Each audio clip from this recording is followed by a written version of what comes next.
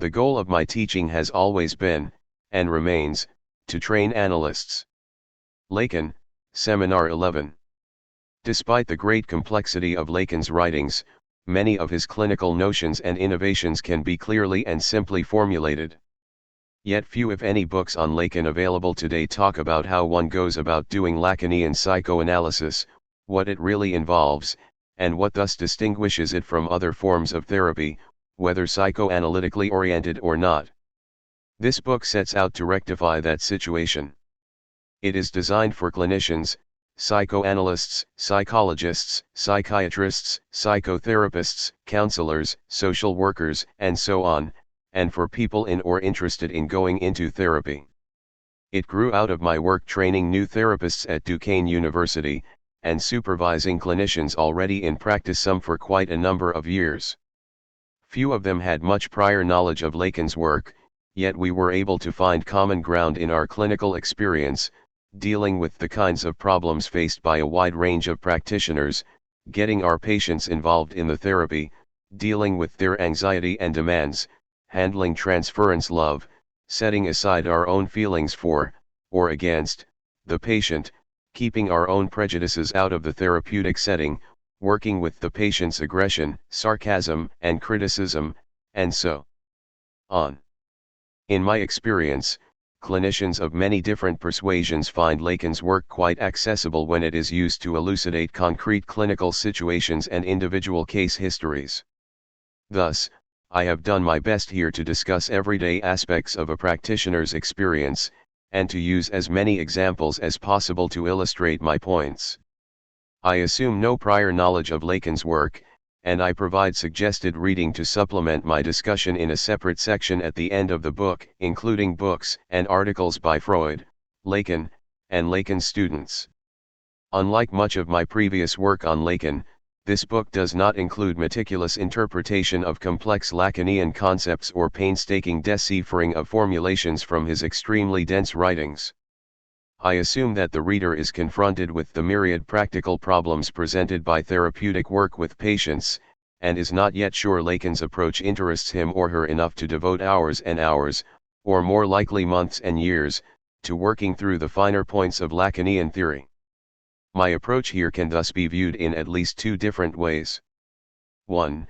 It constitutes an unjustifiably Baudelarized popularization of Lacan's work, involving gross generalizing and reductionism. I am bound to be accused of this by some. 2.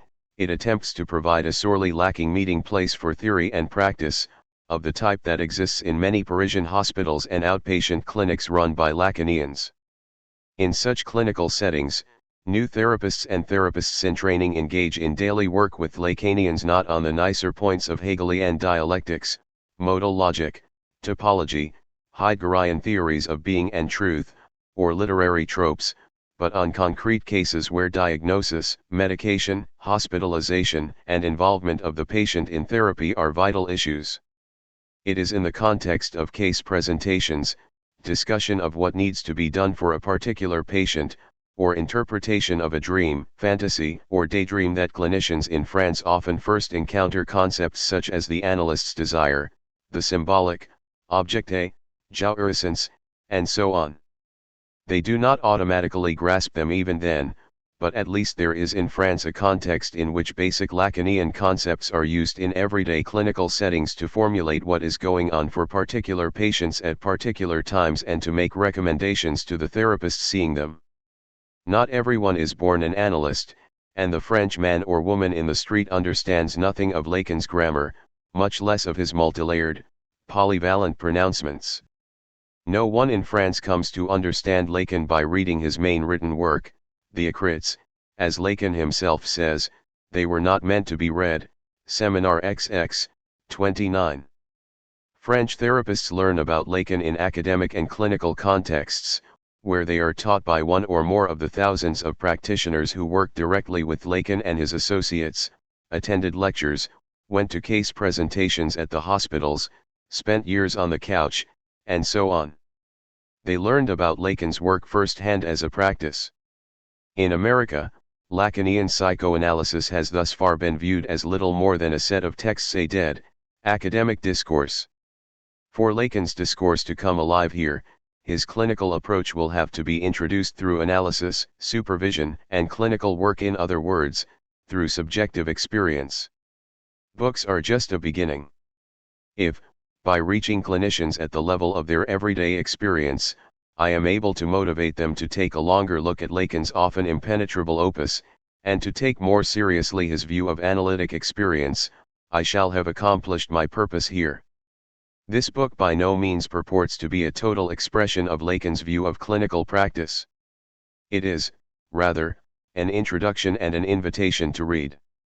This book should be suitable for analysts in training, practitioners of all ilks, and advanced undergraduate and graduate seminars in psychology and other related areas.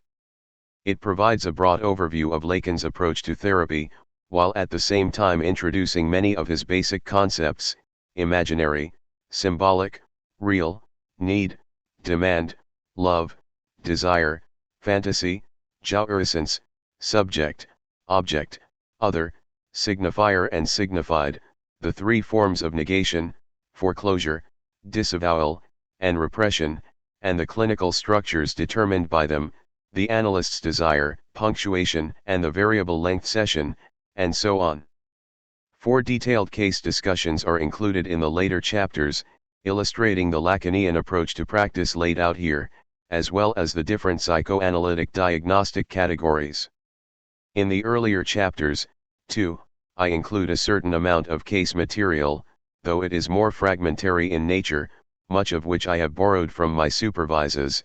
I often find it easier to extract specific interventions and illustrations from their work than from my own, as I am always inclined, when it comes to my own cases, to engage in more extensive discussion than the context allows. The 2 case studies provided in chapter are from my own practice and provide quite a lot of background material. The Lacan I am presenting is not the early Lacan, that is, the clinician of the 1950s, but rather the later Lacan of the middle to late 1960s and the 1970s. My understanding of his work derives from 7 years of professional training in Paris at the institute that Lacan founded just before his death, the École de la Cause Freudienne, from my personal analysis and supervision with Lacan students, from graduate study at the University of Paris 8, Saint Denis, and from years of ongoing private practice, supervision, study, and translation. It should be noted that I have taken the liberty of changing the translation of many of the passages I quote from Lacan's work.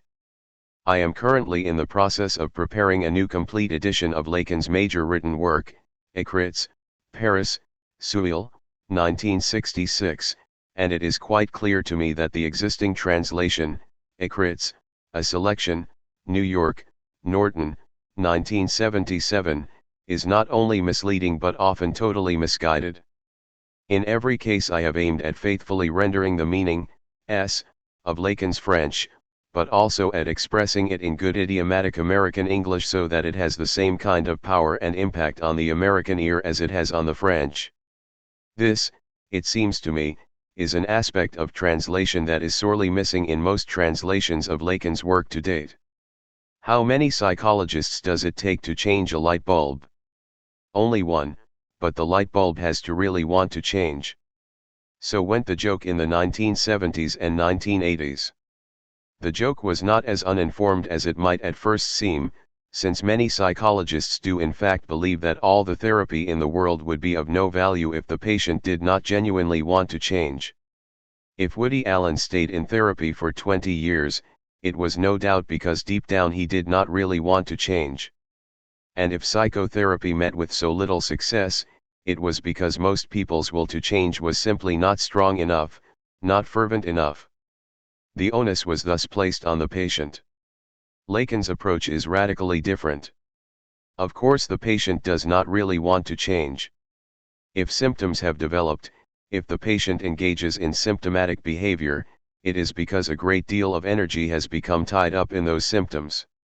The patient has a great deal invested in keeping things the way they are, for he or she obtains what Freud referred to as a substitute satisfaction from symptoms, and cannot be easily induced to give it up.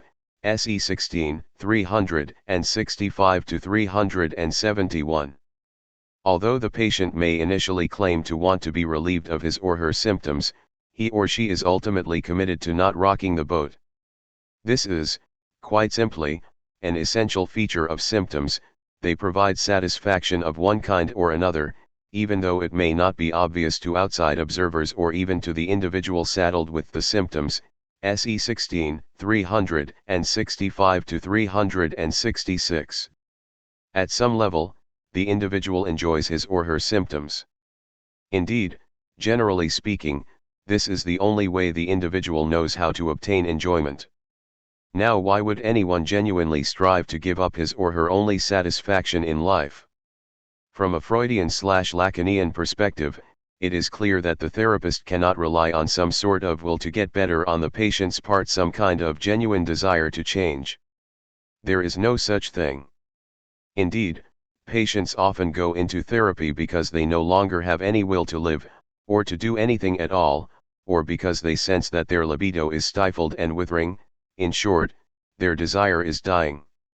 How then could it possibly serve as the mainspring of change? If there is a desire in therapy that serves as its motor force, it is the analyst's, not the patient's. Many therapists and therapists in training with whom I have worked feel that it is inappropriate for therapists to express any desire at all to their patients. They do not even call patients who miss scheduled sessions, or who stop coming to therapy altogether. It is the patient's right to stop, they claim, and if a patient does not want to come, who am I to tell him or her what to do? Indeed, many therapists simply feel hurt and rejected when patients fail to show up or stop coming altogether, and are inclined to say to themselves, "Good riddance." Or they feel inadequate, believing that they have done something wrong. What such therapists fail to realize is that the patient's desire to continue therapy must, at certain times, wane or disappear altogether, otherwise the patient's essential conflicts tied up in his or her symptoms are not being affected. It is true that the patient has the legal right to stop coming, and it is true that the therapist may have done something stupid that led the patient to leave therapy, but in the majority of cases the patient is looking for an excuse to leave, and virtually any excuse will often do. Patients tend to skip sessions or even break off therapy when they sense that they are being asked to give up something or make a sacrifice they are not prepared to make. It is the analyst's desire, not their own flagging desire, that allows them to continue. Even very subtle expressions of the analyst's desire may suffice to keep certain patients in therapy when they have no will of their own to continue. The analyst's "I'll see you tomorrow" may be enough to bring certain patients back even though they believe they have nothing more to say and feel stuck.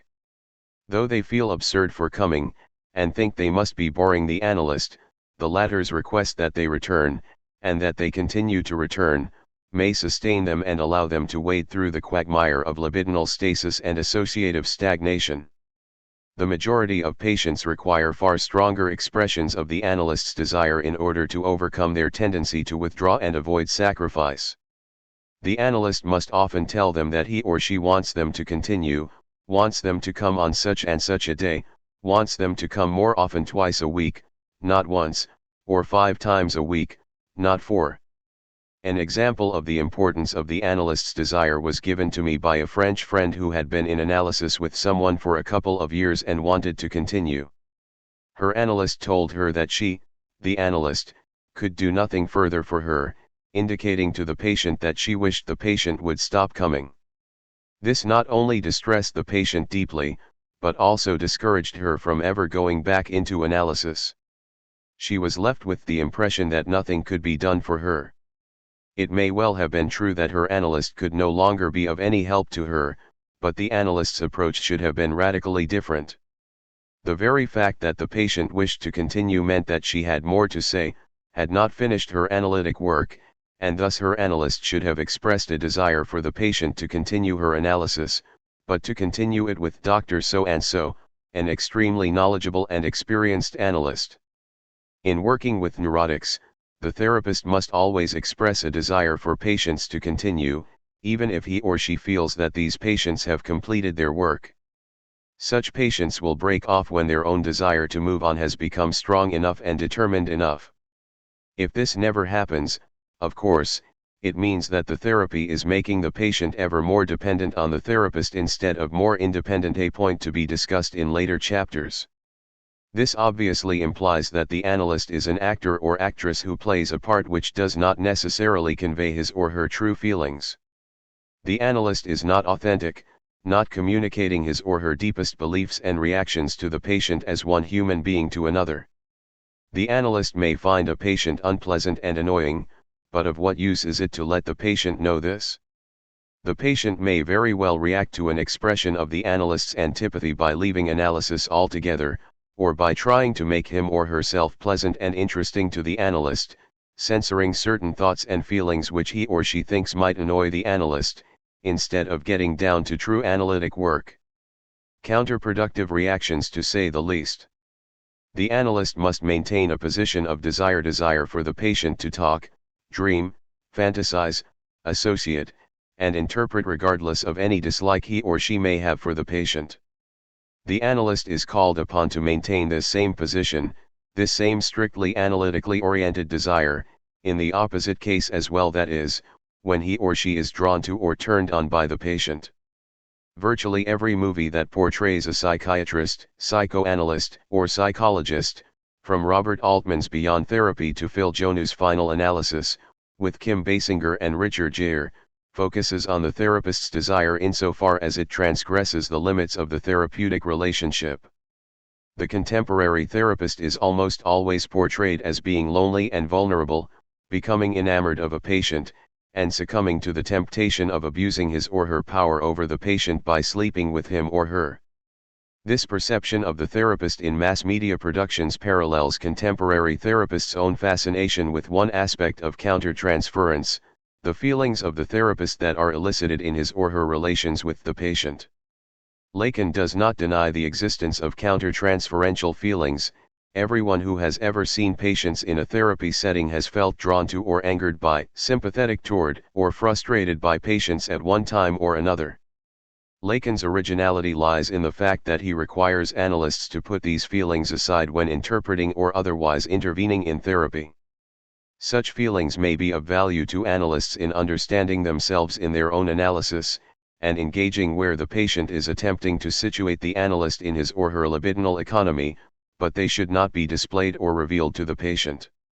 Lacan's expression "the analyst's desire" refers not to the analyst's countertransferential feelings but rather to a kind of purified desire that is specific to the analyst not as a human being with feelings but as a function, a role, a part to be played, and one that can be played by many extremely different individuals. The analyst's desire is a desire that focuses on analysis and only on analysis. Many therapists tell me that they have plans for their patients, that secretly, or not so secretly, they hope one patient will become this, another that one will split up with her husband and another will settle down and have children. These wishes have absolutely nothing to do with the analyst's desire as Lacan formulates it.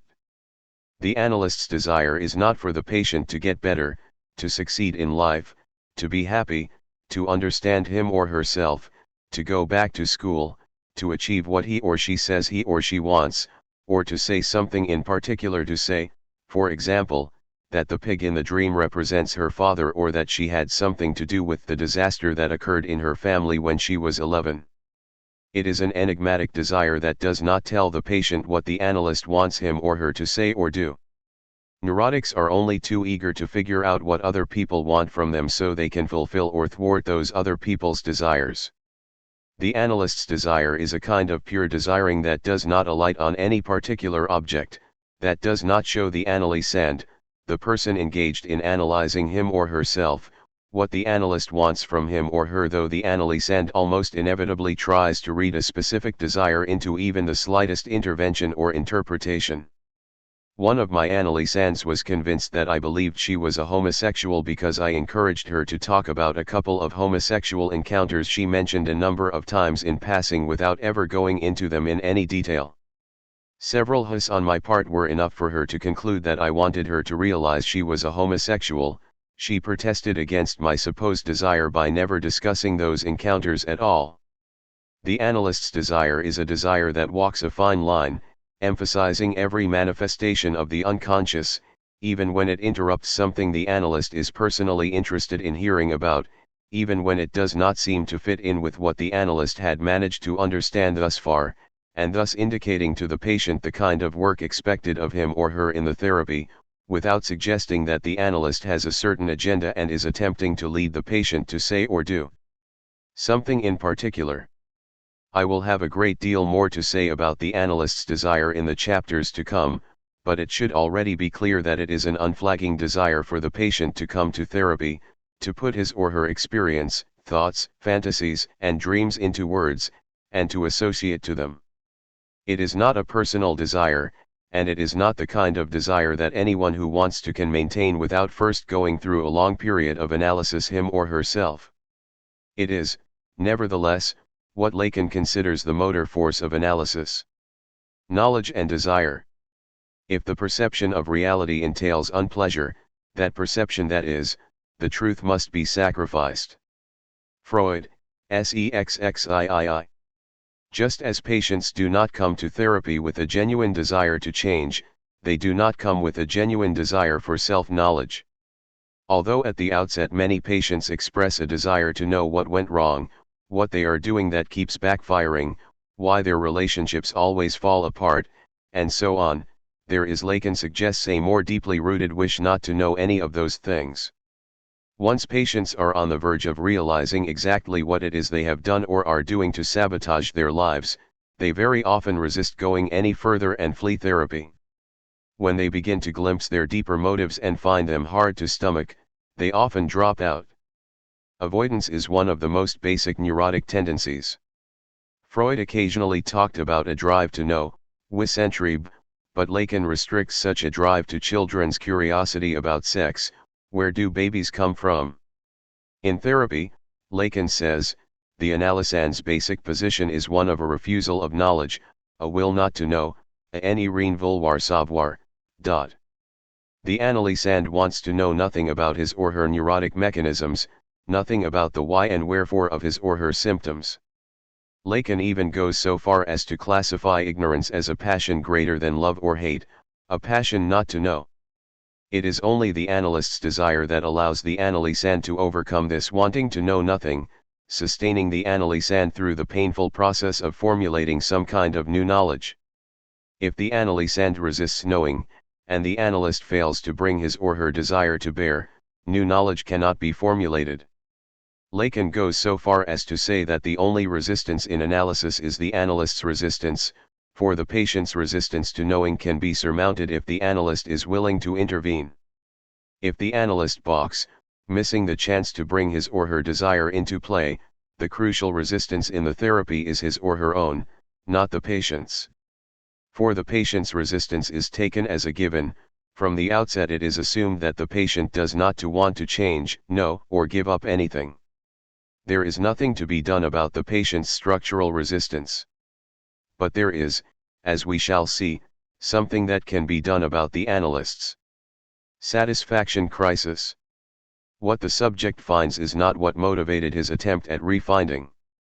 Lacan, Seminar 11, 199/. If people do not really want to change or know, why does anyone ever actually go into therapy? What are they hoping to achieve by doing so? In the majority of cases, people go into therapy at moments of crisis, at times when their usual modus operandi is breaking down. If, as Freud says, symptoms provide substitute satisfactions, these substitutes do not always work forever. They may come into conflict with society at large, with the tolerance of an individual's loved ones, with an employer's temper, or with the individual's own expectations. Or they may intensify, an individual's agoraphobia may progressively worsen, restricting his or her movements ever more completely, rendering life unbearable. People tend to seek therapy when the satisfaction provided by their symptoms is no longer as great, when it is threatened by others, when it is rapidly waning or being outweighed by other factors. Satisfaction is, however, perhaps too clean or clean-cut a term to describe the kind of pleasure symptoms provide. We all know people who are ever complaining of their lack of satisfaction in life, but who never seek therapy. This is because they obtain a certain satisfaction from their very dissatisfaction, and from complaining, from blaming others for their lack of satisfaction. So, too, certain people derive a great deal of pleasure from torturing themselves, from subjecting themselves to painful experiences, and so on. The French have a fine word for this kind of pleasure in pain, or satisfaction in dissatisfaction, jouissance. It qualifies the kind of kick someone may get out of punishment, self-punishment, doing something that is so pleasurable it hurts, sexual climax, for example, or doing something that is so painful it becomes pleasurable. Most people deny getting pleasure or satisfaction from their symptoms, but the outside observer can usually see that they enjoy their symptoms, that they get off on their symptoms in a way that is too roundabout, dirty, or filthy to be described as pleasurable or satisfying. The term jouissance nicely captures the notion of getting off by any means necessary, however clean or dirty. The moment at which someone seeks therapy can thus be understood as one in which a breakdown occurs in that person's favorite or habitual way of obtaining jouissance. It is a jouissance crisis. The jouissance providing symptom is not working anymore or has been jeopardized. The people who seek out a therapist who are not experiencing some sort of jouissance crisis are generally sent by family, friends, or employers. Their spouses may be in a jouissance crisis, but they are not.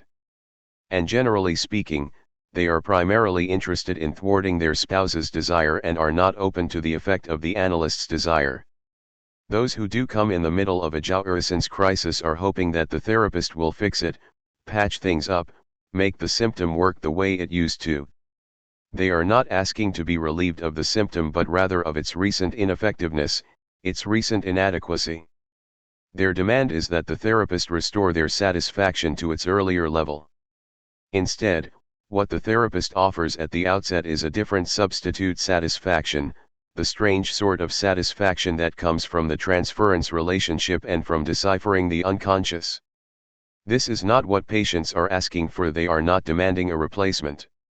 Rather, they want a patch kit with which to repair the old one.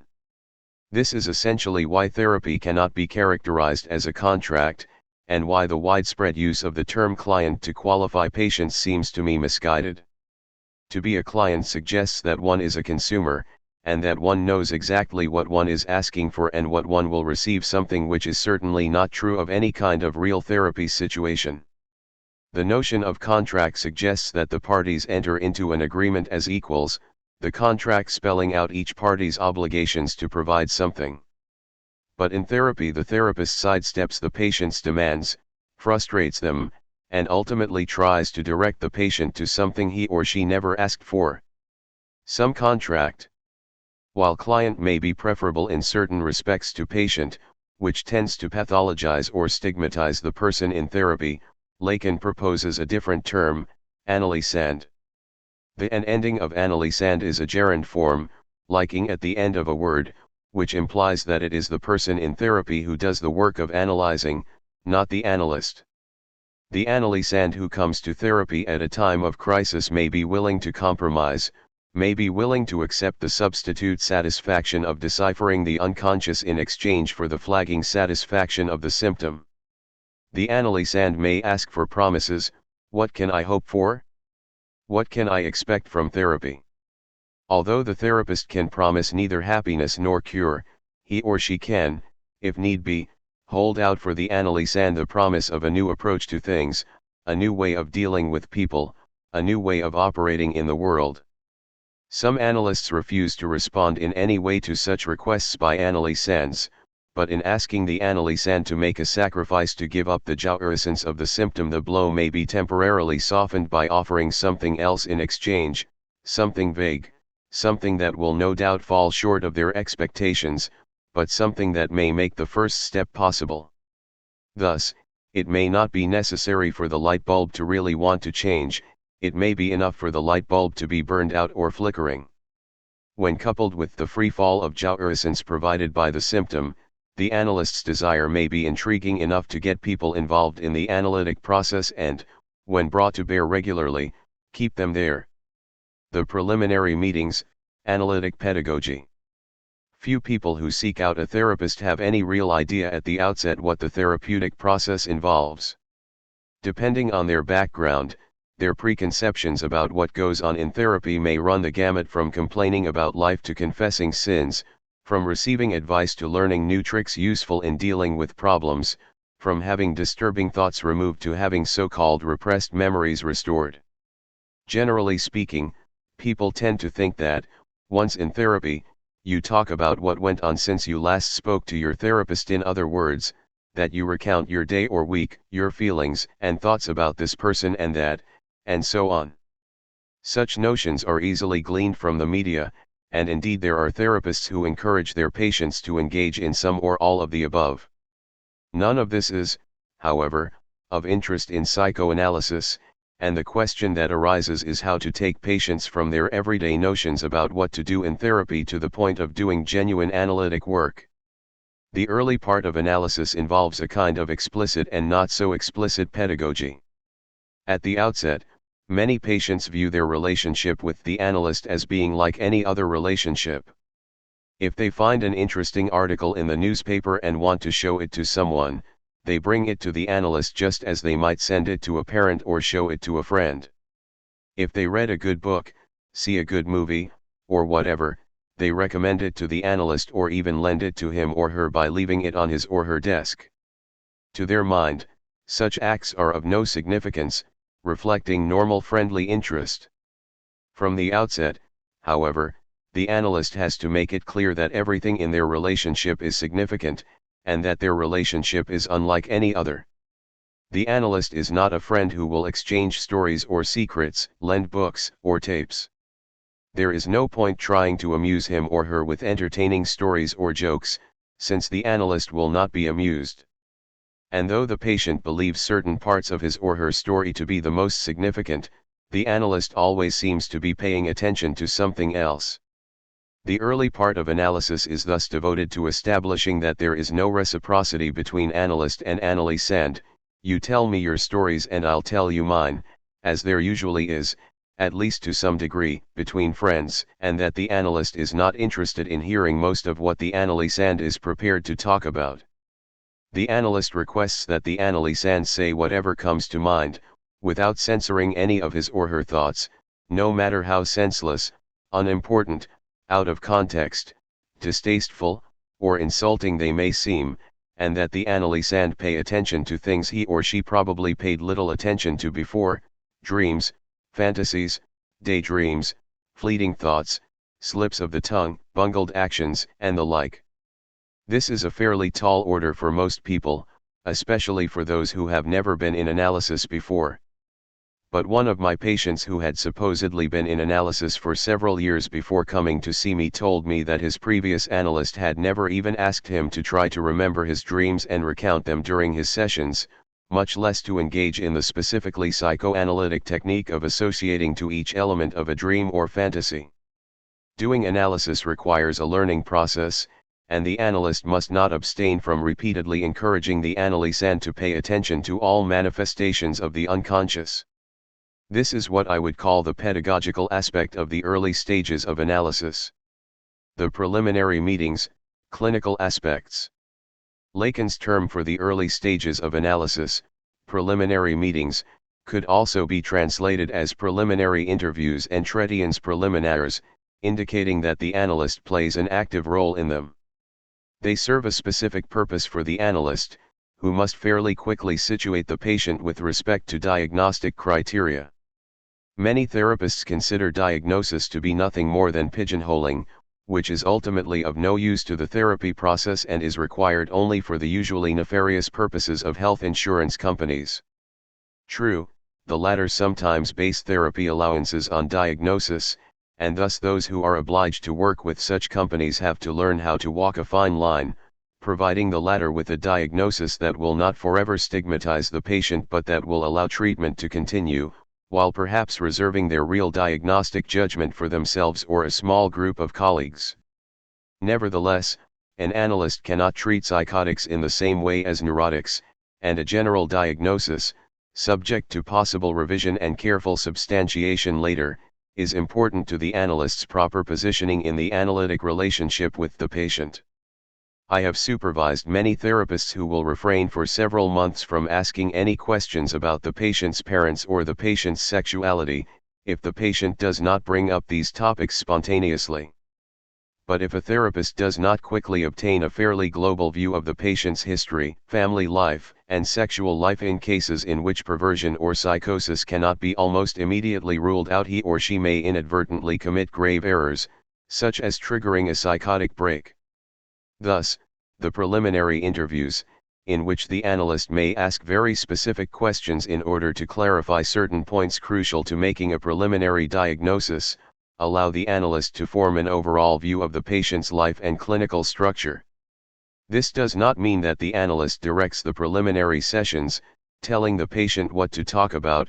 As Freud says, in these sessions one lets the patient do nearly all the talking and explains nothing more than what is absolutely necessary to get him to go on with what he is saying. SE 12, 124.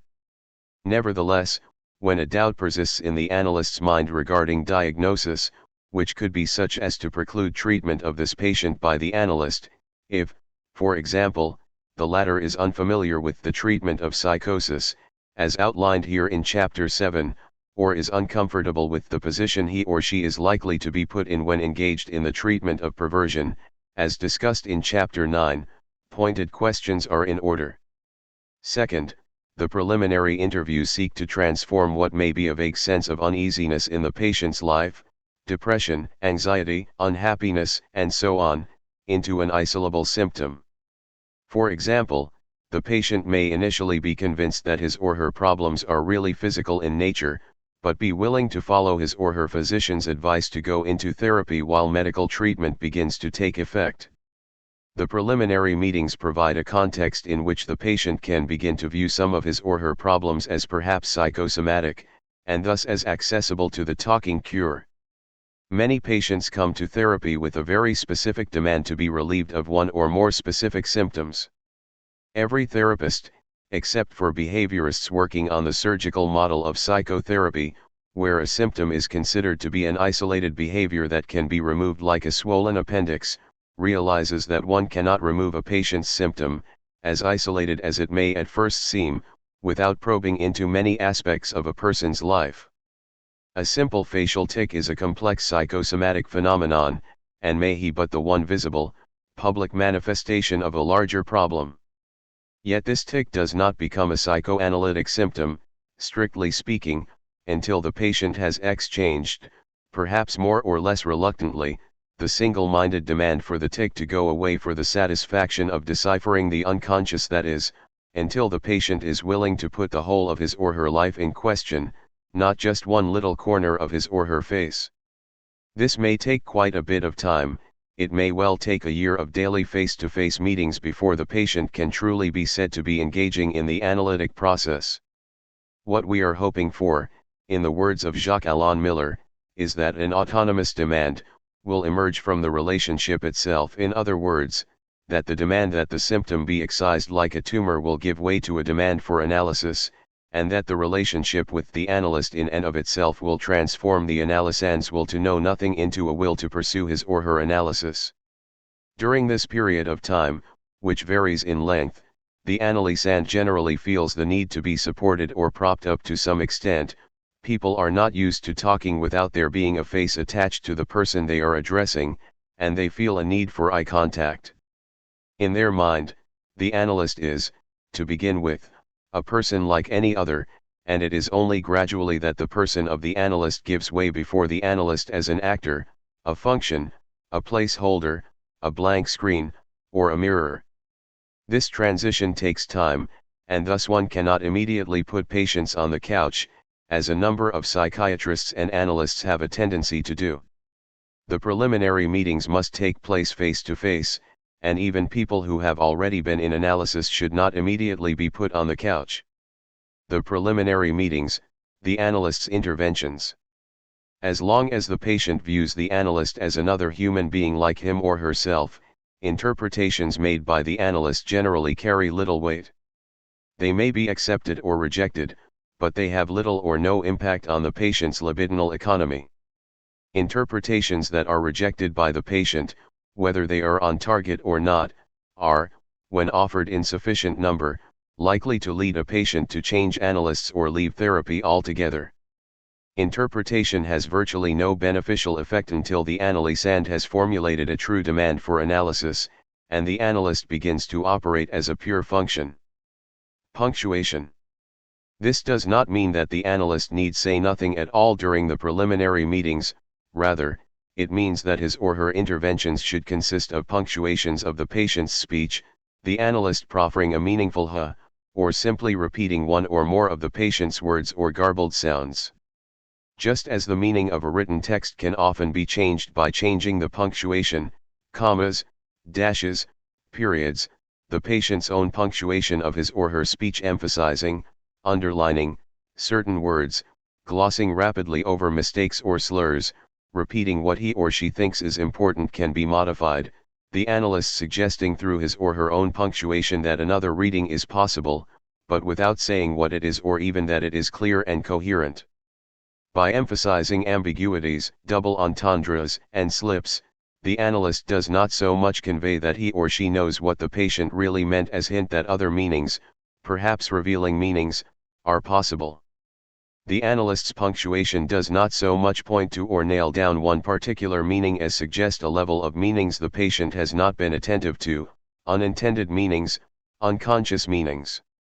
The punctuation of manifestations of the unconscious, repeating a patient's slip of the tongue, for example, may annoy certain patients at first, for such manifestations are what we learn to correct quickly in everyday conversation, attributing little if any meaning to them. When carried out systematically, however, punctuation suggests to patients that they are not masters in their own homes. The result tends to be the arousal of curiosity about the unconscious, at times a passionate interest in it.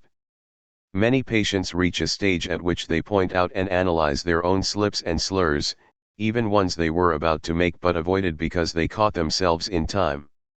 The analyst's interest in such slips, double entendres, and garbled speech arouses the patient's interest in them, and though the analyst, by punctuating, has not provided a specific meaning, the patient begins to try to attribute meaning to them.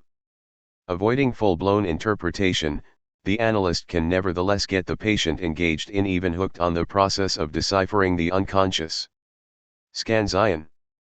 No medical instrument or procedure is guaranteed against abuse. If a knife does not cut, it cannot be used for healing either.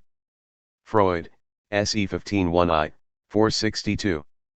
Another way in which the analyst can intervene in the early stages is by interrupting the session at what he or she deems a particularly important point. The patient may be vigorously denying something, may be asserting something he or she has discovered, may be recounting a telling part of a dream, or may have just made a slip. By stopping the session at this point, the analyst nonverbally accentuates it, making it clear to the patient that he or she believes it is significant and not to be taken lightly. The analyst is anything but a neutral listener. He or she makes it very clear that certain points that virtually always have to do with the revelation of unconscious desire and previously unavowed enjoyment are crucial. He or she directs the patient's attention to them, more or less directly recommending that the patient mull them over, associate to them, and take them seriously. Patients do not spontaneously home in on the subjects that are most important. Psychoanalytically speaking, they spontaneously avoid them, for the most part. Even if they recognize that sexuality should be dwelt upon, for example, they nevertheless tend to avoid associating to the elements in dreams and fantasies that are the most sexually charged. Free association is a fine thing, riddled though it is with paradoxes at a deeper level, but it is often quite a task to get the patient to free associate to the most important material. The analyst must not be afraid to stress the material he or she considers important. Not necessarily to the exclusion of all else, of course, since the analyst cannot possibly know what lies behind each element, but by stressing the unconscious, the analyst manifests the analyst's desire to hear about this. Yes, this. Not how the patient spent his or her Saturday night going from club to club, or the patient's theories about Dostoevsky's Poetics, or what have you, all of which is the blah, blah, blah of everyday discourse that people talk about with friends, family, and colleagues, believe they are supposed to recount in therapy, or wind up talking about in therapy because they do not know what else to say or are afraid of what they might have to say. The interruption or scansion of the session is a tool with which the analyst can prevent patients from filling up their sessions with empty chatter. Once they have said what is important, there is no need to continue the session, and indeed if the analyst does not scan or end the session there, patients are likely to supply filler till the end of the psychoanalytic hour and forget the important things they said earlier on. Scanning the session upon a particularly striking formulation by the analysand is a way of keeping attention focused on the essential. Analysis does not require one to recount one's whole life in every detail, one's whole week in four-part harmony, or one's every fleeting thought and impression. Such an approach automatically turns therapy into an infinite process that a lifetime could never encompass. Many therapists are, however, reluctant to interrupt their patients, to change the subjects they spontaneously embark upon, or to manifest in any way that they are bored or exasperated. Exasperation, in any case, often indicates that the analyst has missed his or her chance to change the subject, ask a question, or probe more deeply into something, and now cannot find an elegant way back to it. That is, it reflects the analyst's frustration at having missed his or her own opportunity to intervene. If the analyst is to engage the patient in true analytic work, he or she cannot be afraid of making it clear to the patient that storytelling, blow-by-blow accounts of the past week, and other such superficial talk are not the stuff of analysis, though, of course, they can at times be put to analytic use. The therapist would do better to change the subject than to obstinately attempt to find something of psychological significance in the excruciating details of the patient's everyday life. In and of itself, the systematic elimination of superficial talk of the blah, blah, blah of everyday discourse and the accentuation of important points is enough to justify the introduction of what Lacan called the variable length session. But when Lacan began varying the length of the sessions he conducted with his patients, many in the psychological and psychoanalytic establishment were scandalized, and pejoratively referred to the practice as the short session, thereby veiling the important element, the variability of the length of the session. There are many reasons for varying the length of sessions, some of which I will discuss in later chapters. Here I would simply like to mention a few more of the simple reasons for doing so. Manifestations of the unconscious are often accompanied by surprise at a slip of the tongue, as when the analysand says precisely the opposite of what he or she meant to say by adding the word not, or by inverting you and me or he and she in a sentence, or surprise at something the analysand did.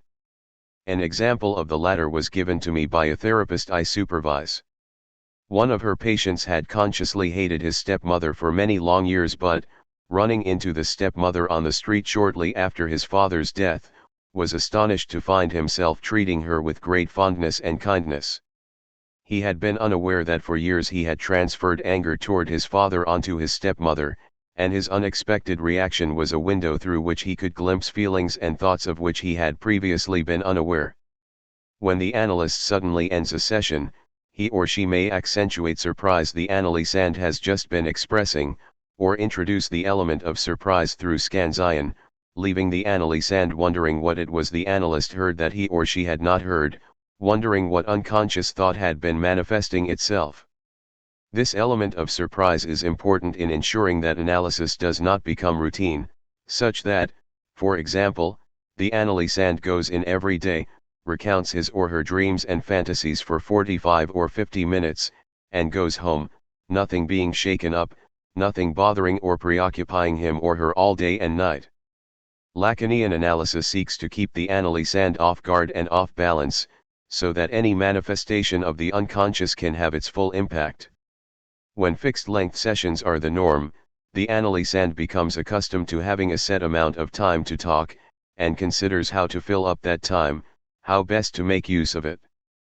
Analysands are very often aware, for example, that the dream they had the night before about their analyst is what is most important to their analysis, yet they try to fit in plenty of other things they want to talk about before they get to the dream, if they get to the dream. They thus attempt to minimize the importance of the dream in their own eyes, minimize the time that can be devoted to associating to it, or maximize the amount of time the analyst gives them. Analysand's use of the time allotted to them in the session is part and parcel of their larger neurotic strategy, involving avoidance, neutralization of other people, and so on, and setting session length in advance merely encourages their neurosis. The variable length session throws analysands off guard, to some extent, and can be used in such a way as to encourage the analysand to get right to the good stuff.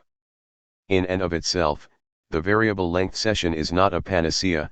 Certain analysands continue to plan their sessions, deliberately talking about things of less importance first because, for narcissistic reasons, they want the analyst to know about them.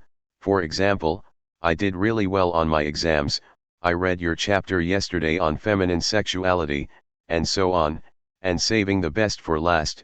Other analysands, especially obsessives, plan their sessions to the extent that they know exactly what they want to talk about beforehand, and make of their session a well-rehearsed performance in which slips are not possible and there is no time or place for free association. An eminent writer on Lacanian matters openly admits to having pursued just such a strategy in his analysis every day for years. He assiduously wrote down his dreams, and memorized a large stock of them for his sessions so that if his analyst kept him longer than usual, he would still never run out of well-rehearsed lines. He was quite aware of the obsessive way in which he had handled his anxiety about being in analysis, ensuring that nothing therapeutic could occur during the sessions, and referred to what he had done as sabotaging his analysis. And he had been in analysis with a Lacanian who practiced the variable length session.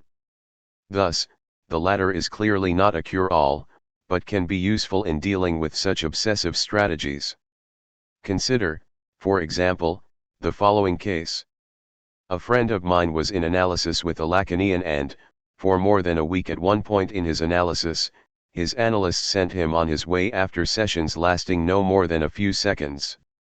At the time, my friend and I were shocked, and considered the treatment altogether unfair, inappropriate, and brutal. I am not aware of the analyst's precise reasons for the harsh treatment, but it seems quite likely to me in hindsight that this friend, an obsessive accustomed to over-intellectualizing, with a somewhat grandiose sense of his own self-worth, was no doubt proffering well-constructed discourses on highfalutin subjects during his analytic sessions, and the analyst had decided it was high time he realized that there is no room for that in analysis and learned to get to the point without beating around the academic bush. In most schools of psychology and psychoanalysis, such behavior on the analyst's part would be considered a serious breach of professional ethics, abusive, unconscionable, and downright nasty. After all, people would argue, the analysand did not seek out an analyst to be treated in that way. But analysis is not a contract, and the analysand may well be hoping for something that he or she nevertheless unconsciously strives to stave off. The eminent writer I mentioned above was still hoping to achieve something in his analysis, despite his unconscious and at times not so unconscious self-defeating strategy. The very fact that he continued to go to analysis every day for such a long period of time meant that he was, at some level, looking for something else, hoping against hope, perhaps, that the analyst would wean him from his long-standing self-sabotaging tendencies. This friend, who received several extremely short sessions in a row, was, in a sense, asking for it. Not openly, necessarily, not even verbally, perhaps. But he may very well have known, at some level, what he was doing. He simply could not help it. He went to that particular analyst, one of the most experienced Lacanians, asking to be trained as a psychoanalyst, and then conducted himself as if he were in a classroom with a professor, discoursing upon theoretical matters of the utmost interest to him. Since my friend was by no means ignorant of Freud's work, he knew very well that that is not the stuff of analysis. Nevertheless, he could not break himself of his intellectualizing habits, and tried, somewhat successfully at first, it seems, to engage the analyst at the level of psychoanalytic theory. His challenge to the analyst was, in some sense, make me stop. Prove to me that you won't get caught up in my game. In this sense my friend was asking for it. He kept going back to see the analyst, despite the seemingly harsh treatment, and the remedy fortunately was not stronger than the patient. It was, admittedly, strong medicine, but his analysis took a very positive direction thereafter, whereas with an analyst who was not willing to intervene in such a forthright manner, his analysis might have bogged down indefinitely in academic speculation. Nothing can be taken at face value. Just because people ask you for something doesn't mean that's what they really want you to give them. Lacan, Seminar 13, March 23. Desire is the central point or crux of the entire economy we deal with in analysis. If we fail to take it into account, we are necessarily led to adopt as our only guide what is symbolized by the term reality, a reality existing in a social context. Lacan, Seminar 6, July 1. The examples I have just provided point to the fact that what analysans blatantly or latently demand must not be taken at face value. Explicitly, they may be asking to become analysts, that is, to undergo thorough analysis, while their behavior suggests that they do not really want to rock their own psychical boat. They may obstinately discuss certain issues, all the while secretly hoping the analyst will interrupt them. Their demands are often quite contradictory, and if the analyst gives in to one demand, say, to change the number of sessions per week from 3 to 2, it is as if he or she were taking the demand at face value, instead of seeing through the obvious demand to its deeper motives. Perhaps the patient is asking to go to 2 sessions a week only because his or her spouse does not want to spend the money, and the patient is actually hoping the analyst will say no, or perhaps the patient is going through a rough period and feels a need for the analyst to express his or her desire for the patient to continue to come 3 times a week. While at one level the patient is demanding fewer sessions, at another he or she wants the analyst to say no. Nothing in analysis can be taken at face value. This may be a shocking position to some, but, as we have just seen in the case of the patient's demands are rarely as simple as they may at first seem. Indeed, nothing the patient says or does can be assumed to concern reality pure and simple. A patient says, for example, I can't come to my Tuesday appointment because I have to take my child to the doctor. But why did the patient schedule an appointment for her child at that particular time when she knew she had an appointment with her analyst? Couldn't she have found some other time? How important was it to her to find another time? Did she even ask for a different time, or did she accept the first appointment suggested to her? Perhaps she says that the child was very sick and she had to take the first possible opening. This could be true, but it could also be true that it was the first possible opening that was convenient for her, because she had to schedule it around, say, a haircut and a PTA meeting. What is important here is not reality, the real events that impinge upon the patient's continuation of therapy, but psychical reality, the way the patient weighs in her own mind the importance of her sessions, compared with that of other aspects of her life, other things she wants to do. When a patient says, I had to miss my appointment because of such and such, the therapist must always be somewhat skeptical about the validity of the reason given. I had to miss my appointment because I was in a car accident sounds like a perfectly valid excuse, but perhaps the accident was the day before her appointment, the patient was not in any way injured, and her car still worked just fine. Perhaps the accident was extremely minor and the patient could have made it to her appointment a mere 10 minutes late. The pretext given can never be immediately assumed to be the whole story. The complex comparisons in the patient's mind of which is more important, her session with the therapist or her other responsibilities and/or pleasures, reflects what is going on in her therapy and the place it has in her life, and may constitute a message to the therapist, I put everything above you. There are no inherently reasonable excuses. The patient is supposed to structure her day or week around the therapy, and not vice versa. There are emergencies which occasionally make it impossible to make an appointment. But they are very rare indeed. Freud and numerous other analysts mention that analysans who are inclined to miss appointments, claiming that they are physically ill, curiously stop falling ill and missing so many appointments when they are charged for sessions they miss, SE 12, 127. The analyst must not be tractable when it comes to possible manifestations of the patient's resistance. He or she must not give in. The patient's sessions are, to the analyst's mind, the most important thing in the patient's life. The patient's analysis is the number one priority. If the analyst is to negotiate, he or she has to make it clear that the session must be rescheduled, earlier or later than originally planned, but that it will not be sacrificed. And if the patient makes a habit of rescheduling, the analyst must make it clear that he or she does not give sessions on demand. A colleague of mine who was prone to sleeping late and missing and rescheduling his 10 a.m. sessions was given only one alternative by his analyst: he could have an appointment at 7 a.m. Needless to say, he stopped sleeping through his 10 a.m. appointments. Nothing can be taken at face value in analysis because everything between analyst and analysand potentially has psychological significance. But there is another reason nothing can be taken at face value. Meaning is never obvious. The very foundation of interhuman discourse is misunderstanding. Lacan, Seminar 3. Apart from the fact that every assertion may constitute a denial, meaning is never obvious. The patient may use a vague colloquial expression like "I'm just not feeling up to snuff, you know what I mean," but the analyst cannot possibly know what the patient means. Meaning is extremely individual, in certain ways, and everyone uses words and expressions in highly particular senses. The analyst cannot agree to understand a mot, as the French say, implying that the patient has merely intimated, implied, or half said what he or she means.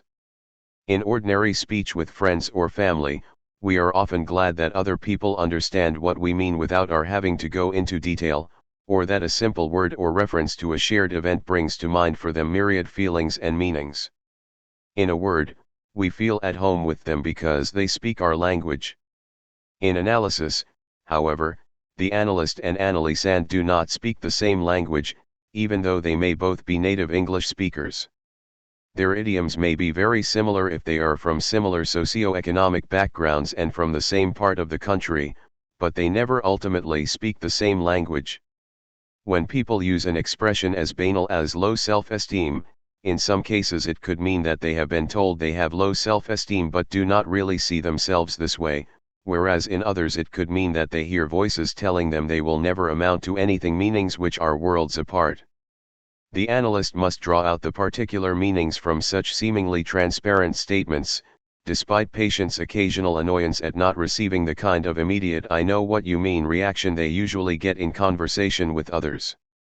Meaning is never transparent, and the analyst must act uncomprehending to the point of pretending to be hard of hearing, if need be, to get the patient to spell out what he or she means when he or she says sex is distasteful, women are scary, or I'm afraid of spiders.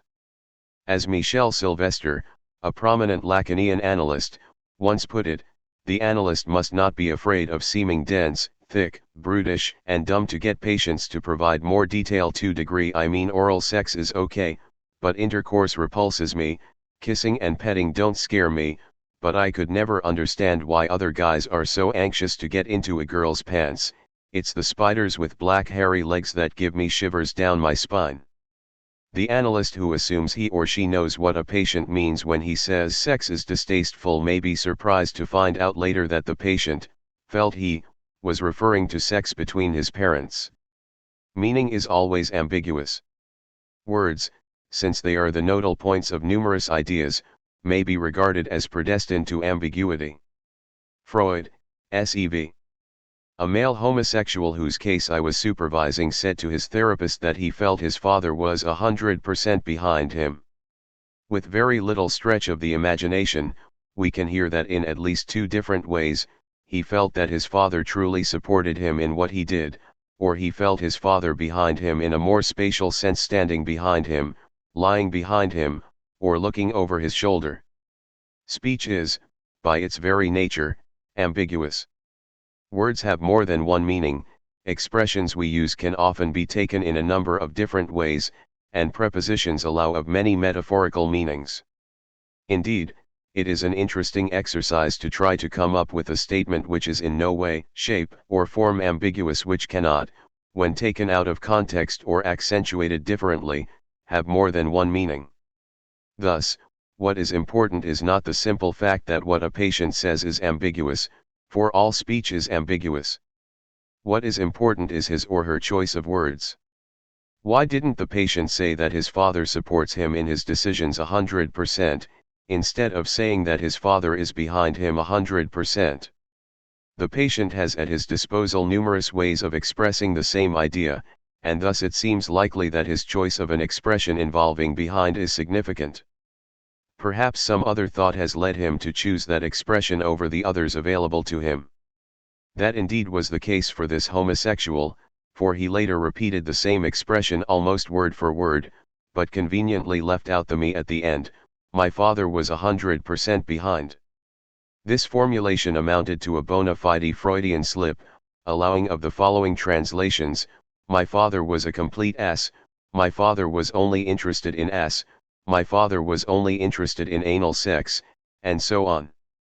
The patient, not surprisingly, denied having meant anything other than that his father was supportive of his decisions, but psychoanalysis is concerned not so much with what he meant but with what he actually said. What I meant, a phrase patients often repeat, refers to what the patient was consciously thinking, or would like to think he or she was thinking, at the moment, thereby denying that some other thought could have been taking shape in his or her mind at the same time, perhaps at some other level. Many patients vigorously deny the existence of such other thoughts for a long time in therapy, and there is little point insisting to them that the fact that they said something other than what they meant to say must mean something. In time, once they have learned to associate to dreams, slips, and so on, they may begin to accept the notion that several thoughts may occur to them almost simultaneously, though perhaps at different levels. In short, they come to accept the existence of the unconscious, the existence of a level of thought activity that they do not usually pay attention to. This does not mean that the analyst relentlessly emphasizes every single ambiguity in a new analysand's speech, which is, in any case, patently impossible, or stresses every slip of the analysand's tongue. The punctuation of ambiguities and slips must be introduced slowly and gradually with most analysands, and the analyst must select those ambiguities that seem to have some particular meaning to the analysand. It may, for example, be more worthwhile to punctuate a metaphor like to shove something down someone's throat when used by an anorexic or bulimic analysand than it would be when used by an obsessive. Such punctuations, like all other interventions, must be timed sensitively in terms of what a particular analysand is prepared to hear, and should have some bearing on the context in which they appear. Garbled speech where the context may be very unclear is certainly worth stressing, nevertheless, for its elucidation may lead to new and particularly unexpected material.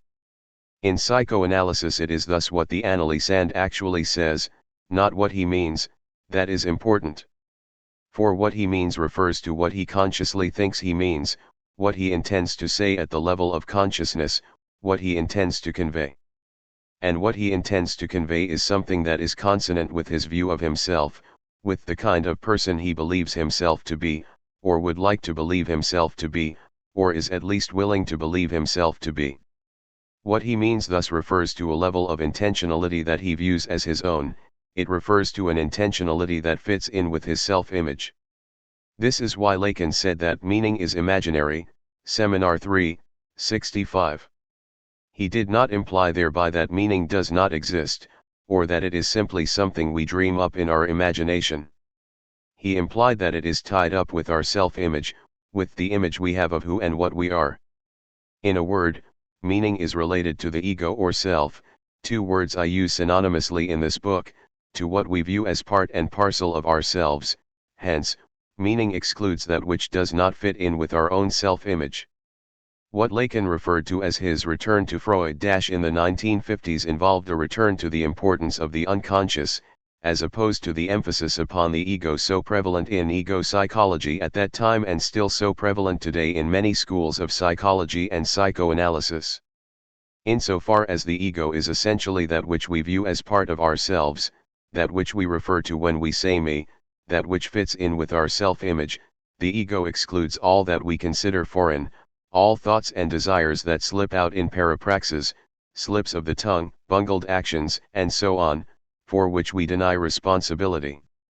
By privileging what patients actually say over what they mean, by stressing the ambiguities and slips that appear in their speech, Lacan, like Freud, gave priority to the unconscious over the ego.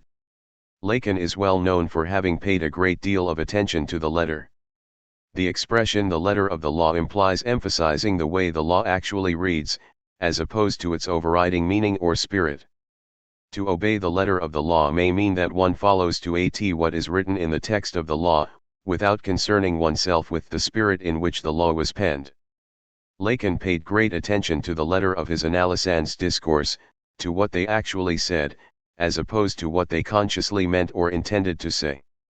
By never assuming that he understood what they meant, by never giving the impression that he spoke their language, by attending to the ambiguities in their speech and to that which was expressing itself between the lines, as it were, he made room for new meanings to emerge, and for his analysands to realize that, in fact, they had little idea what they were saying, why they were saying it, or even who was speaking when they opened their mouths. It is when patients begin to throw such things into question, when the what, why, and who of their utterances become problematic to them, that they are genuinely engaged in analysis. It is at this point that they are engaged in something which goes beyond the simple demand to be relieved of one or more specific symptoms. Everything becomes questionable, what was most certain is no longer at all certain, and they are now open to listening to the unconscious, to hearing the other voice that speaks through them, and to attempting to decipher it. The space thus opened up is one in which analysands no longer know what they are saying or even what they are pursuing, but place their faith in the ability of the unconscious in the formations, dreams, fantasies, daydreams, forgettings, and slips it produces in the course of analysis to guide them. It is a space of desire, insofar as desire is a question, as Lacan says, a wondering.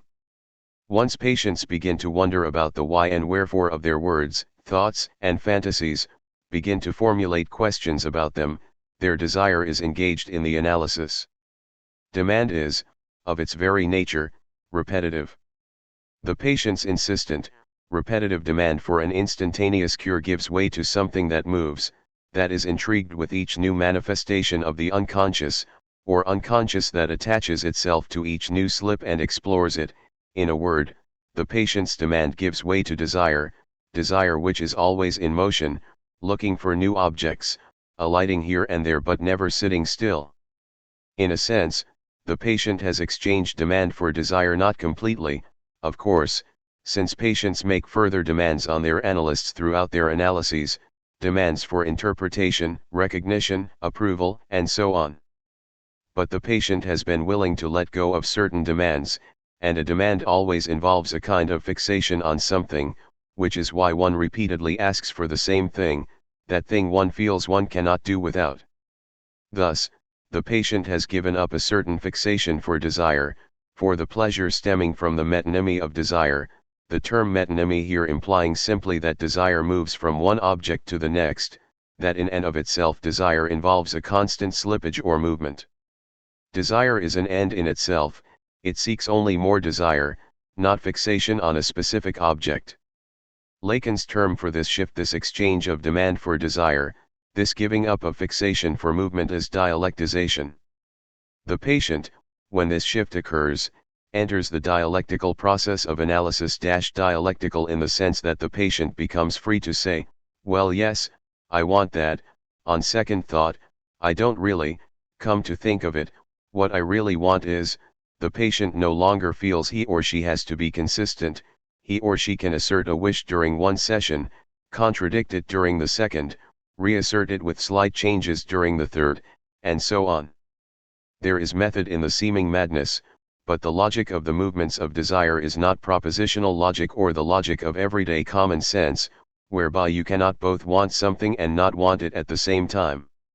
Lacan's use of the term dialectic here, the dialectic of desire, does not mean that desire follows the widely taught version of Hegel's dialectic: affirmation, negation, synthesis.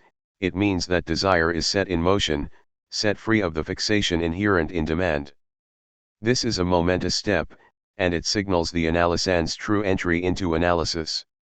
I do not mean to imply that the patient's desire is set in motion once and for all, and never gets stuck or bogged down at any point thereafter.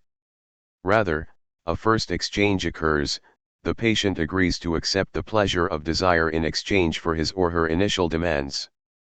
With certain patients, however, the analyst is never able to elicit a question of any kind. The patient does not wonder about any of the things she did or said in the past, and does not problematize anything she says or does in her present relationship with the analyst. Though the patient continues to come to talk with the analyst, she never sees anything else in what she says than what she meant. The unconscious is never accepted, the imaginary, meaning, predominating. This may imply one of two things. The patient may be psychotic, a possibility I'll return to in Chapter 7, or the analyst may not have created a space in which desire can come to the fore, and thus needs to reconsider his or her own position in the therapy. The latter is likely to involve an oppressive demand that the patient talking being associated for certain patients with performing, and simply giving other people what they want to hear as opposed to speaking one's own thoughts and desires. Knowledge and suggestion.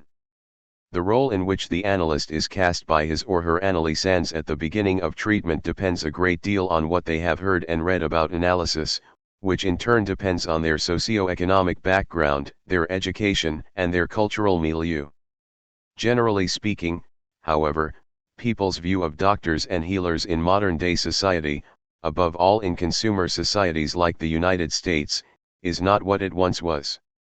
The respect for the doctor or healer which seems to have prevailed in certain eras in certain parts of the world has given way to an increasing lack of respect, attested to in the medical field by the often heard demand for a second opinion.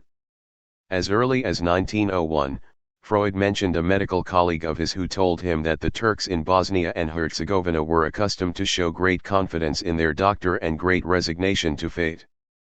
If their doctor has to inform them that nothing can be done for a sick person, their reply is, "Sir, what is there to be said?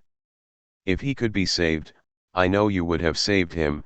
SE 6, 3. Freud was no doubt struck by the contrast between the respect for doctors among the Turks and the treatment he received from his own patients in turn-of-the-century Vienna. In America today, people tend to be somewhat skeptical of what their physicians tell them, and extremely skeptical of the therapeutic powers of psychotherapists. Study after study in the popular press has thrown into question the usefulness of psychotherapy. Therapists of different schools sling mud at one another to win partisans. Health insurance companies often consider any therapy with the prefix psycho in it to be worthless, and the media depict nothing but therapists who take advantage of their patients and who are more deranged than their patients in the first place. In short, psychotherapy has been largely discredited in the United States, and is frequently no more than a last resort. It is often only after someone has been to general practitioners, gastroenterologists, chiropractors, psychiatrists, and acupuncturists all to no avail that a psychotherapist is finally contacted. To the American mind, the psychotherapist is often assumed to be someone who could not hack medical school, who flunked college math or science, and whose experience of human nature may be no more profound than that of radio talk show hosts. Americans have no more faith in psychology or psychoanalysis than they do in astrology and palmistry. Indeed, they may have less. People very often come to therapy absolutely unconvinced that the therapist can help them, and openly skeptical of the kind of knowledge the therapist professes to wield. How then are we to understand Lacan's well-known claim that the motor force of analysis is the subject supposed to know, usually presumed to imply that the analysand attributes vast knowledge of human suffering to the analyst, assuming, right from the outset, that the latter has the knowledge necessary to make a difference? Clearly this calls for some explanation. Is it simply that what works in France does not work in America? In our day, respect for the analyst's knowledge is greater in some countries, cities, and circles than in others. In Paris, for example, psychoanalysis is a daily topic of discussion in the media, is introduced in high school philosophy classes, and is generally held in fairly high esteem. The French do not seem to believe, as do Americans, that biology is at the root of everything and that medicine will someday be able to eliminate all mental anguish and suffering. Indeed, in Paris the individual psychoanalyst benefits from the fact that the population at large has a generally positive view of the field of psychoanalysis. Such a view can be found on a smaller scale in New York and Los Angeles, for example, above all in artistic and intellectual circles. In those microcosms, people, whether they are in analysis or not, tend to assume that analysts have knowledge about human problems such as anxiety, fear, stress, and guilt. And if, in the course of their lifetime, they are led to consult an analyst, they tend to immediately view that analyst as someone who knows more than they do about their symptoms and neurosis. In other words, such people automatically consider the analyst a subject supposed to know. What is the effect of this cultural difference? It simply means that certain people, Parisians, for example, are more open to the effect of analysis right from the outset. When people attribute knowledge and thus power to a doctor, it means that they are open to any and all suggestions he or she might make. If we think back to Mesmer and Charcot, it is clear that their patients were extremely suggestible due to their reputations as miracle healers. If Charcot hypnotized a patient who apparently had been unable to walk for years and made the suggestion to her that she could now walk, the patient was very often ready and willing to believe him. Freud, on the other hand, complained that when he practiced hypnosis, he was rarely able to hypnotize people the way clinicians could in the well-known clinics where miracle cures were everyday events, for the patients who came to him did not have the same faith in his powers. In the early years of his practice, there was no aura of healing around him. His patients thus were not very suggestible. This changed as Freud's reputation grew, but since the effects of suggestion are generally short-lived, requiring the therapist to repeat the same suggestions over and over at regular intervals, Freud gradually moved away from relying on suggestion alone. If his patients presumed he had a vast store of knowledge and were thus more open to the effect of the treatment, so much the better. If not, he could do without that presumption. In other words, a patient may be quite suggestible and open to the analyst's influence at the outset, and may even feel somewhat relieved of anxiety that has been mounting over time just by making an appointment with an analyst, in some cases merely by thinking he or she could make such an appointment, but this improvement is due to what is known as the placebo effect. In other words, it is an effect not of psychoanalytic treatment, strictly speaking, but merely of the patient's preconceived notions. In certain cases, the fact that the patient puts the analyst in the position of the subject supposed to know can actually be detrimental to his or her analytic work. Indeed, a patient who comes to the analyst in a highly suggestible state, sure that the analyst is the one with all the knowledge, is far less likely to realize that it is the patient who must engage in the serious analytic work of association. Such a patient may be more inclined to briefly state his or her consciously formulated problem and await the analyst's indubitably brilliant solution. The analyst may have all the diplomas in the world, and a reputation second to none, but if he or she is unable to go beyond suggestion with the patient and engage the patient in the analytic process, the treatment will amount to nothing more than the administering of placebos. The subject supposed to know. If psychoanalysis does not rely on the analysand's belief in the knowledge and power of the analyst, if it is not, therefore, a form of faith healing, what is the role of knowledge in the establishment of the analytic relationship? The subject supposed to know something of importance in psychoanalysis is the analysand's unconscious. If there is an authority to be respected in the analytic setting, it is the manifestations of the unconscious in the analysand's slips, mistakes, expressions of surprise, and so on. The final authority in the analytic setting thus resides in the analysand's unconscious, not in the analyst as some sort of master of knowledge who immediately grasps what the analysand is saying and the meaning of his or her symptoms. The analyst, by systematically emphasizing the unconscious, and by initially confining his or her interventions to punctuation and scansion, does not present him or herself as someone who has already seen it all 100 times and thus immediately understands. Yet the analysand, who is perhaps paying attention to manifestations of the unconscious for the first time, tends to view the analyst as the representative or agent of every such manifestation. The analysand does not take such manifestations upon him or herself, but instead refuses responsibility for them. Responsibility is thrust upon the analyst, and the analyst must agree to occupy the place of those manifestations, those unknown quantities.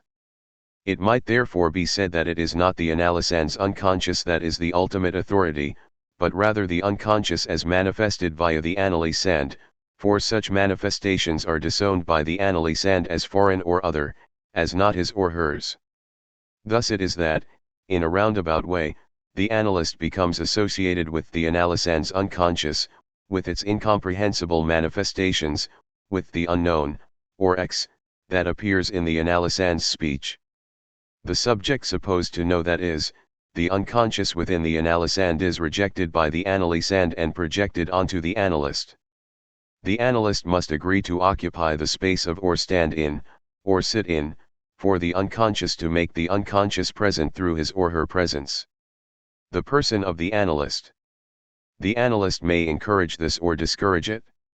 Clearly, insofar as the analyst is unwilling to keep his or her own personality out of the analytic relationship, that is, resists being a placeholder for or representative of the analysand's unconscious, he or she reinforces the assumption made by most new analysands that the analyst is a person more or less like themselves. In the course of the preliminary meetings, the analyst must allow a shift to occur in the analysand's mind. The analyst must shift from being an other person to being an other person, person under erasure sans rituel. In other words, the person of the analyst must disappear if he or she is to stand in for the unconscious. He or she must become a more abstract other, the other that seems to speak inadvertently, in the slips and cracks in the analysand's discourse. In a word, he or she must stand in for what Lacan calls the other with a capital zero, that which the analysand considers to be radically foreign, strange, not me. This is not the analyst's final position, as we shall see below, but it already makes clear why analysts must keep their personal feelings and character traits out of the therapy, revealing as little as possible about themselves, their habits, likes, and dislikes. Every individualizing feature of the analyst gets in the way of the analysand's projections. The less concrete and distinct the analyst seems to the analysand, the easier it is to use him or her as a blank screen. When the analyst is viewed by the analysand as just another person like anyone else, that is, as similar to the analysand is likely to compare him or herself to the analyst, seeing him or herself in the analyst, imitating the analyst, and ultimately competing with the analyst.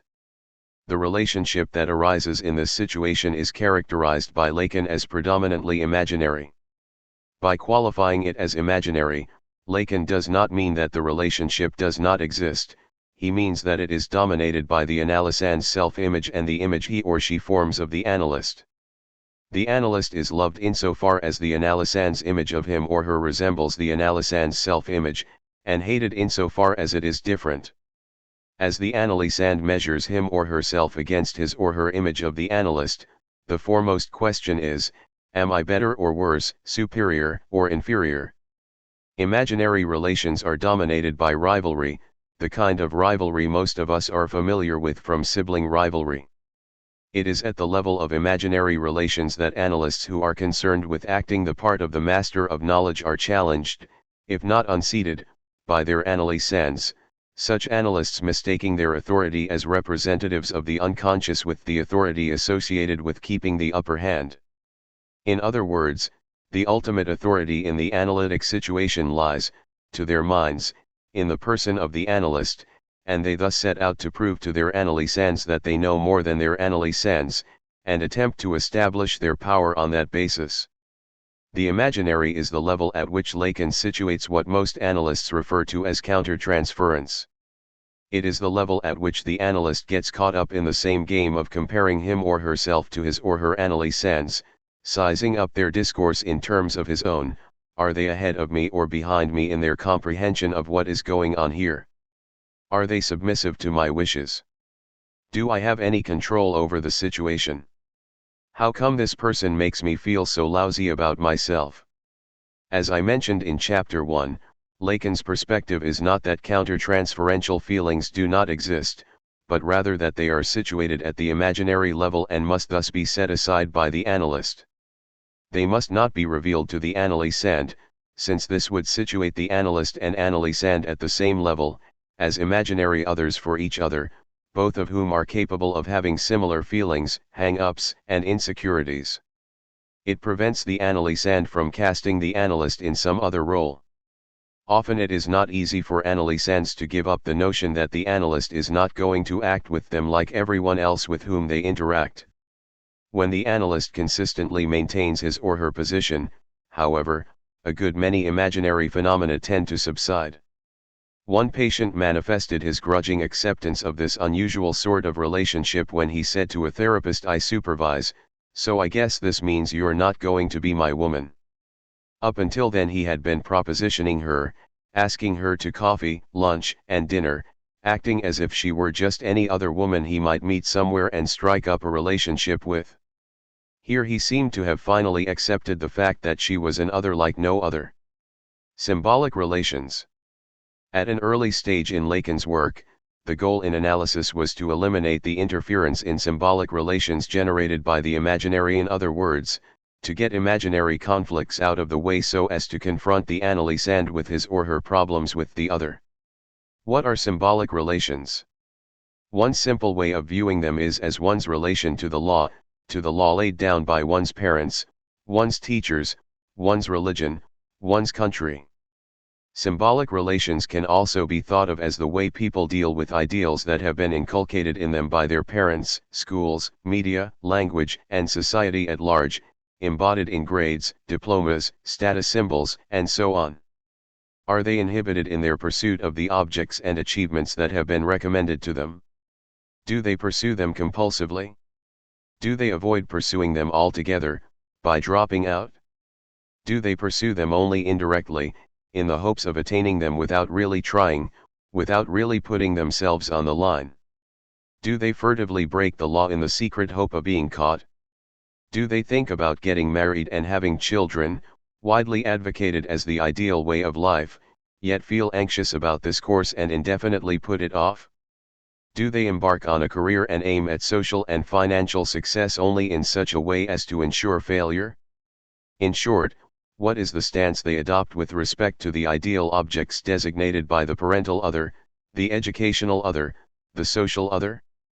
Symbolic relations include all the conflicts associated with what is commonly referred to in psychoanalysis as castration anxiety. Analysands, for example, often cannot directly pursue things they claim to want because that would involve giving in to what, they think, their parents want them to do. To attain a particular goal would thus, to their minds, be tantamount to satisfying their parents' wishes. Anything but that. God forbid. I would never give them such pleasure. They would sooner live their whole lives in opposition to the demands made and the ideals fostered by the parental other than let anything they do serve that other. Thus, all of their behavior is, in some sense, a protest. It secretly or not so secretly defies the other's wishes. Consciously, of course, they may believe there are all sorts of reasons for their behavior that have nothing to do with their parents or with rebellion against social ideals. Nevertheless, they have made themselves into living symbols of protest. In his work from the early 1950s, Lacan suggests that one of the aims of analysis is to clarify and modify the analysand's symbolic relations, that is, the analysand's stance with respect to the other, the parental other, the law, social ideals, and so on. With two simple categories, the imaginary and the symbolic, he provides a model, figure 3, of the analytic situation which suggests that symbolic relations involve the unconscious, hence the word subject in the upper left-hand corner, and the other, whereas imaginary relations involve the analysand's own ego or self-image and the ego of other people like him or herself, ego in the upper right-hand corner. Analysis aims at progressively dissipating the analysand's imaginary relations with his or her friends, colleagues, brothers, and sisters, relations which tend to preoccupy analysands in the early stages of analysis, through the work of association known as working through or, as Lacan often puts it, the work of transference in order to bring into focus the analysand's symbolic relations. Indeed, very often the key to the analysand's imaginary relations lies in the symbolic. A man's intense rivalry with a brother, for example, may well stem from the way the parents, the parental other, gave that brother special treatment, or considered him smarter or better looking. His homosexual attachment to another man his own age may well be related to their similar positions with respect to a symbolic other, an older teacher or supervisor, for example. Figure 3. Simplified L schema. Thus, the goal of analysis, as Lacan conceptualized it in the early 1950s, is to pierce through the imaginary dimension which veils the symbolic and confront the analysand's relations to the other head-on. The imaginary and the symbolic are at cross purposes in this conceptualization. To emphasize the symbolic is to diminish the importance of the imaginary. If, however, the analyst allows him or herself to be cast in the role of someone like the analysand, an imaginary other as opposed to the symbolic other, it is the analyst's ego that becomes situated at one end of the imaginary axis in juxtaposition to the analysand's ego, and analysis bogs down in rival rouse power struggles and identifications. By falling into the trap of imaginary identifications, the analyst loses sight of the symbolic dimension, the only dimension that cures, as Lacan says. The analyst as judge. Who is the analyst? He who interprets by taking advantage of transference. He who analyzes transference as resistance. Or he who imposes his idea of reality. Lacan, Écrits, 592/.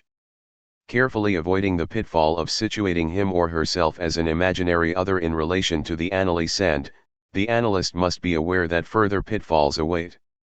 For the analysand has, as we all have, come to expect certain things of parental and authority figures: approval, disapproval, recognition, punishment, in a word, judgment. Not only does the analysand expect judgment, he or she may well demand it.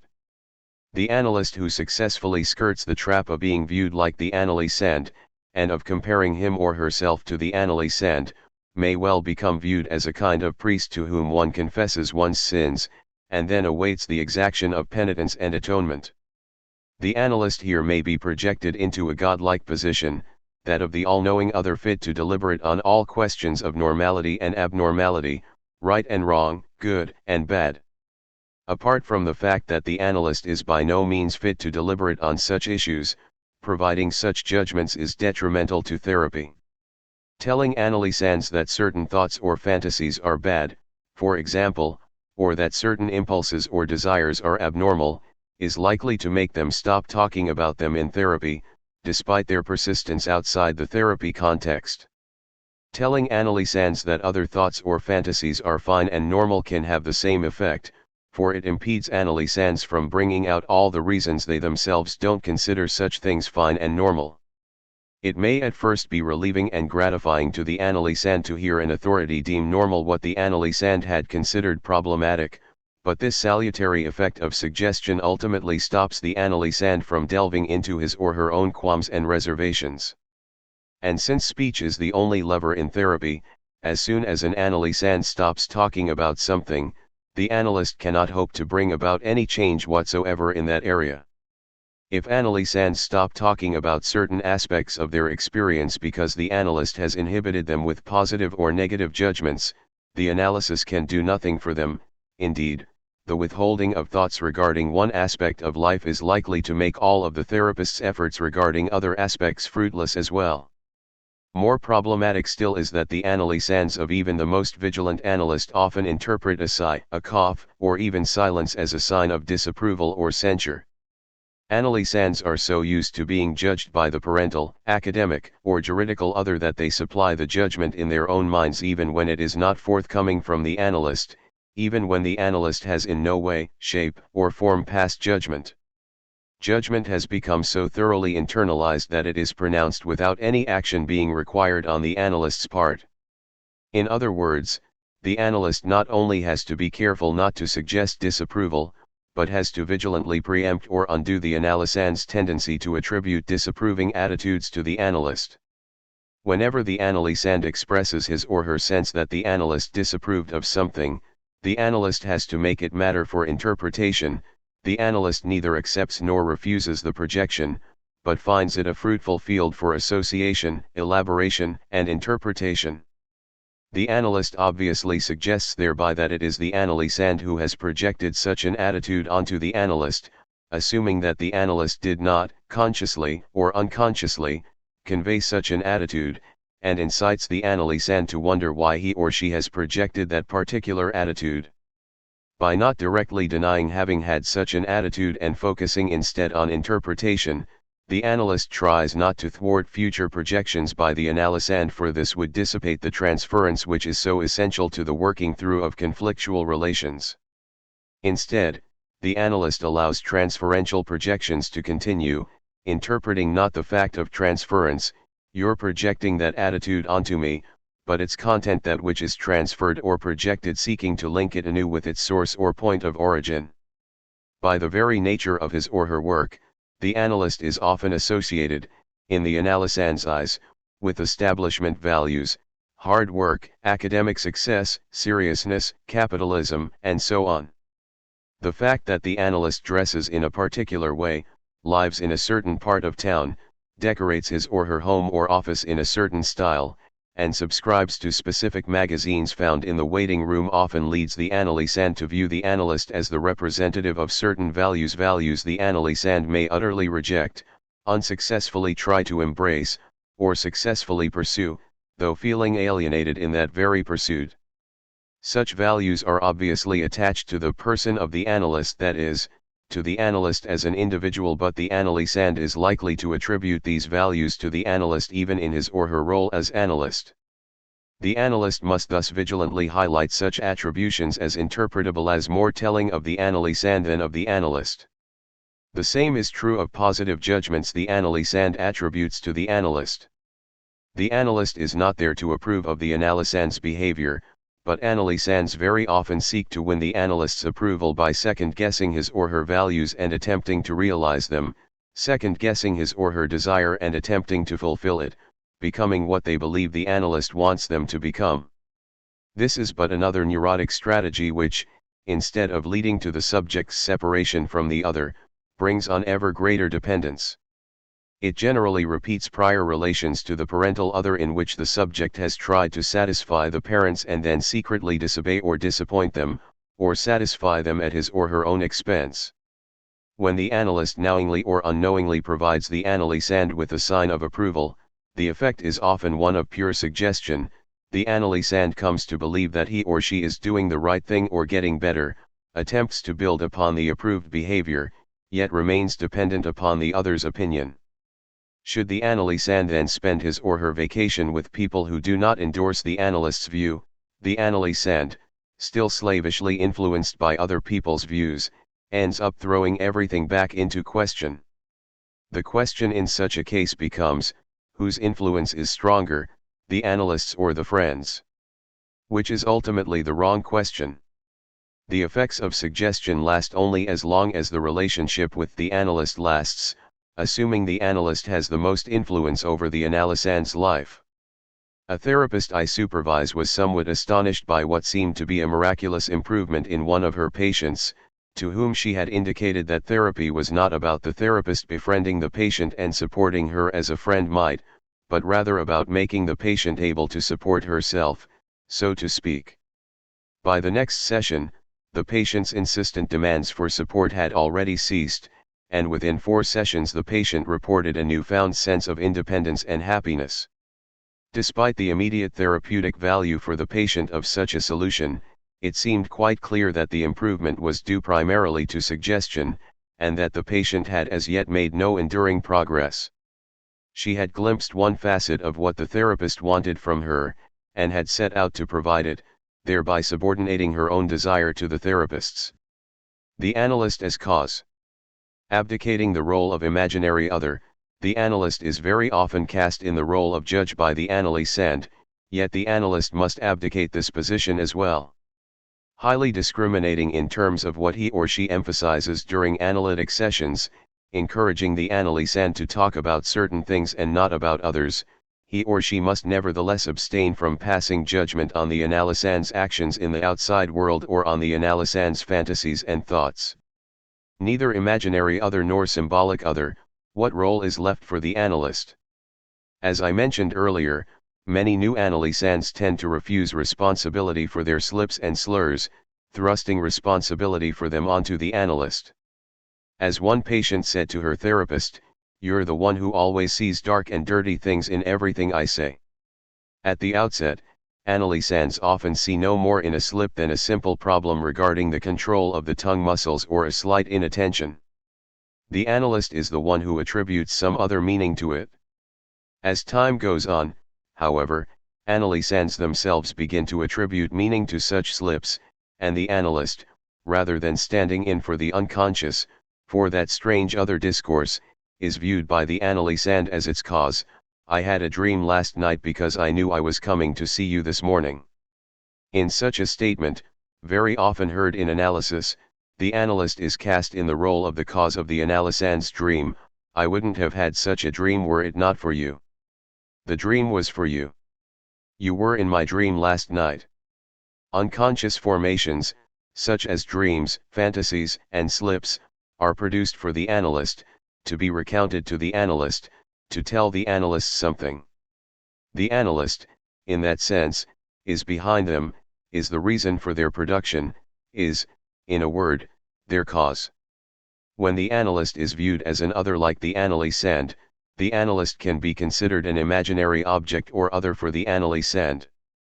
Lacan writes this as a being the first letter of autre, the French word for other. Lacan puts it in italics to indicate that it is imaginary. In contrast to the subject's own ego is denoted by a. When the analyst is viewed as a judge or parent, the analyst can be considered a sort of symbolic object or other for the analysand, which is denoted by a, for autre, other. When the analyst is viewed as the cause of the analysand's unconscious formations, the analyst can be considered a real object for the analysand, which is denoted by the expression objective. Once the analyst has maneuvered in such a way that he or she is placed in the position of cause by the analysand, cause of the analysand's dreams and of the wishes they fulfill, in short, cause of the analysand's desire, certain manifestations of the analysand's transference love or positive transference, typically associated with the early stages of analysis, may well subside, giving way to something far less positive in coloration. The analysand may begin to express his or her sense that the analyst is under my skin, like an irritant. Analysands who seem to be comfortable or at ease during their sessions at the outset, by no means the majority, however, may well display or express discomfort, tension, and even signs that they are rebelling against the new configuration, the new role the analyst is taking on in their lives and fantasies. The analyst is becoming too important, is showing up in their daydreams, in their masturbation fantasies, in their relationships with their significant other, and so on. Such a predicament is generally not what people expect when they go into analysis, and indeed non-Lacanian analyses often never go this far. Certain analysands are inclined to break off their treatment when they sense that the analyst is taking on an intrusive role in their lives, and many analysts are loath to invite, shoulder, and deal with such feelings, sometimes referred to as the negative therapeutic reaction. Indeed, the very theory of therapy such analysts embrace considers such an intrusive role to be unproductive. Lacan, on the contrary, considers it the Archimedean point of analysis, that is, the very point at which the analyst can apply the lever that can move the symptom. The analyst in the position of cause of desire for the analysand is, according to Lacan, the motor force of analysis. In other words, it is the position the analyst must occupy in order for transference to lead to something other than identification with the analyst as the endpoint of an analysis, identification with the analyst being considered the goal of analysis by certain psychoanalysts. Negative transference is by no means the essential sign indicating that the analysand has come to situate the analyst as cause of desire, it is but one possible manifestation of the latter. Nevertheless, the attempt by therapists of many ilks to avoid or immediately neutralize any emergence of negative transference, which, after all, is but the flip side of transference love, love and hate being intimately related through the essential ambivalence of all affect, 2 means that aggression and anger are turned into feelings which are inappropriate for the patient to project onto the therapist. Patients thereby learn not to express them in therapy, or, if they do express them, the therapist quickly seizes the opportunity to point out that the patient is projecting that the anger and aggression are not really directed at the therapist, thereby diffusing the intensity of the feeling and the possible therapeutic uses of the projection. Anger and aggression are thus never worked out with the therapist, but rather examined rationally.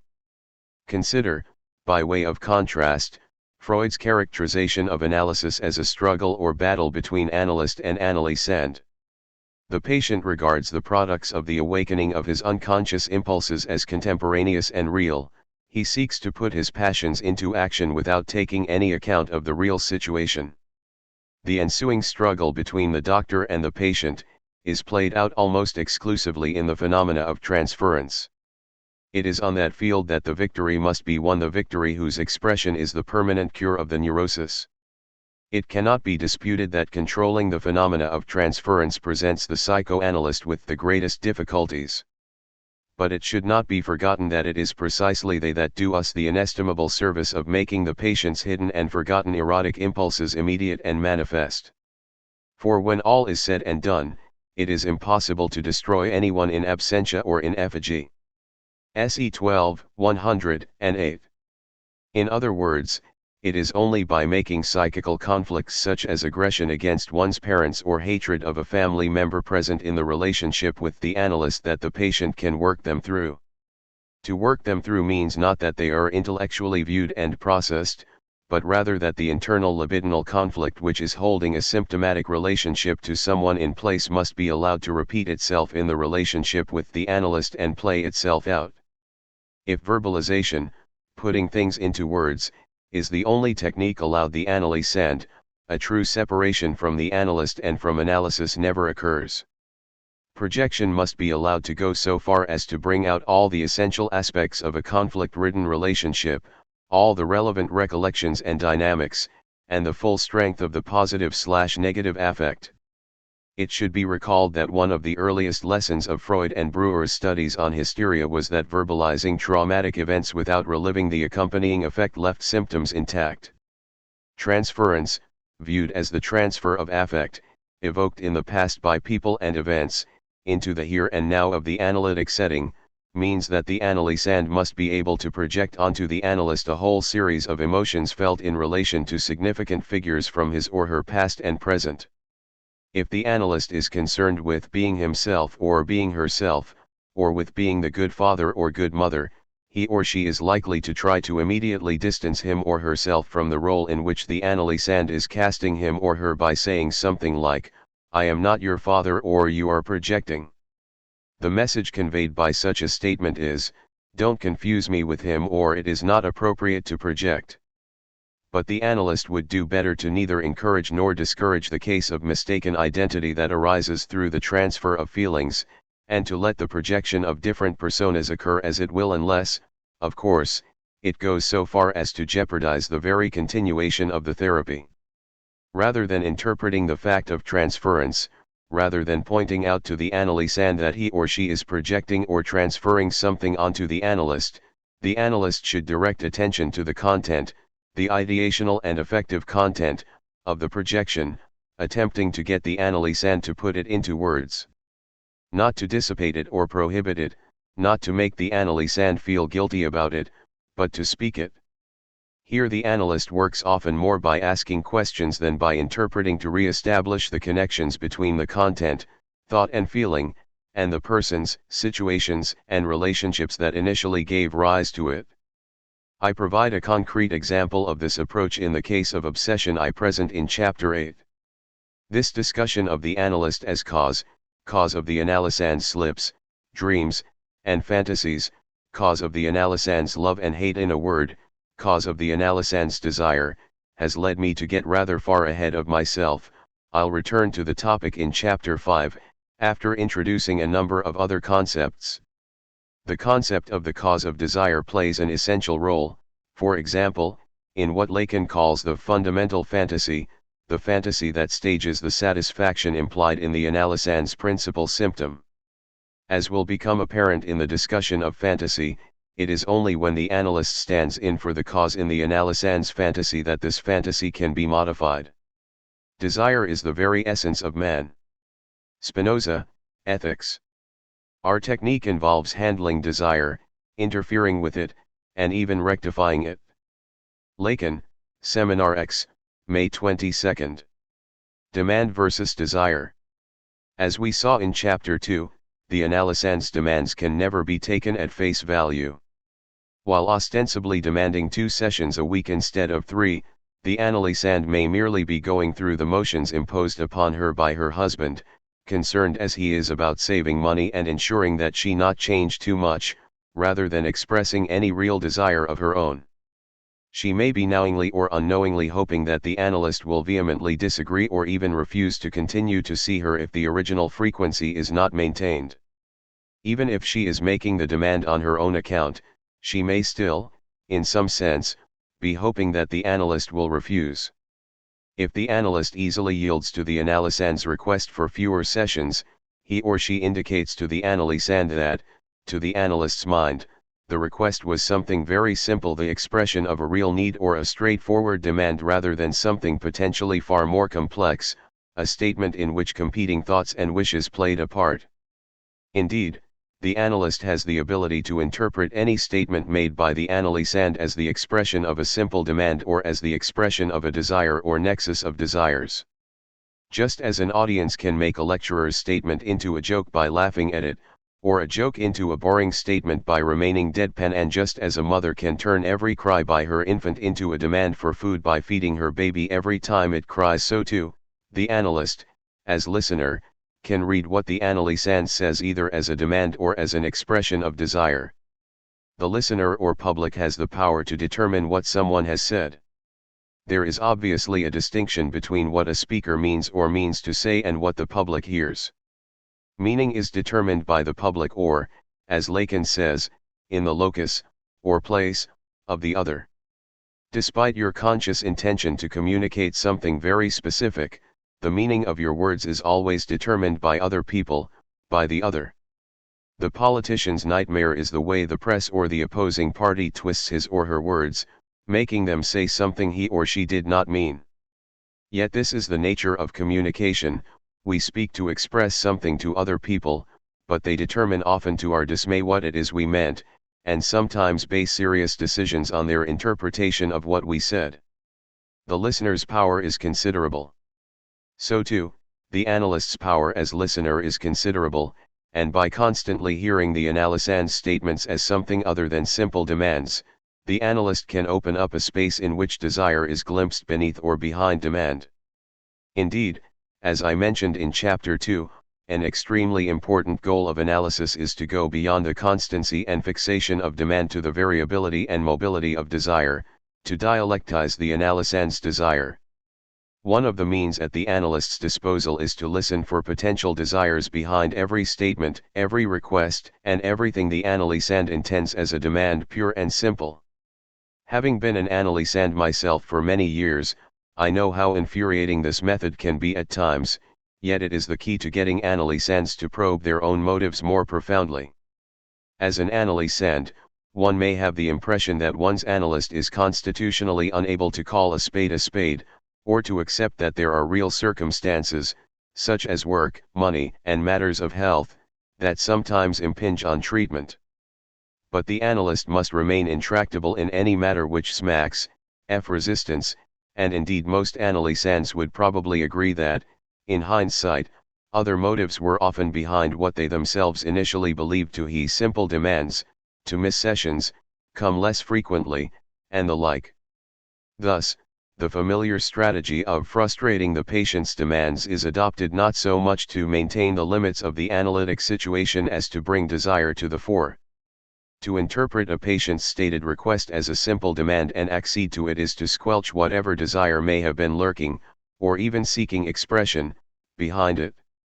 To yield to a patient's every demand may even, in the end, make him or her anxious, for when there is no lack, when everything demanded is surrendered, desire is stymied. nothing is left to be desired. Interpretation, bringing forth the lack in desire. Desire disappears under pleasure's sway. Lacan, Acrits, 773. What a man actually lacks he aims at. Aristotle, Nicomachean Ethics, 1159b. Desire springs from lack. If one were given everything one asked for, would one want anything any more? A spoiled child, who is always given whatever it requests, typically complains of boredom.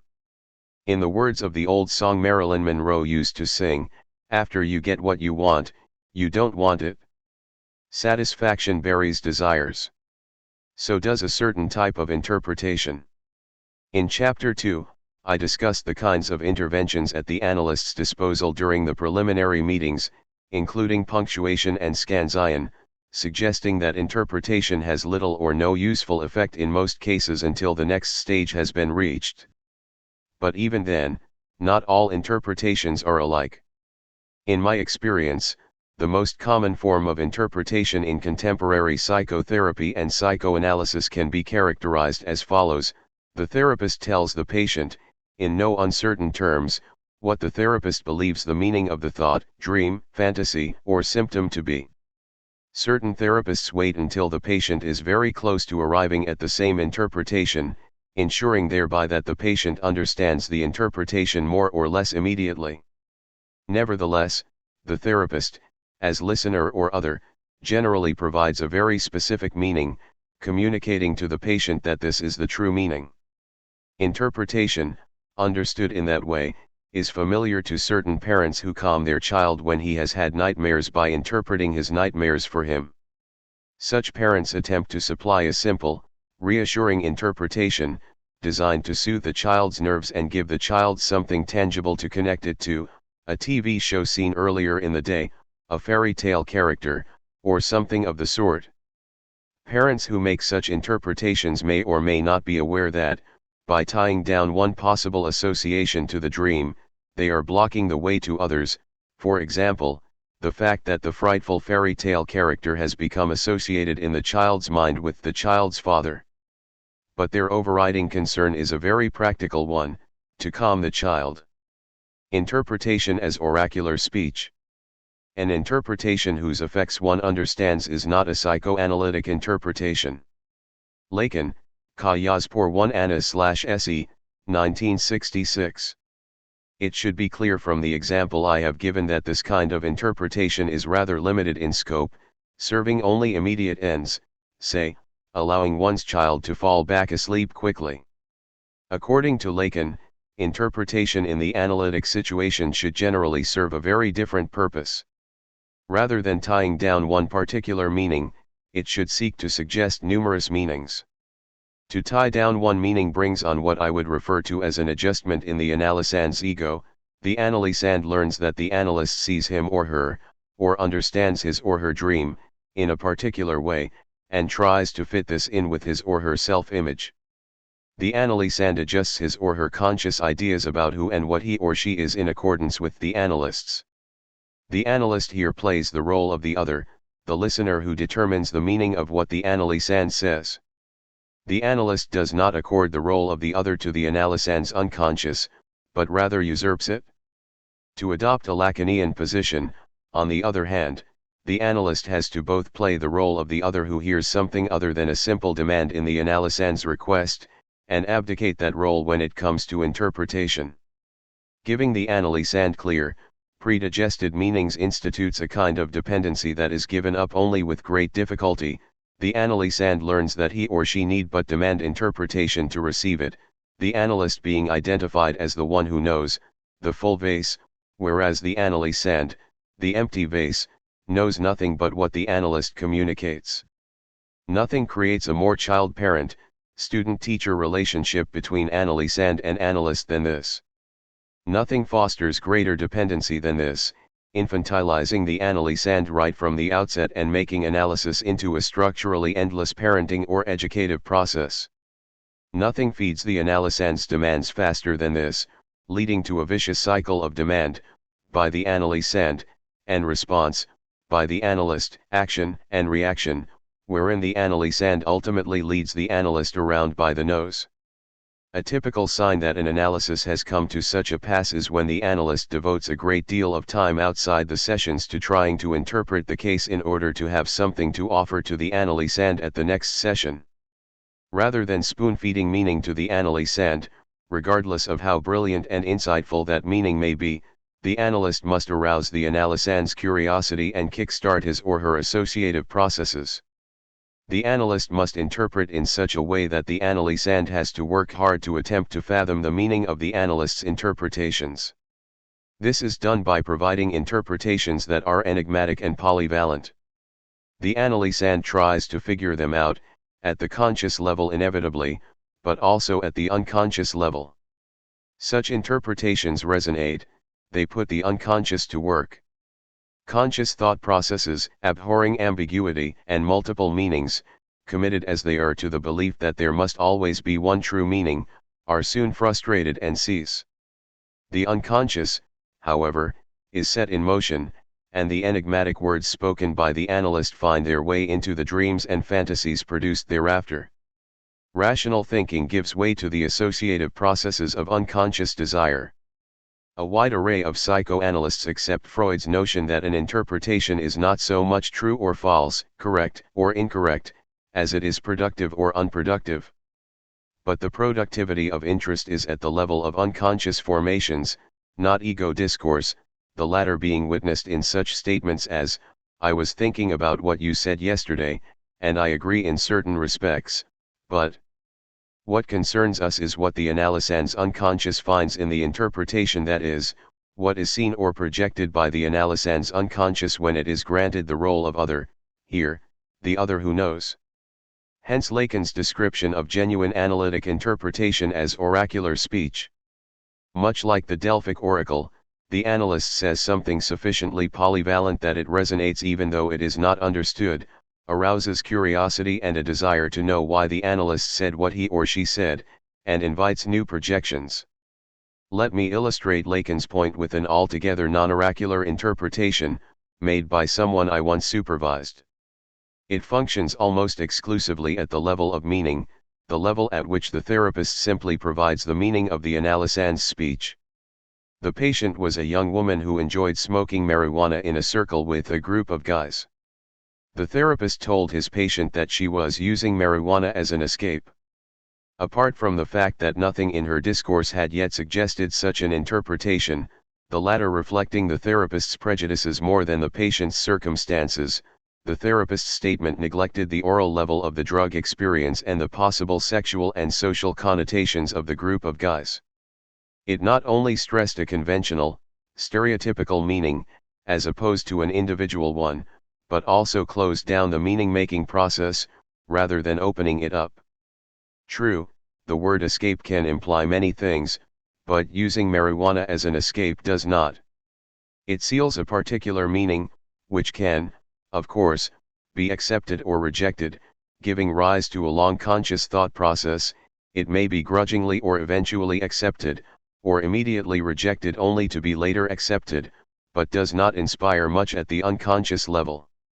Thus, it is not terribly productive, and may even be counterproductive, for the clearer the meaning attributed by the therapist, the easier it is for the patient to identify the therapist with a particular view, opinion, or theory and rebel against it at a conscious level.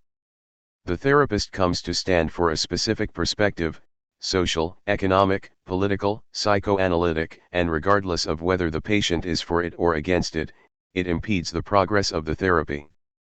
The point is not that the analyst must never say anything directly so as not to let him or herself be pinned down or held responsible for a particular psychoanalytic interpretation. But when an analyst knows relatively little about an analysand, he or she should avoid unambiguous formulations. The more direct a formulation is in the early stages of treatment, the more likely the analyst is to be barking up the wrong tree and for that to be plain to the analysand. When a formulation is more ambiguous, the analyst is able to see how the analysand takes it up, that is, what the analysand reads into it. The timing of interpretation is thus quite important. Interpretation should be avoided altogether during the preliminary meetings or interviews, and kept more polyvalent than univalent for much of the analysis. Relatively direct, relatively unambiguous interpretation when it has its place at all is reserved for the construction phase of analysis, as we shall see in the context of a case study in Chapter 8. The interpretation mentioned above came too early in the treatment and articulated something of which the patient could not have failed to be aware, since the dominant discourse in our society today views drugs as an escape. Interpretation should, instead, seek to surprise, to derail the analysand's usual trains of thought. If it emphasizes sexual elements that the patient seems loath to discuss, for example, oral pleasures, involvement with a group of guys, it must nevertheless not become so predictable that the analysand always knows in advance what the analyst will highlight. Most analysands eventually catch on to sexual motifs repeatedly stressed by the analyst, and begin to stress such themes themselves without any outside help. But there is always so much that they do not catch on to. Interpretation hits the real. One of Lacan's most noteworthy remarks about interpretation is that it hits the real, and one of the things he means by this is that it hits what the analysand has been circling around and around without being able to formulate. The analyst at times has the sense that the analysand comes back to something again and again, approaching it from numerous angles, without ever feeling satisfied with what he or she has been able to say about it.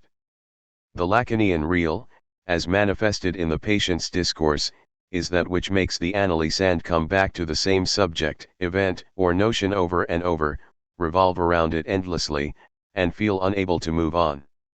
The patient dwells on it and feels stuck, something essential remaining unformulated. In such a case, the analyst, if he or she has a fair sense of what it is the analysand is circling around and around, might offer an interpretation which attempts to speak it. Your mother turned you against your father. An example of an interpretation I made with an analysand, whose analysis is described at some length in Chapter 8, who had become increasingly angry with her mother after years of pitying her as the victim of her husband's rage. The analysand's long repressed love for her father had recently come into view, and anger with her mother had been the central topic of numerous recent sessions. The two themes had never been connected, however, and while the analysand related her anger toward her mother to many specific events, she did not feel satisfied with her own explanations. The interpretation restored a missing link in the chain of the analysand's thoughts and feelings, and it could be said to have hit the real in the sense that it verbalized, or symbolized, something that had never before been put into words. This something served as the cause of her anger, and the anger could not be worked through without its symbolization. Which is not to say that the anger suddenly disappeared, by no means.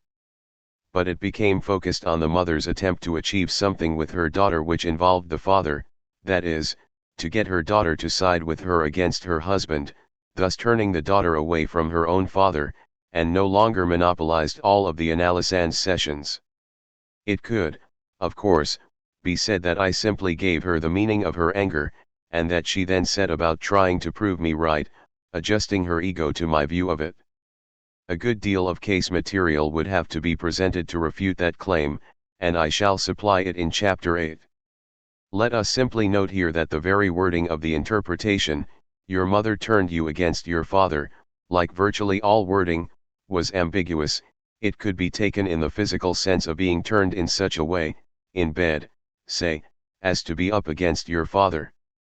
And while this may not be the first meaning that comes to the reader's mind, it certainly came to my analysand's mind in the time between sessions, and led to a number of interesting associations to events in her life, some of which she had already told me about. The point is that, while aiming quite directly at something that the analysand had been circling around, there was still something oracular about even this interpretation. It deliberately played on two levels simultaneously, figurative and literal, affective and physical. Interpretation as oracular speech thus does not mean that an interpretation cannot be understood at all by the analysand. Rather, it means that an interpretation plays off ambiguities in its very formulation.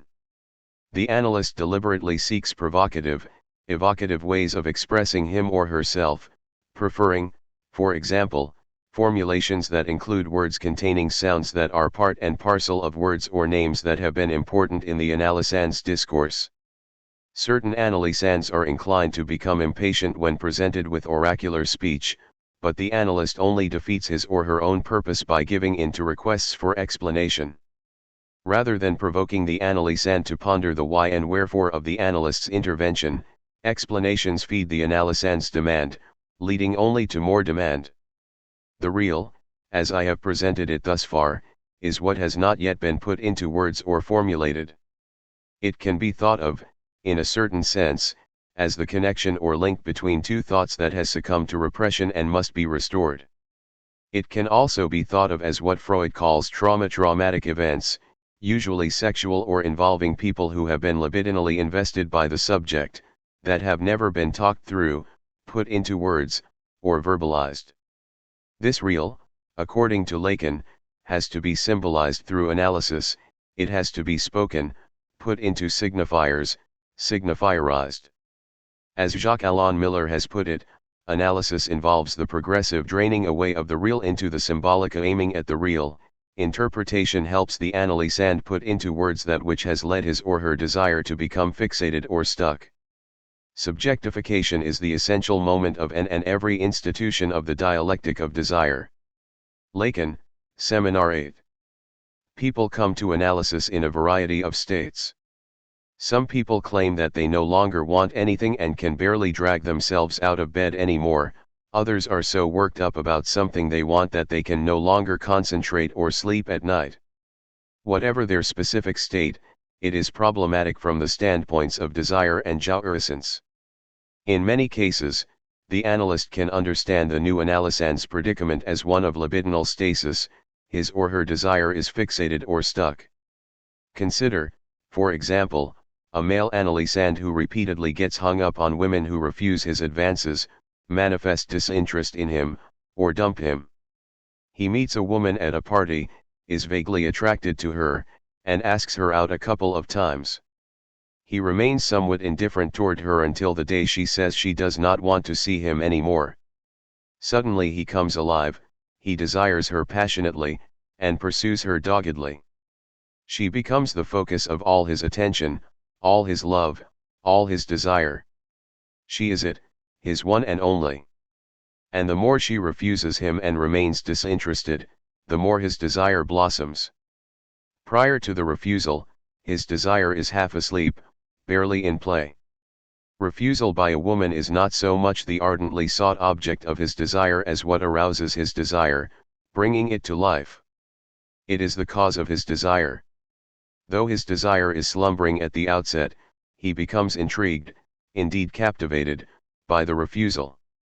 What demonstrates that she, the real, live, flesh and blood woman, is not what captivates him is the fact that the moment she succumbs to his never-ending endeavors to win her back, she's history, he has no further use for her. As long as she agrees to refuse him, perhaps letting him get closer only to push him away the next moment, she enflames him, setting his love ablaze.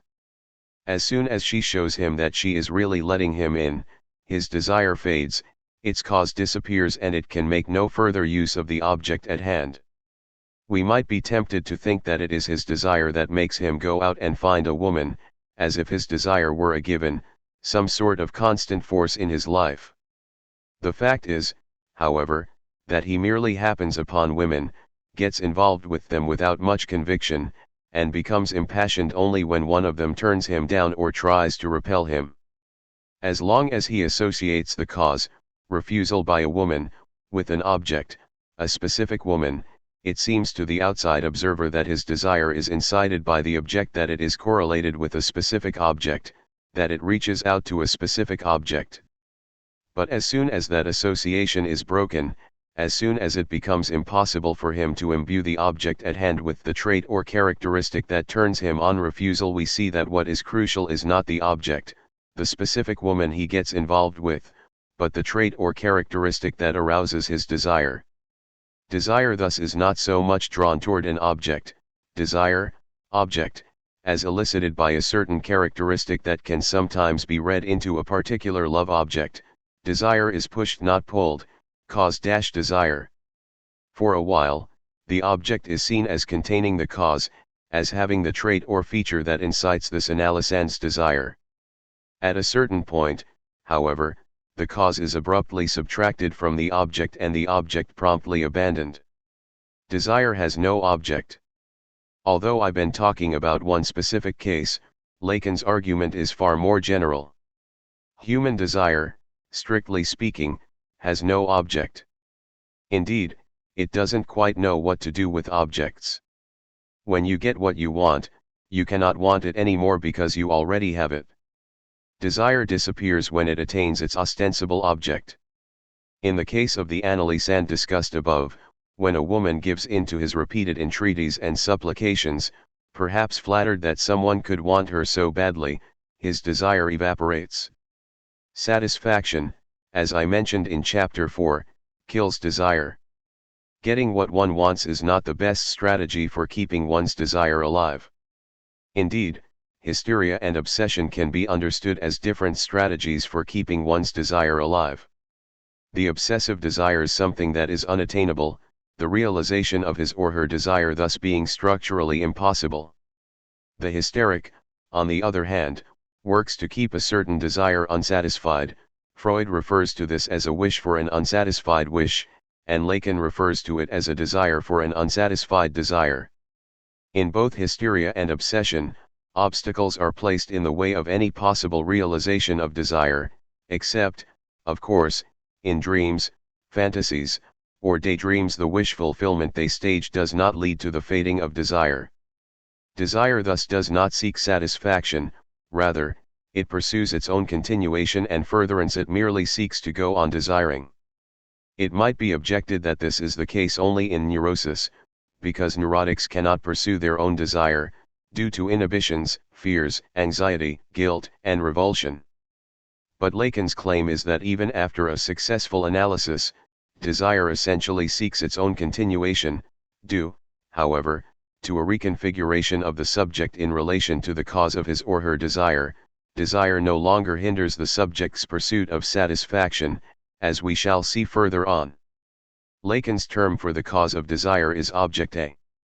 One may wonder why, if desire has no object as such but rather a cause, Lacan continues to use the term object at all. It seems to have to do, in part, with the evolution of his own thought over time. In the early 1950s he was influenced by Carl Abraham's notion of the partial object and by D.W. Winnicott's notion of the transitional object, and also with an attempt to preempt discussion of what more commonly, in psychoanalytic theory, goes by the name object. For, according to Lacan, the object as studied in certain forms of Lacanian psychoanalysis and object relations theory is of only secondary importance. It misses the cause. The only object involved in desire is that object, if we can still refer to it as an object, which causes desire. Fixation on the cause. Object can take on many different guises. It may be a certain kind of look someone gives you, the timbre of someone's voice, the whiteness, feel, or smell of someone's skin, the color of someone's eyes, the attitude someone manifests when he or she speaks. The list goes on and on. Whatever an individual's characteristic cause may be, it is highly specific and nothing is easily put in its place. Desire is fixated on this cause, and this cause alone. When someone comes to analysis because a relationship is going badly and yet he or she is clinging to it with all his or her might, it is generally the case that the partner has been imbued with the analysand's characteristic causes seen to have or contain the cause, and desire thus cannot be found elsewhere. To give up this partner is to give up desire altogether. If he or she is forced to do so, if, say, the partner cuts him or her off altogether, the analysand's desire may well enter the quagmire of libidinal limbo, a netherworld which is desireless and in which the analysand drifts aimlessly. It is the analysand's fixation on this cause that leads to a crisis of desire or indesire. The analyst attempts to get the analysand's desire into motion, to shake up the fixation when the analysand can think about nothing else, and to dissipate the stasis that sets in when the analysand's desire has seemingly ebbed to the point of no return.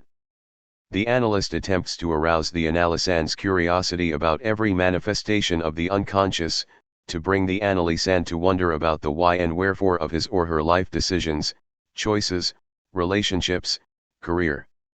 Desire is a question, as I remarked in chapter 2, and by getting the analysand to throw things into question, the analyst makes the analysand want to know something, find out something, figure out what the unconscious is saying, what the analyst sees in his or her slips, dreams, and fantasies, what the analyst means when he or she punctuates, scans, and interprets, and so on. The analyst, by attributing meaning to all these things, becomes the cause of the analysand's wonderings, ponderings, ruminations, dreams, and speculations, in short, the cause of the analysand's desire. No longer quite so fixated on that which served the analysand as cause at the outset of analysis, the analysand begins to take analysis and, by extension, the analyst as cause.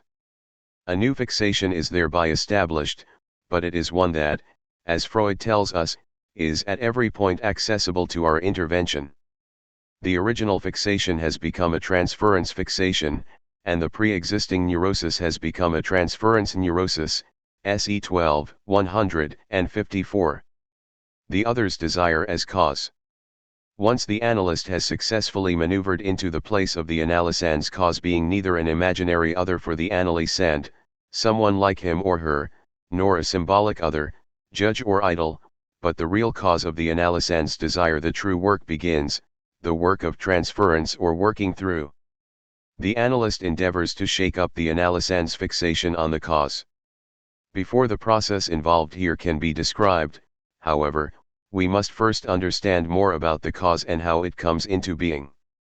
In other words, we must first examine the nature and development of human desire.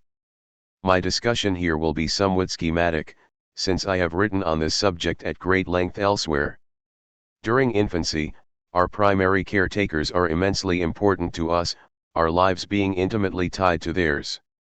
We make demands on them, they, in turn, demand that we behave in certain ways and not others, and that we learn many things, to speak their language, using words, expressions, and grammar not of our own making, and to regulate our needs for nourishment, warmth, excretion, and so on in accordance with their schedules. They are our primary source of attention and affection, and we often attempt to win their approval and love by conforming to their wishes. The better we satisfy their demands, the more approval we are likely to obtain. The more completely we satisfy their wishes, the more love we are likely to win from them. Yet they do not always tell us what they want. Often they confine themselves to telling us what they do not want, punishing us after the fact for a faux pas. To garner favor and to avoid such punishment and disapproval, we seek to decipher their likes, dislikes, and wishes. What is it they want? What do they want from me? Even when they do tell us what they want, you're going to be a lawyer when you grow up, and that's final. The message may not be as transparent as it seems. Apart from the fact that we may opt to accede to such wants or revolt against them in protest, we may sense that, while our parents are saying this, perhaps even demanding this, they would actually prefer something else, that we be something they had always wanted to be but were unable to be, or that we not be what they had always wanted to be but were unable to be, since they would feel threatened by this, preferring to see us as failures or ordinary people like themselves. In our attempt to decipher their wants, we are confronted with the fact that people do not always mean what they say, want what they say they want, or desire what they demand. Human language allows people to say one thing and mean another. One parent may be merely mouthing what the other parent ardently wants, and we sense this, wondering what it is that the parent really wants. Our parents' desire becomes the mainspring of our own. We want to know what they want in order to best satisfy or thwart them in their purposes, discover where we fit into their schemes and plans, and find a niche for ourselves in their desire. We want to be desired by them, as Lacan says, man's desire is to be desired by the other, here the parental other. It is their desire, often quite opaque or enigmatic, that arouses our own curiosity, our own determination to find out certain things, investigate the world, read and interpret gestures, actions, tones of voice, and conversations intended to be out of earshot or beyond our ken. Their desire is what makes us tick, makes us do things in the world, it brings our desire to life. In the attempt to discern their desire, which I will henceforth refer to as the other's desire, the desire of the parental other, we discover that certain objects are coveted by the other and learn to want them ourselves, modeling our desire on the other's desire. Not only do we want the other's desire to be directed onto us, we want to be the object, indeed the most important object, of the other's desire. We also come to desire like the other. We take the other's desires as our own.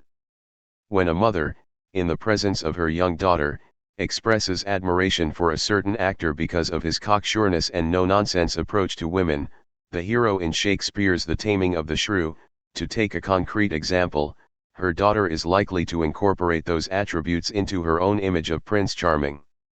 Such attributes, discovered years later in the course of the analysis of the daughter's fantasies, are likely to give rise to a sense of indignation and alienation on the daughter's part. How could I have adopted her fantasies? How disgusting! Even my fantasies aren't really my own. While the assimilation of the other's desires is an inevitable aspect of the formation of desire, it is experienced later as an intrusion or violation. The other did this to me, put this in me, made me be this way, made me want this and not that. Even my desire is not my own. The other's desire causes ours. What we sometimes consider to be most personal and intimate turns out to come from elsewhere, from some outside source. And not just any source, our parents, of all people. Separating from the other's desire. Freud says that the most important task during adolescence is to detach ourselves from our parents, a task neurotics fail to accomplish. Translated into Lacanian terms, this means that neurotics remain stuck on the other's desire.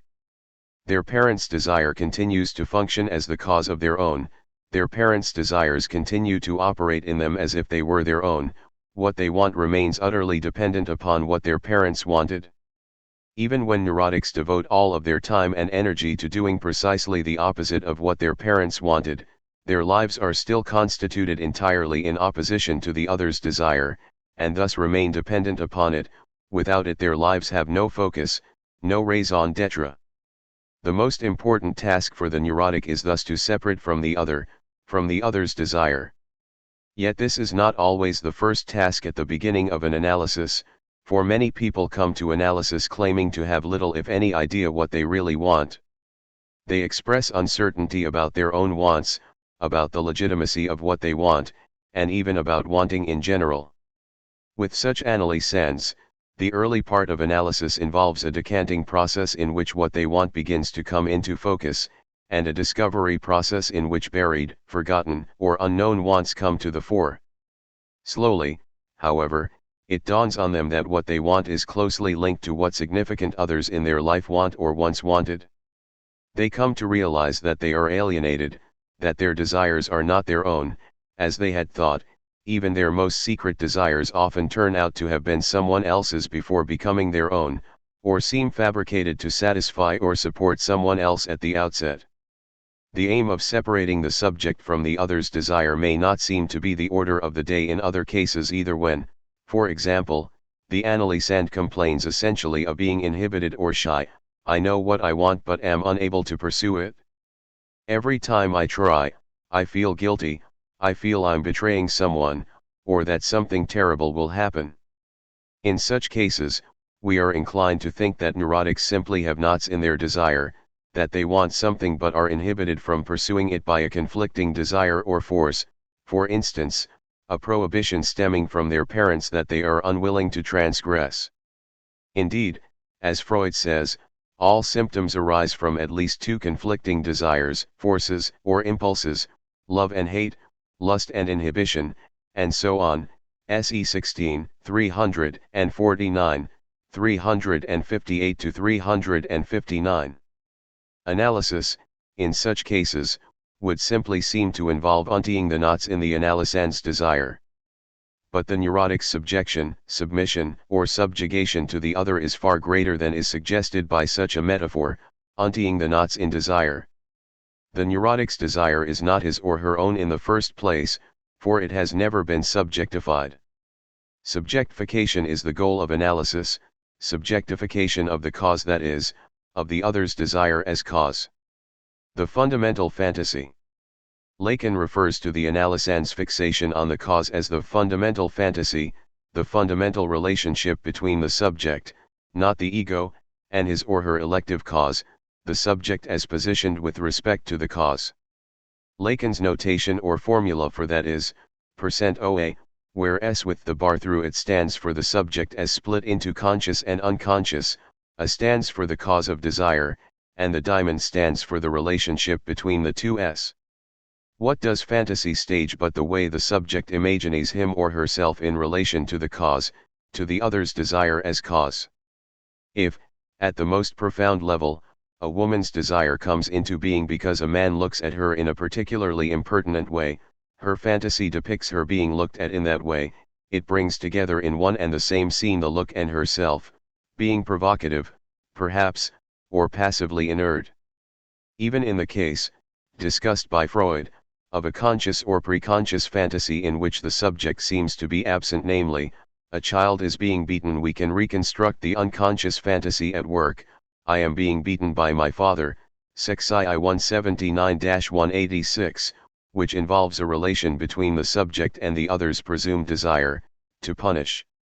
People obviously have many different fantasies, some of which are conscious or preconscious, we can become aware of them if we pay attention to them, others of which are unconscious, our only mode of access to them often being via the royal road of dreams.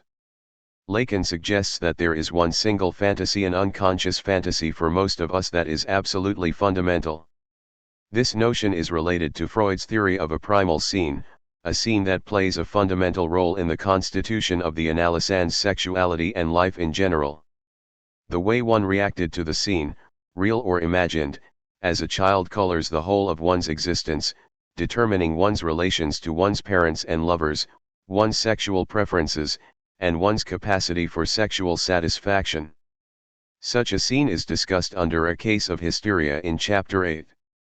As the analyst assumes the role of cause of the analysand's desire, the analysand transposes his or her fantasies onto analysis. The relationship with the analyst takes on the characteristics and tenor of the analysand's fundamental fantasy, the latter is projected into the here and now, and the analysand expects the analyst's desire to coincide with the other's desire as he or she has always construed it.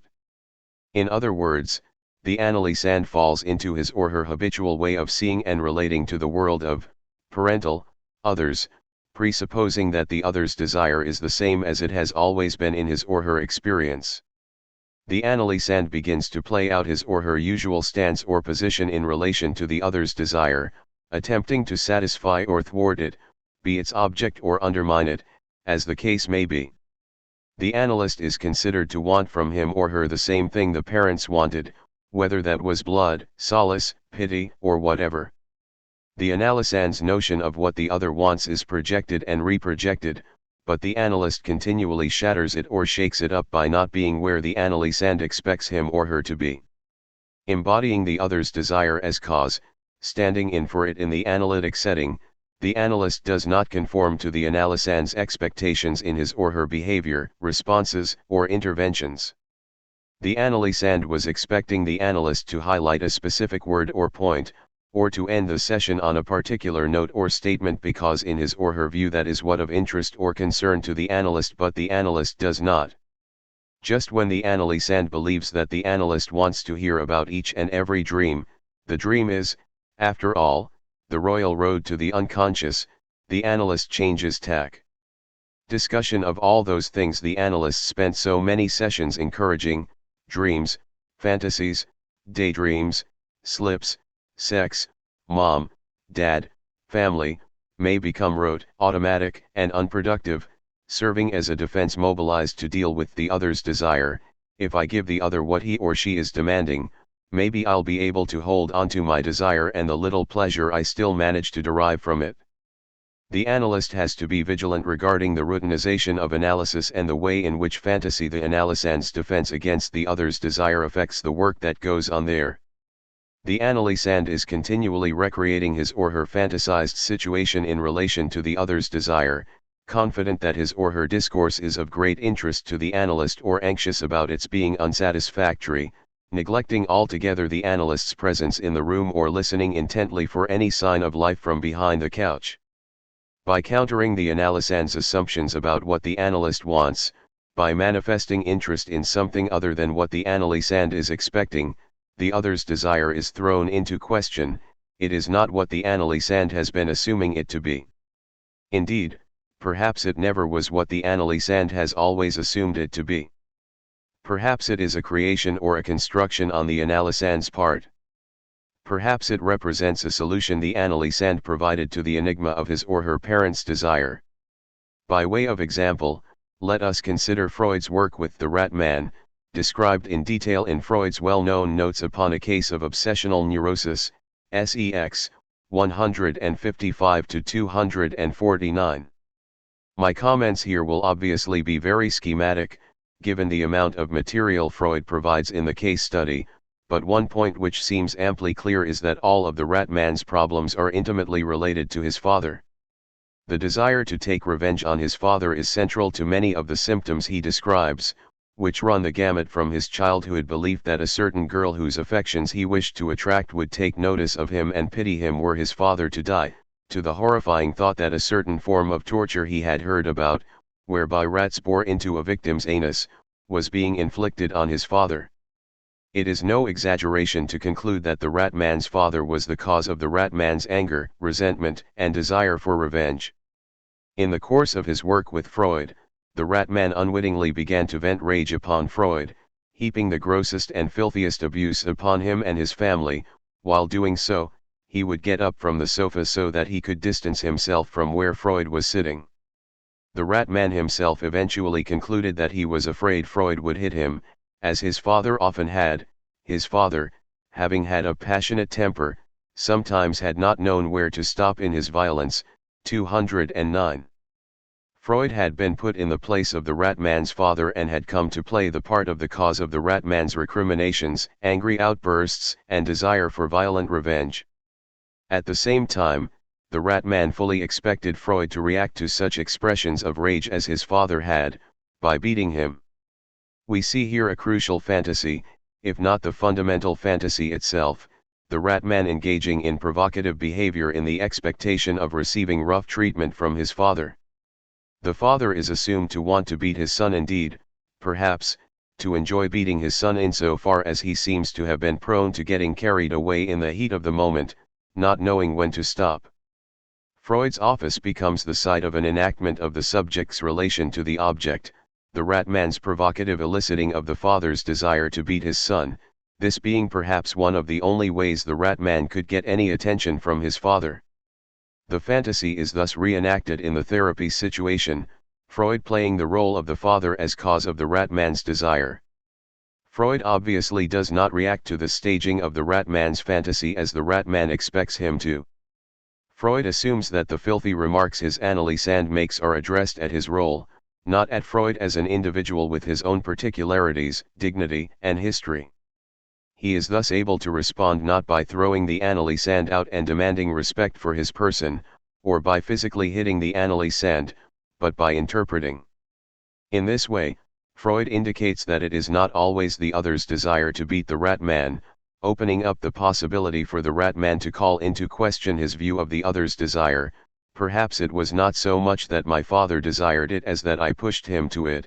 Such wondering is not mentioned by Freud, but was rendered possible by Freud's intervention. It became possible for the rat man to question his own role in interpreting his father's words and deeds. Perhaps his interpretation was, in fact, self-serving in some respect, perhaps it was pleasing or convenient for him to see things in that light. I shall return to this notion of one's subjective involvement in the fundamental fantasy in the next section, and to the case of the rat man further on in this chapter. Here I would simply like to reiterate the idea that the analysand's interpretation or construction of the other's desire can be thrown into question only insofar as the analyst does not react as the analysand expects and does not show his or her cards, does not allow the analysand to read his or her desire. Instead, the analyst must maintain a position of enigmatic desire. Just as the analyst must not be predictable in terms of how long he keeps the analysand in session, his or her interventions and interpretations must not become predictable. Analysands occasionally make the remark, "I knew you were going to end the session on that point," or "I knew you were going to say that," a sign that the analyst's style of practice has become too evident and that the element of surprise is fading. The analyst's interest, curiosity, and desire must be hard for the analysand to read, hard to pin down, and thus the analyst must not be where the analysand is expecting him or her to be. Otherwise, the fundamental fantasy can never be thrown into question, shaken up, and reconfigured. The reconfiguration of the fundamental fantasy. Analytic therapy does not make it its first task to remove the symptoms. Freud, SE 16. The analyst asks neither that the subject get better nor that he become normal. The analyst requires nothing, imposes nothing. He is there so that the subject may gain access to the truth of his desire, his own desire, and not so that he may respond to the other's demand. Annie Cordy, Les Cancres en existent pas, Paris, Seuil, 1993. All speech is demand. Every demand is a request for love. Lacan, Écrits, 813/. I have been simplifying Lacan's views thus far in my presentation of the fundamental fantasy, and a number of other points must now be raised. I have been speaking, for example, as if the neurotic's desire were fully constituted prior to analysis. This is not entirely obvious, however, since according to Lacan the neurotic is to a great extent stuck at a level shy of desire, at the level of demand.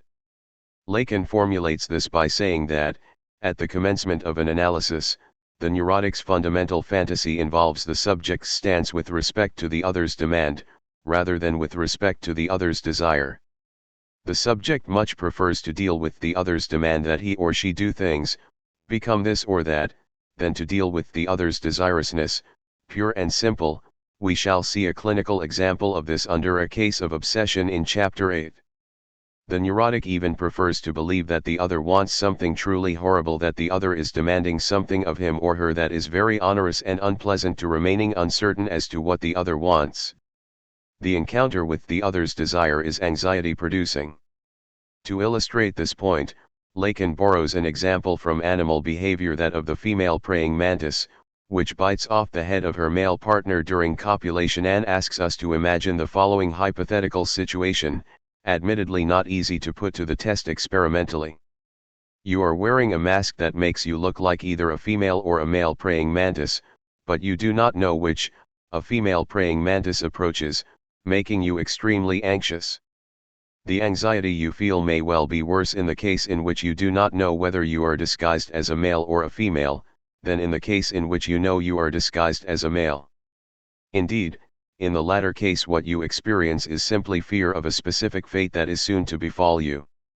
Hence, you may prefer to assume or conclude that your death is nigh because you are dressed as a male, even if you are not sure this is true.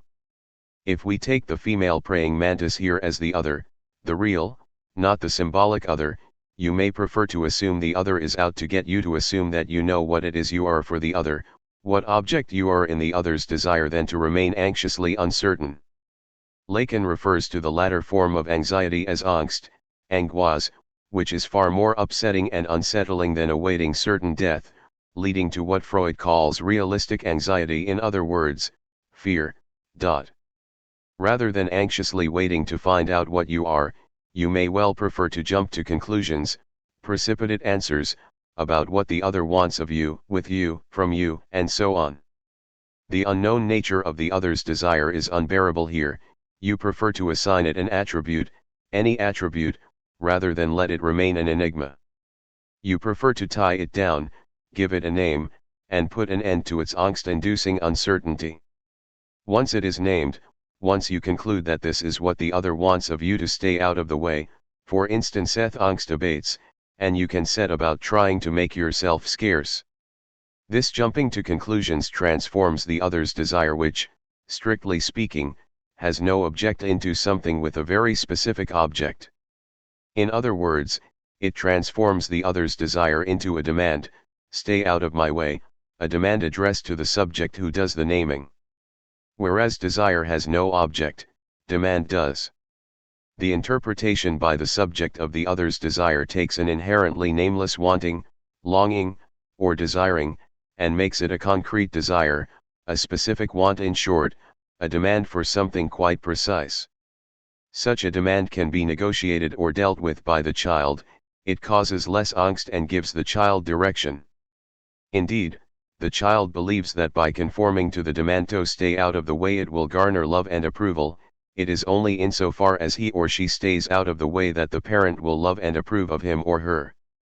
If, on the other hand, the child believes that the parent pays attention to the child only when he or she is in the way, he or she may adopt the strategy of being in the way as much as possible in order to be paid attention to, even if this attention comes only in the form of punishment.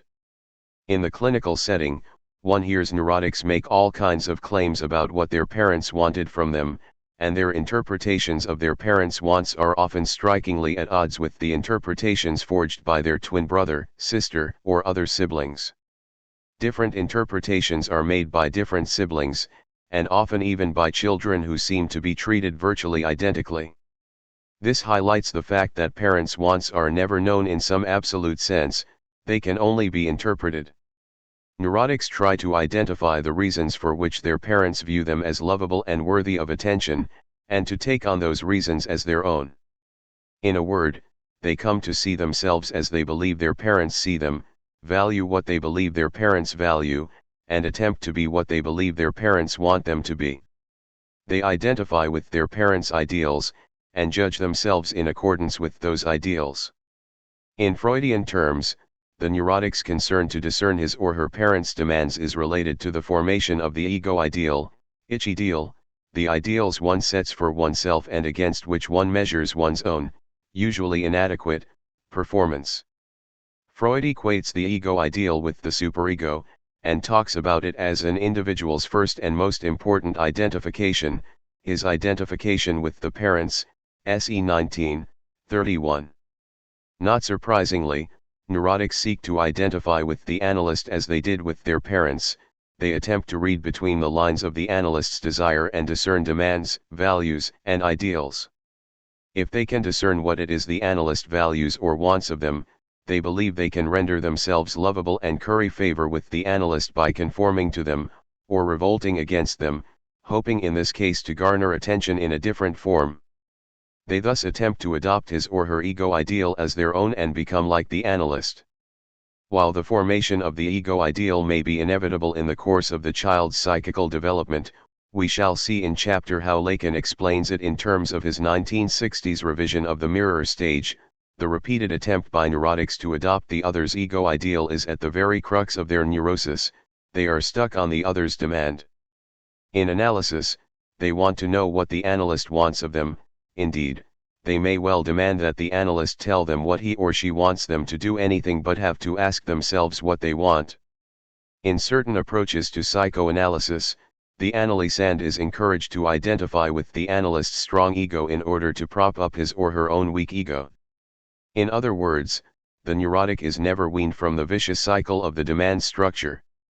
The analyst does not confront the analysand with the enigma of the other's desire, bringing into being thereby the analysand's own desire. Instead, the analysand learns to see him or herself through the analyst's eyes and to adopt his or her values and ideals. As long as the analyst, his or her analytic institute, or psychoanalysis itself continues to be situated in the position of other by the analysand, a certain stability may be witnessed, though the analysand may, in neurotic fashion, repeatedly seek approval and recognition from the analyst, institute, or analytic journals and associations, but as soon as some new representative of the other comes along, if, say, the analysand has not so thoroughly identified with the analyst that he or she is still able to pursue a different profession, with a boss to impress, other successful professionals to emulate, and so on, the same problem is likely to ensue. The neurotic attempts to discern what this new other wants of him or her and to conform to it, or revolt against it, but for the same reasons. An important thrust of Lacan's development of the notion of the analyst's desire is to show how and why the goal of analysis must not be identification with one's analyst, identification with the healthy part of the analyst's ego, or identification with any other part of the analyst. Such a goal leads either to permanent transference with the analyst, instead of what Freud calls the liquidation of the transference, or what Lacan refers to as the falling away of the subject supposed to know the situation, in which the analysand no longer assumes that the analyst has any knowledge that can be of use or value to him or her, or simply to the return of the problem in another context, the neurotic search for approval and recognition from the next other to come along.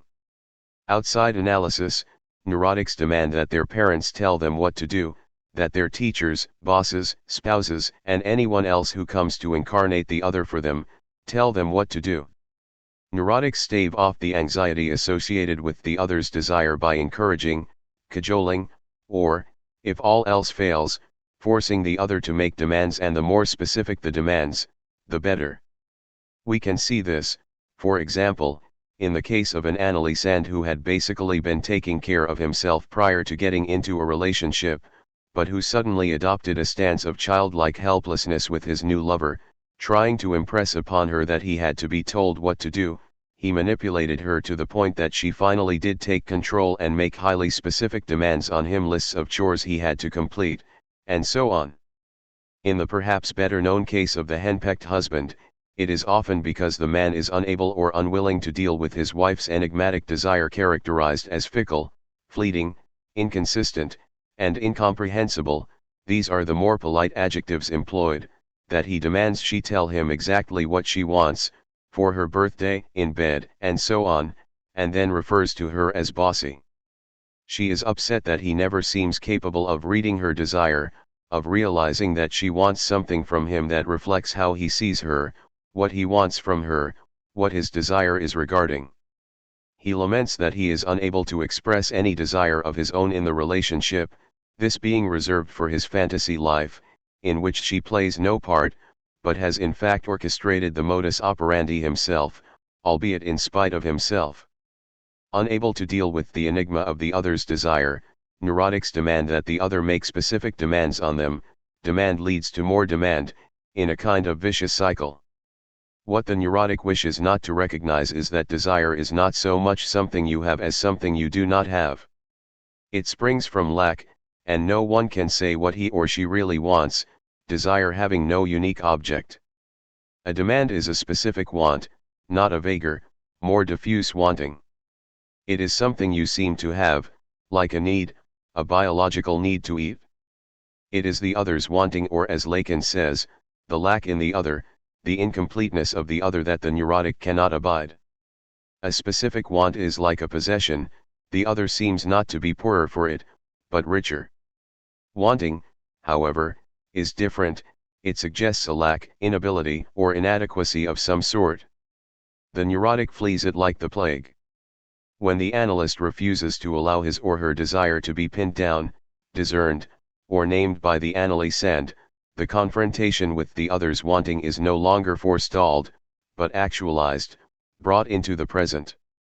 The confrontation is best represented by the abrupt end of the analytic session, wherein the analysand is brought face to face with the analyst whose enigmatic desire has just brought the session to an unexpected close, scanning the analysand's last words.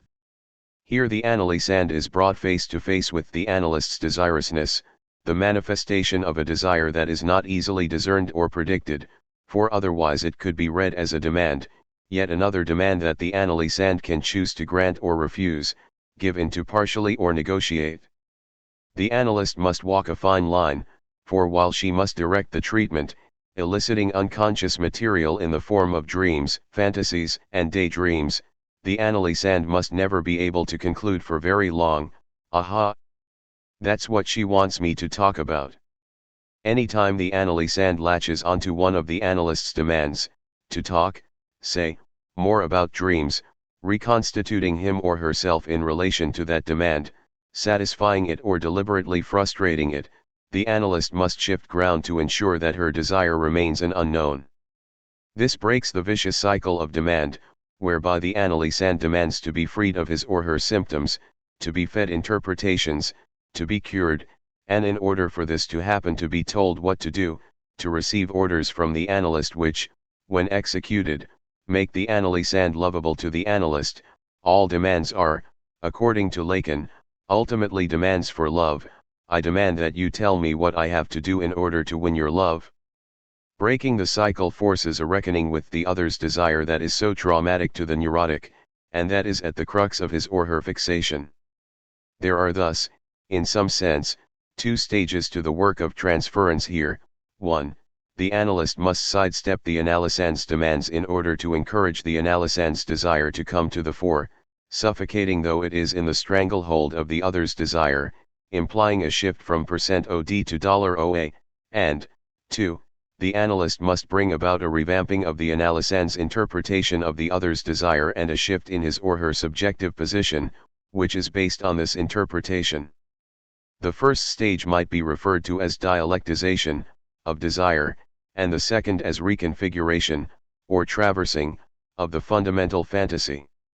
As we shall see in Chapter 10, they constitute crucial logical moments of subjectification, whereby the analysand moves from being the subject who demands, as well as being subject to the other's demand, to being the subject who desires, as well as being subject to the other's desire, and then to being the subject who enjoys, who is no longer subject to the other. A Freudian analogy may be useful here. In Beyond the Pleasure Principle, Freud puts forward various theories to explain why shell-shock soldiers relive the same scene again and again in their dreams, nightmares, suggesting that the psyche revives a trauma in order to attempt to experience it differently. Repetition of a traumatic scene is viewed in the early part of the book less as a pure expression of the death drive than as an effort by the mind to live the event differently this time. One hypothesis Freud advances here is that we attempt to insert anxiety into a situation, anxiety as a form of preparedness or readiness where there was none at the outset, that is, we retroactively attempt to change the way we experience the event by taking a certain distance from it, a distance that anxiety provides. This theory, like that of binding, elaborated in the same work, seems to have been abandoned by Freud by the end of his book, but it is very much in keeping with his deferred action model of symptom formation. A first event can retroactively become traumatic, and lead to the formation of a symptom, due to the effect of a second, later event. Perhaps the psyche spontaneously attempts the contrary, to retroactively undo the nefarious effects of a traumatic event. In any case, Freud's abandoned theory can serve us as an analogy for what Lacan proposes here. By continually reactualizing the analysand's encounter with the other's desire that HFT fixation in its wake, the analyst hopes to introduce a certain distance retroactively. It can be an anxiety-provoking process at times, to be sure, but an effective one, according to a great many accounts. Indeed, it is the only approach considered effective by many analysts in going beyond what Freud termed the bedrock of castration. Castration and the fundamental fantasy. What the neurotic does not want, and what he strenuously refuses to do right up until the end of his analysis, is to sacrifice his castration to the other's jouissance, allowing it to serve the other. Lacan, Écrits, 826/. Lacan's notion of the fundamental fantasy encompasses two complex facets of Freud's theory: his early stress on the sexual overload at the origin of neurosis, see chapter below, but also his later stress on a loss of sexual pleasure. In the course of a child's education, its parents impose many sacrifices, immediate gratification of the need to eat and excrete is withheld or punished, and autoerotic behavior is progressively discouraged. Thumb sucking, at first tolerated, is eventually discouraged or even punished. Touching one's genitals in public, while perhaps allowed the infant, is forbidden the school child, and so on. It is this loss of gratification, whether autoerotic or alloerotic, involving another person such as the mother, that Lacan refers to as castration. This loss is imposed in a sense, but the child also adopts a position with respect to the parents' demands regarding that loss, for certain children continue to suck their thumbs and slash or touch their genitals in private, in defiance of their parents' demands. In other words, they refuse to give up this satisfaction completely. Others do give it up altogether, for a variety of reasons.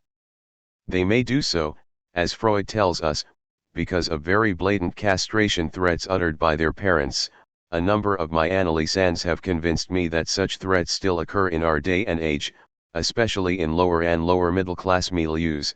In the case of little boys, out of fear of losing forever the pleasurable sensations derived from their genitals, they give up autoerotic pleasure for fear of losing all genital pleasure, or because they fear losing their parents' love and esteem. This loss of satisfaction or jouissance, which Lacan refers to as castration, is accepted to some extent by neurotics. They may not seem to have had much of a choice in the matter, but their acceptance of it constitutes a solution to a problem presented by their parents, teachers, and other representatives of the social order. If I give up this satisfaction, I get to keep something else. Nevertheless, the jouissance thus sacrificed is not so easily parted with at every level. The subject constitutes him or herself as a stance adopted with respect to that loss of jouissance. Objecta can be understood as the object, now lost, which provided that jouissance, as a kind of rem, inder of that lost jouissance. The pleasure given up seems all the more valuable now that it is lost. It seems we didn't know we had it so good. And, as we saw in Chapter 1, the process of prohibition transforms the simple gratification or pleasure derived from autoerotic acts, for example, into jouissance, stricto sensu. For the pleasure, when prohibited by the parents, takes on a further meaning, a meaning that involves the parents and the parents' desire. Naive, simple bodily pleasure is transformed into jouissance, something far more erotic, dirty, bad, and evil, something really exciting thanks to prohibition. Prohibition eroticizes.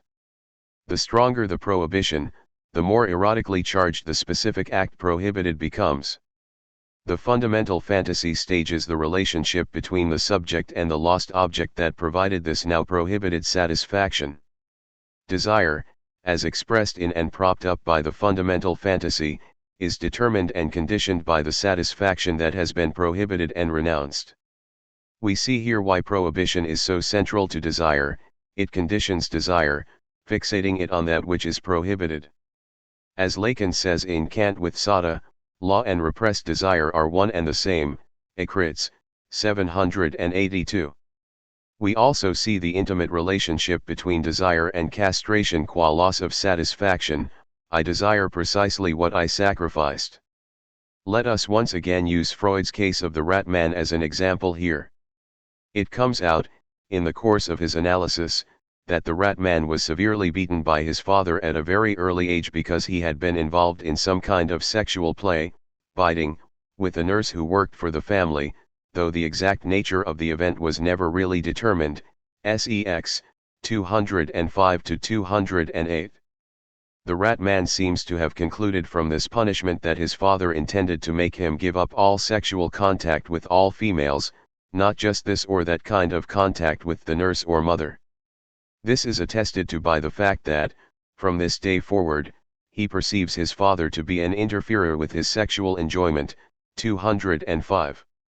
He is unable to spontaneously express his affection for women in the household, as he did prior to the beating.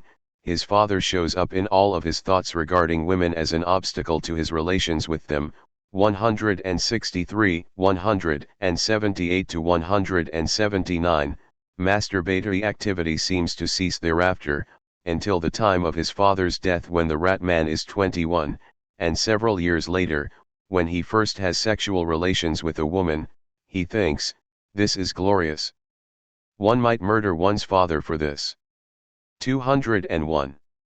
A major symptom that the rat man discusses, indeed, it is part of the larger set of symptoms that drives him to seek therapy, involves his inability to make up his mind regarding women he is interested in. His mother and father believe he should marry well and have selected, as his future wife, a second cousin whose family is well connected in the business world. Seemingly uninterested in the second cousin, the rat man devotes his attention for some time to a lady whom his father disapproves of and who refuses all of his proposals. One day, out on maneuvers with the army, the rat man finds himself faced with the choice of returning to Vienna, where his lady lives, or of going to a town, known in the case study as Z, where there are two women who he believes are favorably disposed toward him, the innkeeper's daughter and the woman at the post office who paid the cod charges for his glasses. The rat man's indecision here is many-layered, but one important factor at work is his father's perceived desire for him to marry the right kind of girl and the rat man's twofold wish to please his father and thumb his nose at him. During his lifetime, the father disapproved of the lady in Vienna, hence one of the attractions of going to Vienna to see her. And the rat man believes that the two women in Z-, since they are of a lower social class than he is, are likely sexual conquests that will enable him to fly in the face of his father's perceived prohibition of all sexual satisfaction. Thus, the rat man unwittingly constructs for himself a situation that in some sense conforms precisely to his father's perceived law, the prohibition of his son's sexual satisfaction with women, for the rat man is completely unable to choose between Vienna and Z and can take no concrete action, deriving instead a substitute satisfaction from torturing himself, a kind of mental masturbation. His desire revolves around what his father has, to his mind, prohibited. The second cousin chosen for him plays no part in the symptom, though the rat man does fall ill so as not to complete his education, which is the precondition the girl's father has set for the marriage, 198 to 199. This behavior evinces his refusal to give in to his father's demands, that is, his refusal to give his father pleasure. Indeed, many of his obsessive thoughts involve punishing his father or making him die. Though the rat man has given up a good portion of his directly sexual pleasure in life, he keeps trying to find a little here and there. He cannot bring himself to rebel openly against his dead father's wishes by marrying someone with whom he could secure himself such pleasures, but he engages in clandestine relations with a nurse at a sanitarium where he is supposedly undergoing hydrotherapy, and occasionally with servant girls and waitresses. He still fantasizes about winning his father's esteem. For example, studying late at night, he sometimes opens the front door, imagining that his father's ghost has come to see him and finds him hard at work, but simultaneously tries to affirm his own sexuality. In the same fantasy in which his father sees him studying, the rat man stands in front of the mirror and looks at his erect penis. 204. All of these activities and fantasies, though far more complicated and multilayered than I have suggested here, indicate that the rat man keeps regretting the sacrifice of sexual pleasure he has made. He has in no sense made his peace with his own castration. In Analysis Terminable and Interminable, Freud suggests that analysis, when carried out as far as it can go with neurotics, butts up against the rock of castration, the bedrock beyond which analytic exploration is often unable to penetrate. Analysis can bring us to the point of discovering castration, the sacrifice of satisfaction made at our parents' behest, but often can go no further. V. To rephrase in Lacanian terms, the analysand has handed over a certain jouissance to the parental other, but never seems to stop regretting it. He or she remains stuck on that loss, and refuses, in his or her psychic economy, to allow the other to enjoy what the subject has given up, to take advantage of the jouissance sacrificed. Yes, I gave it up, but God forbid I should ever do anything you ask of me from now on.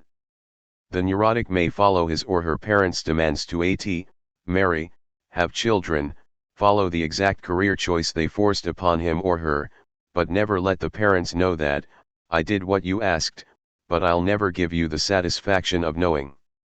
Resentment is never relinquished. My parents took something precious from me, but I fixed them good, I made them suffer for it, held it against them for decades, and never let them live it down. Every neurosis entails such a resentful stance toward the other's satisfaction.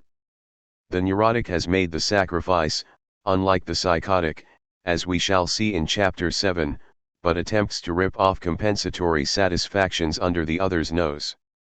Masturbating, stealing, cheating, speeding, breaking the law, and getting away with it, these are among the illicit satisfactions the neurotic is able to find which, in his or her psychic economy, represent a taking back from the other of the jouissance lost, or a recompense, retribution, or indemnification by the other to the subject for the loss incurred. Neurotics' claims against the other, for example, my parents didn't give me enough love, recognition, and approval, know no bounds. They gave up jouissance in the hope of receiving the other's esteem and got less than they bargained for. In Freudian terms, women never stop resenting their mothers for having deprived them of a penis. The love and esteem provided by way of compensation for that imaginary loss are considered inadequate.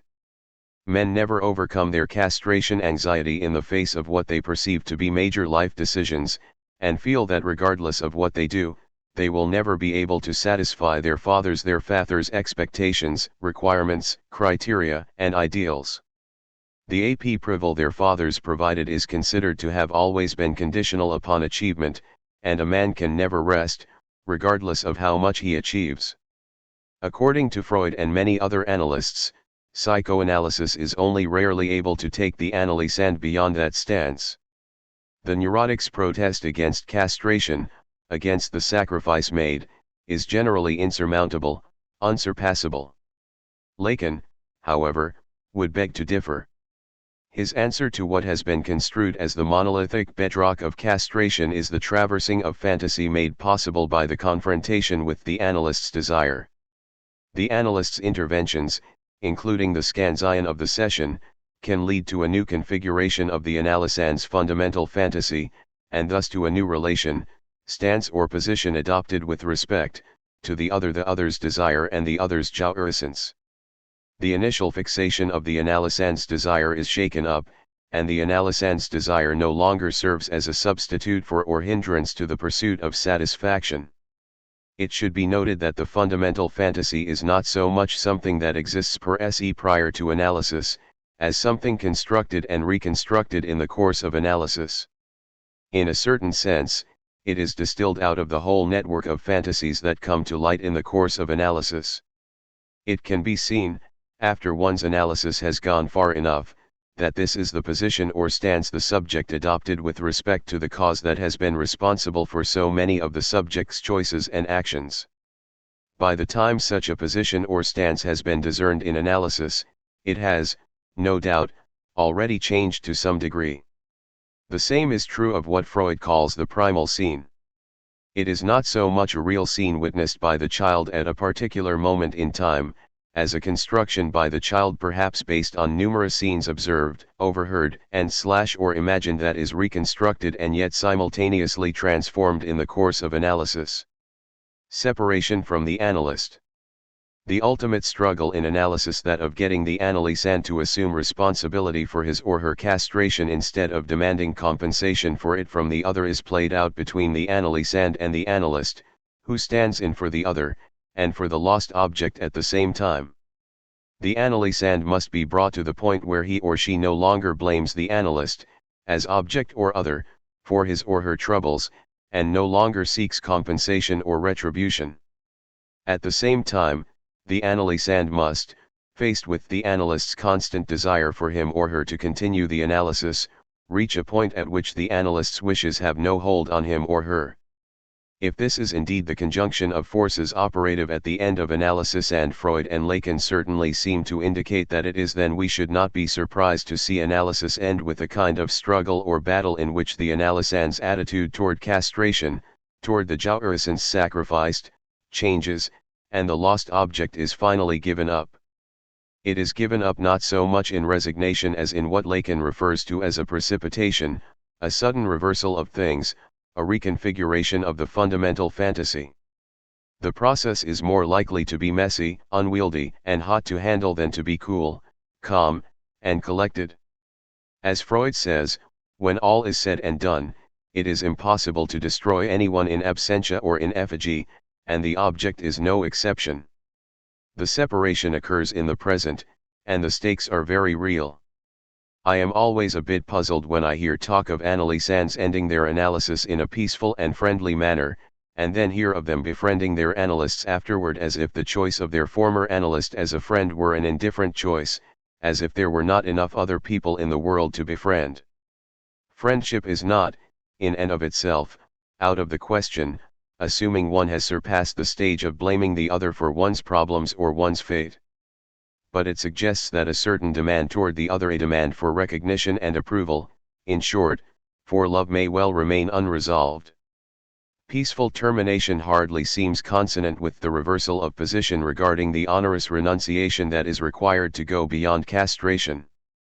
The Lacanian approach to diagnosis is bound to seem strange to those schooled in the DSM-IL or DSM-4.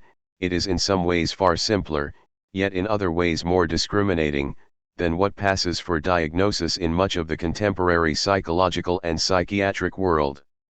Lacanian diagnostic criteria are based primarily on Freud's work, a certain reading of and extension of notions found in Freud's work, and on work done by a handful of French and German psychiatrists, most notably Émile Krepelin and Georges Gauchen de Clerambert. Rather than tending to multiply ever further the number of diagnostic categories, such that every new clinically observable symptom or set of symptoms is taken to constitute a separate disorder, Lacan's diagnostic schema is remarkably simple, including only three main categories: neurosis, psychosis, and perversion. And unlike the categories developed in the DSM-4, which provide little concrete direction for the psychotherapist regarding how to proceed with different categories of patients, Lacanian diagnoses find immediate application in guiding the practitioner's aims and in indicating the position the therapist must adopt in the transference. At the most basic level, Lacanian theory demonstrates that certain aims and techniques used with neurotics are inapplicable with psychotics.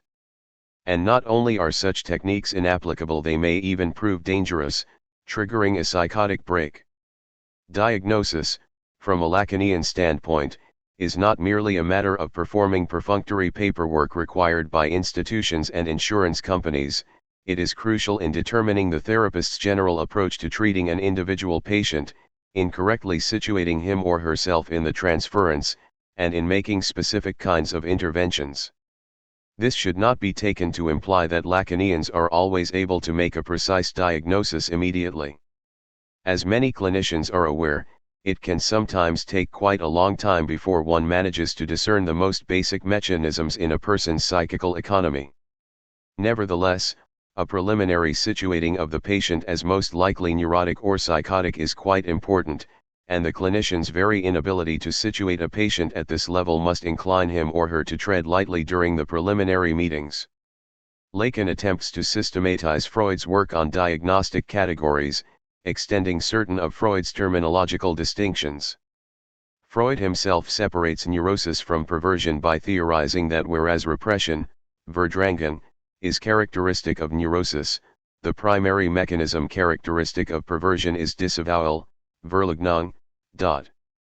Lacan points out that Freud employs another term, Verwerfung, to talk about a still more radical mechanism, though not in theoretical detail. This term is found in a number of contexts in Freud's work, and Lacan suggests, especially through a close reading of Freud's paper Negation, that we understand it as the primary mechanism characteristic of psychosis. He translates it first as rejection and later as foreclosure. I will discuss this term at some length in Chapter 7. Suffice it to say here that Freud uses it to describe not simply a rejection of something from or by the ego. Repression might be talked about in some such way, or the refusal to admit something that was nevertheless seen and stored in memory. Disavowal might be talked about in this way, but an ejection from oneself, not simply from the ego of some part of reality. Thus, the three main diagnostic categories adopted by Lacan are structural categories based on three fundamentally different mechanisms, or what we might call three fundamentally different forms of negation, Verneinung. Regardless of whether one accepts these mechanisms as fundamentally different and as defining three radically different categories, it should be clear that Lacan's project here is essentially Freudian in inspiration, and in direct continuity with Freud's efforts to discern the most basic differences among psychical structures. In Chapter 8, we shall consider Freud's attempt to distinguish between obsession and hysteria, an attempt that is perhaps more familiar to the reader. It will, I hope, be immediately clear that the possibility of distinguishing among patients on the basis of such a fundamental mechanism, the way in which they negate something, would constitute a diagnostic contribution of major proportions. It would allow the practitioner to go beyond weighing the relative importance of certain clinical characteristics, comparing them with lists of features in manuals such as the DSM-4, and to focus instead on a defining mechanism that is, a single determinant characteristic. 4. As Freud was wont to say, repression is the cause of neurosis. In other words, repression is not simply associated with neurosis, it is constitutive of neurosis. One becomes neurotic due to repression. Similarly, Lacan puts forward a causal argument: foreclosure is the cause of psychosis. It is not simply associated with psychosis, it is constitutive of psychosis. An important consequence of this structural approach is that there are three and only three principal structures. There are, of course, various subcategories. For example, the subcategories of neurosis are hysteria, obsession, and phobia. These are the three neuroses. People referred to in common parlance as normal do not have some special structure of their own, they are generally neurotic, clinically speaking, that is, their basic mechanism is repression.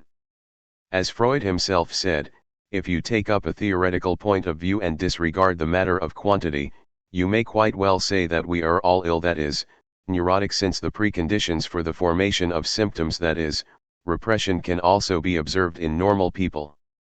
Obviously, it is conceivable that other forms of negation could be found, leading to four or more principal structures, but on the basis of current research and theory, these three seem to cover the entire field of psychological phenomena. Thus, borderline does not constitute a genuine diagnostic category in Lacanian psychoanalysis, as no specific mechanism corresponds to it. This does not mean that Lacanians never hesitate in making a diagnosis. For example, they may note certain psychotic traits in patients, though they are not convinced of the existence of a true psychotic structure. They may, in other words, wonder whether the patient is neurotic or indeed psychotic, but they view this ambiguity as resulting from their own inability to make a convincing diagnosis. The patient is not on the border between two clinical structures, it is the clinician who is hesitating at the border in his or her diagnostic ponderings. The defining mechanisms of the three major clinical structures will be discussed in detail in subsequent chapters. Here I shall merely point out that, however sophisticated our theoretical understanding of these structures may be, determining which mechanism is at work in the case of an individual patient is still a matter which requires a great deal of clinical experience and expertise. Foreclosure, like repression, is not something that the clinician can see directly, it is not perceptually available. It has to be inferred from the clinical material with which analysts are presented and which they are able to elicit. Lacan was a highly experienced clinician by the time he gave Seminar 3, The Psychoses. He was 54 and had been working with psychotics for at least 25 years, but in this seminar he attests to how difficult it can be even in a case in which psychosis seems more than likely to elicit the signature of psychosis, the feature which makes it absolutely clear that the patient is psychotic.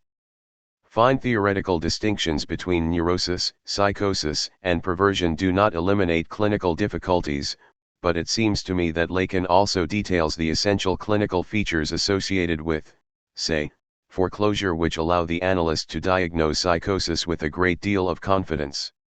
Some of these essential clinical features may be immediately manifested by a particular patient, whereas others may require a good deal of questioning and probing on the clinician's part. The more familiar the analyst becomes with them, however, the easier they are to discern. Foreclosure and the paternal function. Foreclosure involves the radical rejection of a particular element from the symbolic order, that is, from language, and not just any element, it involves the element that in some sense grounds or anchors the symbolic order as a whole.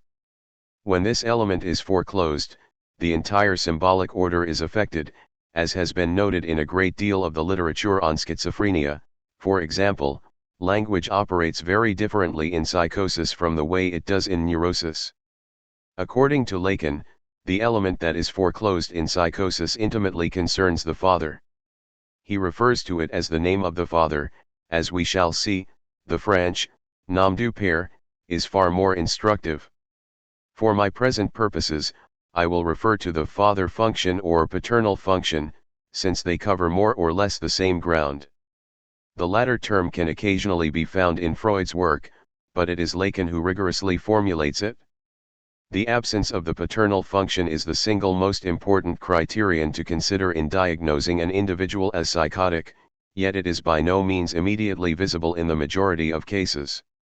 The paternal function is not the function played by the individual's father, regardless of his particular style and personality, the role he plays in the family circle, and so on. A flesh and blood father does not immediately and automatically fulfill the paternal function, nor does the absence of a real, live father in any way automatically ensure the non-existence of the paternal function. This function may be fulfilled despite the early death or disappearance of the father due to war or divorce, it may be fulfilled by another man who becomes a father figure, and it may be fulfilled in other ways as well. A complete understanding of the paternal function requires knowledge of a good deal of Lacan's work on language and metaphor.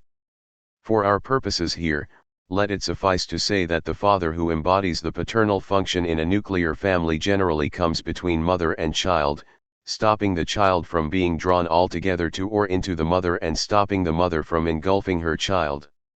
Lacan does not claim that all mothers have a tendency to smother or devour their children, though some do. Rather, he says that children perceive their mother's desire as dangerous or threatening.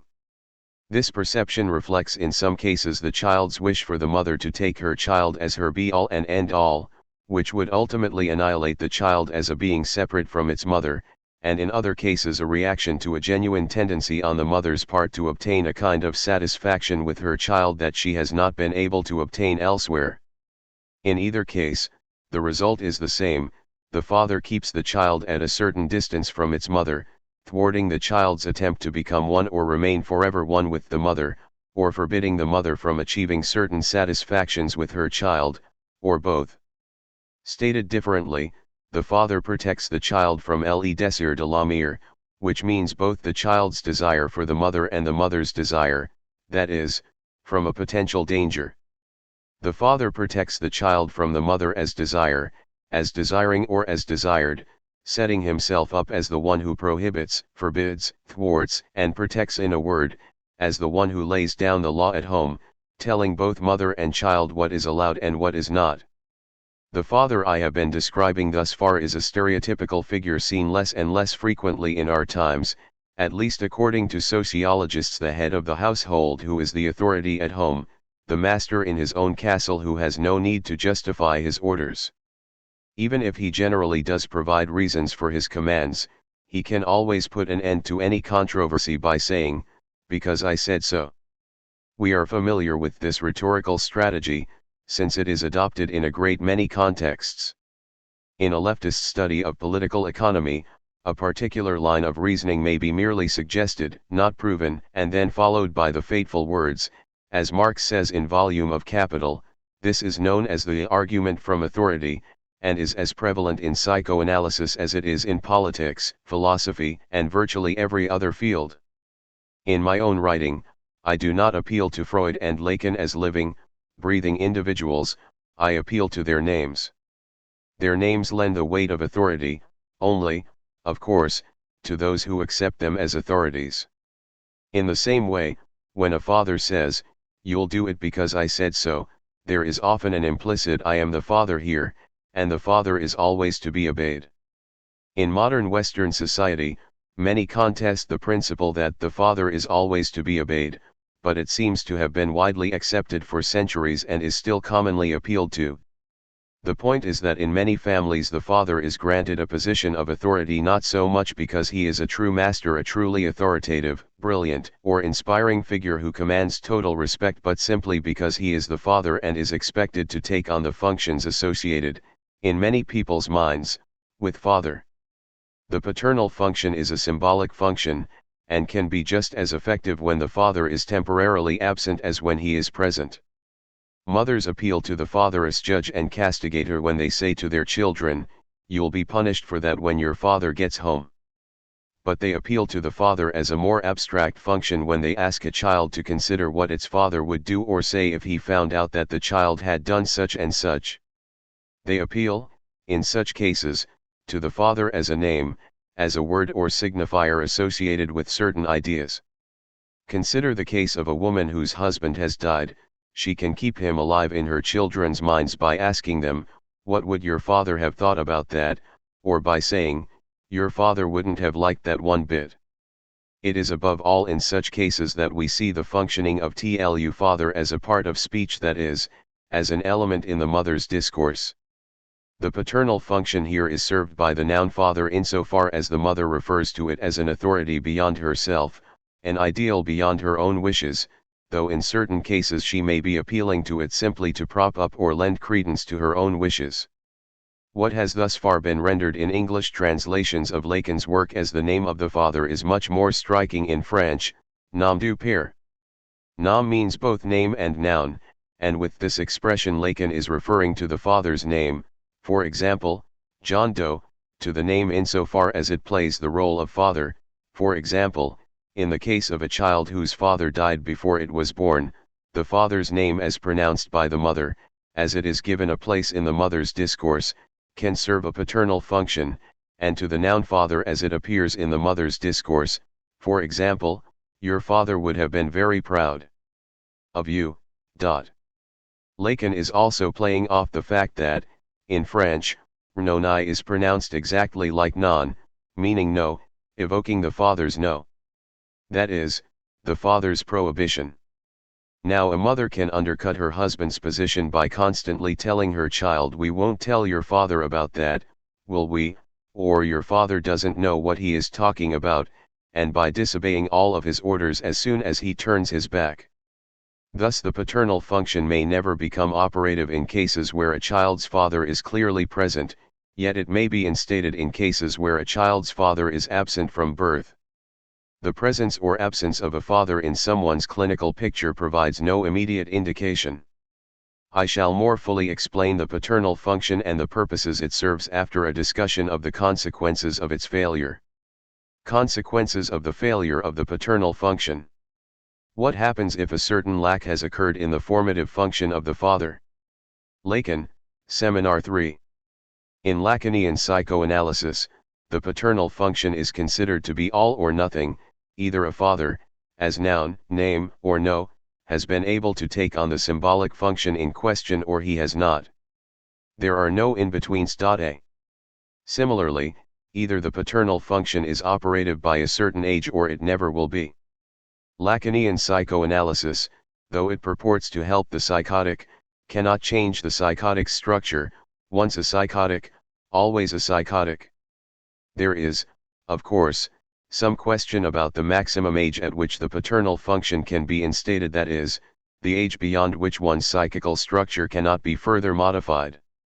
It seems likely that appropriately oriented analytic work with young children can, up to a certain point, bring about the establishment of the paternal function. In the case of adults, however, no amount of analytic or other work can, according to Lacan, change a psychotic structure. Such work can make certain psychotic traits recede from a patient's clinical picture, ward off further psychotic episodes, and allow the patient to carry on life in the world, but there is no such thing as a cure for psychosis in the sense of a radical change in psychical structure, for example, transforming the psychotic into a neurotic. This structural approach to psychosis also means that a patient who has a psychotic break at age 30 has always had a psychotic structure, it was simply untriggered. The patient could, in theory, have been diagnosed as psychotic by a clinician long before an obvious break occurred, that is, long before the appearance of obvious psychotic phenomena. The clinically observable consequences of the failure of the paternal function are many and varied, and the clinician needs to be on the lookout for them in establishing a diagnosis. I will begin with the best-known psychotic phenomenon, hallucination, and then take up less well-known phenomena that can be helpful in diagnosing untriggered psychosis, that is, cases in which no psychotic break has yet occurred. Hallucination. Hallucination, in its widest sense, is not a consequence of the failure of the paternal function. Freud tells us that hallucination is the infant's first path to satisfaction. When hungry, for example, the child first hallucinates an earlier experience of satisfaction, rather than engaging in motor activity, such as crying, to attract a parent's attention so that nourishment will be provided. Hallucination is a typical form of primary process thinking, and plays a role in daydreaming, fantasizing, and dreaming. Thus, it is present in all of the structural categories: neurosis, perversion, and psychosis. Taken in its widest sense, therefore, hallucination is not a criterion of psychosis. Its presence does not constitute definitive proof that the patient is psychotic, nor does its absence constitute definitive proof that the patient is not. In the words of Jacques-Alain Miller, since hallucination may be found in both hysteria and psychosis, it is not, in and of itself, proof of structure. If you find an element like hallucination, you still have to ask very precise questions to distinguish between the different structural. Lacan nevertheless provides us with the wherewithal to understand hallucination in a narrower sense as well. And given the contemporary tendency in the United States to immediately classify people who report anything vaguely resembling a hallucination as psychotic, or at least borderline, and to prescribe drugs to them or commit them, I think that it is important to insist that not all hallucinations are alike. It seems to me justifiable to distinguish psychotic hallucinations, what I'll call bona fide hallucinations, from the run-of-the-mill voices and visions that so many non-psychotics report. A patient in therapy with someone I supervise once said he had had the impression that he'd seen his ex-wife standing in a hallway. The therapist could have added the clinical trait hallucinations to his list, and indeed his other supervisors did just that. Yet the patient never used the term hallucination, and even if he had, it would probably have been because a previous consulting psychiatrist had used the term in his presence. If we probe the subjective nature of the experience, a number of distinctive features stand out. For example, the patient had been surprised by this image or vision, and had said to himself that his ex-wife could not have gotten into the house without his noticing, thus calling into question the reality not of his experience, the image or vision, but of the image's content. He had glanced over at two people sitting next to him, and when he had looked back toward the hallway, his ex-wife was gone. He never once believed that the person had really been there. He believed that he had seen something, that is, he believed in the vision but did not believe it. He did not believe that what was presented was real, or had any claim to be taken as real. Superficially speaking, we could say that he was able to distinguish between fantasy, psychical reality, and reality, the Western notion of social/physical reality he has assimilated in the course of his lifetime. When the discussion is cast in terms of fantasy and reality, however, we cannot clearly distinguish between neurosis and psychosis, for many neurotics are unable, at certain moments, to tell fantasy from our socially constructed notion of reality. The most obvious example would be that of the hysteric. Consider Freud and Breuer's studies on hysteria, whose fantasies have become so lifelike as to have rewritten the subject's historical account of his or her past. Neurotics and psychotics may both manifest difficulty distinguishing psychical reality from socially constructed reality. Indeed, important questions could be raised about the very validity of this distinction. For example, whose notion of socially constructed reality is to prevail, the patient's or the analyst's? Is there a clear watershed between the psychical and the social? I will leave these epistemological questions for another occasion, emphasizing instead Lacan's suggestion that reality is not all that helpful a concept by which to distinguish fantasies from hallucinations or neurosis from psychosis. A far more useful concept is certainty. Certainty is characteristic of psychosis, whereas doubt is not. The psychotic is convinced not necessarily of the reality of what he or she sees or hears, but of the fact that it means something, and that this meaning involves him or her. While the psychotic may agree that what he or she heard or saw was not audible or visible to others, Seminar 3, 87, in other words, that it was not part of a socially shared reality, this may make it all the more special to him or her. He or she has been chosen among all others to hear or see it, or it concerns only him or her. The President of the United States is trying to contact me personally through brain waves. God has chosen me as his messenger.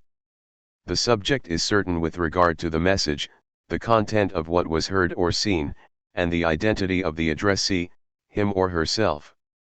The psychotic manifests that what was true or real to him or her in the experience were the implications of the message for his or her life.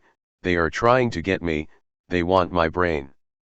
There is no room for error or misinterpretation, the meaning of the experience is self-evident. In contrast, what dominates the clinical picture in the case of neurosis is doubt.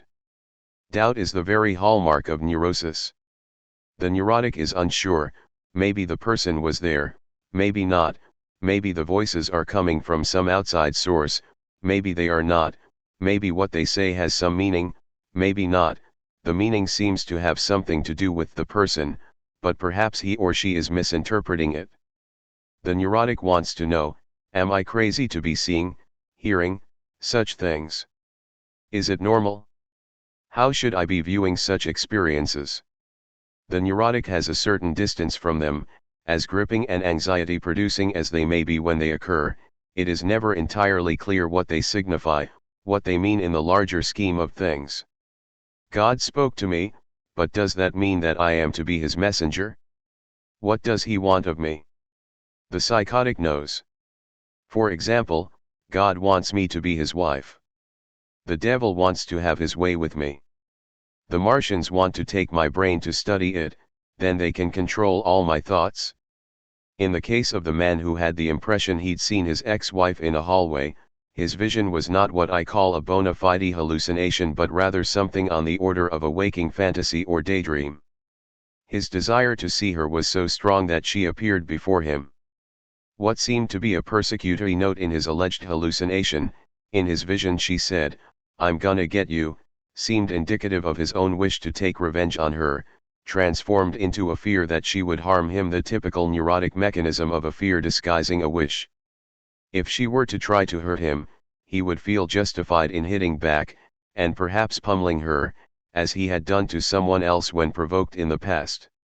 Thus, I believe we are justified in referring to this patient's experience as a fantasy or daydream rather than a hallucination.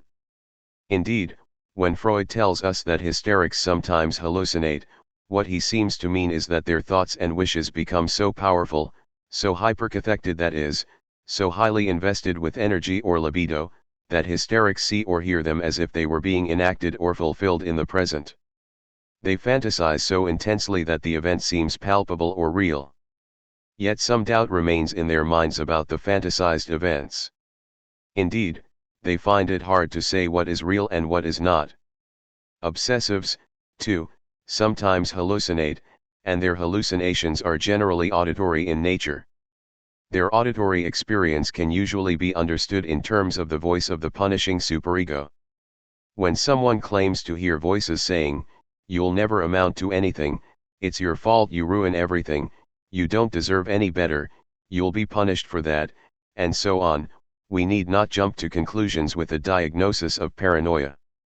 The punitive superego is a well-known and documented phenomenon, and patients often recognize the voice as the father's and the phrases as typical of the things the father used to say, or was believed to have thought. It would be difficult in the course of any one book to exhaust the panoply of voices that are heard by neurotics and that can hardly be considered pathological. What certain patients and non-patients describe, for example, as a kind of running commentary that accompanies them in their daily lives. Now she's going into the restaurant, and now she's smiling at the person behind the counter, can be understood on the basis of Lacan's work on the mirror stage, insofar as the ego is essentially the self seen by oneself, as in a mirror reflection, that is, viewed as if by another person, or seen from the outside by someone else. A running commentary may well be provided in a form of self-consciousness, or consciousness of oneself doing things in the world. A philosopher may observe his or her thought processes as if they were those of another person, and one can observe oneself interacting with others as if that self were someone else. The mystery of self-consciousness, thought by some to be a gift of evolution, dependent on the numerous interconnections in the human brain, soon to be duplicated in computer chips, is explained by the nature of the ego, which is identical to the self in my terminology, as an external view or image of the subject which is internalized or interjected. The ego is thus an object, and consciousness may adopt it as an object to be observed like any other object. Neurotics may well see and hear all kinds of things. They may have visions and hear voices, have tactile sensations and smell odors, but they do not have bona fide hallucinations. They may fantasize, hear superego and other endopsychic voices, and so on. But a bona fide hallucination requires a sense of subjective certainty on the patient's part, an attribution of external agency, and is related to the return from the outside of something that has been foreclosed. One conclusion of this discussion is that when a patient reports having hallucinations, the clinician should never take the report at face value and should spend time exploring the nature of the experience. In cases in which the clinician cannot find convincing evidence one way or another, in other words, cannot determine whether or not it is a bona fide hallucination, other diagnostic criteria, such as those described below, should be given the most weight. Language disturbances. Before making a diagnosis of psychosis, we must make sure that language disturbances exist. Lacan, Seminar 3. Whereas the neurotic inhabits language, the psychotic is inhabited or possessed by language.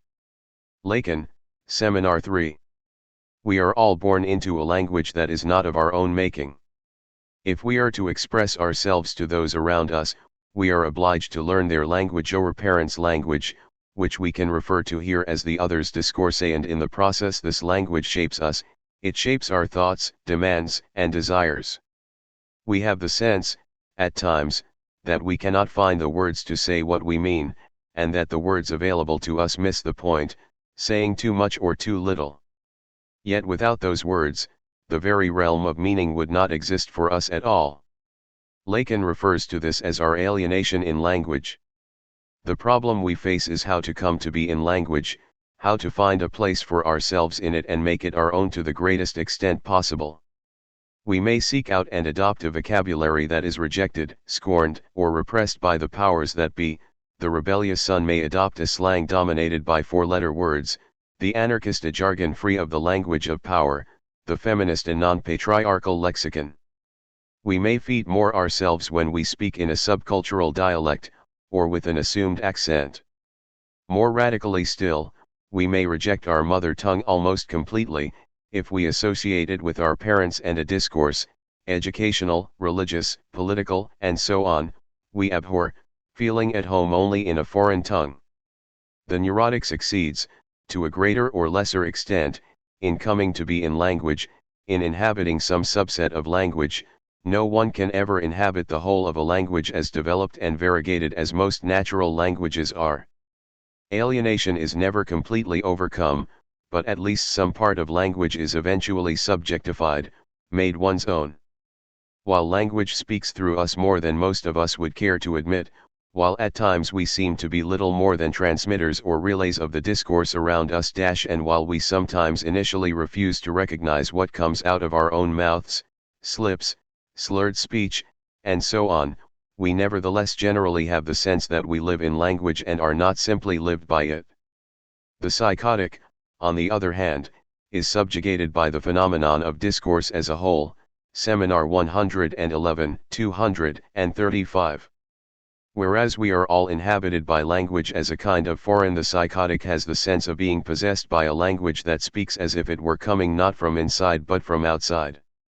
Thoughts that come to mind are considered to be placed there by some outside force or entity. Although the rat man refuses responsibility for certain thoughts that come to him, he never attributes them to an agency outside himself, loosely speaking. Lacan's thesis is that the psychotic's relation to language as a whole is different from the neurotic's. In order to understand this, we must examine more closely the imaginary and symbolic orders, as Lacan defines them, and consider their different roles in neurosis and psychosis. The symbolic's failure to overwrite the imaginary. The best-known aspect of Lacan's work to date in the English-speaking world is the mirror stage, a concept Lacan developed in 1936.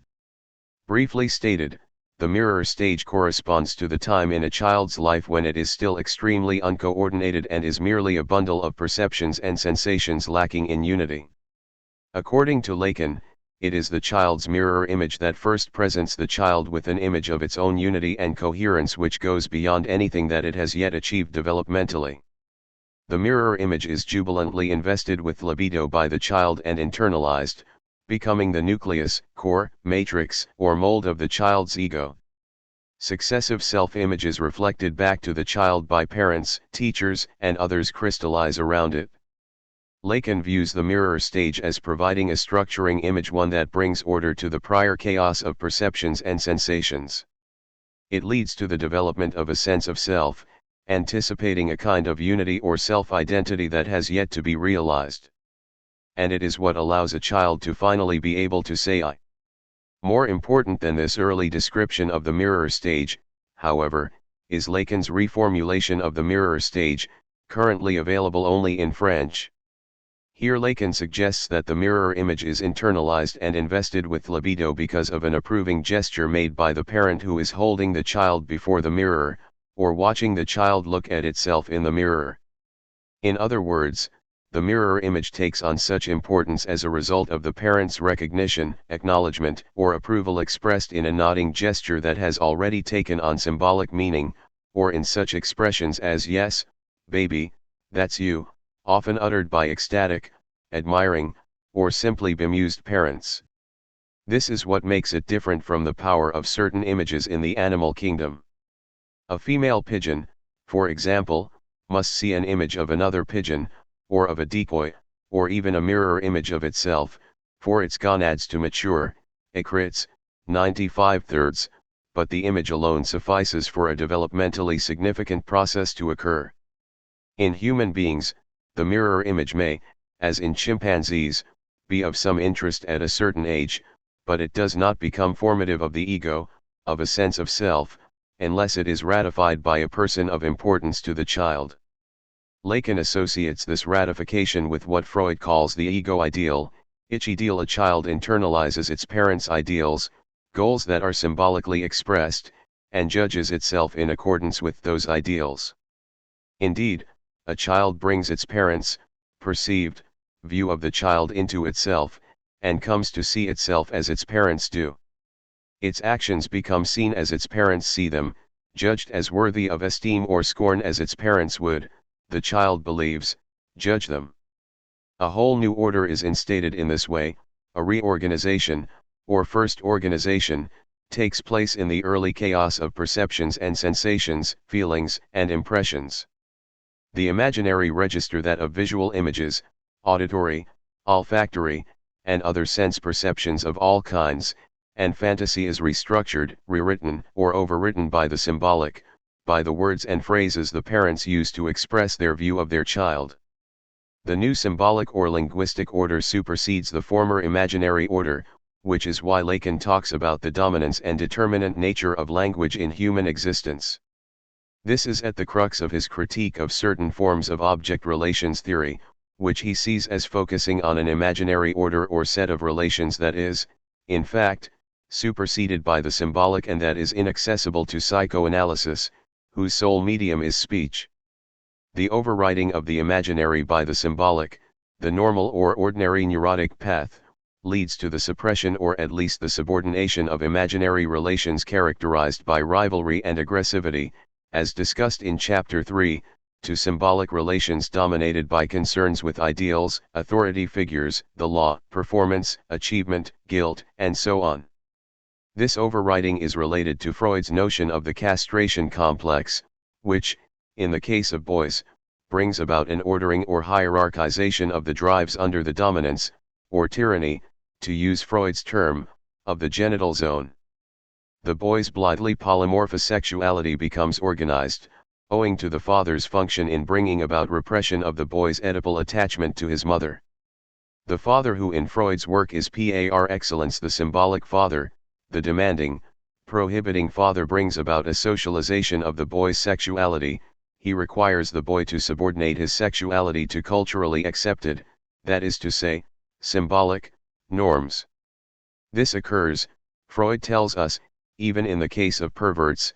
Their polymorphous sexuality gives way to a hierarchization of the drives, but under the dominance of a zone other than the genital zone: oral, anal, scopic, and so on. Similarly, in accordance with Lacanian criteria, the pervert's imaginary has undergone symbolic rewriting of some kind, not the same rewriting as in neurosis, but a rewriting nevertheless, evinced by the ordering or structuring of the imaginary, see Chapter 9. In psychosis this rewriting does not occur. We can, at the theoretical level, say that this is due to the unsuccessful establishment of the ego ideal, the non-functioning of the paternal metaphor, the non-initiation of the castration complex, and a variety of other things. The point here is that the imaginary continues to predominate in psychosis, and that the symbolic, to the extent to which it is assimilated, is imaginarized. It is assimilated not as a radically different order which restructures the first, but simply by imitation of other people. Insofar as the ego ideal serves to anchor one's sense of self, to tie it to the approval or recognition of a parental other, its absence leaves one with a precarious sense of self, a self-image that is liable to deflate or evaporate at certain critical moments. Rachel Corday, a psychotic who has made an extremely instructive videotape entitled Losing the Thread, Insight Media, 1993, which details her first-hand experience of psychosis, repeats numerous times that she loses herself during psychotic breaks, likening herself to a balloon that is rising out of sight in the sky and that she is unable to recapture. She tells us that she can then no longer relate to other things, as there is no I to do the relating, no longer any recognizable center of intentionality. Everything in reality disintegrates, including my own body, she says, detailing how difficult it becomes to move from one point to another without the CEO in her office, that homunculus known as the ego which gives us the sense that our bodies are organized wholes that move harmoniously, as a unit. The nerves, muscles, and tendons in her body still have all the same connections that allowed her to execute complicated movements before, but the sense of self that allowed her body to function as a whole dissipates. Corday tells us that she is prone to telling herself, "Get hold of yourself," just like many other patients, for example, Gerard Primo, interviewed by Lacan in a Lacanian psychosis, who use the very same words to describe their sense that their self is slipping away. The disintegration of the ego is not always so complete in psychosis, and we perhaps more often witness a confusion between self and other, a difficulty in determining who is speaking. As Corday says, "I don't know where my own voice is coming from." The boundaries of the ego are not simply flexible, as they are sometimes described in neurosis, but virtually non-existent, leading to a dangerous sense that another person or force is trying to usurp one's place. Without the help of language that names and delimits when its structure is assimilated and not simply imitated, imaginary relations predominate, as we shall see a bit further on. The inability to create new metaphors. While Schreber is certainly a writer, he is no poet. He does not introduce us to a new dimension of experience. Lacan, Seminar 3. The fact that the essential structure of language is not assimilated by psychotics is attested to by the fact that they are unable to create metaphors the way neurotics can. They obviously use metaphors, since metaphors are part and parcel of every natural language. They are quite capable of employing the metaphors used by those around them, those found in their reading, and so on. They are incapable, however, of forging new metaphors. It would appear, then, that the very structure of language, noun, verb, and object is not assimilated in the same way. For example, for this structure allows us to replace a noun, such as womb, with another noun, such as theater, or with a phrase such as theater of menstrual activity, to create a metaphor, a specific kind of metaphor known as a substitutional metaphor. The psychotics discourse is curiously devoid of original metaphors, specifically poetic devices through which most people are able to create new meanings. Thanks to imitation, a psychotic can learn to speak the way other people speak, Seminar 3, 285, but the essential structure of language is not integrated in the same way. The metaphorical use of language is not available to psychotics, according to Lacan, due to the failure of the essential metaphor, the paternal metaphor. Lacan refers to the paternal function as having the structure of a substitutional metaphor, where the term on top replaces or cancels out the one below it. Or more simply, the father as name, noun, or no, cancels out the mother, as desiring or desired, neutralizes her, replaces her. Loosely speaking, the father puts himself as name or prohibition in her stead. Stated thusly, the paternal metaphor has considerable affinity with the castration complex. As Freud describes it, a child is forced to give up a certain jouissance, a certain relationship with the mother, due to a demand made or a threat issued by the father.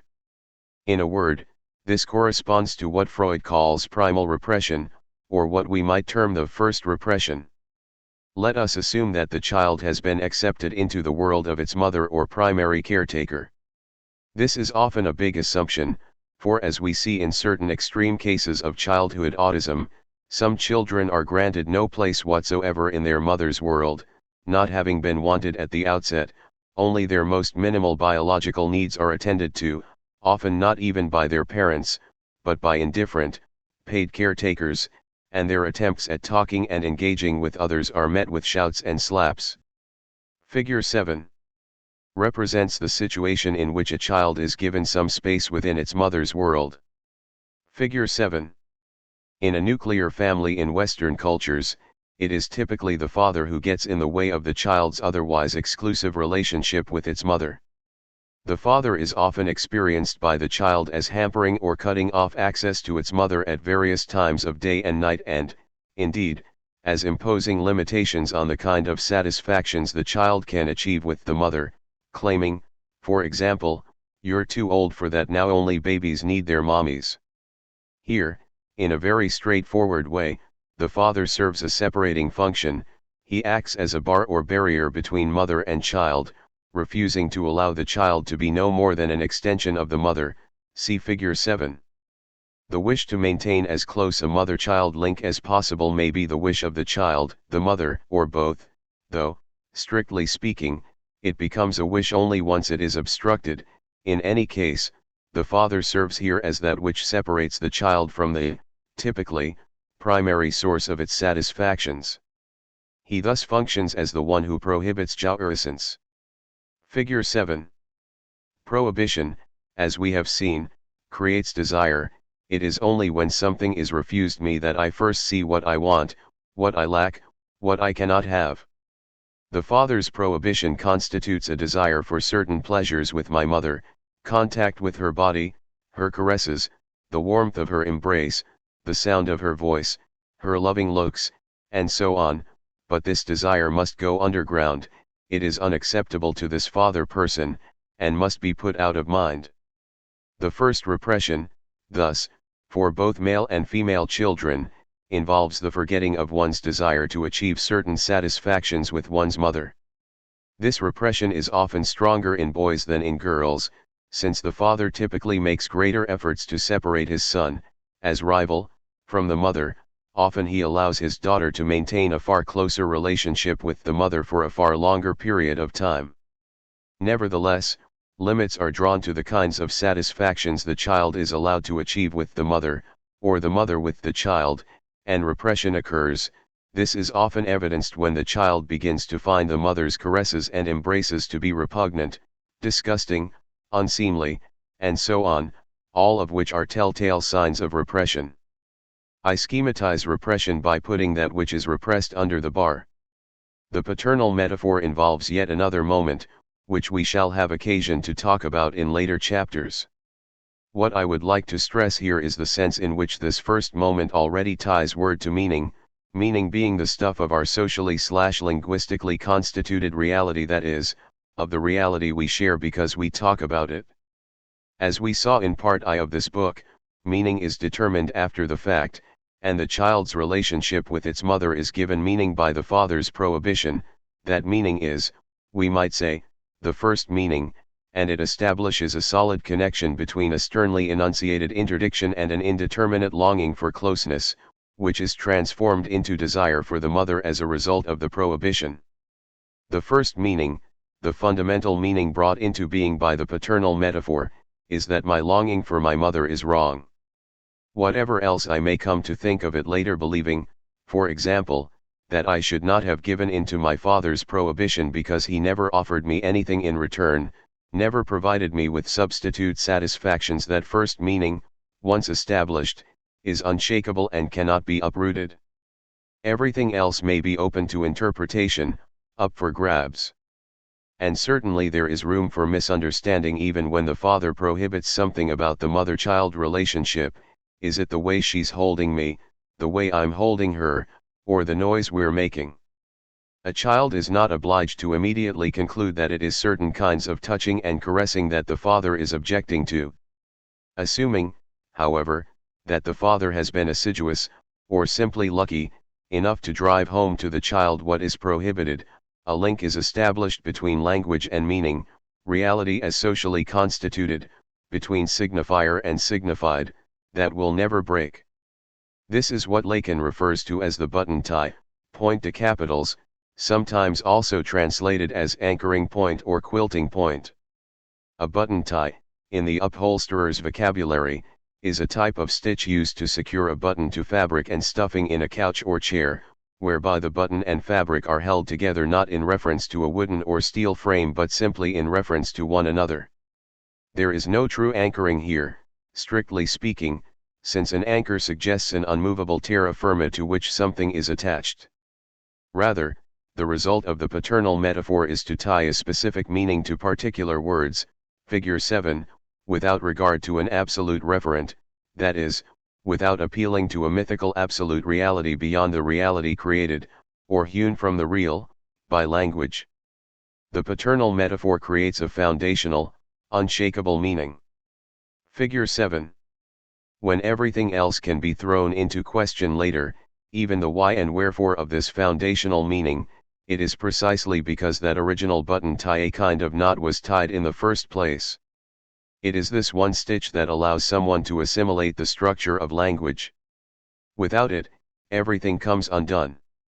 As Rachel Corday says, try as she might to gather up some sense of self at one end, it constantly unravels at the other end. The fabric of herself unravels without that all-important stitch, which is why she so often loses the thread. Interrupted sentences and neologisms. In psychosis, the paternal metaphor fails to function and the structure of language, allowing for the possibility of metaphorical substitution, is not assimilated. When language operates without that structure, other disturbances may appear as well. For example, the voices the psychotic hears often speak in interrupted phrases or sentences that break off just before the most important term is uttered, and the patient feels obliged to supply the missing part of the sentence. It is part and parcel of the structure of speech that a sentence takes on its full meaning only after the last word has been pronounced. For each word or phrase in a sentence paves the way for the words that are to follow it and bears a relation to the words that precede it. In the partial sentence, the most important thing is, the verb is determined as a third-person singular by the subject and leads us to anticipate, when we take it in conjunction with the subject, a single thing or activity that is deemed crucial by the speaker, such as, to please yourself. A sentence can be understood as a chain, in the sense that the verb is linked to the subject, the adjectives to the nouns they qualify, and the formulation of the last part of the sentence to the structure of the first. The elements are thus all interrelated. Certain elements prepare the way for others, and none of the elements is completely independent, they are all chained together. This is why Lacan uses the expression signifying chain. One cannot fully understand the beginning of a sentence in isolation, its meaning or meanings become clear, if they ever become clear, only at the end of the sentence. The anticipatory and retroactive movements involved in the creation of meaning are depicted in Lacan's diagram of the button tie, and are related to the process by which new meaning is created through metaphorization. For our purposes here, it should suffice to say that the interruption of a sentence pronounced by the voice a psychotic hears severs the chain that had been forming, exposing its components as isolated units or things, not links. This suggests a disturbance in the usual process of meaning making, and is related to the sense in which words are things for the psychotic. One patient, whose therapist I supervise, illustrated the psychotic's fundamentally different relation to language when she began speaking of her fear that someone wanted to strip her of her assets, and then remarked on the curious connection between this phrase and Strip District, a market area in Pittsburgh she had just been to, and New York strip steak, which she had seen on a menu recently. She was intrigued not by the different meanings of the word strip, for example, its sexual connotations, but simply by the fact that the word had appeared in her life in 3 different contexts.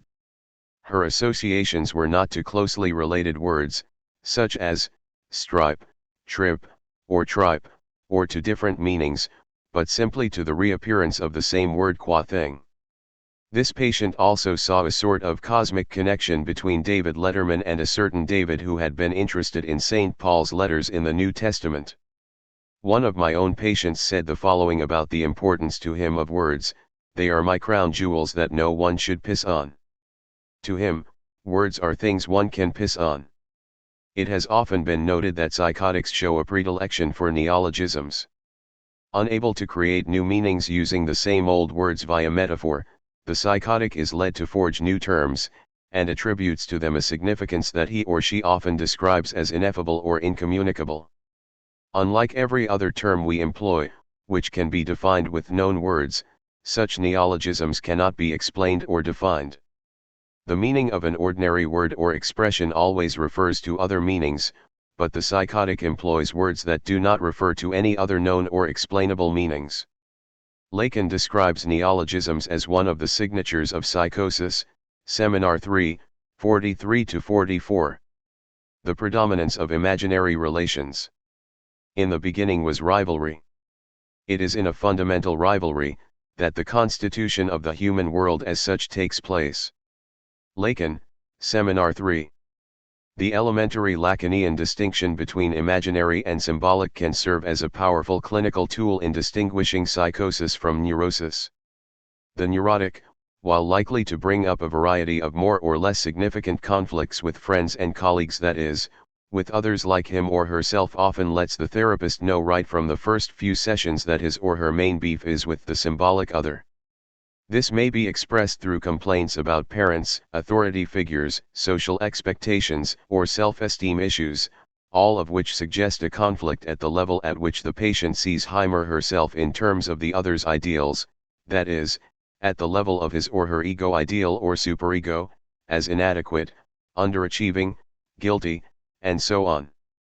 The psychotic, on the other hand, presents things differently. The conflict seems to be with others, his or her own age rivals, competitors, or lovers. They are not all trying to garner approval from the same authority figure, rather, one of them is usurping the psychotic's place. The familiar phenomenon of persecution clearly falls in the category of imaginary relations, and is the predominant feature in paranoia, one of the psychoses. As Lacan says, it is insofar as the patient has not acquired the symbolic other language with its underlying structure that he encounters the purely imaginary other. This other negates him, literally kills him, Seminar 3, 236. Nevertheless, Lacan reminds us that just because a patient complains that someone is trying to do him or her harm, we cannot automatically assume that the patient is psychotic. The complaint may be true, or it may be so outrageous as to be obviously false, but often it is not very easy to tell. In this context, Lacan once again reiterates that in order to be sure the patient is suffering from psychosis, there must be language disturbances, Seminar 111106. The invasion of jouissance. In psychosis, just as the imaginary is not overridden by the symbolic, so the drives are never hierarchized in the body except by imitation. In other words, the hierarchy that may be apparent is not irrevocable. It does not represent as definitive a sacrifice of jouissance as does the hierarchization the neurotic undergoes during socialization, whereby libido is channeled, more or less completely, from the body as a whole to the erogenous zones. Lacan asserts that the body, in neurosis, is essentially dead. It is written with signifiers, in other words, it has been overridden or codified by the symbolic data. The body as a biological organism is what Lacan calls the real, and it is progressively socialized or domesticated to such an extent that libido retreats from all but a very few zones, the erogenous zones. Only in these zones is the body still alive, in some sense, or real. Here libido, or jouissance, is channeled and contained. This is not the case in psychosis. The hierarchy of drives achieved imaginarily can collapse when the imaginary order that supports it falters. The body, which has been for the most part rid of jouissance, is suddenly inundated with it, invaded by it. It comes back with a vengeance, we might say, for the psychotic may well experience it as an attack, an invasion, or forcible entry. Thus, when the patient speaks, as does Schreber, of the voluptuousness of his body, of the indescribable ecstasy or electric sensation he feels in his whole body, as one of my patients described it, or of the unbearable shooting pains he feels, for which no biological cause can be found, the therapist can feel confident of having uncovered a likely indicator of psychosis.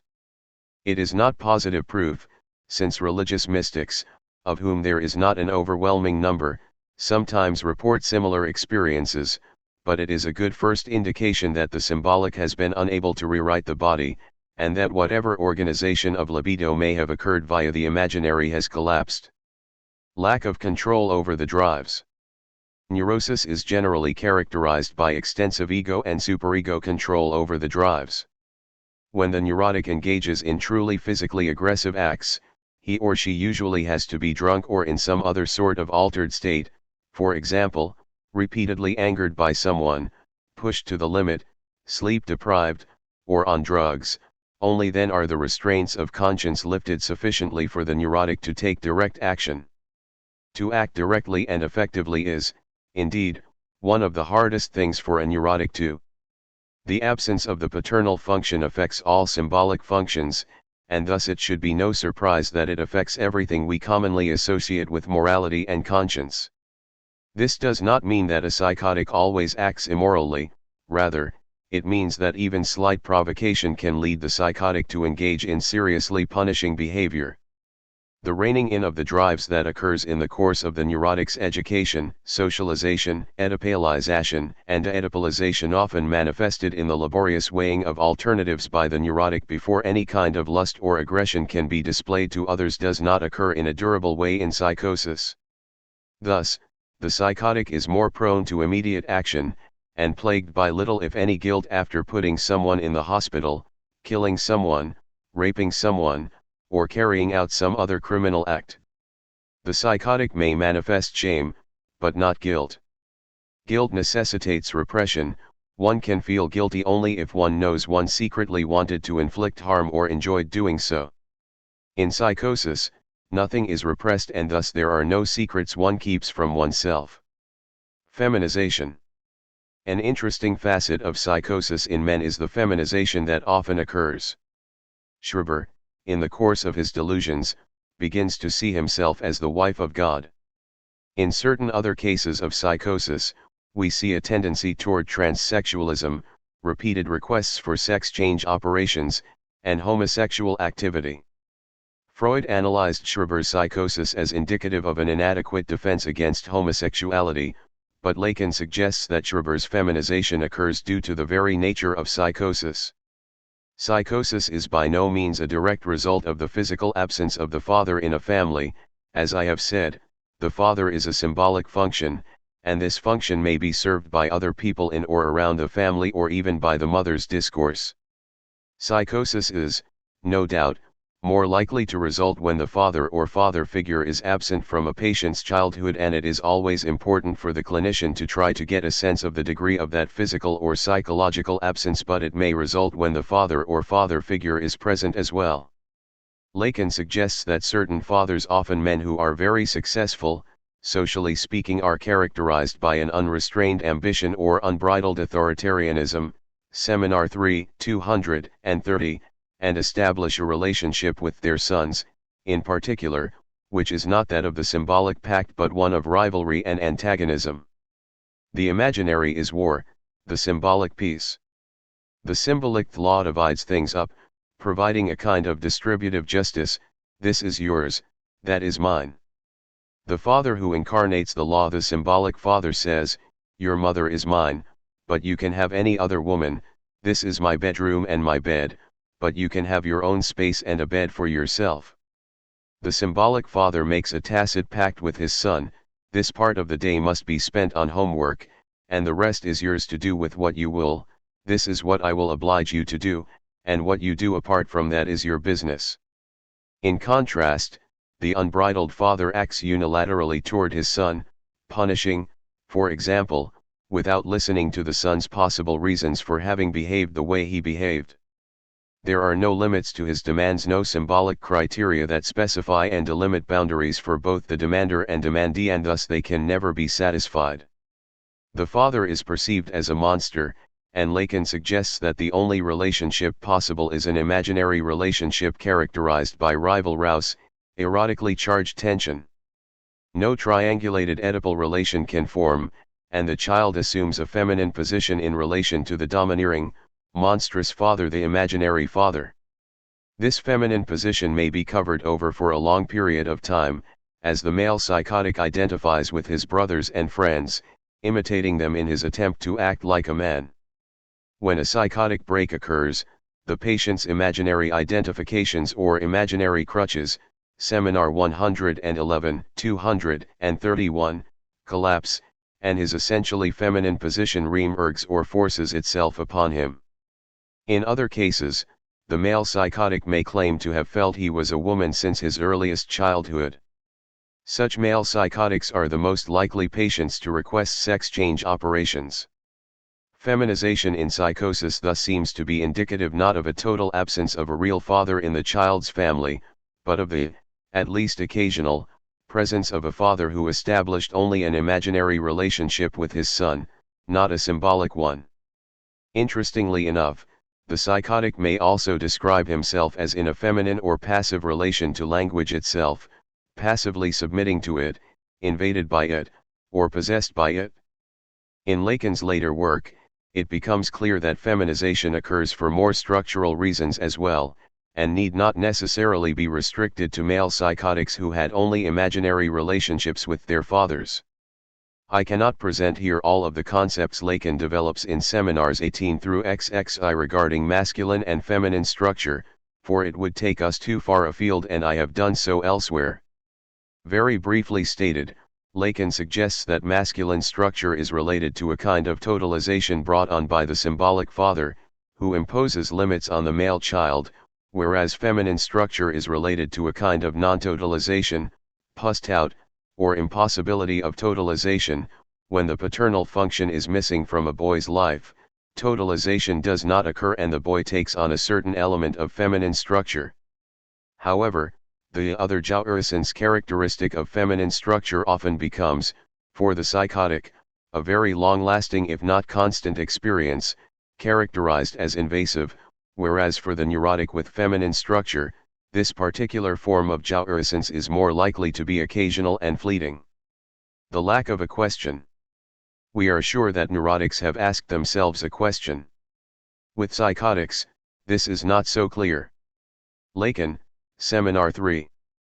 At the end of Chapter 2, I mentioned that the therapist is not always able to discern anything like a question that the analysand asks him or herself. Even after months of regular sessions, certain analysands never wonder aloud about anything, never mention that they wonder or once wondered about why they did what they did at a certain point in time, what their dreams mean, or why they seem to react in a particular way to things. Nothing in their own lives raises a question in their mind, nothing seems incomprehensible, no motives are called into question. There is no food for thought. Desire is a question, according to Lacan, and what such a situation suggests is either that the analyst has been unable to create a space in which desire can show itself or come into being, or that it does not exist as we know it in neurosis. Desire, human desire, not the kind of desire we anthropomorphically attribute to animals or inanimate objects. For example, the squirrel wants to find the acorns it buried in the fall, the sun is trying to come out, forms in language and exists only in language. And it is subject to a dialectic or movement typical of language. One forgets that the dialectical changeability of actions, desires, and values is characteristic of human behavior, and that it makes them liable to change, not only from one moment to the next, but constantly, and even that it makes them shift to strictly opposite values. The ever-present possibility of bringing desire, attachment, or even the most enduring meaning of human activity back into question, is such a common experience that it's stupefying to see this dimension forgotten. Seminar 111, 32. We are accustomed, in work with neurotics, to witnessing an evolution in the neurotic's desires, fantasies, values, and beliefs in the course of therapy.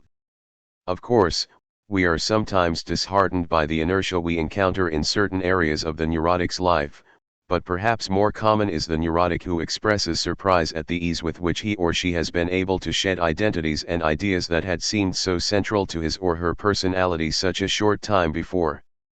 The fiercest defender of machismo soon recognizes homosexual tendencies in himself, the staunchest advocate of family ties soon breaks with his or her parents, and so on. Ego identifications collapse, new ones form, and desire is allowed to pursue its own course ever more completely. The psychotic, on the other hand, is characterized by inertia, by the lack of movement or dialectic in his or her thoughts and interests. The obsessive, too, complains of having the same thoughts over and over, but generally in the course of therapy at least some of his or her ideas change rapidly, while those more closely linked to the symptom change slowly if at all. The psychotic, however, reiterates again and again the same phrases, repetition replaces explanation. The dialectic of desire has no place. There is no properly human desire at all in psychosis. Where the structure of language is missing, desire too is missing. Where repression is missing, where transparency has not given way to the opacity regarding my own thoughts and feelings that results from repression, there too questioning and wondering are missing. I cannot call into question my past, my motives, or even my thoughts and dreams. They simply are. The treatment of psychosis, analysis of a case. The most particular cases are those whose value is the most universal. Lacan, Seminar VL, February 11. Lacan does not merely provide us with a radically new way of understanding psychosis, he also helps lay the groundwork for its treatment. As I mentioned above, this does not mean that Lacan believed he could alleviate or cure psychosis, in other words, instate the paternal function in a patient in whom it had not been instated. He does not hold out for us the hope of naming the mother's desire or desire for the mother, and thus constituting it as prohibited and requiring repression, 20 years after the fact, say. The symbolic order, missing a crucial element, the name of the father, cannot be structurally repaired. To the best of our knowledge, it can, however, be propped up or supplemented, to use Lacan's term, by another order. In his early work, it is the imaginary that is relied upon to cover over the hole in the symbolic. Indeed, according to Lacan, it is the imaginary in this case, the mimicking of others engaged in by the psychotic, that often allows the psychotic to make it to age 20 or 30 without suffering a psychotic break or episode. The goal, superficially stated, is to return the imaginary to the stable state that characterized it prior to the psychotic break. I cannot provide here a thoroughgoing discussion of Lacan's approach to the treatment of psychosis, since this would require the introduction of too many new concepts.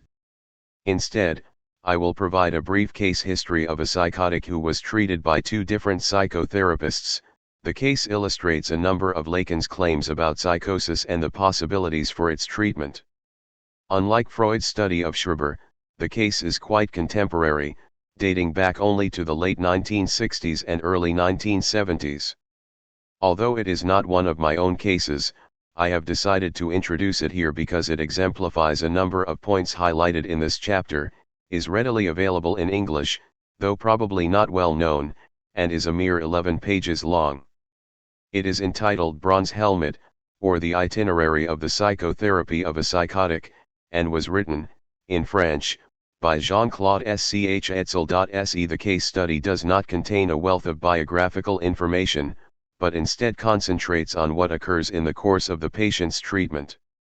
Chatel refers to his French patient as Roger Bronzy Helmet, pseudonym, but the patient's last name does literally mean bronze helmet in the Slavic language from which it derives. As we shall see, Roger's last name, that is, the name handed down to him by his father, is of considerable importance in his history. Regarding Roger's family, Chatel tells us that Roger's father allows himself to be completely dominated by his wife's mother, to the extent that Roger believes his maternal grandmother to be the father of the family. When the mother-in-law dies, Roger is 4 at the time, the father becomes an alcoholic and allows his wife to dominate him as her mother had before her. The father devotes all his attention to Roger's sister, who is 7 years Roger's senior. Roger's mother devotes all of her attention to Roger. Born in 1943, Roger has no known psychiatric history or documented difficulties during his childhood or teenage years.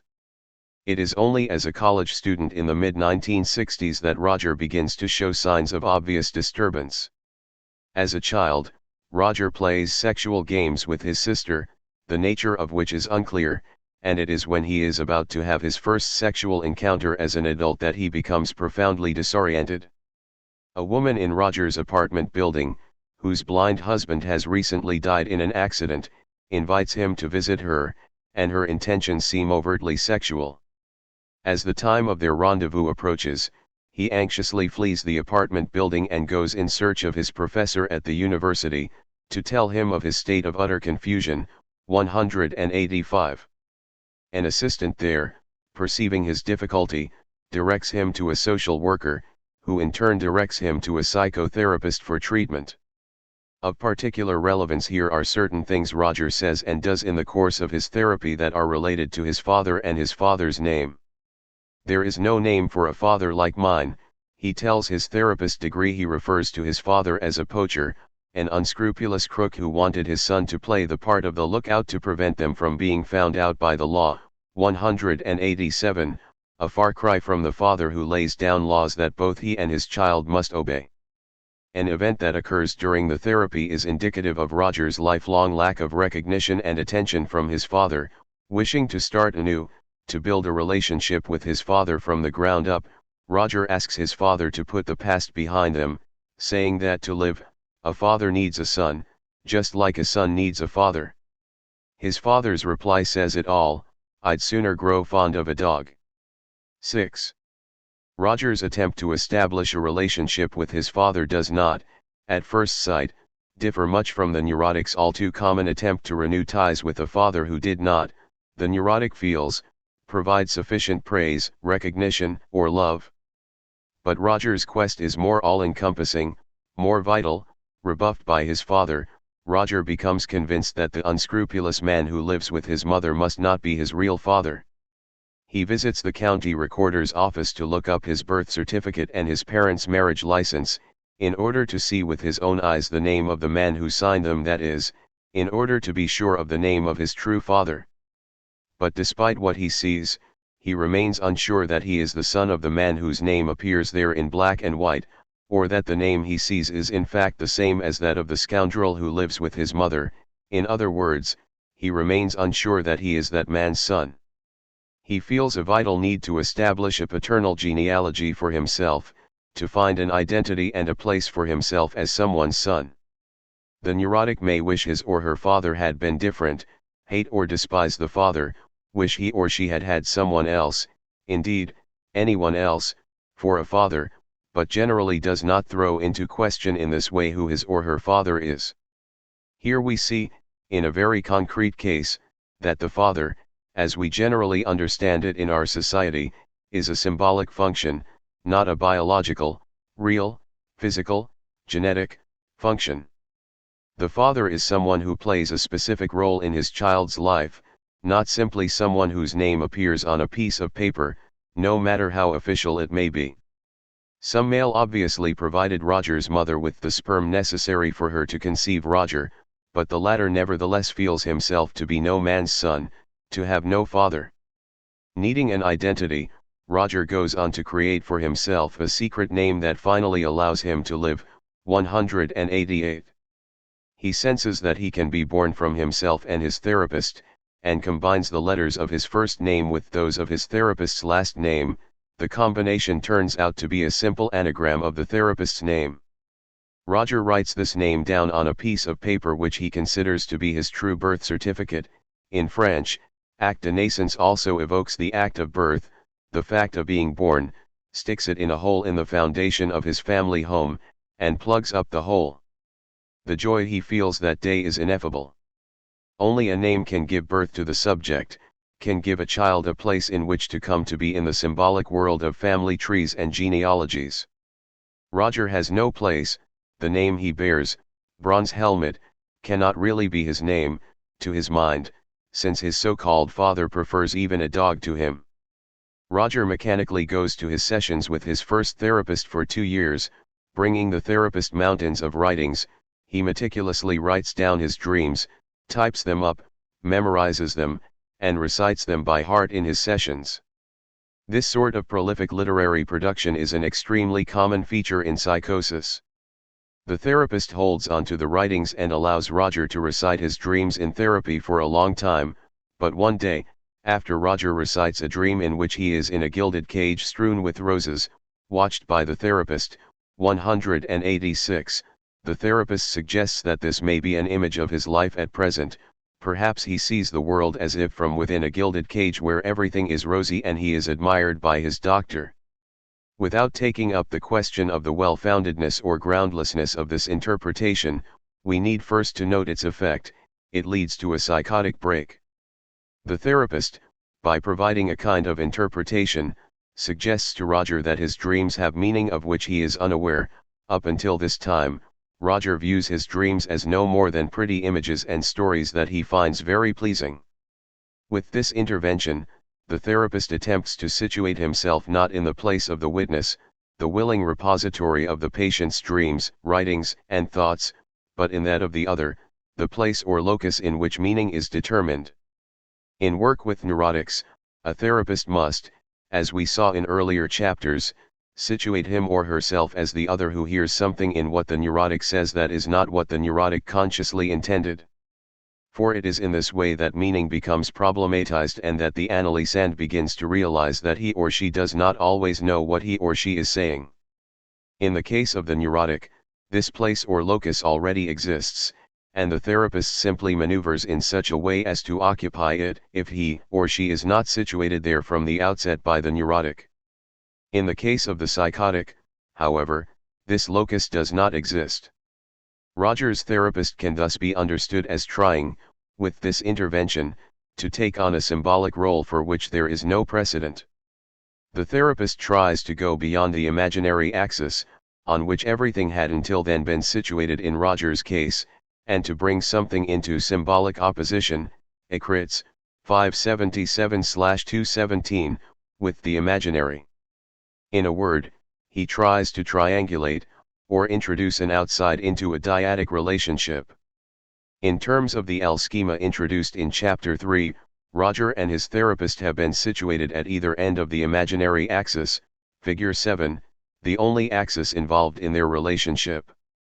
But the therapist, no doubt unwittingly, tries to occupy a position in symbolic opposition to a subject, along the symbolic axis in Figure 7, in a case in which there is no subject to be found.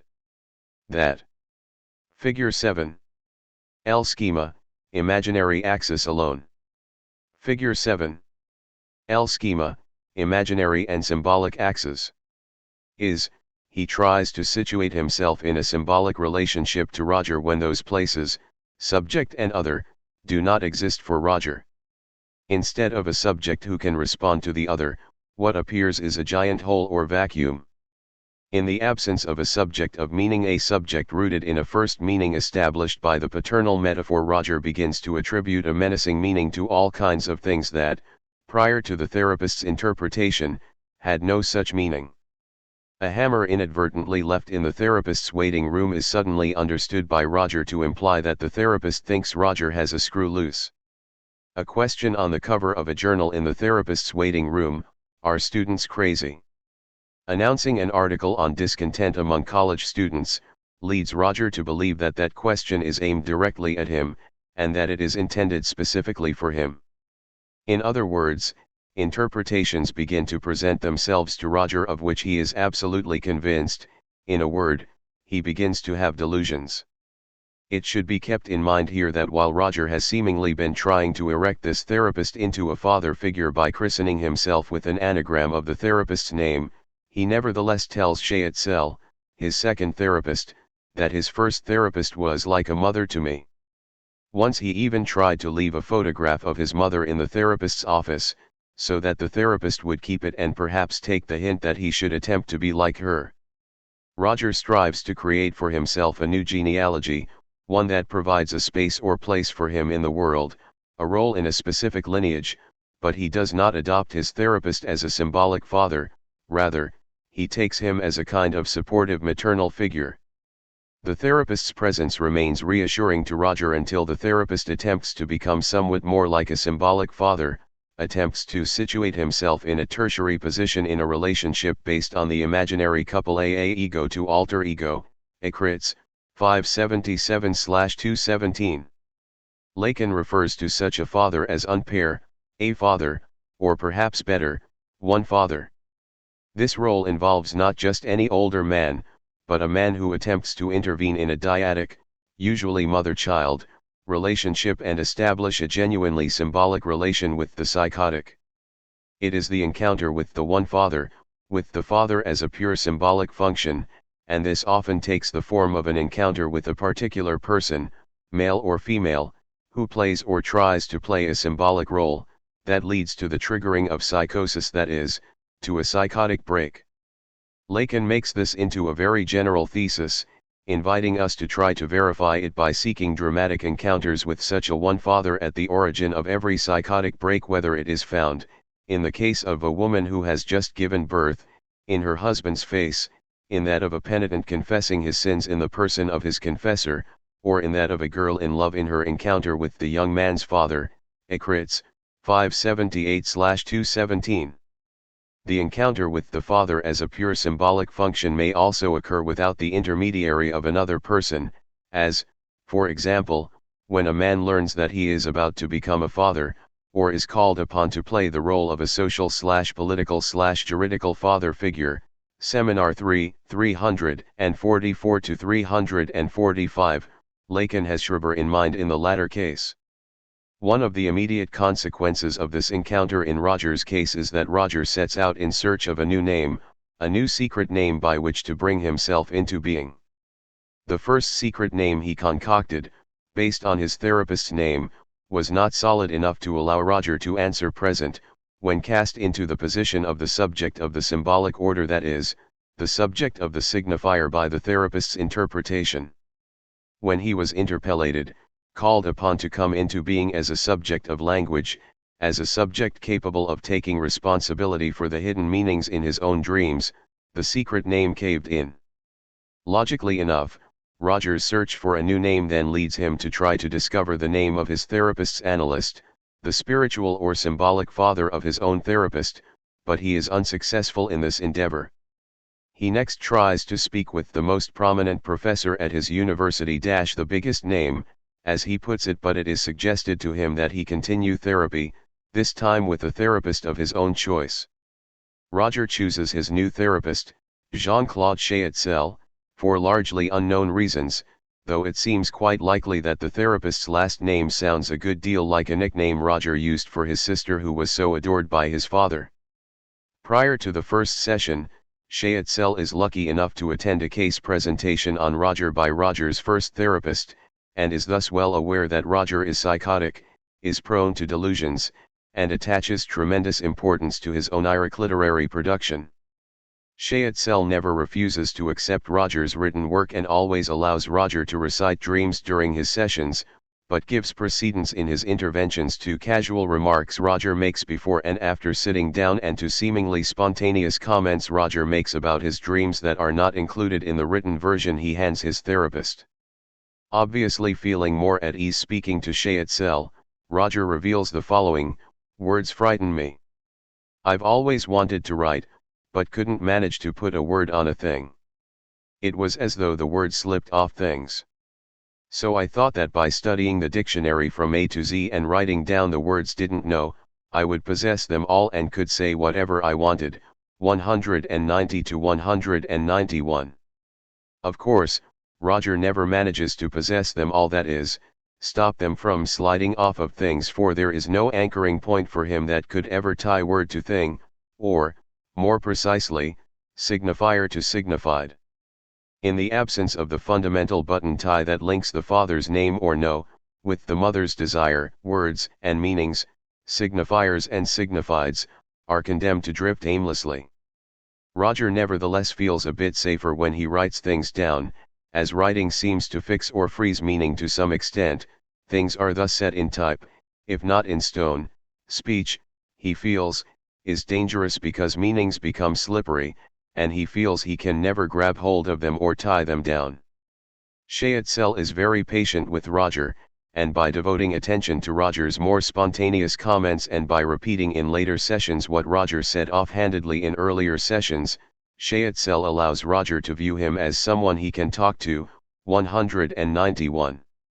Roger almost completely stops reciting dreams by heart, sensing that, unlike his first therapist, Schaetzell will not try to explode the meaning of his speech, which is already tenuous in his own mind, to evoke or insinuate meanings that Roger does not intend. Schaetzell makes an important intervention in this vein when Roger recounts a dream whose principal figure is the man. The number 203, du sans trois, is pronounced in French exactly like 2 without 3, du sans trois. Aware of the problem Roger's former therapist had provoked by attempting to introduce a tertiary position, a 3, into the dyadic relationship between Roger and himself, a 2, Schaetzell intervenes by saying, there is 2 without 3, implying thereby that 2 without 3 is permitted and that the therapist is not going to attempt to play the role of the one father with Roger, being content to have a dyadic, mother-child type relationship with him. After a moment of silence, Roger says, it's like with my mother. I was always with her as if I didn't have a father. 193. Indeed, Roger has no more than a real, biological, or imaginary father, not a symbolic father, that is, a father who lays down the law by saying, your mother is off limits, I found her first. Go find your own woman. There were 2 without 3 throughout Roger's childhood, and now it is too late, to try to introduce an outside, a 3, at Roger's age would lead only to delusions and suicidal depression. The father's name, like the father's prohibition, was never accepted by Roger or never imposed upon him in the first place, and the other as locus never came into being. Primal repression never occurred, and we thus see in Roger's case what Lacan refers to as the foreclosure of the father's name or no. While foreclosure suggests an active attempt to refuse or reject something, we see here, as we so often see, a simple absence of paternal prohibition leading to no inscription or instating of the father as symbolic other. Roger seems not to vigorously refuse to grant his father a symbolic role, rather, he is never given the opportunity to either accept it or reject it. Indeed, he tries in vain to replace his father's name with some other with the therapist's name, in the form of an anagram, or a big-name professor's name, but nothing sticks, so to speak. Nothing can do the job for which there has been no precedent. He appeals to or calls upon the name oft father, but to no avail, there is nothing there to respond. The therapist cannot hope to triangulate now, he must focus all his efforts on the imaginary register that is there and operative, to make it as sturdy and solid as possible. What exactly does this mean in Roger's case? Roger tells Schaetzell that he wants to understand what has happened to him. 193. And this is precisely what the therapist can hope to achieve with a psychotic, help the patient construct an understanding, edify a world of meaning that allows the individual to live and find a place for him or herself. Meaning is imaginary, as we saw in Chapter 2, and it is the level at which the psychotic can be successfully engaged in therapy. With neurotics, the therapist must work hard to stop them from understanding too quickly, because they see what they want to see, understanding what it is pleasing to them to understand. Since the ego recrystallizes or reconstitutes itself around every new meaning, every new understanding, the therapist tries to disrupt the neurotic's all too quick and convenient meaning-making activity, hoping to affect what is unconscious, not the ego.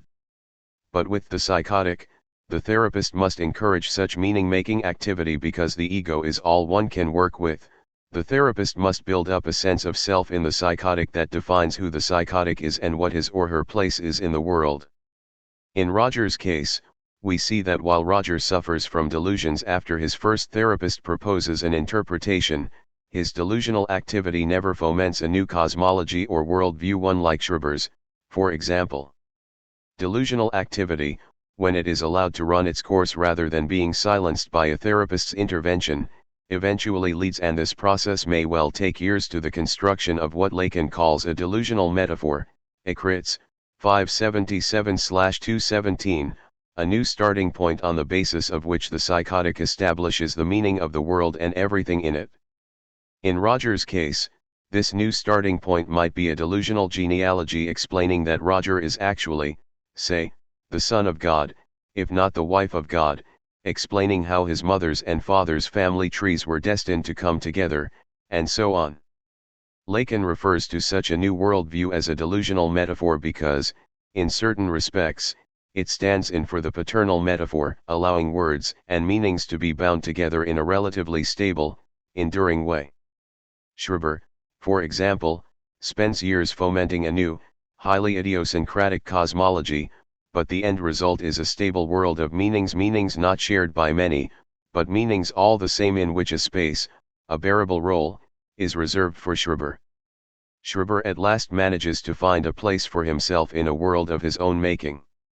Lacan refers to this as the terminal point of Schreber's psychotic process, Ecritz, /212.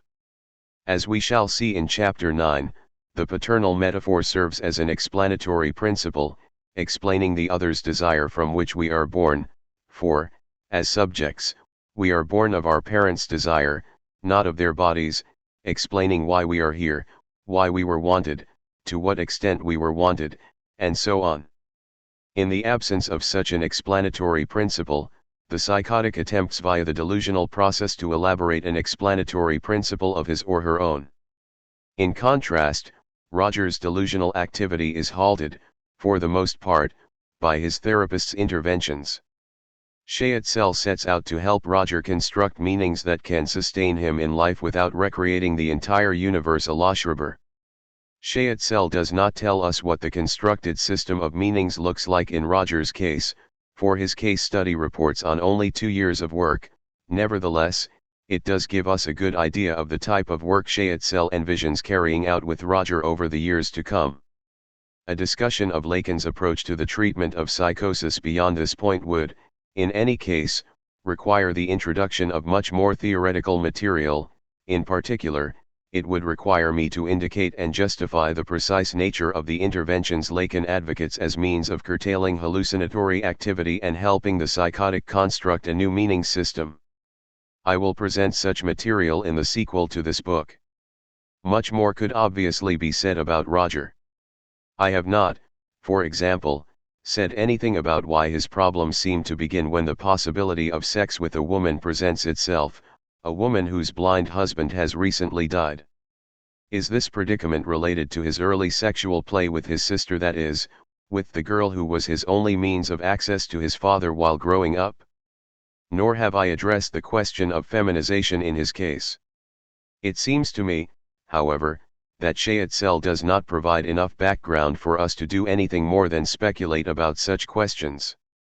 The case primarily illustrates what is meant by the foreclosure of the name of the father, and helps us understand the radical difference in the therapist's role when the treatment involves psychotics instead of neurotics. From father to worse. Sociologists and historians have, for some time now, been announcing the decline of the father function in Western society. This announcement must, it seems to me, be taken with a grain of salt. After all, the ancient comedies of Terence and Plautus depict the father in ways quite reminiscent of what we see all around us. Nevertheless, changes in family structure, such as the rising percentage of single-parent families today, and changes in ideology and discourse regarding sexual roles, suggest that the importance of men in families and of their symbolic roles as fathers is being ever more widely contested.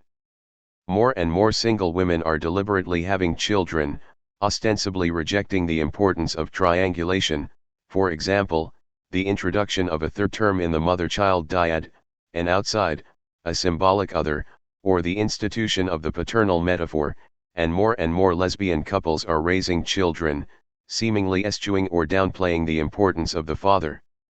Combined with the de facto increase in the divorce rate and the consequent increase in the number of children being raised solely by their mothers, and with the growing anti-authoritarian attitude toward children among men, no doubt at least in part encouraged by certain modern-day feminist discourses, the paternal function seems to be in danger of extinction in certain social milieus.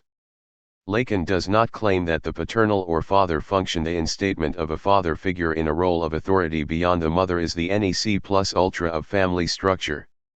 His discourse is not that of family values, pitting Dan Quayle against Murphy Brown. Lacan does not assert that the father should be propped up in our society. Rather, he issues a warning: to reject the father's role, to undermine the father's current symbolic function, will lead to no good. Its consequences are likely to be worse than those of the father function itself, increasing the incidence of psychosis. This is one of the things Lacan had in mind when, in 1971, he entitled Seminar 19, ou père, or worse, one of the possible elided words being père, father. If we view the father as the lesser of two evils, to reject the father is to opt for the worse. Lacan's challenge to discourses that encourage the elimination of the paternal function would run something like this: can something like the paternal metaphor, providing the fundamental link between signifier and signified, between language and meaning, be instated without the father as symbolic function? If so, how?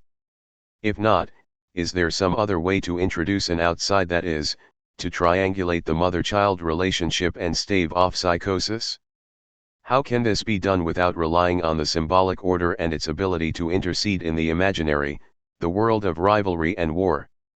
Doesn't one sex have to play the part of symbolic representative? Unless some other way of achieving the same effect is found, Lacan's work would seem to suggest the practices that stem from such discourses run the risk of increasing the incidence of psychosis. Fantasy provides the pleasure peculiar to desire.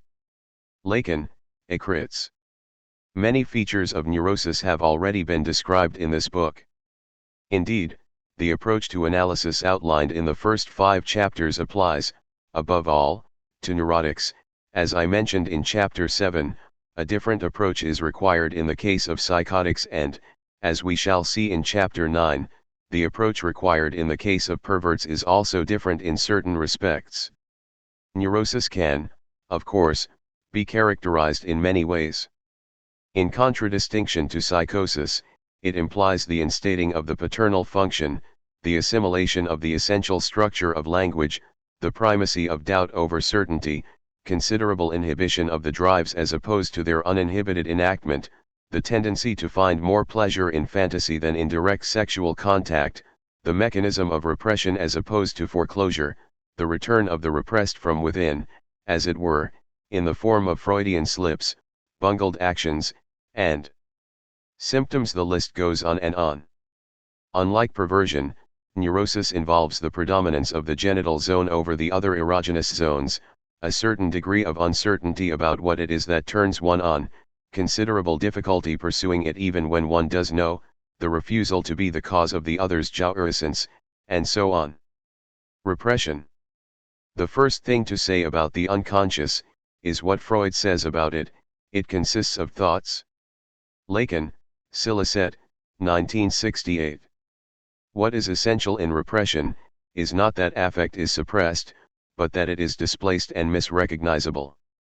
Lacan, Seminar 17. The fundamental mechanism that defines neurosis is repression.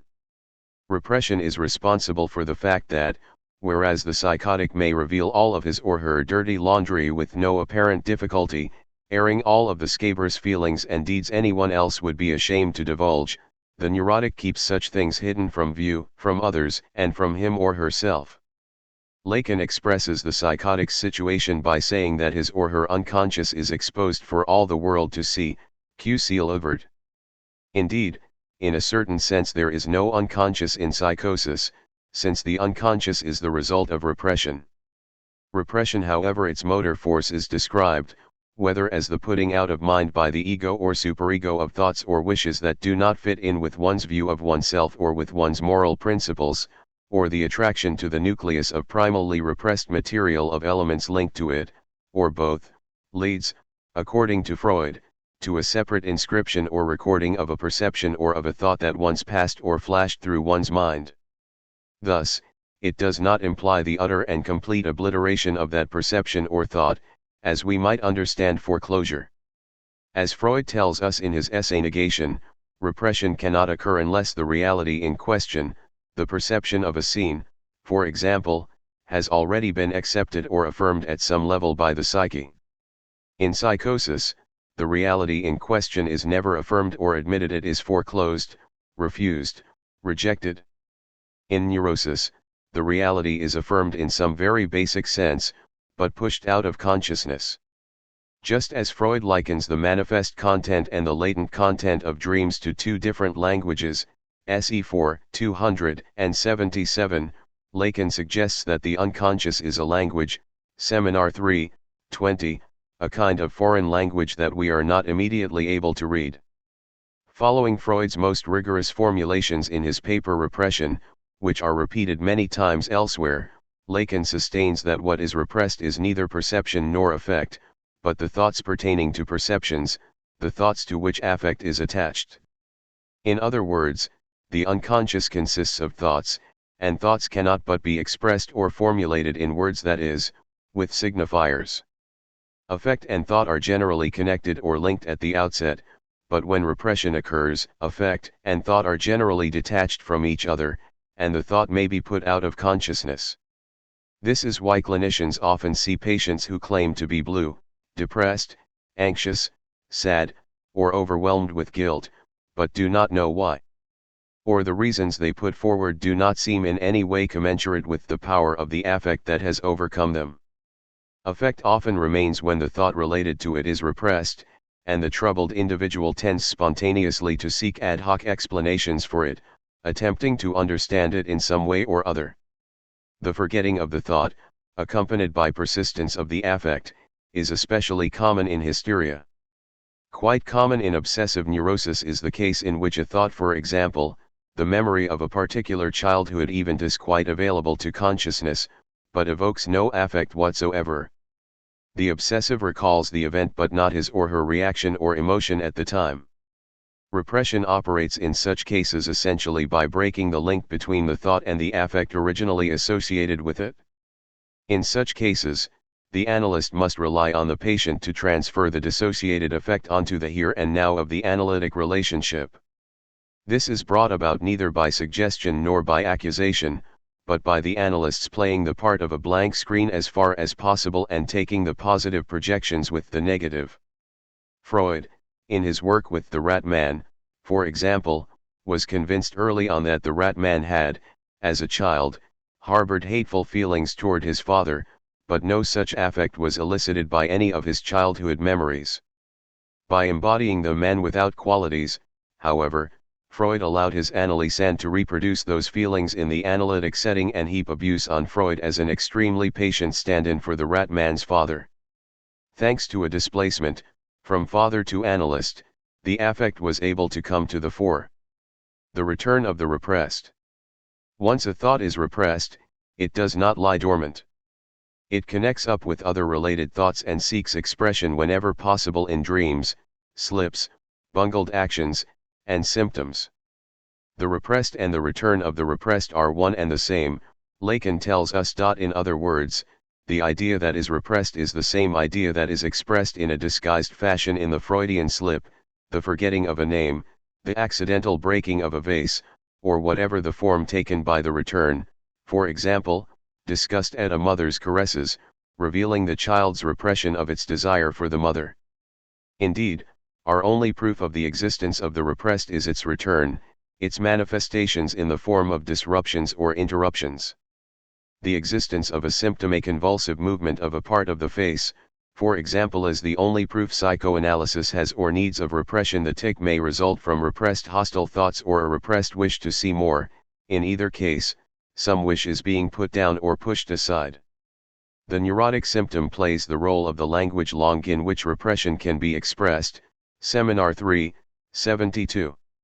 It is a message to the other. In the case of conversion symptoms, that is, symptoms expressed in the body, which run the gamut from minor aches and pains, tightness in the chest, a tingling sensation, a burning sensation, and dizziness to migraines, paralysis, blindness, muteness, and deafness, the medium the symptoms adopt is a body written with language, a body overwritten with signifiers. The inventor of the talking cure, Anna O., whose real name was Bertha Pappenheim and who was treated by Joseph Breuer, developed an occasional stiffening of her right arm, because it was that arm that refused to protect her father when she believed, in a waking dream, that he was being threatened by a snake. In other words, her physical, bodily symptoms spoke of a relationship to her father and a possible death wish she had toward him that she was loath to admit to herself. She developed another symptom that defied all medical knowledge of nerve pathways in the body. She began to feel acute pain in a small area of her thigh, the same area, as it turned out, where her father would rest his foot on her leg while she took care of his podiatric problems. It is commonplace to say that obsession is characterized by the return of the repressed in the mind, whereas hysteria is characterized by the return of the repressed in the body. While it is true that the obsessive is likely to be plagued by disturbing thoughts, thoughts that are seemingly nonsensical, compulsive, or even persecutory, and the hysteric by physical ailments that may change considerably over time, this is not a hard and fast rule and does not afford a reliable distinction between obsession and hysteria. It seems that obsessives are increasingly succumbing to physical ailments that are stress-related, which is nothing but a modern medical buzzword for psychosomatic, and that are just as telling in the choice of the part of the body affected as the hysteric psychosomatic symptoms ever were. Is it, for example, an accident that the obsessive somatization shows such a strong predilection for the digestive and excretory tracts? Consider the number of stress-related gastrointestinal troubles diagnosed in our day, as well as new syndromes like irritable bowel disorder. In the end, it is not the different sites of the return of the repressed in one's thoughts or in one's body, both dominated by language, thus both the locus of the other, that can help us distinguish hysteria from obsession. A pre of conversion symptoms in a patient's clinical picture may suggest a diagnosis of hysteria, but one still needs to look further. Specific characteristics such as conversion are rarely determinant. Like masochistic tendencies, conversion can be found in a number of different clinical categories. Lacanian subject positions.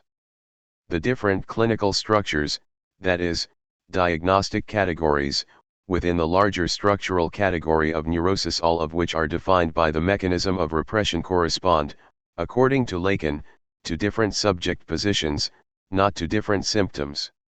American psychiatrists, psychoanalysts, and psychologists seem intent on introducing ever more classifications and diagnostic categories within neurosis, if they even recognize the larger category of the neuroses: depressive disorder, bipolar disorder, panic disorder, hyperactivity, hypnoid states, dysthymia, polysubstance dependence. But none of their categories does anything but tag a particular symptom or set of symptoms manifested by an individual at a given moment in time. Each such category represents but a microsymptom or mini pattern in a person's overall psychological makeup. In Lacan's view, there are structures that are far more fundamental than those of addictive personalities: introverts, extroverts, women who love too much, men who are afraid of intimacy, and codependence. American psychology and psychiatry tend to deal only with what immediately meets the eye, abandoning the notion of deeper structures with which psychoanalytic investigation began. Thus, they often succumb to the banal simplicity of mainstream American scientific thought: divide and conquer, break every pattern down into its smallest isolable parts, give those parts new names, and attempt to treat them, with drugs whenever possible, or with specific therapeutic techniques, as logically separate disorders. Indeed, the categories from pop psychology are ultimately no better and no worse than those promulgated by medical science, since they both take a syndrome by syndrome, symptom by symptom approach. A woman who is anorexic can legitimately be categorized as having an eating disorder, but then we already know this as soon as we are told she is anorexic. If, however, she is diagnosed as hysteric, we can begin to situate the role of her eating disorder within the larger context of her psychical structure.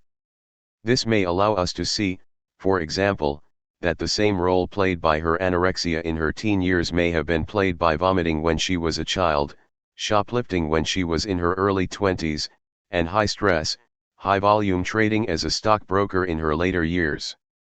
In Lacanian psychoanalysis, the diagnostic subcategories within neurosis are also structural categories.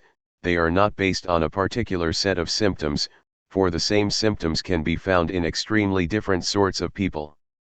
The main diagnostic structures and the subcategories under neurosis are schematically represented below. The question then is, how are these deeper structures within neurosis defined? Hysteria and obsession. In his early work, Freud makes a number of attempts to define obsession and hysteria on the basis of the highly specific way in which people react to early, primal, sexual experiences. One of the most striking of the definitions he proposes is that obsessives react with guilt and aversion, whereas hysterics react with disgust or revulsion. For clinicians who continue to view sexuality, in its broadest Freudian acceptation, as extremely important, the possibility of distinguishing among patients on the basis of a fundamental difference in their sexual stances is a diagnostic contribution of major proportions.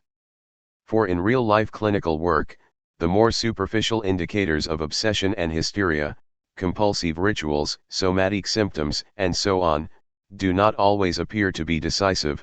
One finds what are usually considered to be hysterical traits, for example, conversion or psychosomatic problems, in otherwise generally obsessive people, and obsessive traits in those who seem otherwise predominantly hysterical.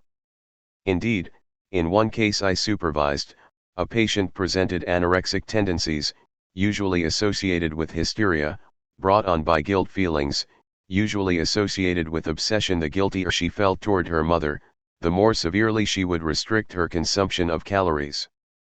If therapists had a true definition of hysteria, they would, for example, be able to see beyond some of the compulsive phenomena in a patient's clinical picture to a more fundamental mechanism, one which is truly regulating the person's psychic economy. This would also allow them not to dismiss or neglect the stray traits characteristic of other clinical structures, but to situate themselves in the transference as a function of the patient's most basic mechanism.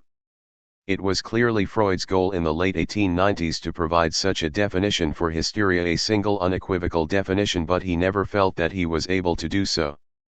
In his letters to Fliess, he declares his intention to write the definitive work on hysteria which would explain it all, but he never wrote the book in question. We are left with a number of provisional definitions of hysteria and obsession, which are not always internally consistent. These remain extremely useful to the practitioner, but the larger question is left open: why are there two main neuroses, hysteria and obsession, instead of, say, 4 or 6 or 7? There are actually 3, since we include phobia.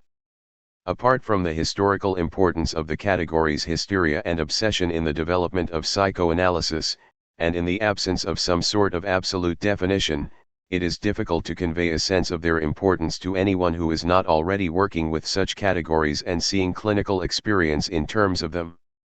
For virtually any classificatory schema can take on a certain usefulness and significance for a practitioner over time, as he or she begins to see common characteristics among patients in the same category. One could argue for the greater validity of psychoanalysis categories on the ground that they are more useful than other categories, providing clinicians with a good idea of how to orient themselves in the transference, what to be on the lookout for, and the range of features that, while perhaps not initially visible, are likely to surface in the course of therapy. One could argue, as I do in this chapter, that psychoanalytic classifications go beyond other diagnostic systems insofar as they help orient the practitioner's interventions with different patients.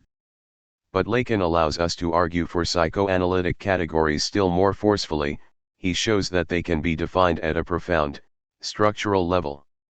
In his lifelong attempt to formalize and extend Freud's work, Lacan provides the basis for a structural understanding of obsession and hysteria that Freud himself did not provide. Structural definitions. Everything for the other, says the obsessive, and that is what he does, for being in the perpetual whirlwind vertigo of destroying the other, he can never do enough to ensure that the other continues to exist. Lacan, Seminar 8. To grasp Lacan's most far-reaching distinction between hysteria and obsession, we must return to his notion of the fundamental fantasy, introduced in Chapter 5. In its most basic form, it is the relationship between the subject and the object, $OA. The structure of the fundamental fantasy in hysteria is, however, radically different from that found in obsession. Most simply stated, the obsessive's fantasy implies a relationship with an object, but the obsessive refuses to recognize that this object is related to the other. Though the object always arises, according to Lacan, as that which falls away or is lost when the subject separates from the other, see Figure 8, the obsessive refuses to acknowledge any affinity between the object and the other. To take the simplest Freudian and Lacanian example, the mother's breast is initially the infant's primary source of satisfaction, for those infants who are breastfed. In Figure 8, we can situate the child in the left-hand circle, the mother in the right-hand circle, and the breast in the intersection between the two. At first, the infant considers the breast not as separate from itself but rather as part and parcel of itself, there being, at the outset, no sense of self, no sense of where one person or object leaves off and another begins. Experience takes the form of a continuum, not of discrete, separate entities. Once the infant becomes aware of itself as separate from its mother, however, the breast can never be possessed in exactly the same way, for the initial satisfaction it brought was tied to a time prior to the self-other, subject-object distinction. The infant did not consider the breast to belong to another person. Indeed, the concept of belonging or possession was as yet unknown, but in the course of weaning a form of separation, loosely speaking, it is experienced as wrenched away, as lost. It is not so much the mother the child loses in separation as the erotic object, the object that provided so much pleasure. The child does not suffer this loss passively, it tries to make good or compensate itself somehow for the loss. Figure 8. In the obsessive's fantasy, and I shall refer to the obsessive here as he, since the majority of obsessives are male, separation is overcome or made up for as the subject constitutes himself in relation to the breast, which functions as the cause of his desire. Unity or wholeness is restored to the subject by addition of the object. But the obsessive refuses to acknowledge that the breast is part of or comes from the mother, or bears any relation to the actual woman who becomes the obsessive sexual partner. As schematically represented in Figure 8, the obsessive takes the object for himself and refuses to recognize the other's existence, much less the other's desire. The obsessive's fundamental fantasy can thus be adequately formulated using Lacan's general formula for the fundamental fantasy, $OA, as long as it is understood that the obsessive seeks to neutralize or annihilate the other.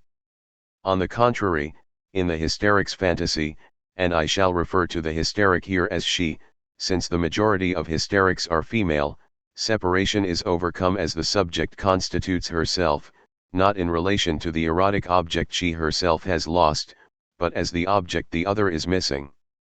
Separation leads the hysteric to grasp her own loss in terms of her mother's loss, the falling away of the object she had been for her mother. She senses that her mother is not complete as mother without her child, and constitutes herself as the object necessary to make the mother whole or complete, the object that plugs up or stops up the mother's desire. If this relationship does not become triangulated via the name of the father, psychosis may result, but when it is triangulated, the hysteric constitutes herself as the object that makes the other desire, since as long as the other desires, her position as object is assured, a space is guaranteed for her within the other. Figure 8. Rather than taking the object for herself, as in obsession, the hysteric seeks to divine the other's desire and to become the particular object that, when missing, makes the other desire. She constitutes herself on the subject side of the equation as object A, see figure 8. The fundamental fantasy can be viewed as a response to separation. Here we see that the obsessive attempts to overcome or reverse the effects of separation on the subject, whereas the hysteric attempts to overcome or reverse the effects of separation on the other. Figure 8. I will illustrate these rapidly sketched notions below, but first let us note that the hysteric's fundamental fantasy cannot be adequately formulated using Lacan's general formula, %OA. In the slot to the left of the zero, the subject slot, so to speak, the slot where the subject's position is indicated or where the subject is situated, the hysteric appears, identified with an object, object A.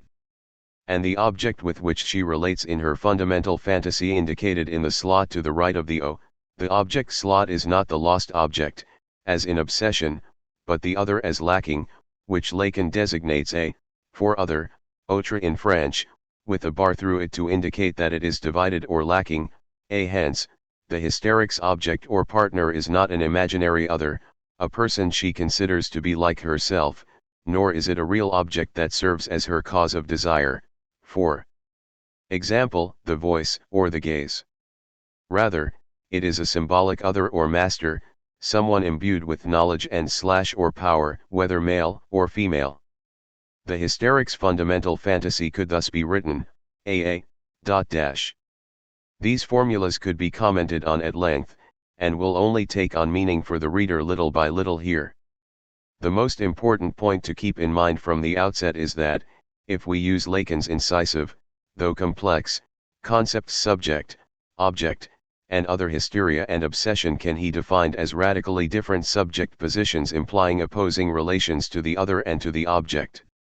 It should be noted that the formulas, or mathemes, as Lacan calls them, I have provided for obsession and hysteria are not exactly the same as the ones Lacan provides at different moments of his work. The formulas he offers date back to and appear to be superseded to some extent by his work in the 1970s. Since it is my purpose here to offer not a historical account of the development of Lacan's work but rather a summary of what seems to me of greatest value to the practitioner, I am deliberately leaving out many possible levels of commentary on Lacan's mathemes. I am doing so not because they are uninteresting but simply because they would weigh down my exposition. It should also be noted that the structures in question here are not superficial patterns which one is likely to detect upon casual observation, though at times they may be extraordinarily visible, or which are likely to be reported in the first sessions of analysis. The experienced clinician may see telltale signs of one structure or another after a very short period of time, but often many sessions are required to arrive at a reliable diagnosis. Being in thought, obsession, versus being the cause, hysteria. Lacan views the fundamental question involved in neurosis as the question of being, what ML? As I indicated in Chapter 5, this question is reflected above all in the child's investigation of its parents, the others, desire, why did they have me? What do they want from me? These questions have to do with the place the child has in the parent's desire. When the child raises these questions directly to the parents, the answers are rarely convincing. Mommy and daddy loved each other very much, and then you came along, and the child is left to ponder the why and wherefore of its existence via the inconsistencies in its parents' discourse and deeds. The answer is provided in the fundamental fantasy. The obsessive and the hysteric come to grips with the question of being in different ways, for the question is modulated differently in hysteria and obsession. The hysteric's primary question related to being is, am I a man or a woman, whereas the obsessive's is, am I dead or alive? The obsessive is convinced that he exists, only when he is consciously thinking. Should he lapse into fantasy or musing, or stop thinking altogether, for instance during orgasm, he loses any conviction of being. His attempt to come into being or continue to be involves the conscious, Thinking subject, the ego, not the divided subject who is unaware of certain of his own thoughts and desires. He believes himself to be master of his own fate. The obsessive, as conscious thinker, deliberately ignores the unconscious, that foreign discourse within us, that discourse we do not and cannot control, which takes advantage of the ambiguities and multiple meanings of words in our mother tongue to make us say the opposite of what we consciously meant, and do the opposite of what we consciously intended to do. The obsessive cannot stand the idea of sharing his mouthpiece with that foreign voice, and does his best to keep it down or at least out of earshot. He acts as if it did not exist, all proofs to the contrary notwithstanding. In the classroom, the obsessive is the student who refuses to accept the idea of the unconscious in the first place, affirming that slips of the tongue have no meaning, that he is aware of all his thoughts, and that he does not need anyone else to help him become aware of them. If he comes to change his mind, he does so grudgingly and only when he sees a prospect of remaining at the level of psychoanalytic theory alone. The obsessive thus views himself as a whole subject, designated by the letter S without a bar through it, not as someone who is often unsure of what he is saying or what he wants, in other words, not as someone subject to lack. He fiercely refuses to see himself as dependent on the other, attempting to maintain a phantasmatic relationship with a cause of desire that is dependent on no one, hence his predilection for masturbation, in which no other person is involved. The obsessive is complete unto himself. In this sense, we can even remove the bar on the subject in his fantasy, rewriting it as SA. Hence also his predilection, if he is sexually involved with others, to equate them all as contingent containers or media of object A. Each partner is fungible or exchangeable for any other. He is led to annihilate any actual partner, ensuring that he or she not become an elective cause of sexual excitement. Instead, the human partner is often transformed in his mind into a mother figure, a provider of maternal love and a proper object of filial devotion. This is related to what Freud calls the debasement in the sphere of love, SE 11, 179 ff, wherein the obsessive creates two classes of women, the Madonna and the whore, the mother figure who can be loved and adored versus the exciting woman who embodies object A, who cannot be transformed into a maternal love object. The hysteric, on the other hand, emphasizes the partner or other, making herself into the object of the other's desire so as to master it. The other is the desiring subject in the hysteric's fantasy, usually a partner, lover or spouse, who desires when and how the hysteric as object sees fit. Indeed, the hysteric orchestrates things in such a way as to ensure that the other's desire remains unsatisfied, leaving the hysteric a permanent role as object.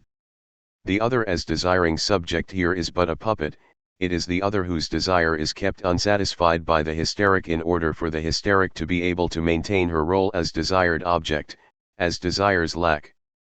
We shall see that the hysteric is also characterized by the better-known desire for an unsatisfied desire of her own.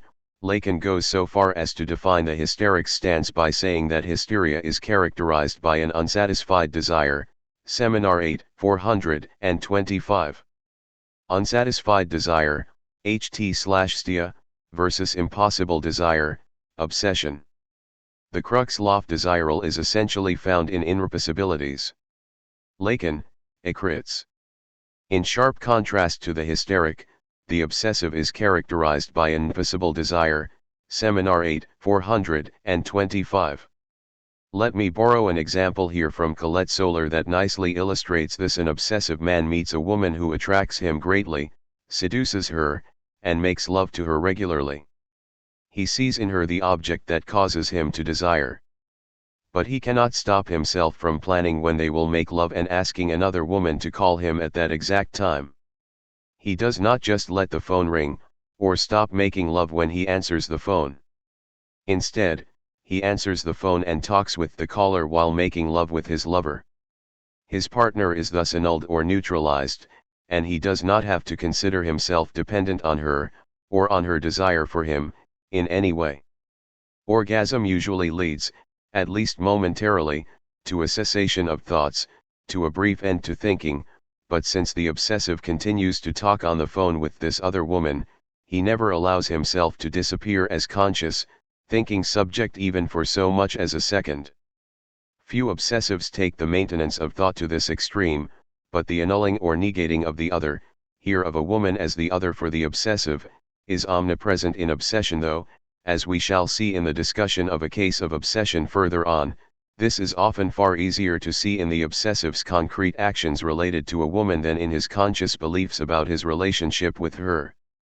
While making love, the male obsessive tends to fantasize that he is with someone else, thereby negating the importance of the person he is with.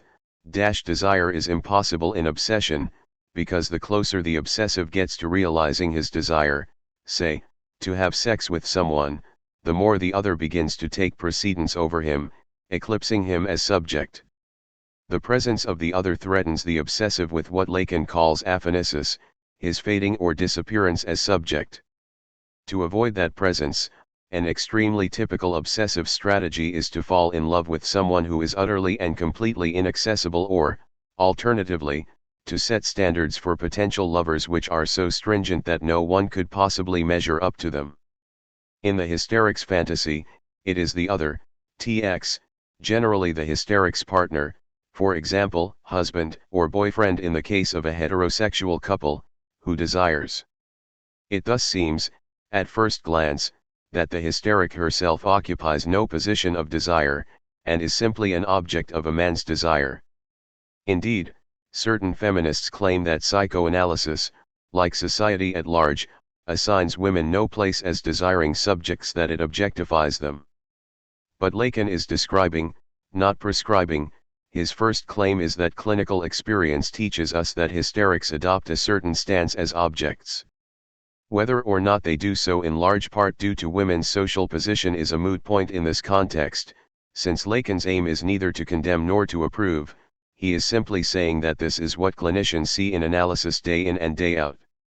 He is certainly not claiming that obsession is better than hysteria, if anything, the contrary. As I have argued elsewhere, it seems to me that Lacan's point of view regarding women's association with the object is quite profound, involving the very nature of the symbolic order, signifiers, language, and its material medium. What must be stressed here is that the hysteric's stance as object is but one side of the story, for the hysteric also identifies with her male partner, and desires as if she were him. In other words, she desires as if she were in his position, as if she were a man. When Lacan says that man's desire is the other's desire, one of the things he means is that we adopt the other's desire as our own, we desire as if we were someone else.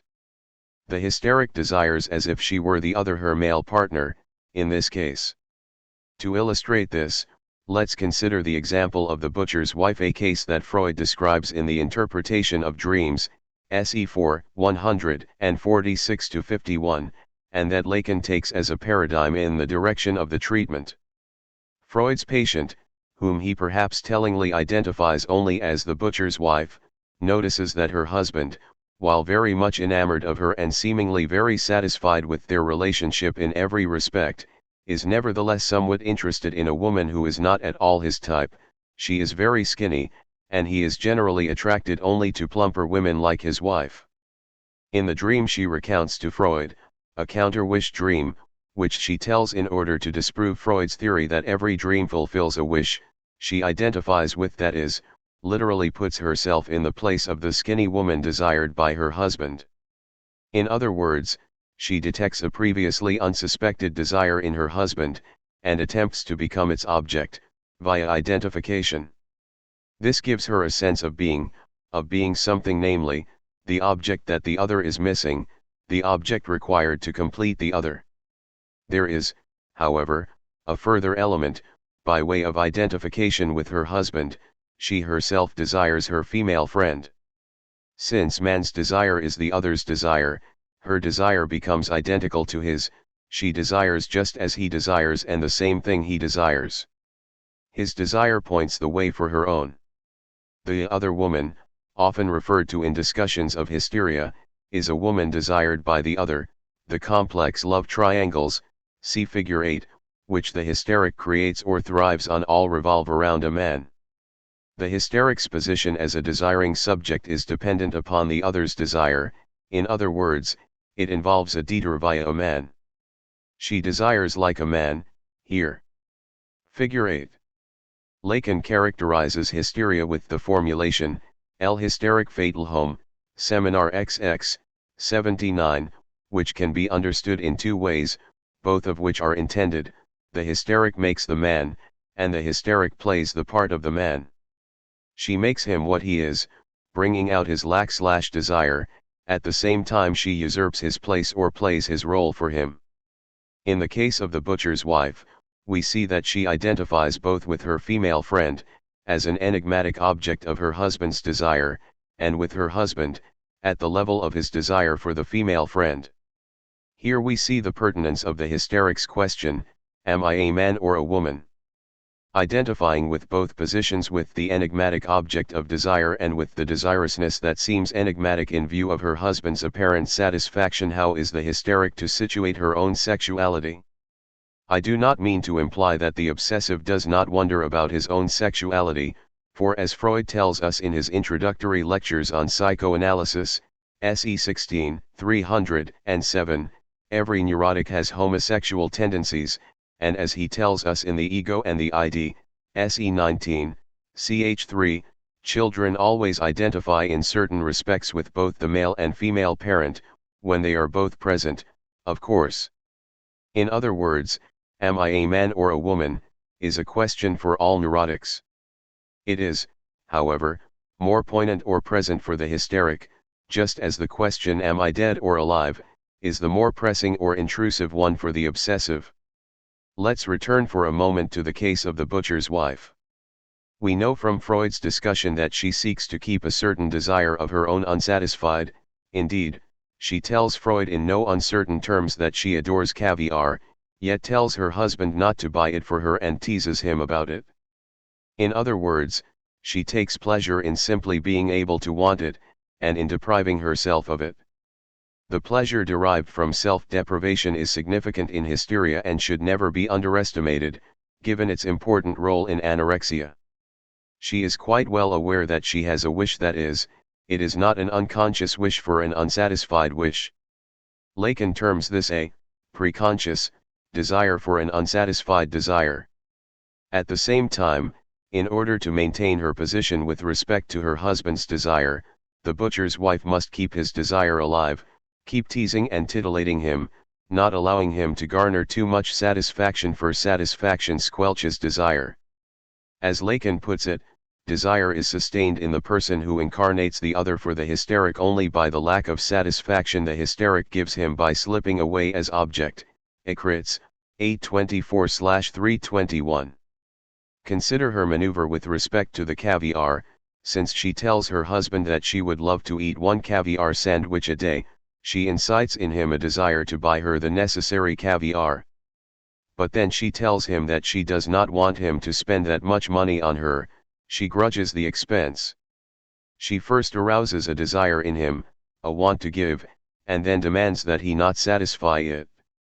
Indeed, she teases him about it day after day, reminding him of his want to give, of the lack she has wrought in him. The butcher's wife detects a desire in her otherwise so very satisfied husband for another woman, the wife's female friend, but she is also able to create one if she feels the need to. The hysteric finds a way, just when it seems her husband is most satisfied, to provoke a desire in him for something else, or even for someone else. In the case of the butcher's wife, another woman is ready to hand, so to speak. In other cases, however, the hysteric seems deliberately, though generally it is not consciously intentional, to seek out another woman with whom she can involve or ensnare her partner in a triangular circuit of desire. The neurotic's stance regarding the other's jouissance. By orchestrating the circuit, the hysteric becomes master of the other's desire, the cause of his desire, yet at the same time she attempts to avoid being the person with whom he satisfies his desire. She keeps his desire unsatisfied in order to avoid being the object of his jouissance. For Lacan, like Freud, the hysteric is someone who finds the other's sexual satisfaction distasteful, and attempts to avoid being the object the other gets off on. She refuses to be the cause of his jouissance. She wants to be the cause of his desire, but not of his jourisance. This does not mean that she refuses to engage in all sexual activity with a man, although this sometimes happens. Rather, when so engaged, she is inclined to imagine that some other woman is in bed with him, that she is someone else or somewhere else, or that he is a different man. In her mind, she is not the cause of his jourisance, someone else is, because, at least in thought, she is not there. Imagine now, if you will, the obsessive and the hysteric together in bed. The obsessive refuses to fade as thinking subject when faced with a woman who incarnates the other for him, and thinks of another woman or even talks to another woman while making love. He reduces the other to the object he sees in her and wants from her. The hysteric refuses to be the cause of her male partner's sexual satisfaction, preferring to keep his desire unsatisfied, and imagines that some woman other than herself is in the bed. This can serve as a fine illustration of Lacan's oft-repeated claim, there's no such thing as a sexual relationship. The obsessive relates to his object A, neutralizing the woman present, and the hysteric keeps her desire alive by mentally being somewhere else during sex. This is certainly not a relationship in the usual sense of the term. The distinction between desire and jourisance is of the utmost importance here. We have seen that the female hysteric often requires a triangle involving a man to keep her desire alive, and that she prefers to exclude sexual satisfaction from that circuit. She may nevertheless find great sexual satisfaction with women, the other sex, for both men and women, as Lacan says, in masturbation, in eating, in drug or alcohol use, or in other activities. The hysteric's inability to find sexual satisfaction and desire in one and the same relationship may be structural, not accidental, and the analyst must not in any sense take it as his or her goal to bring the patient to the point where the two can coincide. Lacan often criticized American psychoanalysts for believing that analysis could and should direct patients toward normal heterosexual genital satisfactions and attempt to bring about a fusion of the patient's love object and sexual object. He faulted them for viewing the patient's neurosis as consisting precisely in the inability to find love and sexual excitement in the same partner. In contrast, Lacan suggests that love, desire, and jourisance are structurally different levels, and that since the analyst directs the treatment for the analysand's greater eros, not for what he or she believes to be good for the analysand, Seminar 8, 18, the problem is not the analysand's inability to find love, desire, and sexual excitement all in the same place, but rather the fact that the analysand gives up the pursuit of desire and sexual excitement, say, for the sake of an ideal such as the perfect love. Neurotics are often so concerned with what those around them consider normal that the obsessive, for example, may seek to put out of mind any and all fantasies that do not involve his wife, and then wonder why he feels that his libido has shriveled up and died, and the hysteric may sacrifice the satisfaction she experienced on certain occasions with women because it does not fit in with her notion of what a love relationship with a man should be, and then wonder why her life seems so empty and restricted. The analyst must not adopt any pre-established notion of what is good or bad for the analysand, but simply encourage the dialectization of the analysand's desire and foster the analysand's separation from the other's desire. Returning to the hysteric's stance regarding jourisance, the fact that the hysteric refuses to be the cause of the other's jourisance, let us note that the same is true of the obsessive. His sexuality is essentially masturbatory, the other being annihilated. His strategy, like the hysteric's, can be characterized as a sort of no jourisance for the other. Whereas the pervert, according to Lacan, devotes himself, at least in fantasy, to being the object the other gets off on, the neurotic's motto is "the other will never get off on me." Neurosis can thus be understood, in part, as a strategy regarding jourisance, above all, the other's jourisance. Both the hysteric and the obsessive refuse to be the cause of the other's jourisance. Ironically, Lacan nevertheless suggests that the neurotic's fundamental fantasy takes on the transcendental function of ensuring the other's jourisance. The subject's position may well be one of refusal, but the fundamental fantasy nonetheless forms in response to the other, who passes this chain. The fundamental fantasy can be qualified as a chain or link onto me in the law, that is, in response to the symbolic father or superego. We desire in accordance with the law. Prohibition is what eroticizes and leads to the construction of the fantasy. Yet there is a threshold of sorts within fantasy itself, the point beyond which it turns to horror. This threshold is familiar to most of us from dreams in which we seem to be pursuing precisely what is most pleasurable, when suddenly what we most ardently desire turns out to be something else altogether, something absolutely horrible. The purity of desire veers in the direction of a kind of obscene jouissance. I cannot go into the complex dialectic at work here, but it is related to Lacan's thesis, discussed in Kant with Sada, for example, that the severity of the superego, while often reduced to the internalized voice of conscience, sees actually a vehicle for jouissance.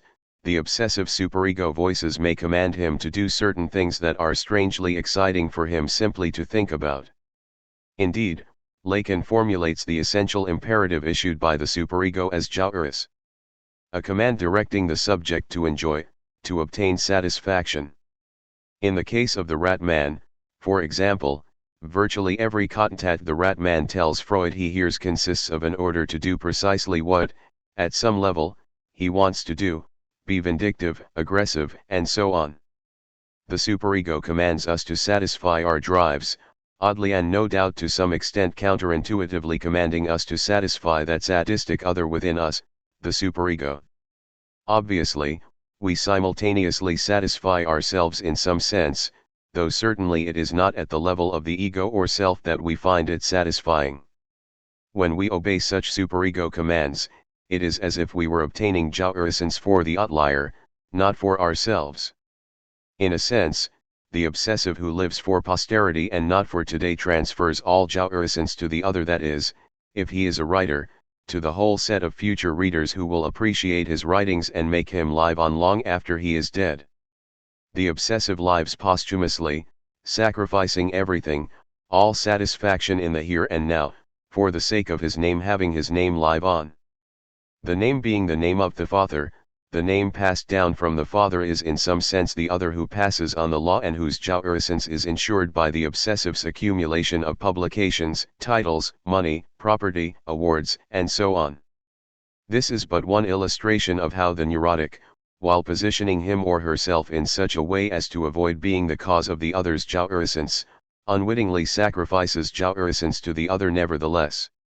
Whenever we force ourselves to conform to our ideals at the expense of our own satisfaction, we assure the other's jouissance. In the case of hysteria provided below, we shall see one of the forms this may take. 1,000 details could be added to fill out this brief outline.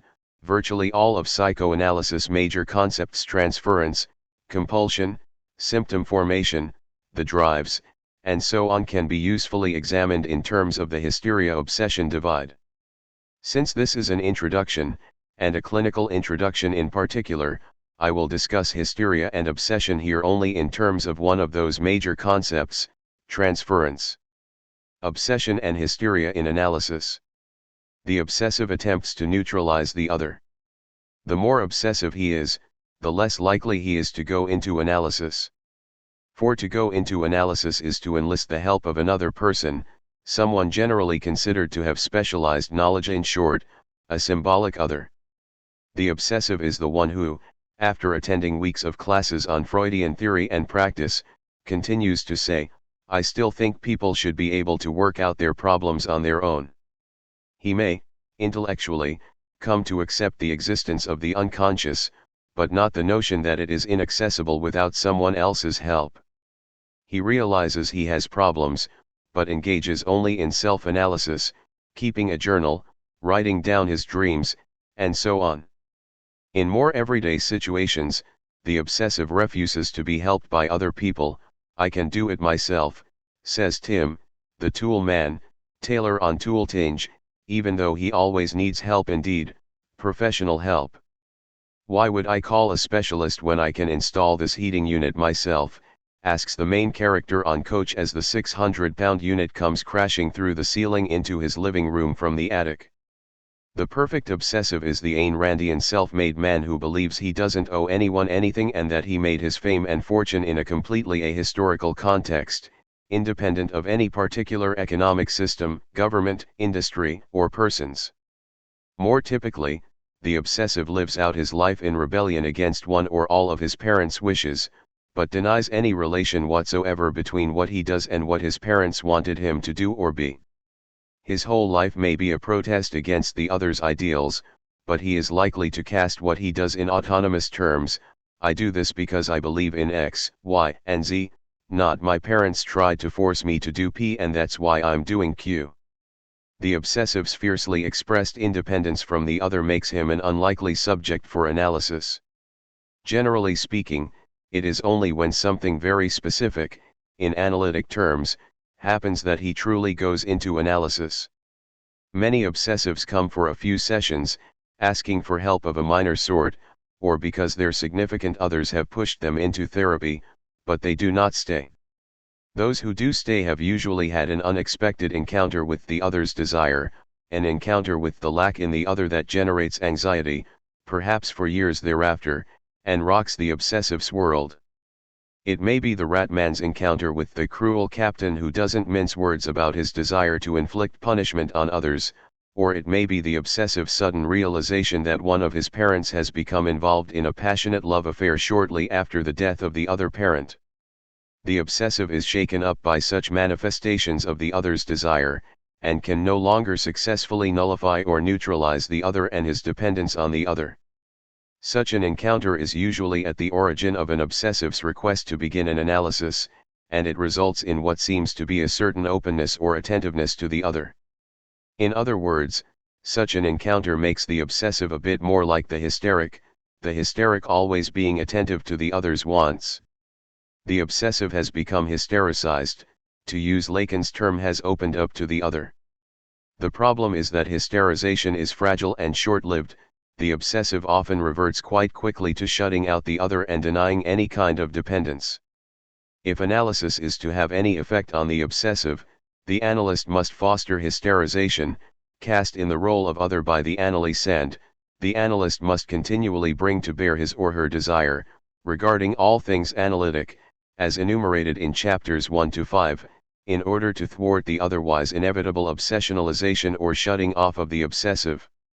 Thus, the first and ongoing maneuver required on the analyst's part is to ensure that the obsessive is regularly confronted with the analyst's desire.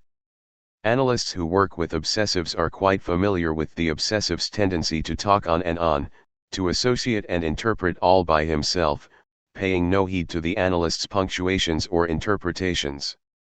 Indeed, the analyst often has to make a considerable effort to stop the obsessive from bulldozing right over his or her intervention. The obsessive gives the analyst the impression that he or she is intruding, getting in the way of what he wanted to say. The obsessive would prefer that the analyst remain silent, or play dead if not actually be dead. Every sound the analyst makes moving in his or her chair, even breathing, is too much, reminding the obsessive of the analyst's presence that he would so much rather forget. Many analysts respond by playing dead, remaining silent, and trying not to intrude into the chain of the patient's endless associations, but it is only by intruding and reminding the obsessive of the other's presence and the presence of the other's desire that hysterization is maintained. The analyst must not conform to the obsessive's fantasy in which the other is glossed over or annulled, but must try to foil the obsessive's attempts to repeat it with the analyst. Given this portrait of the obsessive, one might be inclined to think that the hysteric must be the ideal analysand from the analyst's point of view. She is, after all, extremely attentive to the other's desire, since she derives her being from it, AOL. But in addition to expecting being from the other, she also expects knowledge. She looks to the other to fill her lack of being, or want to, and lack of knowledge, or want to know. This is what makes it easy for her to request the analyst's help. She recognizes her dependence on the other but makes it difficult for her to work once she is in analysis. Just as she seeks out and provokes, if need be, lack/desire in her partner, seeking to know what she is as an object of desire, so too she seeks knowledge about herself. What do I have, doctor? What is the matter with me? And expects to receive that from the analyst as well. Should the analyst comply, and many do, attempting to supply the hysteric with knowledge about herself. This knowledge, which is, in any case, likely to miss the mark in the early stages of analysis, is only momentarily gratifying to the analysand. It is almost immediately questioned, examined, scrutinized, and evaluated by the hysteric seeking the lack in the analyst's knowledge, the lacuna or gap, for this gives her the role of the exception, living proof that she can supplement or complement the analyst's knowledge. Analysts often find hysterics very challenging to work with, having the sense that they are never far enough ahead of the hysteric's understanding of the situation, that they never have enough new knowledge with which to appease the hysteric's insatiable appetite. Analysts who play the game of feeding knowledge to the analysand sooner or later learn that it is the hysteric who always wins that game.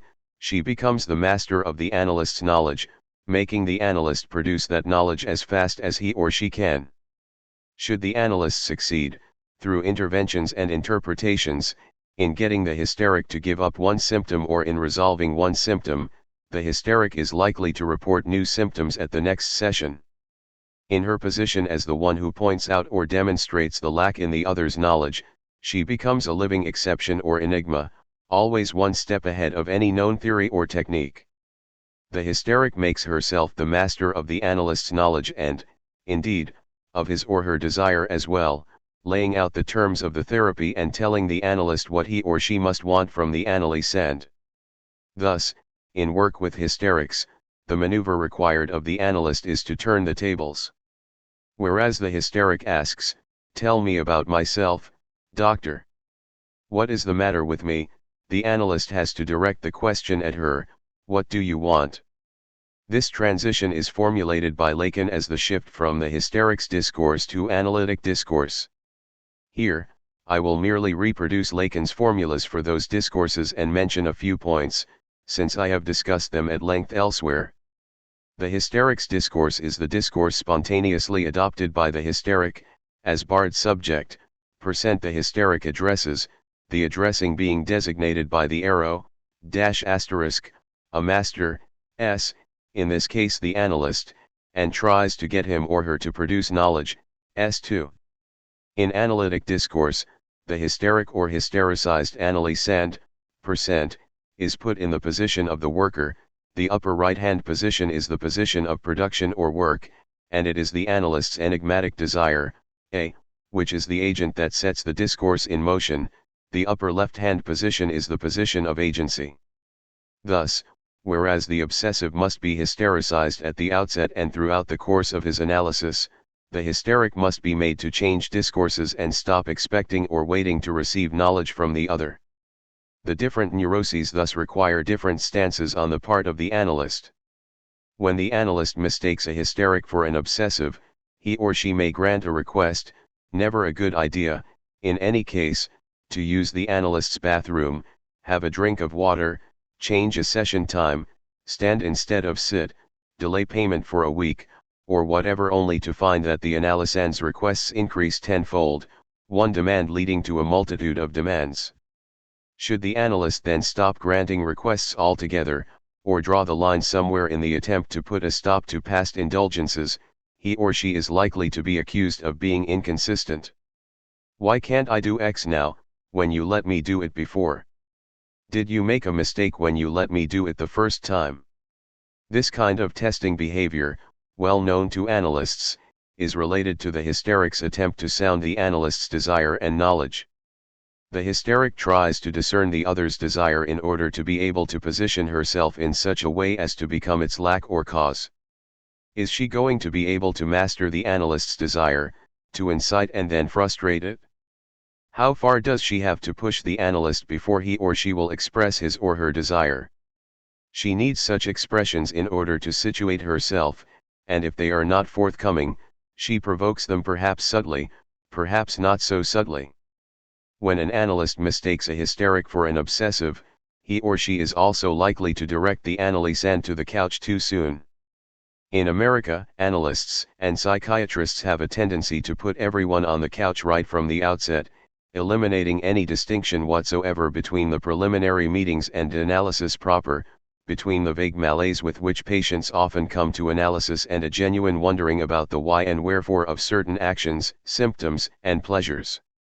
Assuming the analyst has grasped the distinction between the preliminary sessions and the later stage at which the person of the analyst as an individual, progressively fades into the background, he or she must then consider that face-to-face sessions are of greater importance to the hysteric than to the obsessive. Attuned as she is to the other's desire as embodied in a specific person, the hysteric cannot easily bear to speak to a blank wall, or even a wall with paintings or diplomas, needing to feel the other's gaze upon her, needing to feel supported in some way. She finds it extremely difficult to explore the arcana of her circuits of desire without knowing whom she is talking to and the effect her words are having. The obsessive, on the contrary, couldn't care less.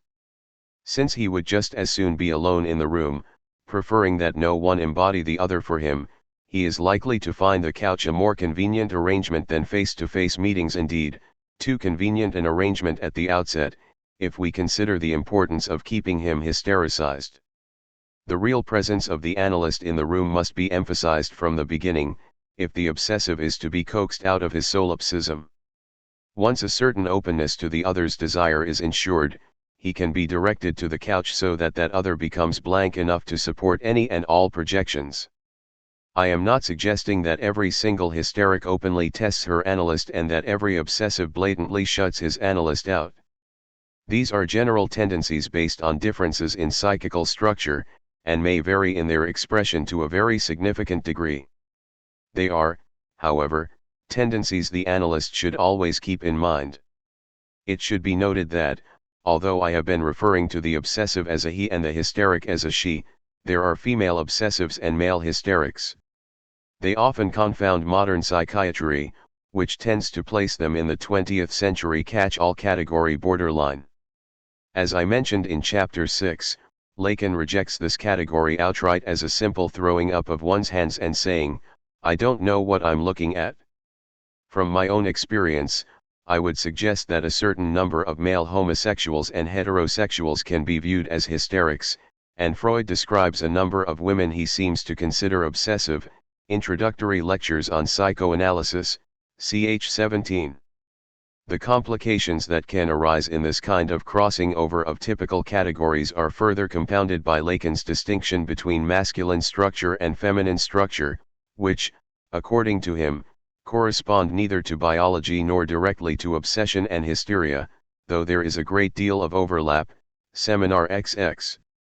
But rather than introduce more theory, I will now provide some in-depth illustration of the mass of theoretical work that has been outlined in this chapter. I will present two of my own cases, one of obsession and another of hysteria, supplying first some of the general case material and then a detailed commentary.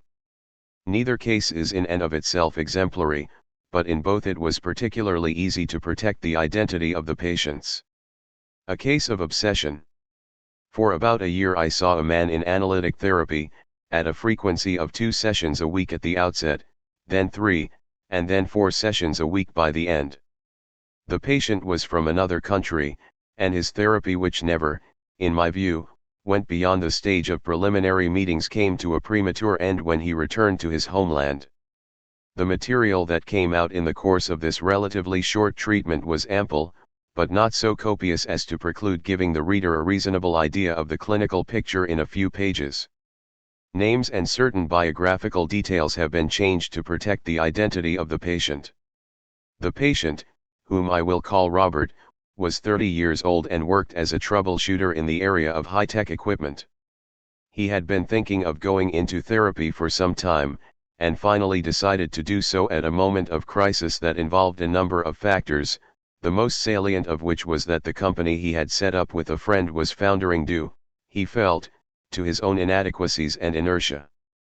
He had resigned as co-director the very day he first came to see me, had accepted the idea that he would henceforth have to work as his friend's subordinate, and was, in Robert's own words, finally getting what he deserved. According to him, he had coasted through life without ever committing himself to anything and without ever really working at anything.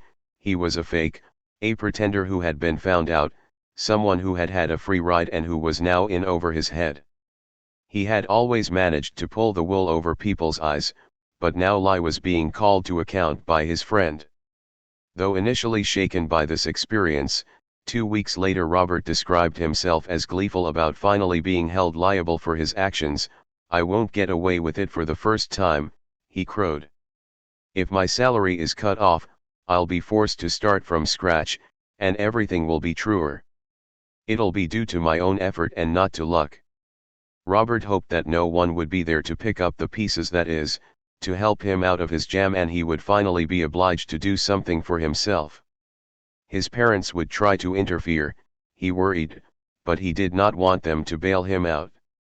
When fate did not fulfill his fantasy, no one cut off his salary and forced him to start anew, Robert considered other ways of tempting fate. Afraid to ask his boss for time off from work, for example, Robert waited until 2 days before his scheduled, and prepaid, trip to another continent to ask for vacation time, hoping that the request would lead to a confrontation and to his getting fired. He said that his inability to work dated back a long time. As soon as anything is even so much as cast in terms of involving effort, it's already too late. To try was to expose himself to the possibility, indeed, the virtual certainty of failure. If someone else spoon-fed him what he needed to know, everything was fine. If not, he merely tried to fake his way through. What he already knew about his business was trivial and boring, what he didn't yet know was impossible. "I'll never know it, I'll never figure it out." Initially, he demanded that I help him stop procrastinating and get to work. He wanted me to give him small projects to work on, projects which, after a month of sessions, he described as doing the dishes, cleaning up, tidying my desk, and so on. He wanted me to tell him to do such things so that he would have to be accountable to someone and report back on his achievements. Naturally, I did not provide any such assignments, requesting instead that he tell me what was on his mind and recount his dreams, fantasies, and daydreams. 2 months later Robert told me that he would feel like an automaton if he simply had lists of things he was supposed to do and followed through on them. He wouldn't have his freedom. Robert suggested that his inability to take action was also a long-standing problem. When in love with a girl during his school years, he could not bring himself to tell her. Indeed, he still often waited for women to initiate conversation and intimate contact with him. He could never be sure a woman was the right woman, and in an association to a dream in which he was with a prostitute and 2 other prostitutes were looking on and perhaps joining in, he said it seemed as if one weren't enough. There was an endless number of possibilities. He said this about women and about life in general, and he couldn't choose among them, for he felt that if he did he would be missing something. "I can't devote myself to one activity without thinking about others I could be doing." He also expressed the need to consider all the ramifications before acting, which is patently impossible and led to inertia on his part. It was very displeasing to him to consider that he had limits. He wanted to think, "I can have any girl I like." His love life at the time consisted of short-lived relationships with women who resided in different countries and who visited him or whom he visited for a week now and then. Often there was no one in his life, but just as often there were 2 or 3 occasional lovers concurrently. Though this was not mentioned during the first few sessions, it turned out that, just prior to beginning therapy, Robert had begun to have repeated trouble achieving an erection, and that this was an almost constant torment to him in his most recent relationship with a woman I will refer to as Sandra. Sandra was his sister's best friend, and Robert considered her the kind of woman he would like to settle down with. As it turned out, the most suitable partners were the ones with whom he was most often impotent, whereas when he went out with a woman who was virtually punk, he had no such difficulty. After spending a week with Sandra, Robert said that she was no longer intact, he had violated her, she was missing something, she no longer had what she had had before. She had seemed more whole, more perfect before he had gotten involved with her. It seemed as if he had taken something from her. Sandra, like his former long-term girlfriend from college, had become too easy. There was no longer any need for him to be seductive, and he lost interest in sex. When he did engage in it, He always took a shower beforehand and asked his partner to do the same. In doubt about whom to love, about who was the right woman, Robert often fell for and fantasized about another man's woman. Such women, though involved with his best friends, were considered sacrosanct and were idealized by Robert. Since they were inaccessible, he was free to daydream about them without ever having to worry about violating them. Indeed, in his dreams, however, they succumbed to the same fate as Sandra. He recounted a dream in which he was walking down the street and saw a man pulling a drunk girl along in the opposite direction. Her shirt was loose and a breast was exposed. He grabbed it, and fondled it a few moments. In his associations to the dream, he said that he would normally resist that urge, but as she was someone else's girl she seemed more exciting, and as she was in a state of drunken passivity her breasts seemed available. He disliked it intensely if a woman was active or assertive, and sought to possess a woman, to overpower and immobilize her. Part of his typical sexual activity was to pin a girl down, and squeeze her so tightly she can't move. He regretted that he often needed her collusion, he needed her to play along, since he didn't have the physical strength to immobilize her unassisted. Complete control was what he wanted. This concern for control always arose with women he loved and cared for. With the virtually punk woman, on the other hand, he felt no such need. Though he had been sure at the outset that the relationship with her would not last, due to her lower-class background, they continued to see each other for 2 years and he experienced no notable control or potency problems with her. Their relationship was, in his mind, mostly sexual. One day, after they had split up, he ran into her and started trying to seduce her. But when she eventually began to push him away, he went out of control. He told me he had been tempted to rape her, though he did not do so. In another dream, he was stoning a figure cloaked in black and huddled over, it seemed to be a woman.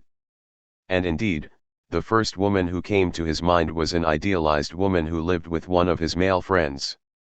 He was horrified by the violence of the act of stoning depicted in the dream, and was amazed that he could have been involved in it, that he could have gone along with the others who were stoning her. The look on his face as he talked about it nevertheless suggested that there was something strangely satisfying about it to him. Despite all of his talk about relationships with women, his mother was rarely mentioned. Instead, he always alluded to his sister as the model for all his suitable partners. He described his relationship with his sister as almost incestuous, but that seemed to be due to the frequency with which he made love to her in his dreams. His mother was characterized as underhanded. When she disapproved of something he did or wanted to do, nothing could be discussed, she simply made disapproving gestures and faces. There was nothing he could argue with, nothing they could banter back and forth. She wanted total control, in his view, and the only way he could rebuke her was to disobey, that is, to do what he had wanted to do in the first place. His father, a strict Catholic with high moral and educational ideals, was, according to Robert, very disapproving of him, but never hit him or even got really angry at him.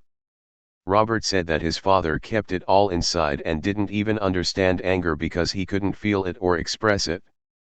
His parents maintained a conspiracy of silence, admonishing him nonverbally. Robert felt that in his inability to force himself to do things, to study, work, clean, and so on, he was putting up resistance to some sort of internal authority, and that it was a point of honor not to give in. This internal struggle manifested itself in Robert's relationship with me. He was always quick to hear a critical tone in my voice when none was, at least consciously, intended on my part, and confessed that he was trying at some level to provoke me, to get me to reprimand him. He felt that he had sometimes intentionally overslept to arrive late at sessions, which also made it difficult for him to stop off at the bank and pick up money with which to pay me.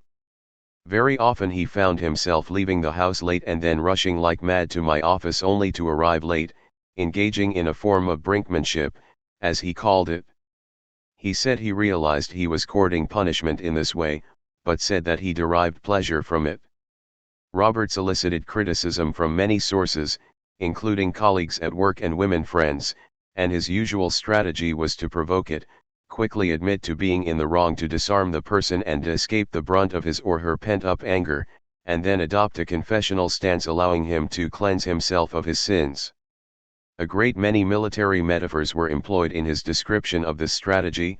For example, he said that the battle of will against will brought out the fighter spirit in him. Provoking criticism in this way was thus threatening but exciting. Robert was sure I must resent him because he had asked me to reduce his fee at a certain point.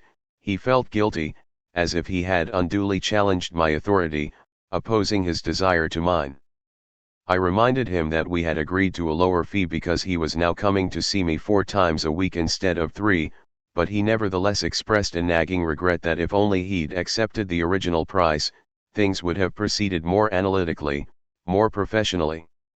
He had the sense that he was failing his analysis, for he still couldn't manage to force himself to work and that it was his fault. If our sessions were of variable length, it must be because he was paying one less than he was supposed to. I reiterated that I ended sessions on particularly important points, and that the length of a session had nothing to do with how much he paid me. This led to quite another level of reproaches toward me. I was rejecting his feminine side, and he was sure that if he cried during a session with me, I would cut it short and send him packing. He needed to cry it all out and felt he would never be able to do that with me. With certain women he could show his weaknesses and cry, but felt that he had to keep up a front for me, had to act like a responsible 30-year-old man. I did not accept or reject the notion that I disapproved of his feminine side, nor did I immediately suggest that he was the one who didn't truly accept it in himself. Instead I asked, "Men don't approve of your feminine side?" He responded by saying that his father disapproved of all weakness, all imperfection. He went on to say that one of his former lovers had told him she believed he had a male side somewhere, but didn't show it much. As a boy, he had viewed his father as a powerful figure. Whenever someone mentioned that his father was at work, he would imagine a Canadian lumberjack rolling logs on a river, jumping from one to another, and keeping them away from the banks. As an adult, however, he described his father as incompetent, impotent, and ineffective, and claimed to be like him in many respects. Had his father been more authoritarian with him, Robert wouldn't, he felt, be so undisciplined. Had his father given him more direction and stated more openly what he believed, Robert could have rebelled in a more definitive manner. He had been pained, but also secretly pleased, when one day his college lover had gotten into an argument with his father, for she had made his father appear vulnerable, exposed, and openly stupid. In the early months of the treatment, Robert described me as like a rock for him.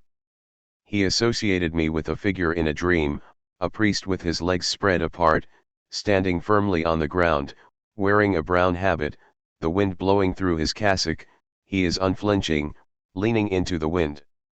He thus viewed me as an ideal, phallically powerful figure, a rigid, unbending authority, yet at the same time as someone to whom he could confess his sins and from whom he could expect absolution. As the year went on, his view of me changed, and I became someone he could provoke and deliberately try to anger without jeopardizing his analysis. As the time of his return to his own country drew near, I encouraged him to continue therapy once he was home, and have reason to believe that he did so. This short and obviously incomplete case discussion illustrates many general features of neurosis, as well as many particular features of obsession.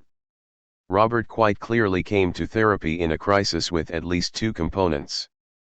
First, he had had a confrontation with someone who, though initially a friend, had become an authority figure for him, his business partner. As Robert remarked, it was his approval which was in question. Through his inertia, Robert had provoked an expression of this other's desire, and now this other wanted him to step down, make amends, and put his nose to the grindstone. While upsetting for Robert, the experience was simultaneously titillating. He became positively gleeful at the thought that he would be forced to give up something, lose something, his salary. In Robert's mind, the other wanted him to make the necessary sacrifice, wanted to castrate him symbolically.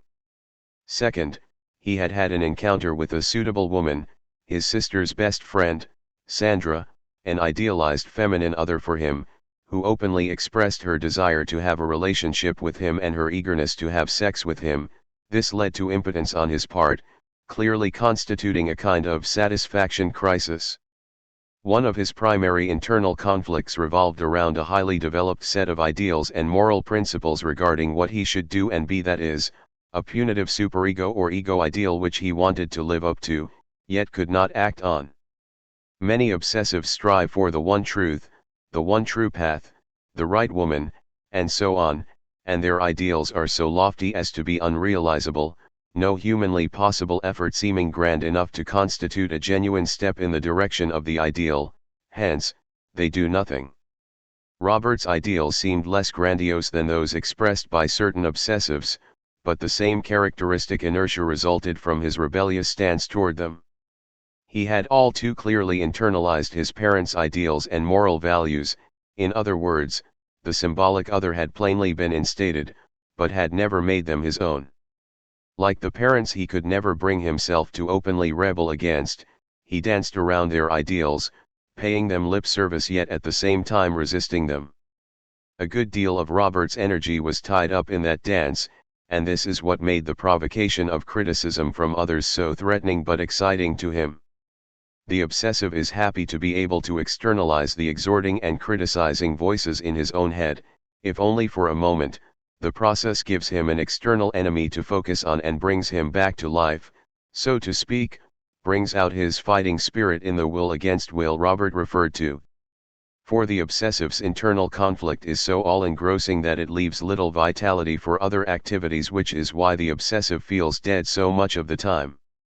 In Robert's case, it was only when an external authority figure could be found, whether business associate or analyst, that some verve appeared. Robert's provocations of people he viewed as authority figures should not be confused with the attempt to make the other exist that is characteristic of perversion, as we shall see in the next chapter. The law exists only too evidently in obsession, weighing the subject down and oppressing him or her.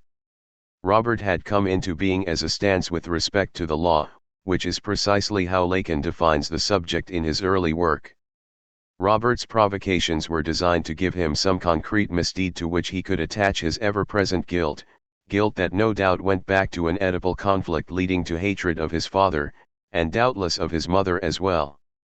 The therapy did not go far enough to verify the well springs of his guilt, but it was clear that by provoking punishment, he could feel guilty for specific crimes carried out more or less intentionally, confess his sins, and thereby assuage his guilt, albeit temporarily.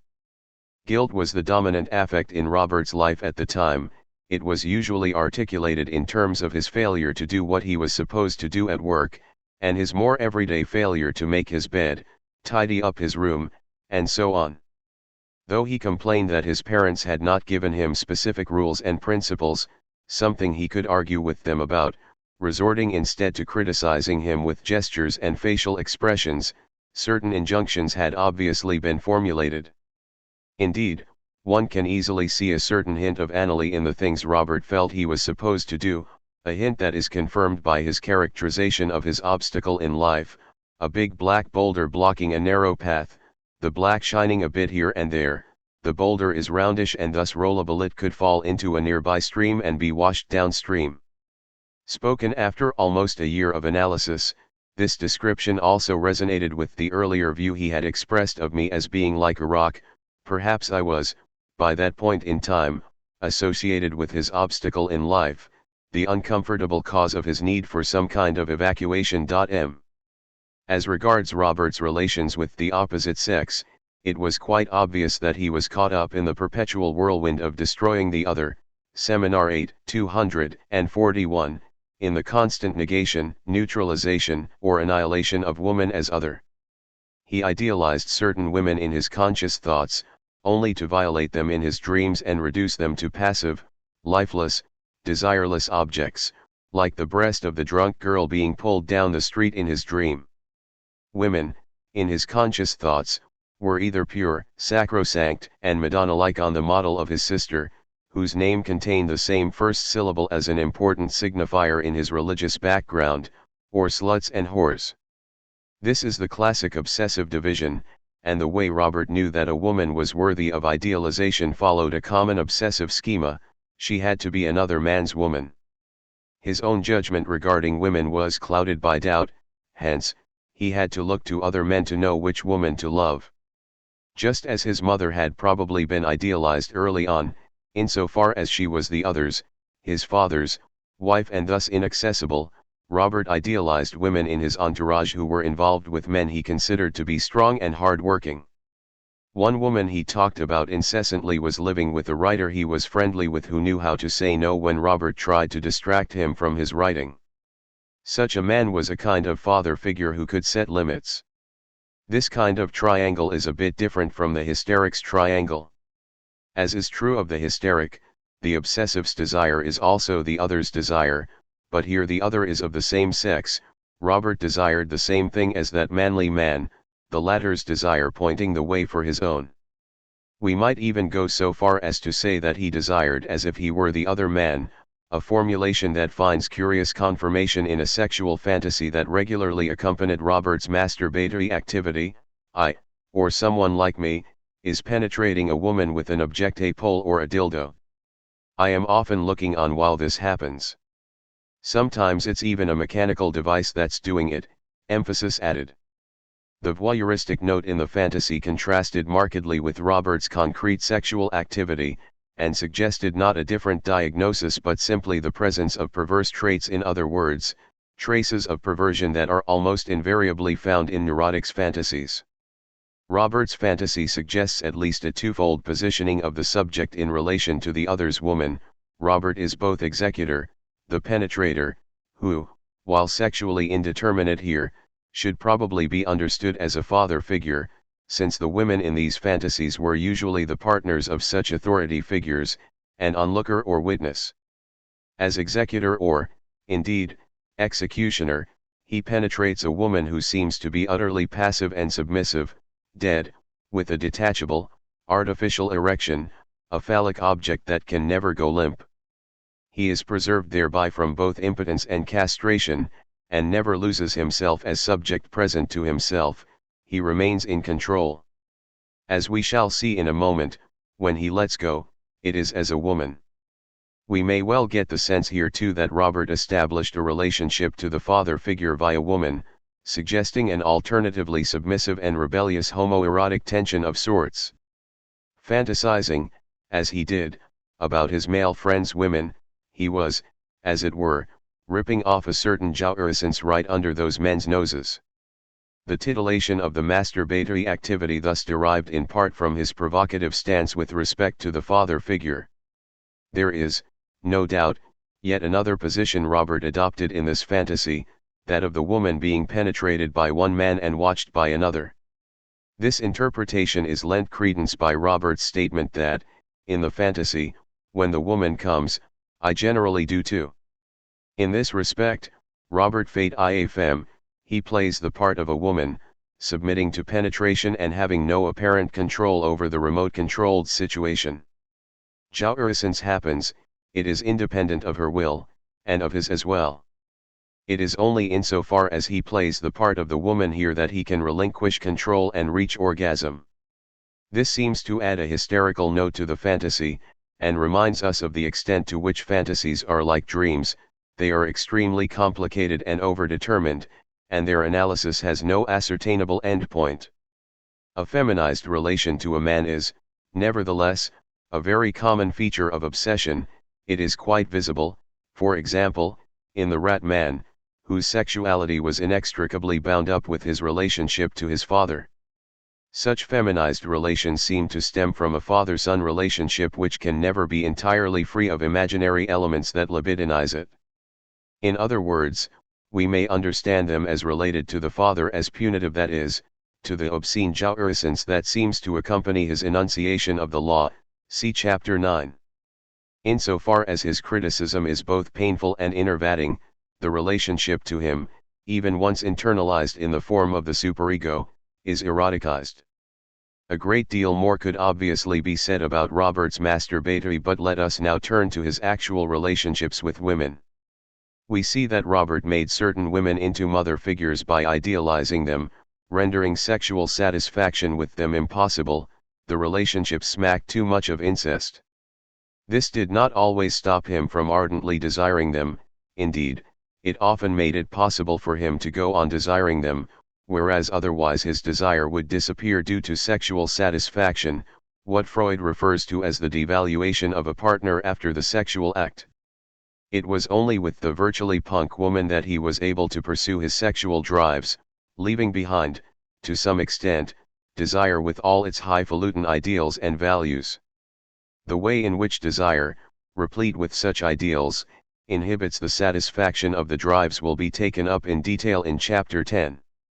Since Robert virtually never talked about his mother, except to say that she was underhanded and wanted total control like him, as we have seen, little can be said regarding the origin of his simultaneous desire for and aggression against women. We might speculate that he was extremely attached to her as a young child, and could not bear the greater distance she maintained between them after the birth of his younger sister. Her demands that he do certain things and not others, and that he act toward her in a respectful manner, might have been acceptable to him when he had her more exclusive attention, but perhaps grew unjustifiable and unbearable to him when he received far less. Indeed, he may well have felt that his mother preferred his younger sister to him, and forced him to care for her as a loving older brother should. None of this, however, was in any way corroborated by Robert's still incomplete account of the major turning points in his life. The particular challenge I faced in the treatment was that of bringing Robert to the point of formulating a question of his own, that is, of problematizing his own motives for his actions, and this was never fully achieved. His demands for me to enlighten him and tell him what he should do returned periodically, and even at the end of our work together he regretted that he had not learned to push himself as he had hoped at the outset. I never granted his demand for concrete assignments, nor did I take at face value his talk about termination after 6 weeks of therapy. I thereby refused him what he had explicitly been asking for, with the aim not of frustrating him but of opening up the space of desire. When confronted with direct demands, I skirted the issue by asking him to tell me more about a particular dream element he hadn't yet elucidated or a fantasy to which he had not yet associated, letting him know that I had been listening to him attentively and taking his words seriously. Never suggesting that his demands were inappropriate or invalid, I instead offered him something else, my ear, presence, and speech, the latter in the form of punctuations and expressions of my desire that he continue to come to see me. When he would attribute harsh views to me, as when he believed that I would be critical of his feminine side, I avoided defining myself as either accepting or rejecting, allowing him to continue to project his internal critique onto me and rebel against me. In this way I hope to encourage him to relieve certain affects with me in the controlled environment of the therapy setting, not in order to let it all out but in order to reconnect thought and affect. The connections between thought and affect are, as I indicated earlier, often dissolved or forgotten in obsession, and the obsessive must be brought to the point of, say, getting angry with the analyst for rejecting his weaknesses and then connecting this with his father's severe attitude toward him, thanks to a question or interpretation by the analyst. Repression, in Robert's case, consisted at least partly in the breaking of the association between his rebelliousness and his father's early admonitions, between his hatred of his father and the latter's disapproval, of his weaknesses and of his feminine side, for example. The work of destroying his father, not in effigy but in the relationship with the analyst, was initiated but not completed in the course of our work together.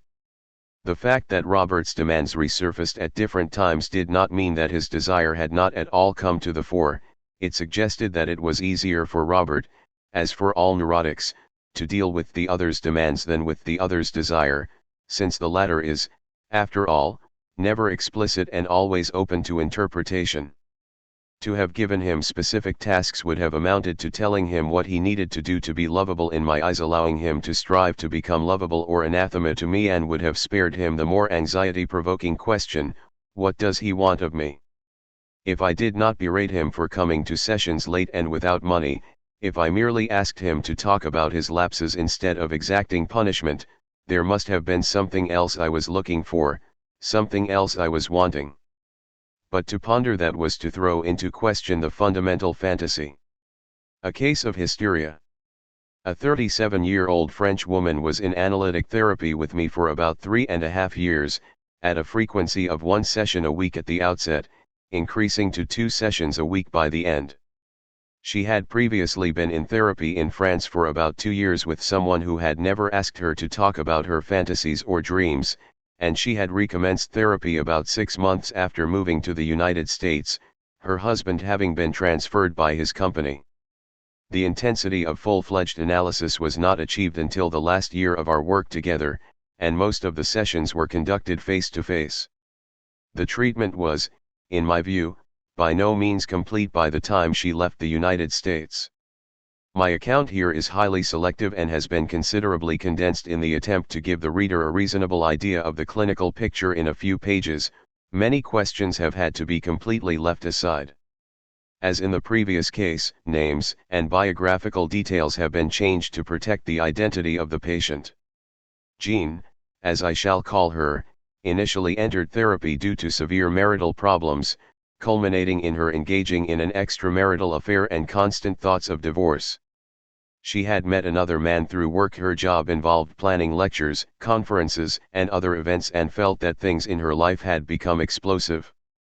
A mother of 2 young children, holding down a full-time job, she did not feel that divorce was the best solution. Jean seems to have used her first therapy as a crutch with which to keep her marriage hobbling along. Indeed, she said she stayed with her husband because of that bearded psychologist, her first therapist. The same was true of her early work with me, in which she was never willing to have more than 1 session a week.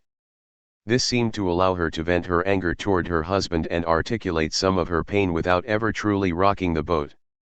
Only after 2.5 years of therapy did she agree to 2 sessions a week, despite my repeated requests earlier on that she see me more often. A good deal of family history came out in the course of Jean's treatment. The second of 4 sisters, she grew up in the French provinces, where her father and mother lived under the same roof until Jean was about 7. There was some question about her actual age at the time, however, since certain memories suggested that her parents stayed together only until she was around 4. At about that time, her father went bankrupt, despite considerable borrowing from the mother's family. He abruptly left the country, leaving his wife and 3 daughters no forwarding address. The family was forced to move in with the mother's parents, and only after a year did the mother manage to locate and contact the father. After that, Jean, her sisters, and their mother lived in France in near poverty and constant uncertainty. The father slowly rebuilt a business in North Africa, but sent his family little money at extremely irregular intervals. He spent quite lavishly on himself and, as Jean came to realize during her analysis, on his mistresses, but allowed his family to languish. Once a year, he had the family come spend a month with him in North Africa during the summer, but always waited until the last minute to let them know when they could come. Jean's memories of North Africa involved being ogled and harassed by men. She said that a man had even tried to kidnap one of her sisters in the building in which they lived. In that environment, the father continued to treat his wife and daughters as he always had, violently jealous of any male attention paid to them, extremely protective of all 4 of his women, drunkenly abusive to the mother, foul-mouthed and foul-tempered. Jean depicted her father as domineering, explosive, and never offering a kind word. He bullied his wife, kept her at his financial mercy, vented his venomous rage at her, and cheated on her. Indeed, when he was on his deathbed, it came out that he even had a mistress and a daughter out of wedlock in France. Jean considered herself to be her father's favorite, since she was the best of the 4 sisters in school.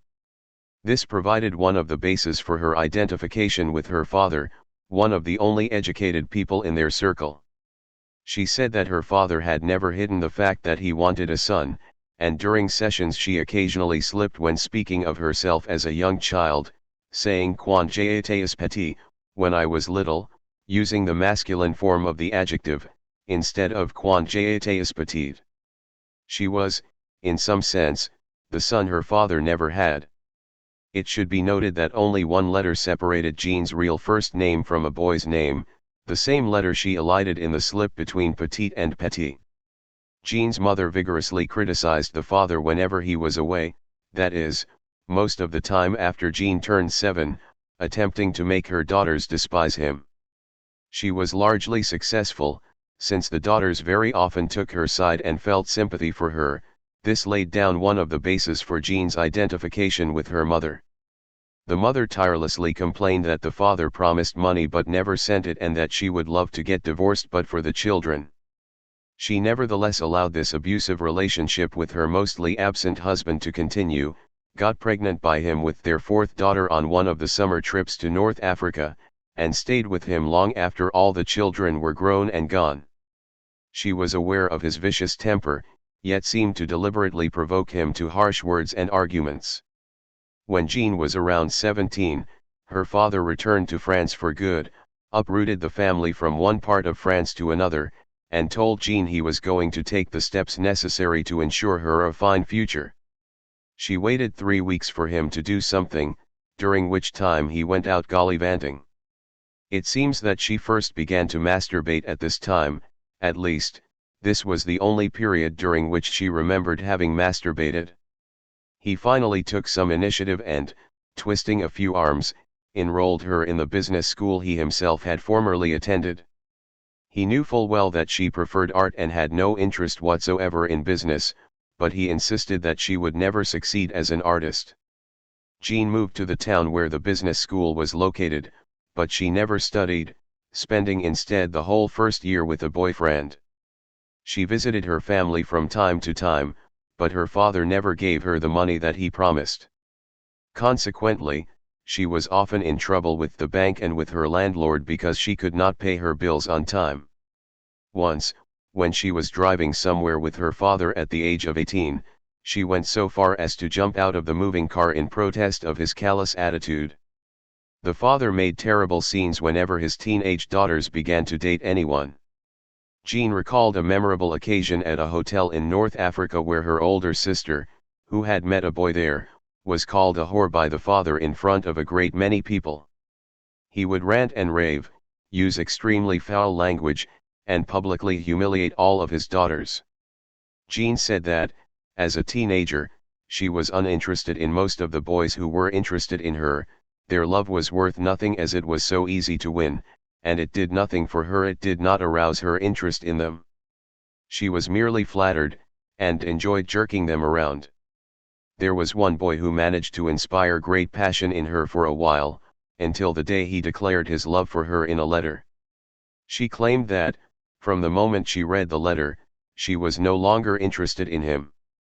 But she was immediately attracted to a man I will refer to as Bertrand, the first man her own age who treated her more indifferently, more callously.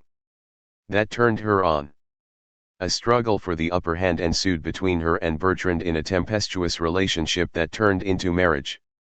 If they were fighting and she wanted to leave the house, Bertrand would physically block the door. If she was mad at him and left town, he would call everyone they knew until he found her and then come and get her.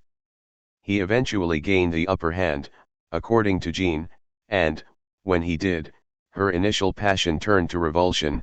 She could no longer bear to let him touch her. She began to suspect him of all kinds of things of which her father had been guilty, such as womanizing and spending all of the family's money on himself. She dreamed of leaving him but never did, claiming that it was impossible for her to do so. Physical symptoms began to appear, some of which seemed to have antecedents in adolescence, but many of which seemed to grow out of her identifying her husband with her father, aided, no doubt, by the fact that the husband and the father got along well. She spoke of back pains, shoulder pains, jaw pains, tongue pains, chest pains, throat pains, and stomach pains, and went from gastroenterologist to chiropractor to herbal healer to acupuncturist, all to no avail. Right from the beginning of Jean's therapy with me, the primary conflict seemed to revolve around her father and husband. Nevertheless, she devoted a good deal of time in early sessions to recounting rivalries with her eldest sister, whom she had often made fun of as a child and apparently outshined. Rival Rouse identifications with her sisters were largely worked through within a year or so, it seemed, and receded into the background. The father/husband then monopolized her thoughts. Transferentially speaking, she never seemed to place me in the position of an other person, like herself, despite the fact that we were very close in age. Indeed, her imaginary relations seemed more or less confined to women. From the outset, I seemed to be identified with the one who knows, the symbolic other.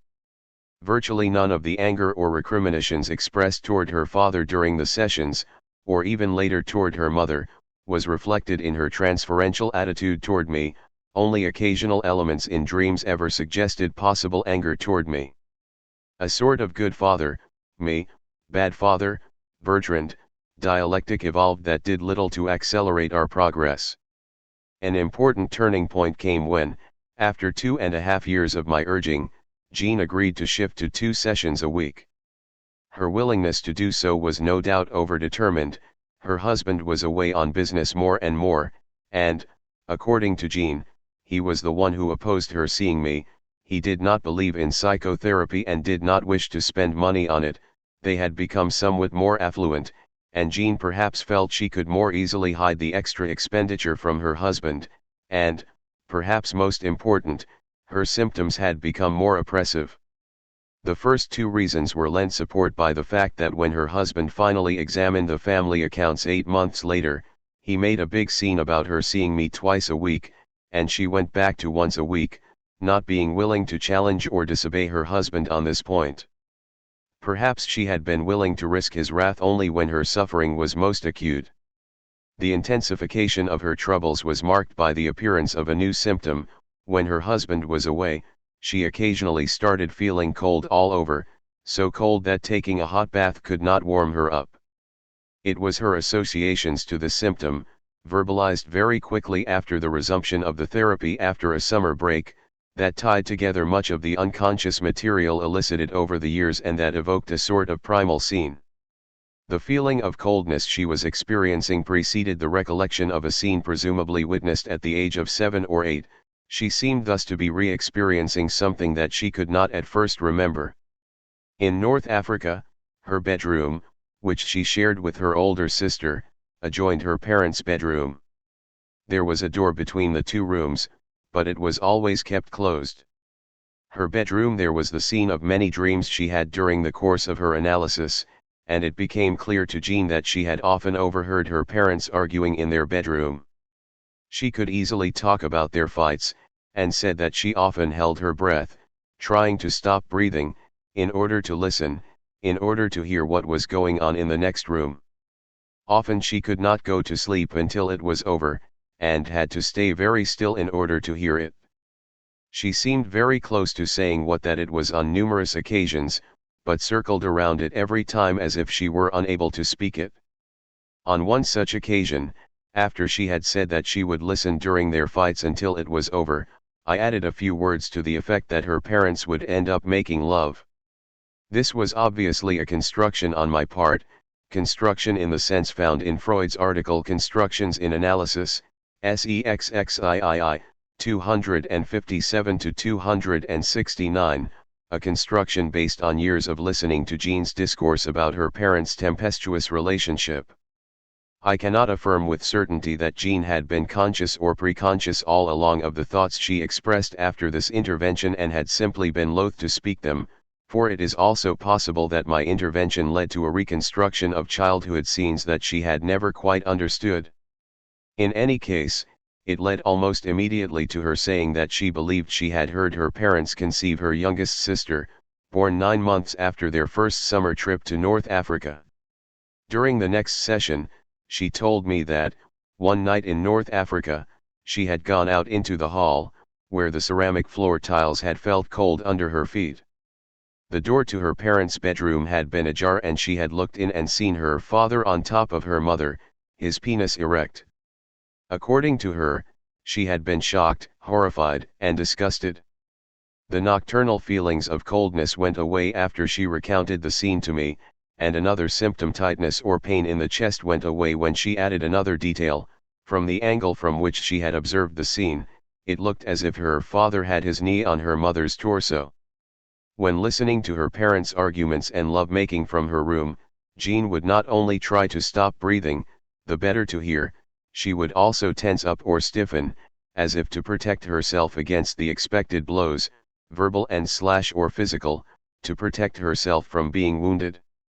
In a sense, she put herself in her mother's shoes, imagining herself being beaten and made love to by her father.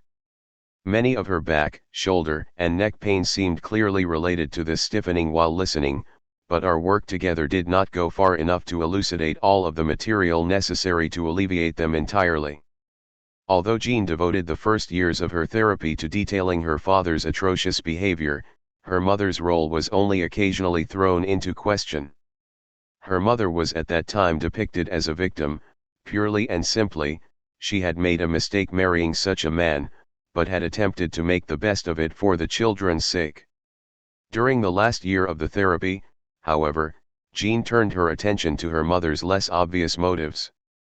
Her mother was now described as passive and self-indulgent, and as having made her daughters do all the housework. She was viewed as being interested only in her friends, and as having deliberately attempted to make her daughter despise the father. Though this attempt forced Jean to cover over her fonder feelings for her father and to hate him in certain respects, it also convinced her that her father was in some sense being victimized by the mother and was thus unloved. Jean recalled that her mother had loved dancing with men. Indeed, Jean said her mother loved all men except my father. Jean claimed that she herself was the exact opposite. She had never loved any man except her father. She began to hate her mother for having prohibited her from loving her father, or at least from feeling it, being aware of it, and showing it. Jean had nevertheless remained faithful to her father at some level, convinced that he really did love her even though he never expressed it, never knew how to express it. In her everyday life, she had remained faithful to everything he said. He had told her she would never amount to anything, and so she sabotaged things in such a way as to fulfill his prophecies. For example, in her mid-30s she began painting, drawing, and making ceramics, activities she had not engaged in since high school and was often complimented on her talent. After a small exhibition of her work, she began having problems associated with her eyesight, la vue, and associated them with her father's predictions. If she could not see well, she could not paint and thus could never amount to anything. He said that her life would be a disaster, and she felt she unwittingly confirmed this. For to succeed in life was to betray him, not just outwardly but inwardly as well. Thus, in the course of Jean's analysis, there was an almost complete reversal of perspective. At first, she viewed her father as the cause of all of her problems in life, while solidarity with her mother seemed virtually complete. Later she came to see her father as her one true love and her mother as the villain. Jean proceeded to kill her mother in a dream, and began to think that her own daughter, who was then about 13, wanted her dead. Jean began to blame her mother for all kinds of things. For example, the mother would leave her daughters home alone in North Africa when she went out with girlfriends, warning them not to breathe in her absence. She would criticize her daughters' grades but do nothing to help them. She was gratuitously mean to her daughters. Jean also recalled that her mother would bring her daughters to a park in North Africa, and would talk absorbedly with a friend while her daughters wandered about the park unsupervised. On one occasion, Jean and her older sister had been led into a storeroom by a park guardian, who had proceeded to show them his penis. Jean complained that she had not been protected by her mother. Indeed, within several months Jean said that the only thing her mother had ever done for her daughters was to stay with her infernal husband. The father was insanely overprotective, but at least he was protective.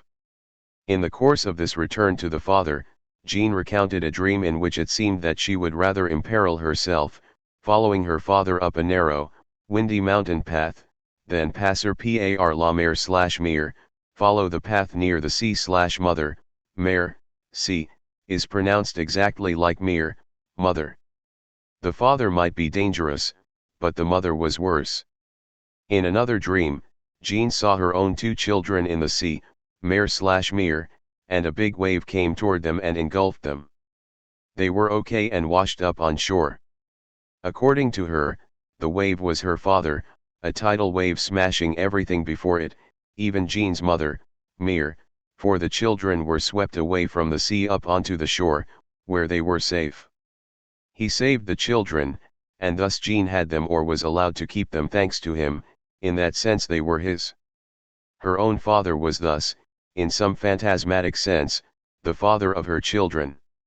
In yet another dream, she had 3 new children boys, all with brown eyes. At first it's not entirely clear if the third is a boy, but seems to be one in the end. In her associations to the dream, brown, which at first elicited nothing, reminded her that she had recently seen a picture of her father's illegitimate daughter. The latter had brown eyes, like Jean's father. She said that the children in the dream could not be her husband's, since he had blue eyes. She had thus remained eternally faithful to her father, despite everything, and her relations with her husband suggested continued fidelity to her father. Though she had become aware that she tended to project paternal faults onto her husband, this was still a dominant theme in their relationship. In one instance, while he was away on business, she found some credit card bills and became enraged when she saw the huge expenditures he was making. It turned out that they were all business expenses reimbursed by his company, but she had immediately equated her husband, whom she sometimes described as a devoted family man, with her freewheeling, inconsiderate, spendthrift father. In her own marriage, Jean viewed herself as like her mother, abandoned, though she was not, cheated on, though this was by no means clear to her, and so on. In short, her husband was identified in her mind with her father, and she saw herself in her mother's shoes, that is, she was her father's wife, though at the same time she viewed herself as her father's son. Her therapy with me ended when her husband was once again transferred by his company, and she returned with her family to France. I obtained the name and phone number of an analyst in the town in France to which she moved, and encouraged her to continue the work we had begun. This brief presentation of Jean's therapy, incomplete though it is, illustrates certain important characteristics of hysteria. To begin with, Jean's whole way of talking about herself and her life involved other people, significant others. Her discourse contrasted sharply with Robert's discourse, which revolved almost exclusively around himself, an obsessive wrapped up in his own world and viewing himself as an island unto himself. Jean's world was peopled, and Jean defined herself in relation to people. Jean's fundamental stance was that of completing the other, becoming the son her father never had, becoming a faithful wife to her father, since his wife betrayed him by preferring the company of all other men to his, when dancing, in particular, and even becoming a kind of husband substitute for her mother when her mother tirelessly complained, in the early years after her husband left the country, of being abandoned and ill-treated by her husband. In the latter case, Jean tried to give her mother what her father didn't give her, to make her life as easy and happy as possible, do many of the household chores, impose on her mother as little as possible, and perhaps even eat very little to save her mother money. Jean sought to detect what it was the significant other in her life wanted, lacked, or was missing, and to become it. Her sexual position was perhaps even more complex than Robert's, which was already multilayered. She identified with her mother, but with her father as well. In her marriage, she was an abandoned, mistreated, and misunderstood woman like her mother. In her many psychosomatic symptoms, she put herself in the place of her mother being abused and made love to by the father. In a certain sense, she viewed herself as the faithful wife her father never had, yet simultaneously as the son he never had. She described herself as a tomboy, un garçon manque. She was like the father intellectually, considered herself strong-willed and stubborn like him, and cast herself in a masculine role in certain dreams and slips. In recounting one dream, for example, she slipped and said that a number of men were falling in love with her, but instead of saying amoureux, in love, she said amoureuses, using the feminine form of the adjective. The slip turned the men into women, reflecting, it seems to me, the fact that she was putting herself in the place of a man like her father, the seducer, the one who had women falling all over him. Jean's sexual identity was thus partly based on her mother and partly on her father. Conventionally speaking, it was partly feminine and partly masculine. Her sexuality, which remained largely unelucidated, seemed to be dominated by disgust, revulsion, and the refusal of direct, physical, sexual satisfaction. As an adult, she said that she almost never accepted her husband's overtures, never masturbated, and had had but one fleeting affair.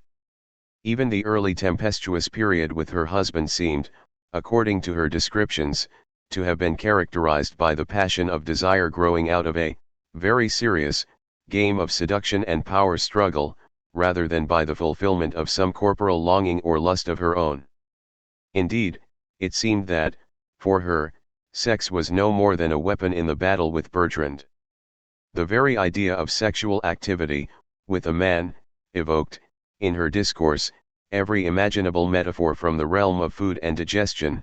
It was disgusting, revolting, nauseating, sickening, and so on. In one dream, for example, her husband refused her sexual advances. In her associations to the dream, it seemed that being turned down, and thus being able to go on wanting, excited her more than sexuality itself. The dream thus seemed to fulfill her desire for an unsatisfied desire. In another dream she slept with one of her husband's friends, who, she had just heard, had cheated on his wife. She found the man disgusting in real life, but dreamed of sleeping with him. There seemed to be no representation in the dream of the sexual act itself. It seemed that she had, in the dream, put herself in the position of the mistress with whom a man might cheat on his wife, with whom a man like her husband might be unfaithful. She was interested in knowing why a man might cheat on his wife. How can another woman be loved, as Lacan formulates the question of the butcher's wife in Ecritz, 626. She put herself in the shoes of the other woman and imagined the man's desire for her. Though she did not explicitly evoke her identification with her father, or, more generally, men, in her associations to this dream, there may also have been a sense in which she saw herself in her husband's friend, and imagined what it would be like to sleep with the other woman, a role she herself played in the manifest content of the dream. This is an example of what I referred to earlier as the hysterics complex circuit of desire. Jean closely scrutinized her husband's desire in the attempt to detect an interest in other women. Though he had, according to her, apparently been faithful throughout their 14 years of marriage, she could not stop herself from imagining that he was having an affair with someone whenever he was away on business, and she was always on the lookout for clues. She would not hesitate to go through his personal effects, papers, and records, or call him at all hours at his various hotels, consciously afraid he was cheating on her. She nevertheless seemed to wish to discern a desire on his part for another woman. Such a wish would, of course, have been overdetermined.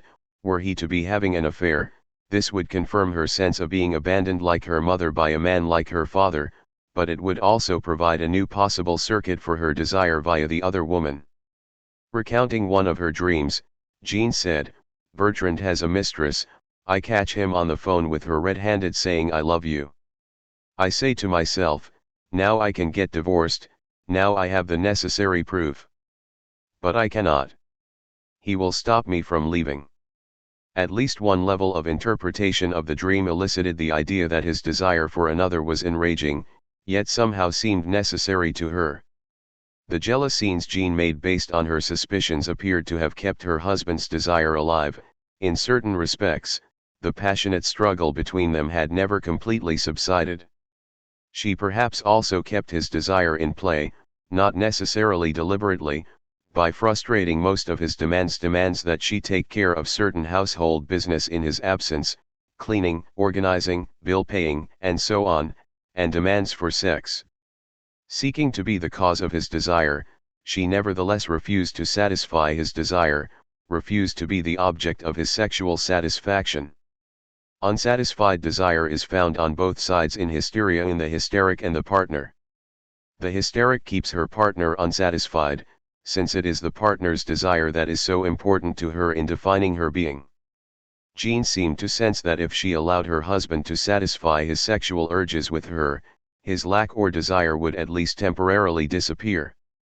Nevertheless, after 3 years of analysis, Jean said she was sick of her own behavior, sick of refusing to have sex with Bertrand and being aggressive with him all the time. It seemed that, in denying herself what she wanted, she was doing so at least partly out of solidarity with her mother. For Jean's mother had repeatedly told Jean that all other couples were happy and united, only Jean's mother and father were not.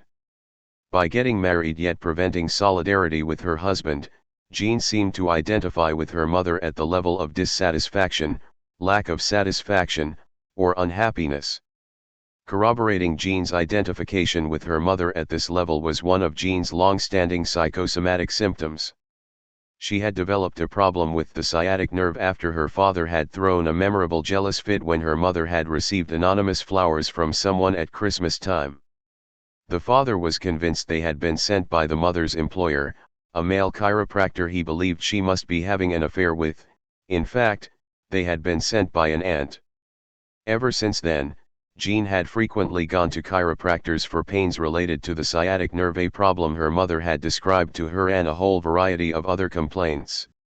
She would fall ill so that she would have to come into contact with the kind of man her mother, according to her father, desired, even though that desire had never been fulfilled. The chiropractor had, in a sense, come to represent her mother's unsatisfied longing for a different man, perhaps a better man. The chiropractor had also become associated with her father's upsetting yet thrilling, annoying yet stimulating, jealous rage. By stating that she was sick of her own behavior, Jean nevertheless suggested that she was not satisfied with unsatisfied desire. In other words, that desire was not the whole story. Woman does not live by desire alone, she seemed to be saying, suggesting that she was not uninterested in satisfaction at every level. At what level was she interested? While certain hysterics play the game of desire with men but satisfy their sexual drives with women, no homosexual current ever clearly manifested itself in our work together.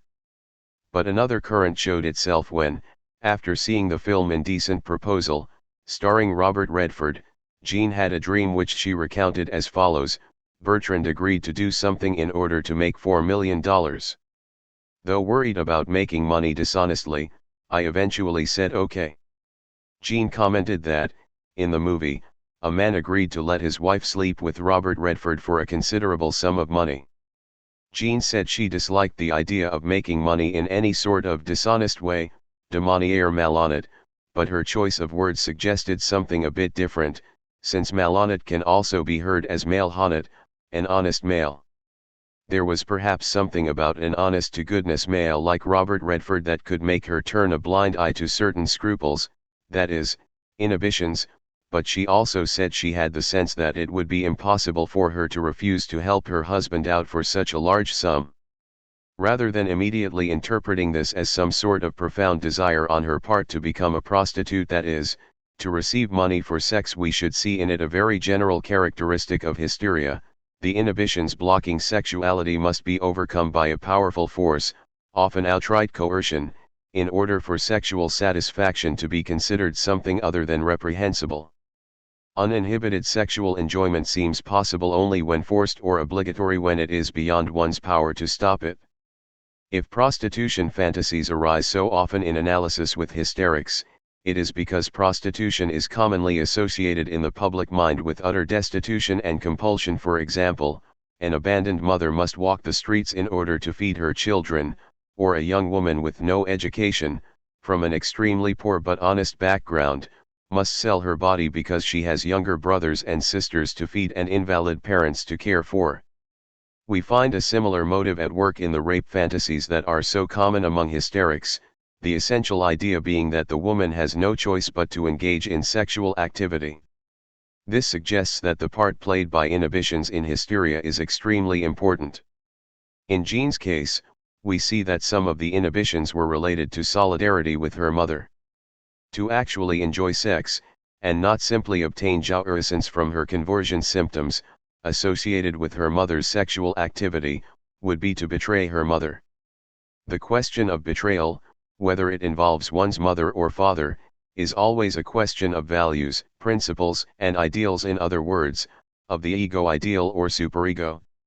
Although Jean may not seem to have been driven by impossible ideals in the way Robert was, contradictory ideals were nevertheless very much present in her mind: what she had been told a woman was supposed to be, what she, as her father's son, was supposed to accomplish, and what she, as her mother's daughter, was responsible for giving her mother and could later expect from marriage.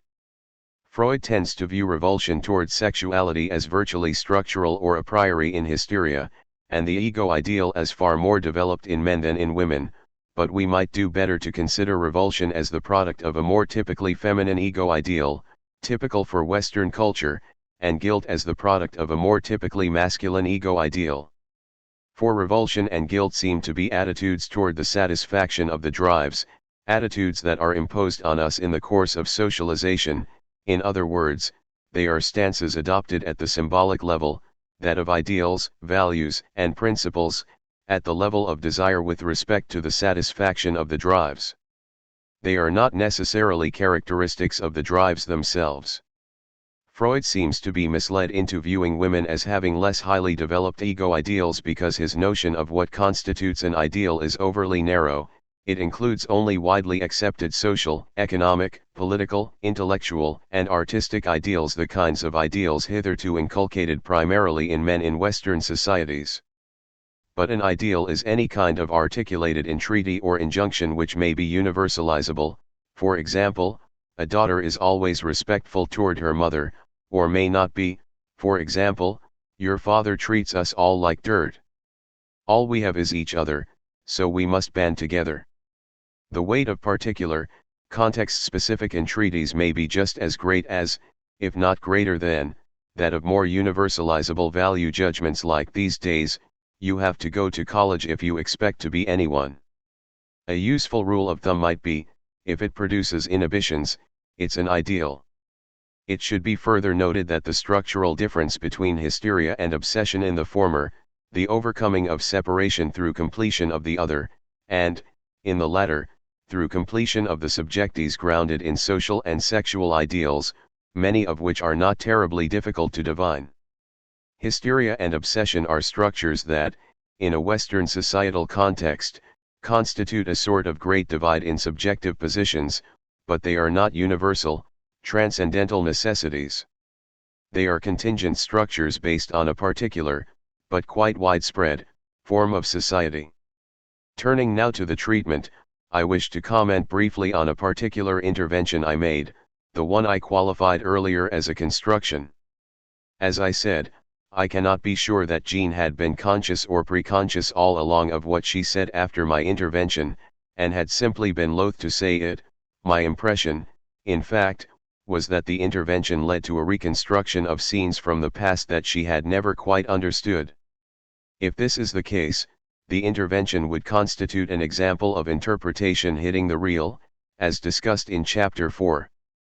The real is that which has not yet been symbolized, not yet put into words. It is what, at a certain moment, is unspeakable, the impossible to say, for the analysand but not necessarily for the analyst. By naming what Jean had heard and seen as a young child, prior, apparently, to having learned about sex, I began the process of neutralizing it, that is, draining away its heavy affective charge through symbolization. As long as it remained unspeakable, it fixated her. Once spoken, the fixation began to give way. Insofar as interpretation hits the real, it does not so much hit the truth as create it. For truth exists only within language, it is a property of statements, and thus there is no truth of that which cannot yet be said. Truth is not so much found or uncovered by interpretation, as created by it. This does not mean that interpretation is free to invent as it pleases. The approach I adopted with Jean, listening to her attentively for 2.5 years once a week prior to venturing such an interpretation, contrasts sharply with the wild interpretations made by so many psychologists and psychiatrists nowadays based on a 10-minute conversation or a handful of sessions with a patient. Jean had done everything but say what I said, circling around a notion in several sessions, and was obviously prepared to hear it. Consider the difference between the subjective validity of such a construction for Jean, witnessed by the material she brought forward in the sessions that followed it, and the effect of an interpretation made by a psychiatrist with whom I am acquainted. A patient, who had been in therapy for 2 years with a psychologist I supervise, saw this psychiatrist every few months regarding his medication. On one occasion, the patient mentioned that he had suddenly recalled that he had been sexually abused 3 times as a child. The psychiatrist seized the opportunity to say, "You must have enjoyed it." The patient was quite shaken by the interpretation and almost left therapy altogether because of it. One might argue that, based on psychoanalytic theory, what the psychiatrist said was true in numerous cases, since many people enjoy such sexual experiences in some, perhaps not so obvious, way, but it completely ignored the experience of the individual in question, and had little or no subjective validity for him. If interpretation creates truth, the ground has to be prepared for it. As for a plant, if we expect it to take root and grow, the surrounding material has to be elucidated and the relationship with the therapist has to be solid. Otherwise it has no more than shock value, at best. Shocking statements may be appropriate at times in teaching, if one's aim is to shake students out of their habitual ways of thinking, but they have little place in therapy. As I indicated in Chapter 4, the kind of interpretation I made with Jean, which is not oracular in nature, not ambiguous, polyvalent, or essentially evocative, should be reserved for a relatively advanced stage of an analysis, when the analyst's knowledge of the analysand is quite extensive and the analysand is quite open to the effect of the analyst's interpretation. Such interpretation provides a particularly clear illustration of what Lacan means when he says that interpretation is apophantic, Silicet 19731, 30. Apophantic, from the Greek apophantikos, means categorical, declarative, or assertive. Interpretation, in Lacan's sense, whether oracular in nature or a construction, is not presented in the form of a question or as possibly being true, it is declaratively stated by the analyst. Jean's treatment was obviously far from complete by the time she returned to France. While Jean had begun to blame her father and mother somewhat less for her problems, she had by no means separated from them. At some level, she still sided with her mother against her father, simultaneously remaining faithful to her father by fulfilling his prophecies, that she would amount to nothing, for example. The therapy never attained the intensity necessary to destroy these parental figures, in other words, the power of their prohibitions and ideals that led to Jean's inhibitions through the transference.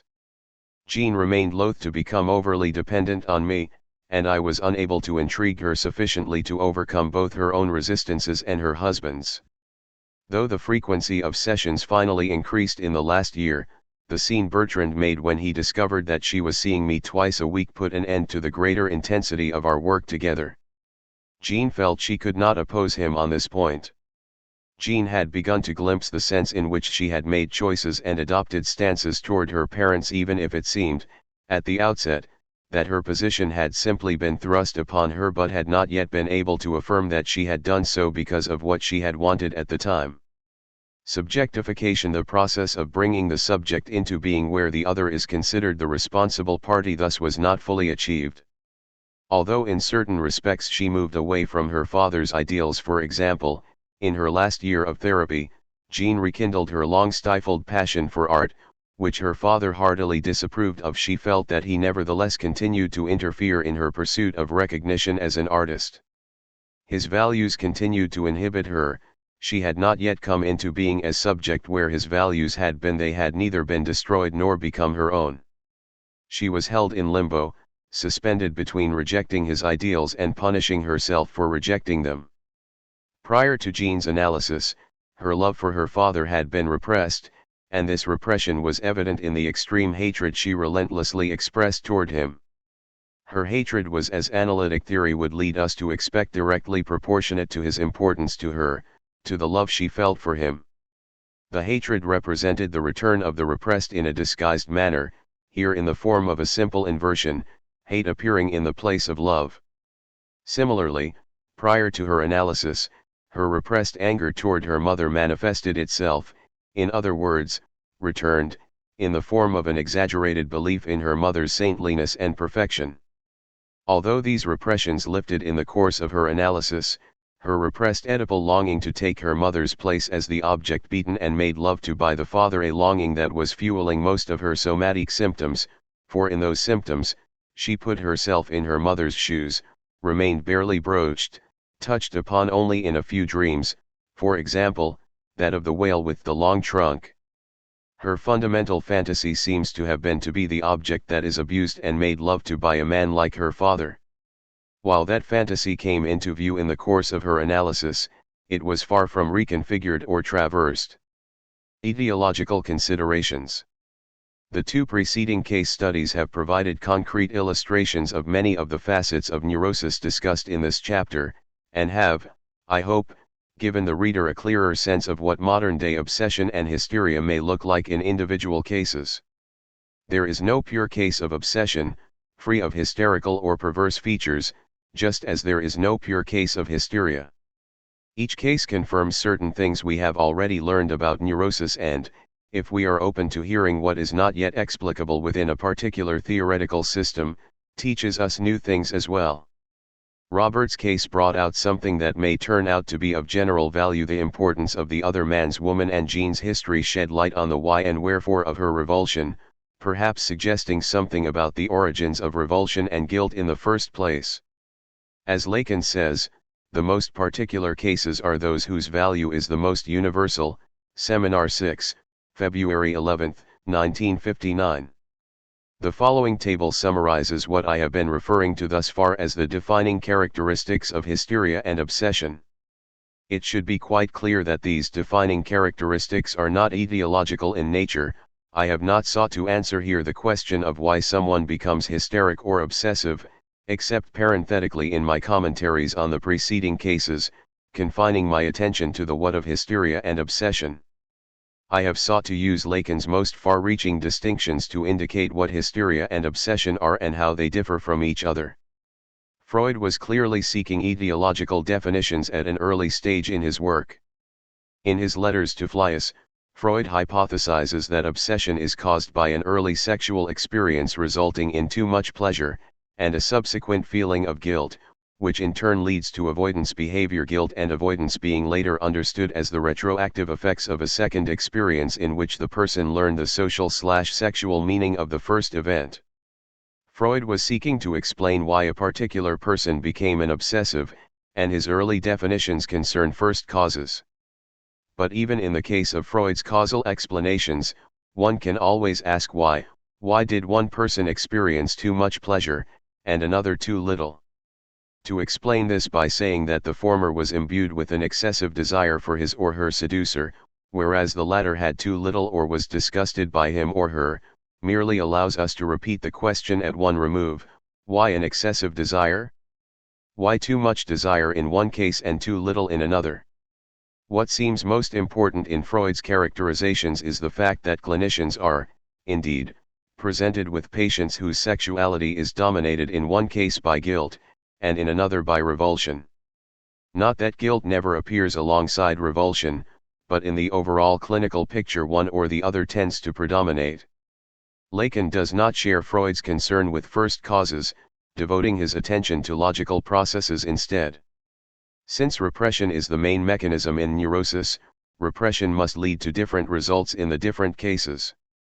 If repression means that the subject becomes split into conscious and unconscious, that is, ego and subject, at a certain moment not necessarily chronometrically definable, the split must occur somewhat differently in obsession and hysteria.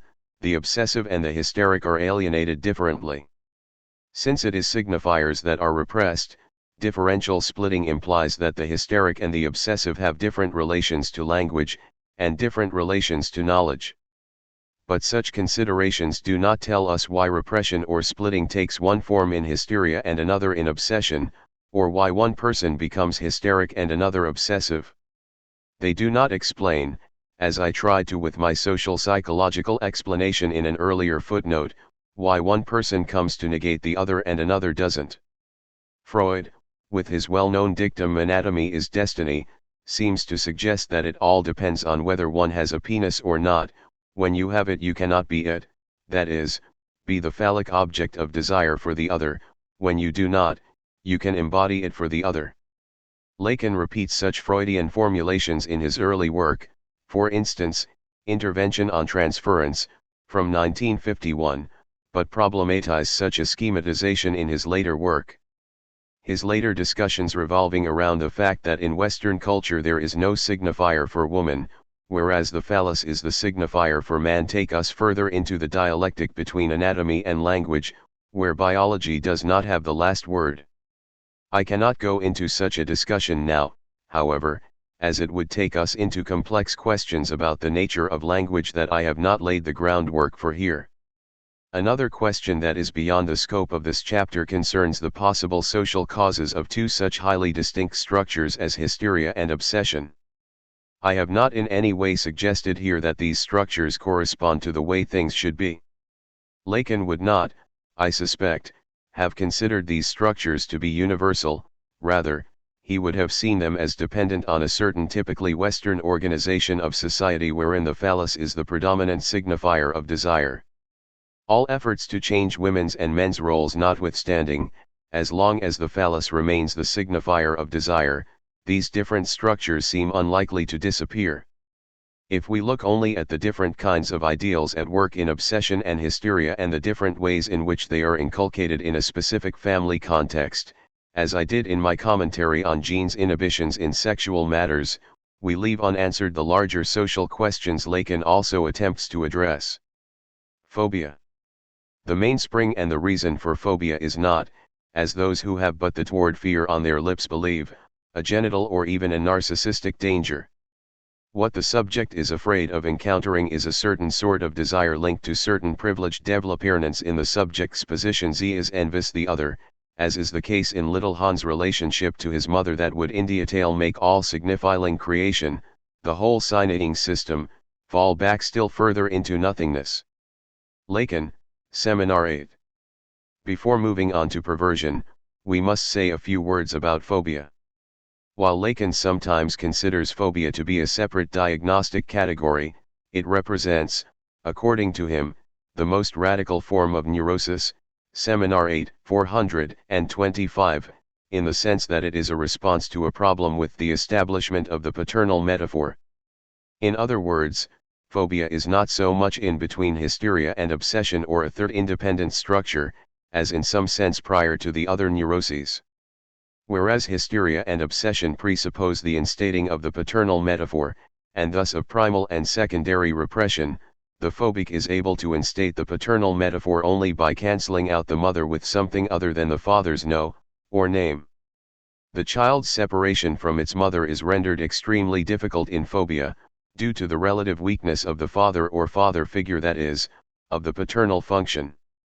Lacan shows, for example, that in Freud's well-known case of little Hans, sex. 1-149, the refusal by Hans' father to separate his son from the boy's mother leads to a build-up of anxiety in his son. Hans' anxiety is clearly related to his mother and to the desires he attributes to her, engulfment, incorporation, and so on. The development of Hans' phobia coincides with an abrupt decrease in anxiety. The latter is bound temporarily when Hans takes the signifier horse as a sort of father substitute, a stand-in for the father's name or no, in the paternal metaphor, see Seminar 4. Phobia can thus be viewed as a strategy that the individual adopts in order to shore up a crucial element of the other, this element being the name of the father, which, though not altogether lacking, has a precarious status. Phobia cannot be situated on the borderline between psychosis and neurosis, for it is a successful shoring up. It successfully instates the paternal metaphor. It allows ordinary repression to operate, that is, secondary repression and the return of the repressed. It does not, it seems, have a full set of defining characteristics of its own, like those provided in the table above summarizing the essential characteristics of hysteria and obsession. Rather, phobia appears to be closely related to hysteria, since the hysteric constitutes herself initially as the object suitable for plugging up the lack in the mother. Through triangulation, the intervention of the name of the father, the hysteric is able to go beyond constituting herself as the imaginary object of the mother's desire, to constitute herself as the symbolic object of the other's, usually the father's, desire. The phobic, though initially an imaginary object for the mother, has to prop up the name of the father. As we shall see, this suggests certain affinities between phobia and perversion, though one should keep in mind that the phobic's propping up is successful, supplying a kind of permanence that the pervert's attempted propping up is unable to supply. Desire is a defense against going beyond a limit in jouissance. Lacan, Écrits, 825/. Most clinicians do not see many patients who can accurately be qualified as perverts, psychoanalytically speaking. A number of contemporary American analysts seem to believe that perverts in therapy are a dime a dozen, but when evaluated in terms of the Lacanian criteria I have been presenting in this book, the vast majority of the people commonly referred to as perverts in fact turn out to be neurotics or psychotics. Modern psychiatry, for its part, has not in any way expanded our understanding of perversion. Doing what Freud tells us it does best, giving new names to different behaviors but saying nothing further about them, SE 16, 260, psychiatry has simply provided a panoply of new terms to describe the particular objects that turn people on: pedophilia, frotteurism, toucherism, transvestic fetishism, and so on. Lacan, in contrast, is able to help us better understand the nature of perversion with his crucial distinctions between the imaginary, the symbolic, and the real, and between desire and jouissance. If neurosis can be understood as a set of strategies by which people protest against a definitive sacrifice of jouissance castration imposed upon them by their parents, attempting to recover some modicum of jouissance in a disguised manner, and come to desire in relation to the law, perversion involves the attempt to prop up the lazy so that limits can be set to jouissance, to what Lacan calls the will to jouissance. Whereas we see an utter and complete absence of the law in psychosis, and a definitive instatement of the law in neurosis, overcome only in fantasy, in perversion the subject struggles to bring the law into being, in a word, to make the other exist. As usual, Lacan's work here grows out of Freud's, and thus I shall begin my discussion of perversion here by taking up some of Freud's distinctions. The core of human sexuality. If we begin with Freud's early assertion that any sexual activity engaged in for a purpose other than that of reproduction is perverse, then we have to accept the fact that the vast majority of human sexual behavior is perverse. Indeed, perversion lies at the very core of human sexuality, as we all begin life polymorphously perverse, that is, as pleasure-seeking beings that know nothing of higher purposes or appropriate objects or orifices, and continue throughout our lives to seek pleasure for its own sake in forms other than those required for the reproduction of the species. If we begin with the notion that normal sexual activity is directed toward a total person, a partner who is desired for him or her self, not for any particular attribute he or she may have or embody, then we once again must accept the fact that the vast majority of human sexual behavior is perverse. As we saw in the last chapter, the obsessive reduces his partner to object A, neutralizing the partner's otherness, and the hysteric does not so much desire her partner as desire via her partner and wish to be the object he is lacking. The sexual partner is not considered as an end in himself or herself in the Kantian sense of something pursued for its own sake, instead of for some other selfish purpose like achieving pleasure, feeling loved, or the like, but is pursued because he or she has something, even if it is but a lack that engenders desire, which does something for us. Indeed, as Lacan says, objecta has something inherently fetishistic about it. As we also saw in the last chapter, the object that elicits love from us is not necessarily the same as the object that elicits desire or that can bring us jouissance. If we begin with either or both of these notions, or notions similar in kind, we are ineluctably led to qualify virtually all human sexuality as perverse. Given the way in which the terms pervert, perverse, and perversion are used by certain people to stigmatize those whose sexuality seems different from their own, it will no doubt seem politically expedient to certain readers to simply affirm that all human sexuality is essentially perverse in nature, and leave it at that. Indeed, Lacanian psychoanalysts view the perverse nature of sexuality as a given, as something to be taken for granted, in other words, as normal. What Lacanian analysts are concerned with, however, is a specific mechanism of negation-disavowal, Freud's Verleugnung, characteristic of very few of the people considered in the popular mind and by most contemporary psychologists to be perverse, a mechanism that can be clearly distinguished from repression. At least, that is what I hope to show in this chapter. It is evidence of the functioning of this mechanism, not this or that sexual behavior in and of itself, which leads the analyst to diagnose someone as perverse. Thus, in psychoanalysis, perversion is not a derogatory term, used to stigmatize people for engaging in sexual behaviors different from the norm. Rather, it designates a highly specific clinical structure, with features that sharply distinguish it from neurosis and psychosis. The analyst can agree that all human desire is essentially perverse or fetishistic in nature, but nevertheless maintain an important theoretical and clinical distinction between neurotic structure, say, and perverse structure. In psychoanalysis, perversion is not to be viewed as a stigma but rather as a structural category. Disavowal. In a number of different texts, Freud describes a process that he refers to as Verleugnung, a term that has been rendered in English as disavowal, though in many ways the English term denial is closer to the German. Indeed, the French have preferred the term déni, close in meaning and use to denial. Freud develops the notion to account for a curious attitude he detects in certain young boys who, when confronted with a girl's genitals, deny that the girl does not have a penis and claim that they in fact see one. Little Hans, for example, watching his 7-day-old sister being given a bath, says, "Her whittler's still quite small. When she grows up it'll get bigger all right." Freud formulates this by saying that, in such cases, the perception or sight of the female genitals is disavowed. He notes that in certain older male patients, one finds a twofold attitude regarding the fact that women do not have penises.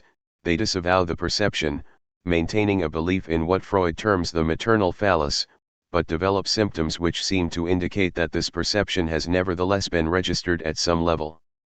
It is not as if the memory of a specific perception had simply been scotomized or in some way excised from the men's minds, as we might very loosely think of foreclosure. We know it is still there because it has effects, it generates symptoms, but it is nevertheless denied. In his article Splitting of the Ego in the Process of Defense, Freud mentions two examples of such symptoms: a man's fear that his father will punish him for continued masturbation, and an anxious susceptibility against either of his little toes being touched. Sexxii, 277 to 278. Described in this way, disavowal seems very similar to repression, the pushing of a memory out of consciousness, and the return of this memory in the form of symptoms. Indeed, Freud at first tries to devise a clearer distinction between repression and disavowal by proposing that what is repressed is affect, whereas the idea or thought related to it is disavowed. Sexxi, 153. Yet this first attempt contradicts Freud's more rigorous and oft-repeated assertion that only an idea or thought can be repressed. In neurosis, an affect, and the thought related to it, its ideational representative, as Strachey translates Freud's term Vorstellungsrepräsentanz, become dissociated. For example, the thought representing a sexual impulse that the ego or superego considers incompatible or unacceptable is repressed, while the affect associated with it is set free to be displaced. In the description Freud provides in Splitting of the Ego, disavowal and repression seem to collapse into one and the same process.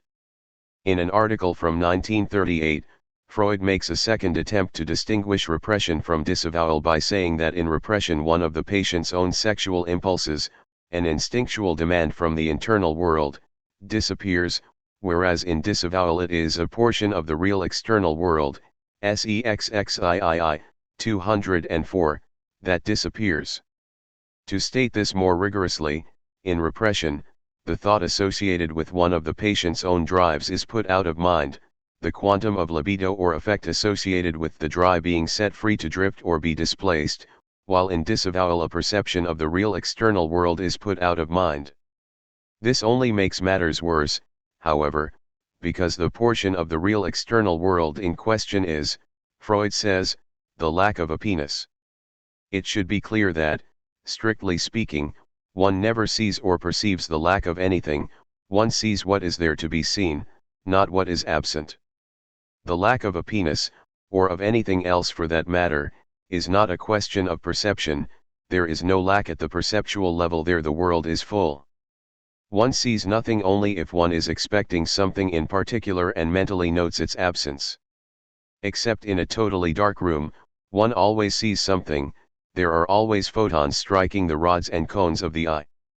Nothing exists only at the level of thought.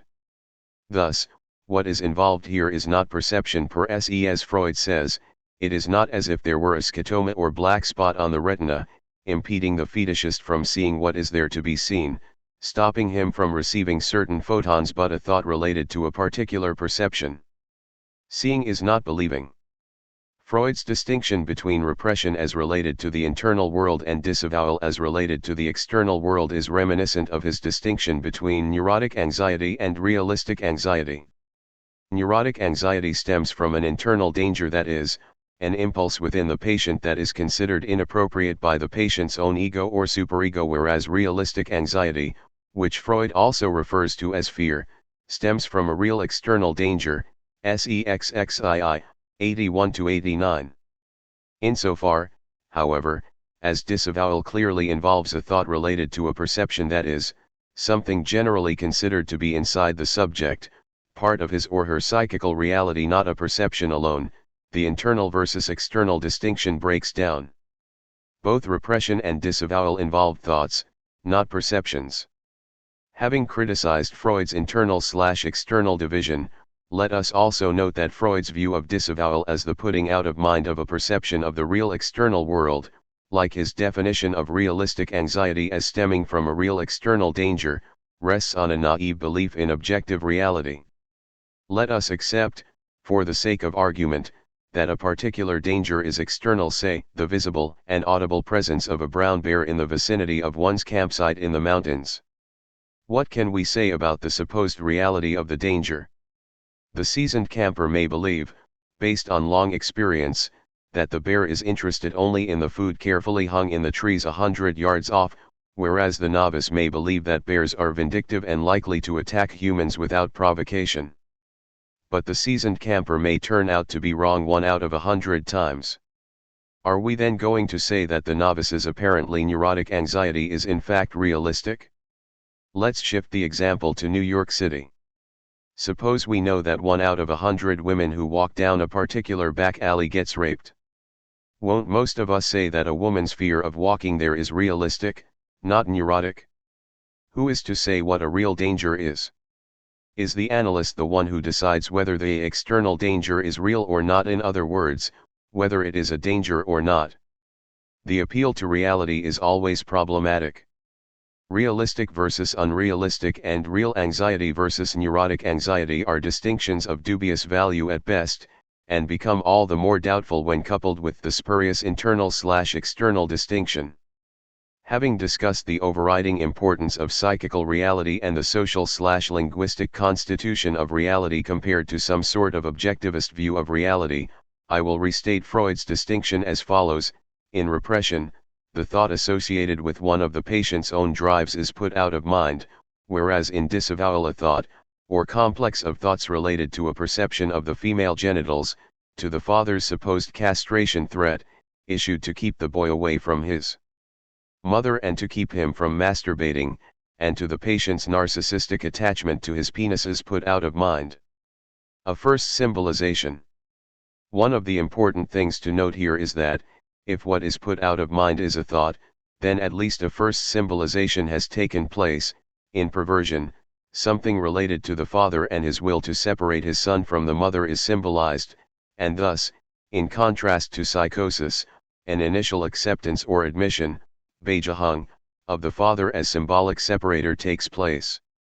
Basing our theorization on Freud's clinical observations about the perverse patients he treated, we can assert that the father is symbolized to at least some extent because of the castration-related symptoms that form.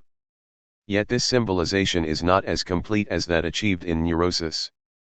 Since my goal here is not to provide an exhaustive critique of Freud's inconclusive definitions of disavowal as a mechanism that clearly differs from repression, I will first indicate what I think we can take disavowal to refer to in the context of Lacan's thought, though to the best of my knowledge Lacan never formulates it as I am going to, and then try to translate some of Freud's discussions into Lacanian terms, that is, in terms of the other and the sacrifice of jouissance. My claim here is that disavowal is a mechanism that can be clearly distinguished from repression, though not in the way Freud attempts to do so. Like foreclosure and primal repression, disavowal concerns the father's desire, the father's name, and the father's law. The three mechanisms that constitute the three essential psychoanalytic categories neurosis, psychosis, and perversion all concern the paternal function, typically fulfilled by a child's father in our society. This point is not nearly as clear in Freud's work as it is in Lacan's, and thus Lacan can be seen to have systematized Freud's work in this respect. As we saw in Chapter 7, whereas Freud maintains that paranoia, one of the psychoses, results from a defense against homosexual urges, SE 16, 308, Lacan says that homosexuality is not irrelevant to the understanding of psychosis but rather a consequence of the foreclosure of the name of the father. The defense against homosexuality turns out to be a byproduct of foreclosure, not the cause of psychosis. Similarly, Freud's notion that the fetish object is related in the fetishist's mind to the so-called maternal phallus is not irrelevant from a Lacanian perspective, but is, rather, understandable in terms of the father, his desire, and his law. Belief in the maternal phallus suggests, as we shall see, that the mother's desire engendering lack has not been cancelled out or named by the father, as it is in neurosis. In other words, Lacan does not consider Freud's observation irrelevant but subsumes it within a larger theoretical framework. From a Lacanian perspective, the apparent contradiction inherent in disavowal can, it seems to me, be described as follows: I know full well that my father hasn't forced me to give up my mother and the jouissance I take in her presence, real and / or imagined in fantasy, hasn't exacted the pound of flesh, but I'm going to stage such an exaction or forcing with someone who stands in for him, I'll make that person pronounce the law. This particular formulation applies better to the masochist than to the sadist or fetishist, as we shall see, but suffices to indicate that disavowal implies a certain staging or making believe regarding the paternal function. Refusing the sacrifice. The notion of sacrifice or exaction is certainly not absent from Freud's work on perversion, and one of the places we see it most clearly is in Freud's discussions of the splitting of the ego. A splitting of the ego, Freud postulates, occurs in perversion, not in neurosis. In neurosis, contradictory thoughts are situated at different levels, in different agencies. For example, I want to sleep with my sister-in-law is repressed and persists in the unconscious, while the idea I don't want to sleep with my sister-in-law is what becomes conscious. In perversion, on the other hand, the ego itself splits, SEXXIII, 204, and contradictory ideas a woman both does and does not have a penis are maintained side by side in the same agency. Freud refers to this as a partial turning away from reality, SEXXIII, 277, by the ego, a procedure he would prefer to reserve for psychosis. Yet the description he provides of the case on which he bases his notion of splitting, SEXXIII, 276 to 278, differs little from cases of repression, for in the former the repressed returns in the guise of two symptoms, the man's fear that his father will punish him for continued masturbation, and an anxious susceptibility against either of his little toes being touched. Symptom formation requires, as Freud says, SE 16, 358 to 359, two different agencies that are at odds, ego and ID, or conscious and unconscious, and we seem to have neither more nor less than the conditions of neurosis here, the splitting of the I, ich, into conscious and unconscious due to repression. But let's take a closer look at this supposed case of splitting, to see where renunciation comes in, instinctual renunciation, as it is translated in the Standard Edition, though it is a question of renouncing the pleasure provided by the drives. A young boy, early acquainted with the female genitals through being seduced by an older girl, takes pleasure in touching his own genitals after relations with the older girl are broken off. One day his nurse catches him doing it and tells him his father will cut it off if he does not stop. Freud tells us, the usual result of the fright of castration, the result that passes as the normal neurotic one, is that, either immediately or after some considerable struggle, the boy gives way to the threat and obeys the prohibition either wholly or at least in part, that is, by no longer touching his genitals with his hand. In other words, he gives up, in whole or in part, the satisfaction of the drive, SEXXIII, 277. This boy, however, continued to masturbate as if no threat had been issued. He refused to give up that jouissance in the name of the father. His nurse demanded that he give it up for his father's sake, otherwise his father would castrate him, Freud tells us, because his father would not approve, but the boy refused. Faced with the possible loss of jouissance, the pervert and the obsessive react in different ways, Freud suggests. The obsessive submits to the loss, however reluctantly, however half-heartedly, and even if he never stops trying to get some of that jouissance back later. He gives up that jouissance in the hope of gaining esteem, recognition, and approval, a symbolic equivalent. He loses one thing to gain another. We might say that he is induced to give up his narcissistic, imaginary, attachment to his penis, which Lacan refers to as the imaginary phallus, p. The penis as invested narcissistically and the autoerotic pleasure it gives him, to win something at the social, symbolic level.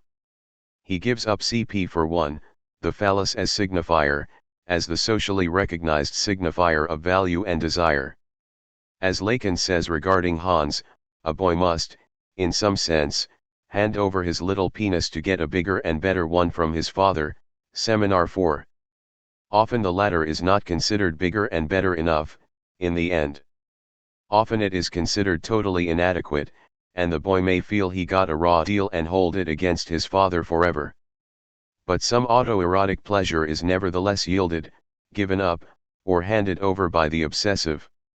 The pervert, on the other hand, does not hand that pleasure over, does not surrender his pleasure to the other. Freud insists again and again that the pervert refuses to give up his pleasure, that is, the masturbatory pleasure related, in his fantasies, to his mother or mother substitute. Why does one boy surrender it and another refuse? Freud sometimes appeals here to constitutional factors in explaining this refusal. Perhaps the pervert's drives are stronger than the neurotics, and cannot be subjected and tamed the way the neurotics can point to. It seems, however, that a number of different explanations are possible. Consider the following. Clinical work and everyday observations show that mothers are often dissatisfied with their husbands and look for satisfaction in their lives from their relationships with their children.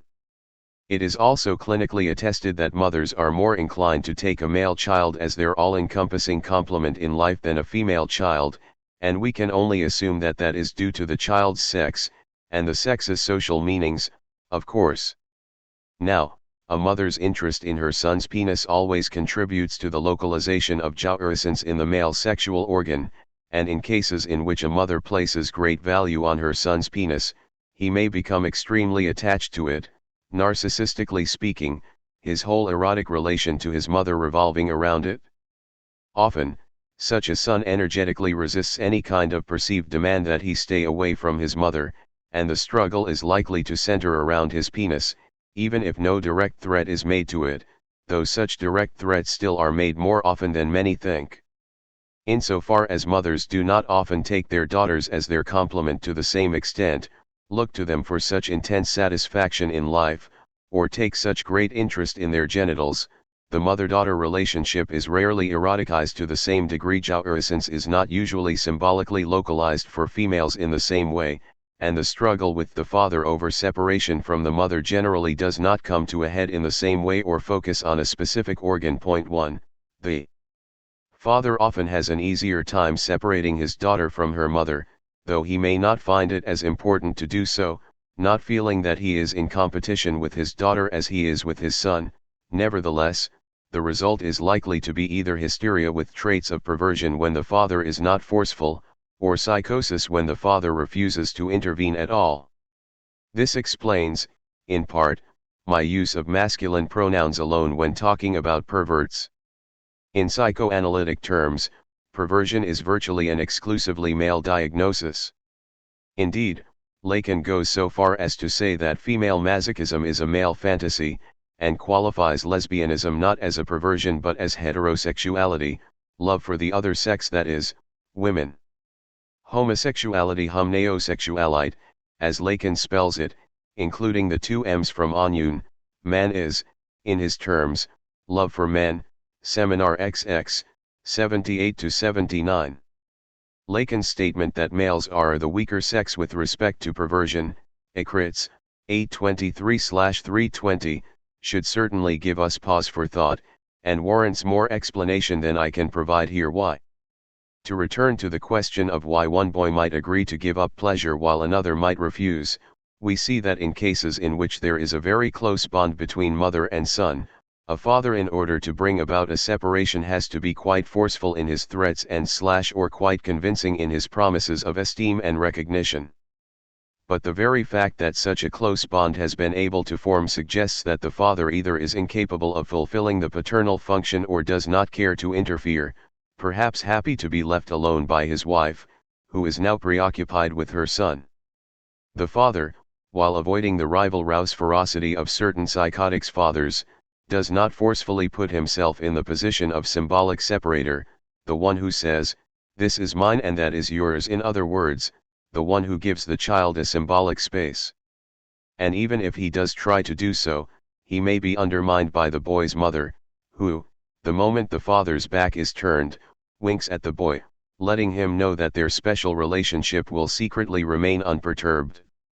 It seems to me that we have to shift our focus from the kind of father Freud often seems to have presumed to exist, that is, the father who forcefully enunciates his will to separate his son from the boy's mother, the pervert being the son who obstinately refuses, to the all too common contemporary father who is a much weaker figure and is often confused about his role. Degree: in cases where there is a strong mother-son bond and a weak or indifferent father, the paternal function, though not altogether absent, may well stand in need of a boost. As I mentioned at the end of Chapter 8, in an early childhood phobia such as little Hans, appearing around age 4, the object that becomes central in the phobia, in Hans' case, the horse, serves as a name of the father that contributes to the separation of mother from child. Hans attributes certain characteristics to the horse, above all, anger that he would like his father to manifest regarding Hans' special bond with his mother. "You're cross. I know you are. It must be true." Sex, 83, but that he can never get his father to admit to. Perversion, like early childhood phobia, results from a partial failure of the paternal function, the latter requiring supplementation in order to bring about separation. Rather than emphasizing, as Freud does, the pervert's refusal to sacrifice jouissance, and his attempt to maintain the jouissance he obtains from the relationship with his mother or mother substitute, a fetish, for example, we need instead to stress the inadequacy of the paternal function. While disavowal could be described as a defense mechanism, a defense against the father's demand that the child sacrifice jouissance, we could instead view it, like Hans' phobia, as not simply evasive but as an attempt to prop up the paternal function, expressed in the father's law, an attempt to make the other pronounce the law, or to indicate oneself the place of the law so that the anxiety-relieving separation can come about. In a Lacanian perspective, separation from the mother may be anxiety-producing in certain respects. The object becomes lost or falls away at the moment of separation, but is generally relieving at a more profound level, that is, at the level of being. Hans, at the conscious level, is afraid that his mother will go away, but unconsciously wishes she would go away and allow him to have desires that do not involve her. His separation anxiety reflects a wish to continue to coax with his mother, in other words, to obtain certain pleasures with her, but a simultaneous wish for an end to be put to that coaxing, to that jouissance, since the latter engulfs him and stops him from coming into being as a desiring subject. Thus, his separation anxiety is actually indicative of a wish for separation from his mother. Jouissance is simply overrated. It is not so wonderful that everyone really wants it, the pervert supposedly being the only one who refuses to give it up and who is able to go out and get it. As we saw in previous chapters, the psychotic suffers due to an uncontrollable invasion of jouissance in his or her body, and neurosis is a strategy with respect to jouissance, above all, its avoidance. Perversion, too, is a strategy with respect to jouissance, it involves the attempt to set limits thereto. Being and having, alienation and separation. The whole problem of the perversions consists in conceiving how the child, in its relationship with its mother, a relationship constituted in analysis not by the child's biological vital dependence, but by its dependence on her love, that is, by its desire for her, identifies with the imaginary object of her desire. Lacan, Ecritz, 554-197.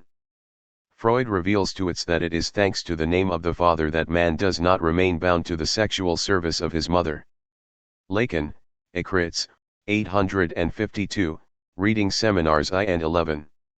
One way to describe my essential thesis regarding perversion is to say that the pervert has undergone alienation, in other words, primal repression, a splitting into conscious and unconscious, an acceptance or admission of the name of father that sets the stage for a true coming to be of the subject in language, unlike the psychotic, but has not undergone separation. How can we characterize the pervert's alienation here? As Lacan tells us, we come into the world offering ourselves up as partial objects to the other's desire, Ecritz, 582-225, hoping to be the object of the other's desire, to win the other's desire, and the pervert, whose father's desire is not terribly pronounced, it would seem, identifies with the imaginary object of his mother's desire, insofar as she herself symbolizes it in the phallus, Ecritz, 554-198. In other words, the imaginary object of the mother's desire here is the phallus, not as a displaceable symbol, in the sense that the mother might desire, say, all the trappings of status, all socially valorized objects, or a husband, or boyfriend, or whatever, who resembles socially accepted images of real men, sometime possessors of the phallus, but as an unsymbolized, non-fungible, undisplaceable object, and the child attempts to become it for her. He attempts to be her little prized possession, her little substitute penis, as Freud might have put it, and the father often does not care to interfere, perhaps preferring to be left alone, or is ineffectual in his attempts to interfere. Using the kinds of schemas introduced in Chapter 8, we can represent the pervert's situation as shown in Figure 9. When we compare this configuration with that of neurosis, we see that the pervert's subject position does not entail something outside or beyond the other. Instead, the pervert, as subject, plays the role of object, the object that fills the void in the mother. A first division in the other has occurred for the pervert. Graphically speaking, the other is not whole, his mother is lacking in something, wants for something. To the question, what am I, the pervert responds, I am that something she is lacking. Thus, for the pervert, there is no persistent question of being, in other words, no persistent question regarding his raison d'etre. To separate the boy from his mother here would entail forcing him to stop being the phallus so he can have it, stop being the imaginary phallus in order to obtain a symbolic one, through the father's recognition and esteem, through social, symbolic channels. If he is the phallus for his mother, he will never accede to a symbolic position that associated with symbolic castration. Rather than becoming someone the mother can be proud of, he remains someone she cuddles with, strokes, and perhaps even reaches sexual climax with. He cannot go off to make a name for himself in the world, for it is not symbolic stature that he is able to seek. He remains stuck at the level of serving as his mother's be-all and end-all. Figure 9. Primal repression allows the subject to come into being, but the child is then left to ask, what am I? What am I to my parents? The pervert constitutes himself as what is lacking in the mother, making himself into the object of her desire. He constitutes himself as her object A. He becomes what she is missing, her penis phallus, and what she wants. He plugs up her lack with himself. The other's desire lack is, as I explained at length in Chapter 5, anxiety-producing, insofar as it is not named. The pervert's solution to this anxiety is to become the object that can stop up the desire by providing the other with jouissance, with the kind of satisfaction that squelches desire, albeit temporarily. This explains why it is so difficult to do analytic work with perverts. The pervert casts himself in the role of object A, expecting to play the part of the object that can satisfy, plug up, the analyst's desire. The analyst may be hard-pressed to maneuver the transference in such a way as to become the cause of the perverse analysand's desire, when the latter works so hard to occupy the position of cause of desire. The pervert would rather serve as the cause of the analyst's anxiety and desire than let the analyst become the cause of his own musings. It is thus quite difficult to do genuinely analytic work with perverts, to get them intrigued by unconscious formations and by what the analyst underscores in them, and to get their desire in motion. As Lacan says, object A must be situated by the subject in the other as analyst here, in order for transference to be possible. Seminar X, July 3, 1963. In order to articulate the pervert's position more rigorously, however, it must be emphasized that the pervert deals not so much with the mother's desire as with her demand. As long as the desire/lack a child's mother has is not named or put into words, the child is confronted with her demand alone. Strictly speaking, we cannot even say that he is confronted with her lack or desire, since lack does not exist outside a symbolic system. Lacan's oft-repeated illustration of what constitutes lack is the example of a book that is not present on a library shelf. From the perspective of perception, we cannot say that the book is missing because we see only what is there, what is present, not what is not there. It is only because of a symbolic grid, for example, the Dewey Decimal System or the Library of Congress book classification system, which provides the book with a designation or name, such as BF 173, F23, 1899, V2, that we can say the volume is not in its place or is missing, volumes I and being there, with no space between them. Nothing can be thought of as missing except when there is a signifying system in which certain spaces or places are laid out or ordained. We cannot think of something as missing without language, without some kind of symbolic order. What this implies is that we cannot even speak of the mother as lacking, so far as her child is concerned, until she is said to be wanting in sonic respect, until she herself verbalizes a longing for something or someone or a desire for something or someone other than her child, or until someone else, typically the father, pronounces something about her desire, for example, that she is envious of so and so, wants a fur coat, wants to be promoted, would like the father to act like this instead of like that, or about her shortcomings.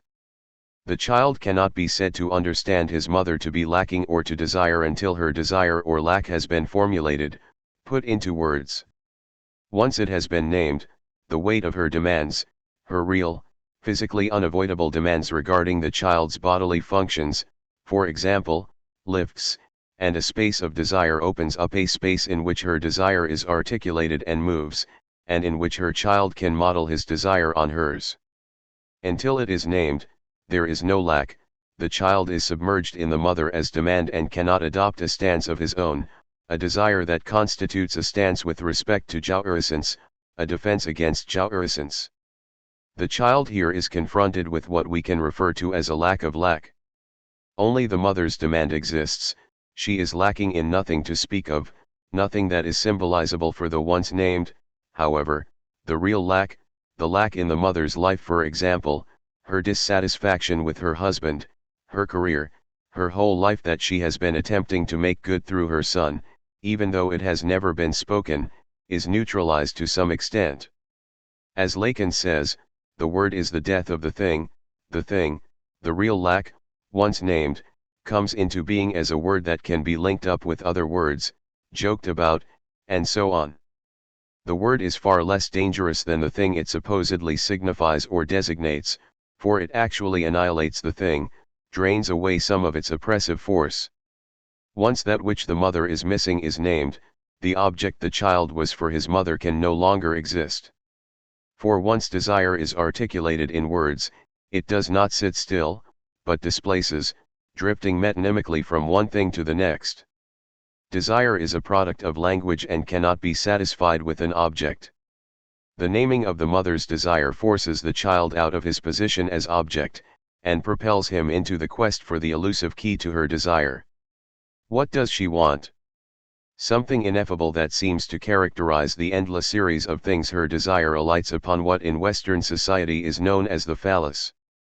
No longer the real object, the real organ, required to complete her, the child can go on to seek to possess what her desire points to, connotes as desirable, as phallic. The mother's lack has to be named or symbolized for the child to come into being as a full-fledged subject. In perversion, this does not occur, no signifier is provided that can make this lack come into being at the level of thought, easing its real weight.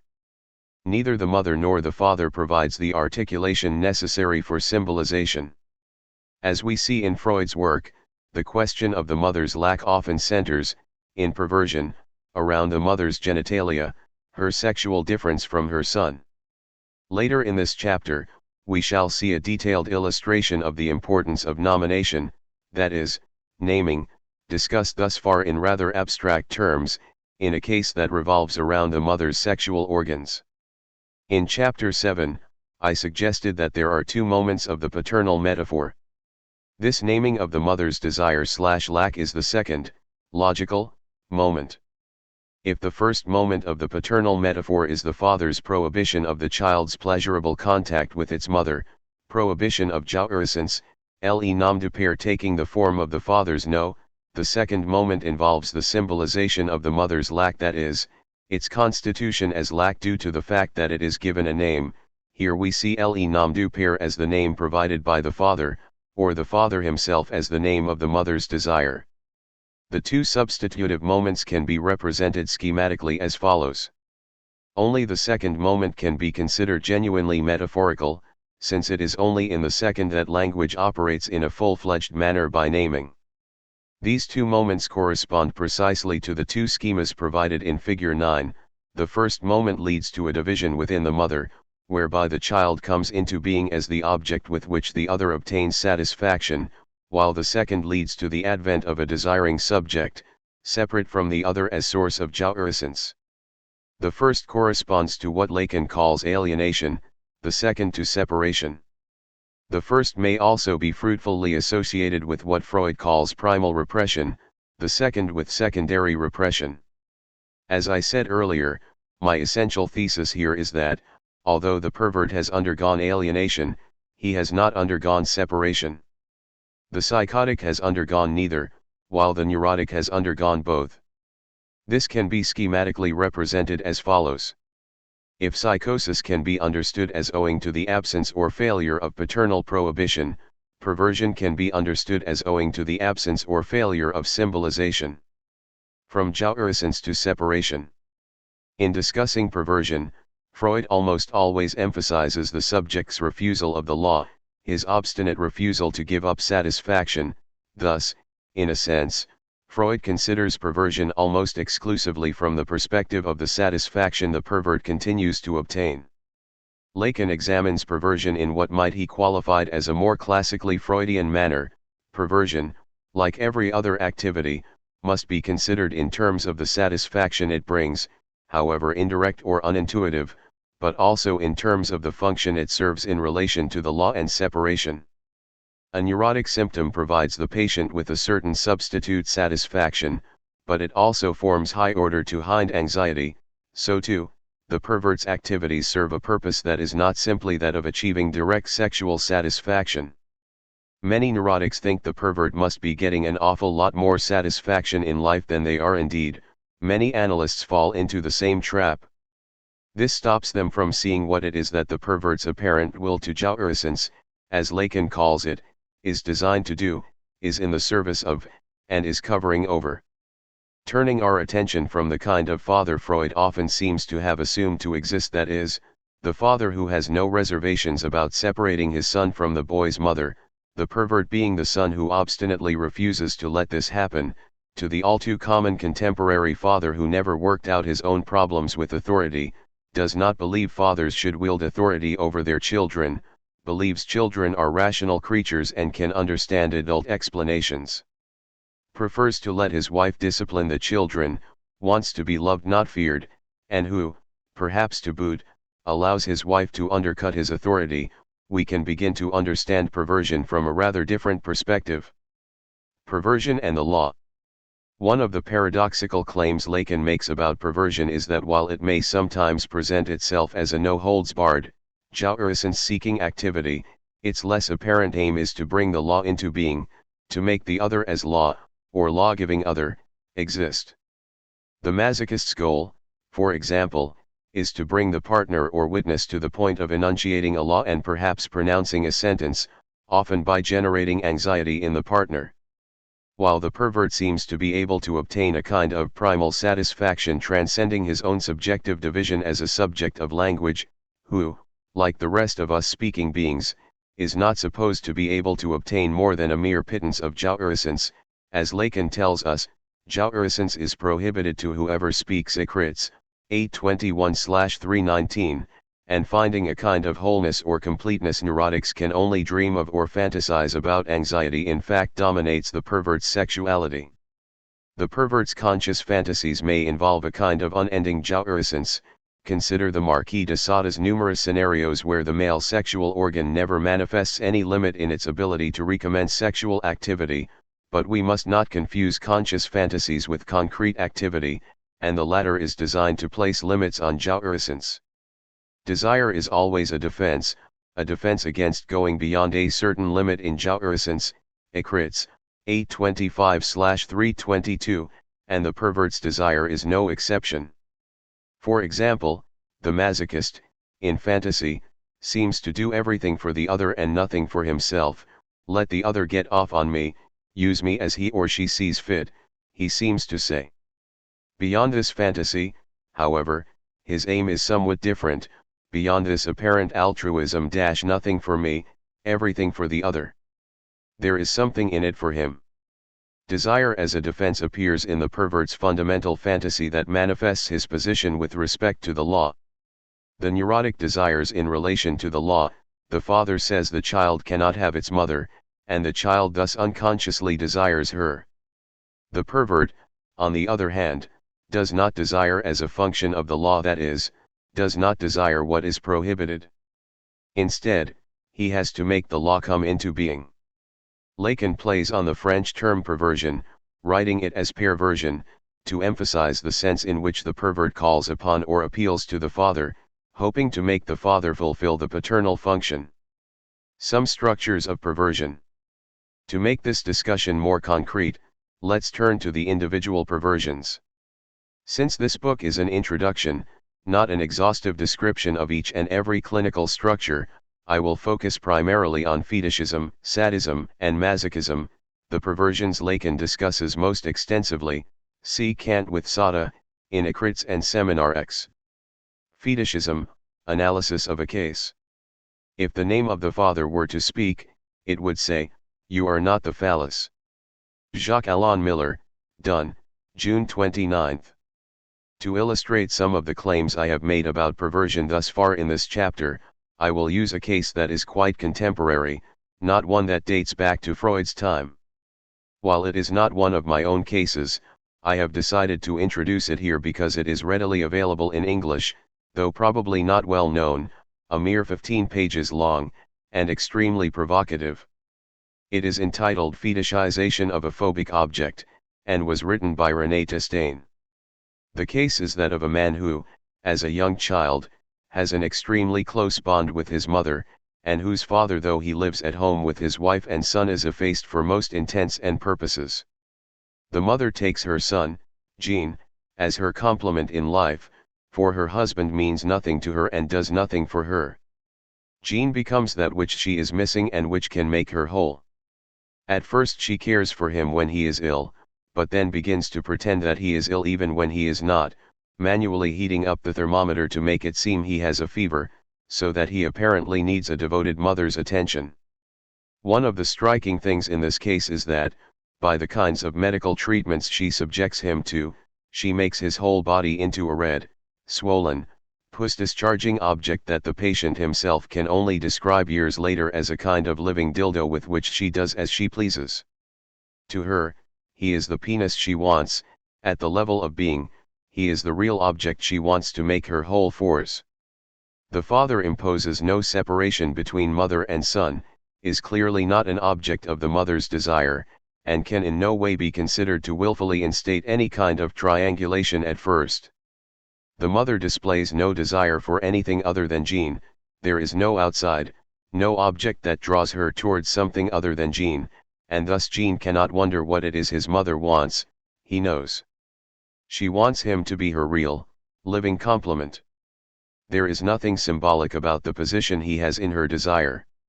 For example, since he is an only child, he is not the second of 3 children, all of whom she might profess to love equally, nor is he second in line when the father makes demands upon his wife. There is no symbolic place for him at all. To be an object is the opposite of having a symbolic place. Certain important preconditions of psychosis are thus present in Jean's case. At age 6, however, Jean develops appendicitis, is rushed to the hospital, and wakes up to the sight of his father holding Jean's appendix in a jar, smiling radiantly at the excised organ. Jean never again plays along with his mother's treatments, refusing henceforth to be the penis for her with his whole body, with his entire being. The father's presence at his bedside and approval of the organ removal seems to finally bring about a kind of displaced circumcision or loss symbolizing castration, a first division, or alienation, between Jean and his mother. The father bars or cancels out the mother here in the sense briefly described in chapter in my discussion of the paternal metaphor by exacting his due, the excised organ, and the paternal metaphor is instated. Jean does not become psychotic. Jean's mother nevertheless continues to view Jean as my little man and lets him know that his penis is inadequate to give her everything she needs. She refers to his penis as ton petit bout, your little end or bit, the little suggesting too little. Often, however, she simply calls it ton bout, your end. She never stops looking for some sort of real satisfaction from him, however, and always asks him to come help her get dressed. He senses that his penis is truly at stake or involved in his relationship with her, for at the age of 6 he experiences, what he describes 20 years later as, a kind of abrupt and painful pleasure in his penis, a sort of orgasm, one day while helping her dress. Jean is never praised by his mother for the speed at which he learns new words, songs, stories, and so on, in a word, for his symbolic achievements as a child. He is valued only as an extension of herself, an extension that provides her with narcissistic and bodily pleasure. One day Jean overhears his father refer, or so it seems to him, to the mother's genitals as her button, bouten, a simple inversion of the syllables contained in her euphemistic term for his penis, ton bout, naming her physical difference for the first time, putting a metaphorical name on her lack. The naming is not done decisively, it seems, perhaps due to the son's uncertainty over what exactly it is the father is referring to, or the fact that it is not repeated in the mother's presence, and so on, and we see in the fetish Jean forms an attempt to supplement the father's act of naming. He comes to abhor buttons, the kind used on clothing, when they occur singly, but is turned on by many buttons of the same kind in a row, the more the better. It is not a simple button fetish, for he is aroused only by rows of identical buttons, and is compelled to follow only women who wear clothes that sport numerous identical buttons in a row. In the course of his analysis, he explains that the more buttons there are, the weightier his father's contribution, ln part du pour, becomes. The more buttons, the less he feels that his mother's lack/desire is incommensurate, deem sure, overwhelming. The name the father seems to have provided, and as I've already pointed out, the French term nom du père can also mean the name given by the father, that is, the term used by the father to name the mother's desire, becomes more powerful the more buttons there are, and Jean can feel safer and more separate than at any other time. Hence, the perversion, that is, the fetish, serves to multiply the force of the father's symbolic action, putting the mother's lack into words, to supplement or prop up the paternal function. The name given by the father is a start, a first step, but does not go far enough. It needs support, it needs amplification. In Chapter 7, I illustrated the function of the father's name in the following substitution. Since the mother's desire here seems to be for a real, anatomical penis, genes, we can rewrite the substitution as follows. I put button in quotes to emphasize that it is the word button that is operative here, not the material object.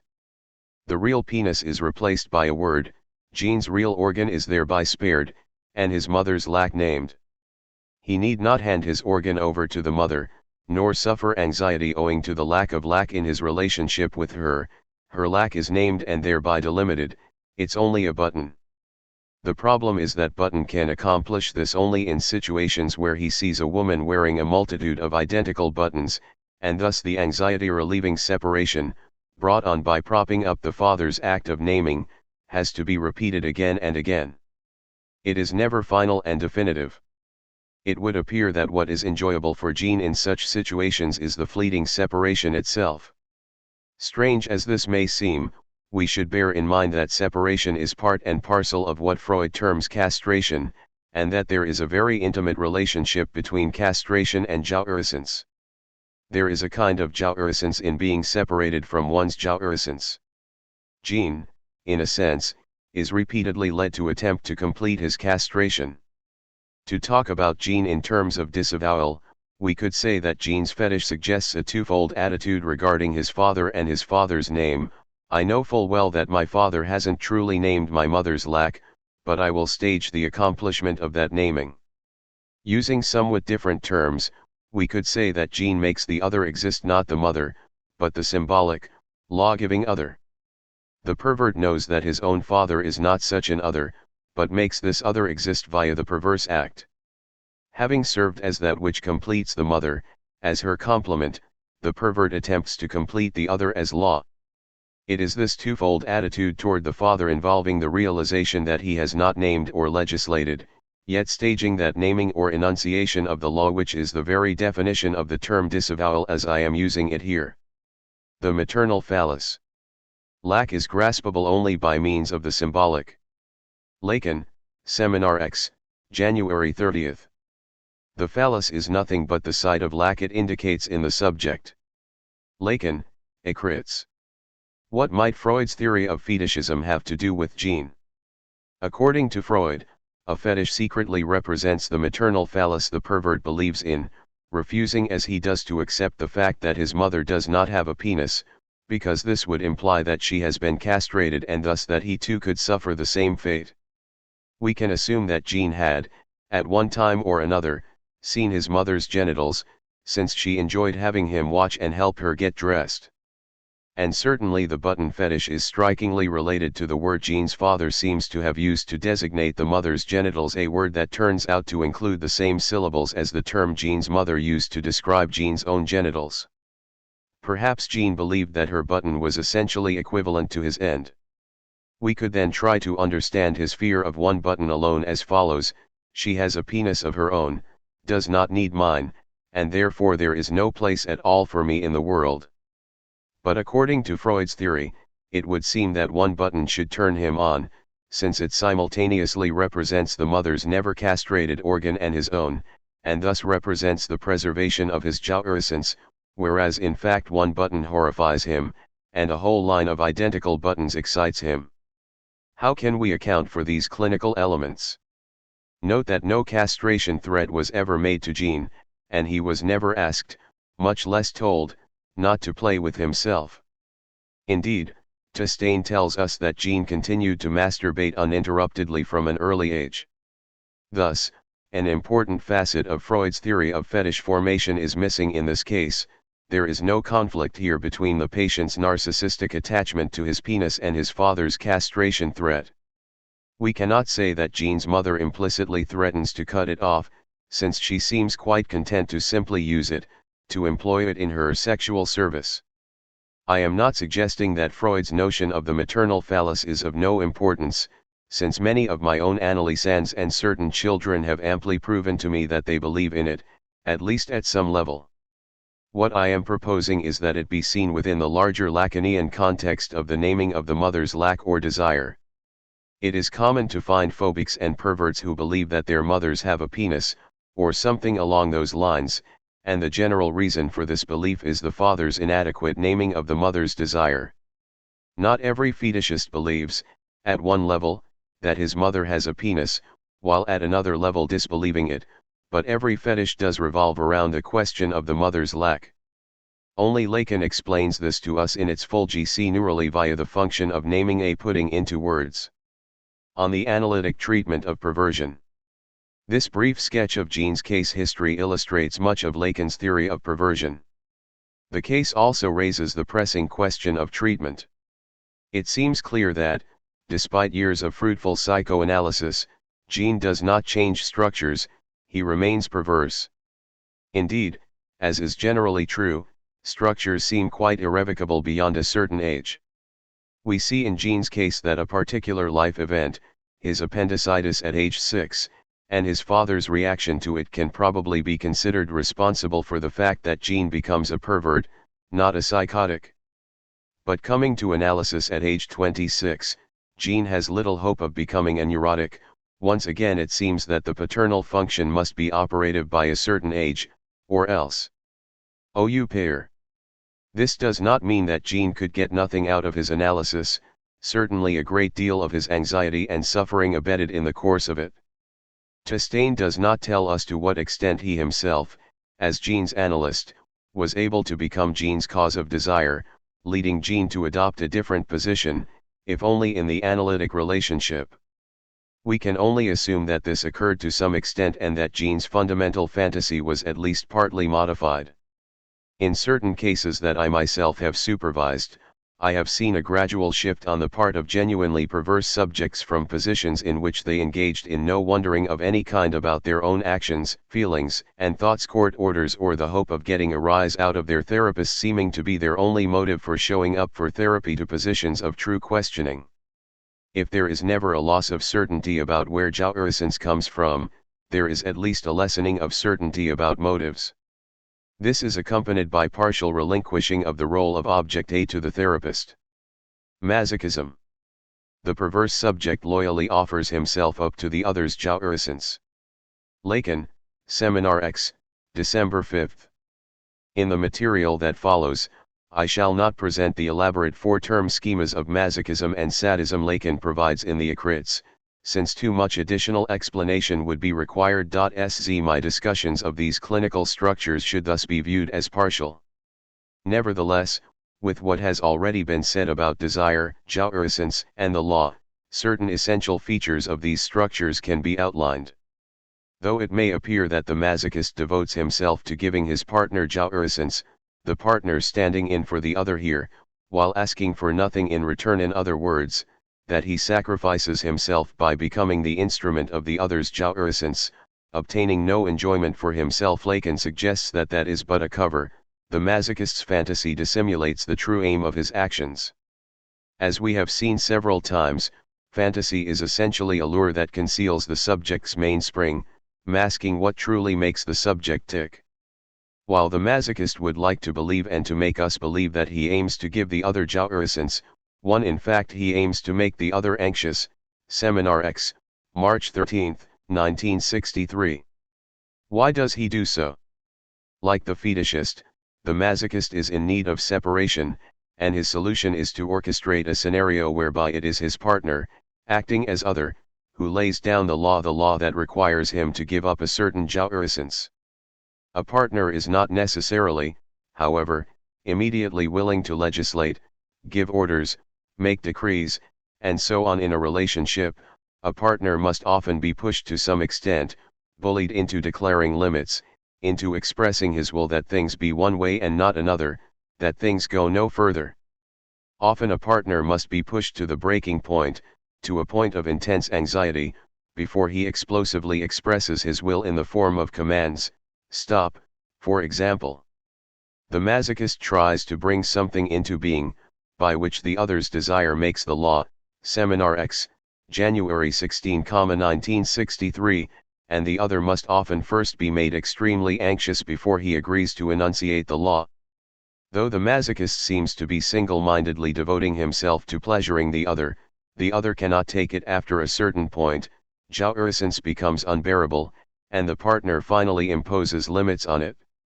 By making the other anxious, by making himself into the instrument of the other's jouissance, the masochist manages to get himself commanded, se fair commander, a formulation of the masochist's drive.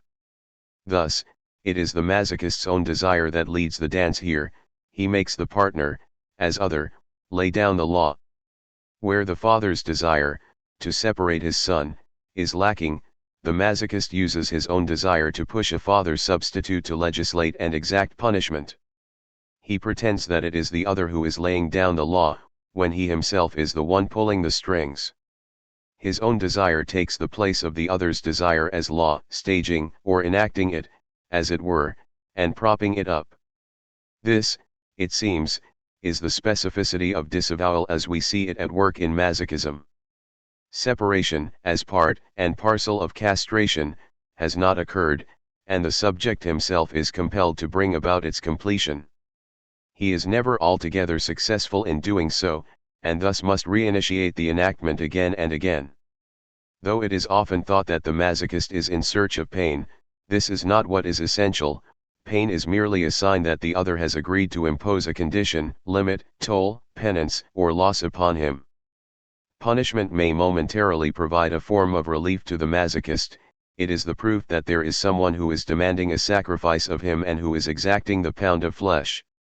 As one of my analysans said about a brief sexual encounter in which he played the slave, it felt as if a great weight had been lifted from my shoulders. The problem is that the symbolic space in which the masochist can come into being is never supplied. The partner pronounces the law, "You've been a very bad boy, and now you shall be punished," or "You know you weren't supposed to do that," and exacts something, but provides no genuine separation in return. The masochist remains an imaginary object for his mother's desire, never becoming someone with symbolic status who can see himself as valued for his social, cultural, or other symbolically designated achievements. Failing all else, the masochist accepts here the vociferous father or mother who only in anger expresses desire for something to stop or change, the ferocious parent who gets off on imputing blame and inflicting pain. The masochist knows not the symbolic father who supposedly imposes limits for the child's own good.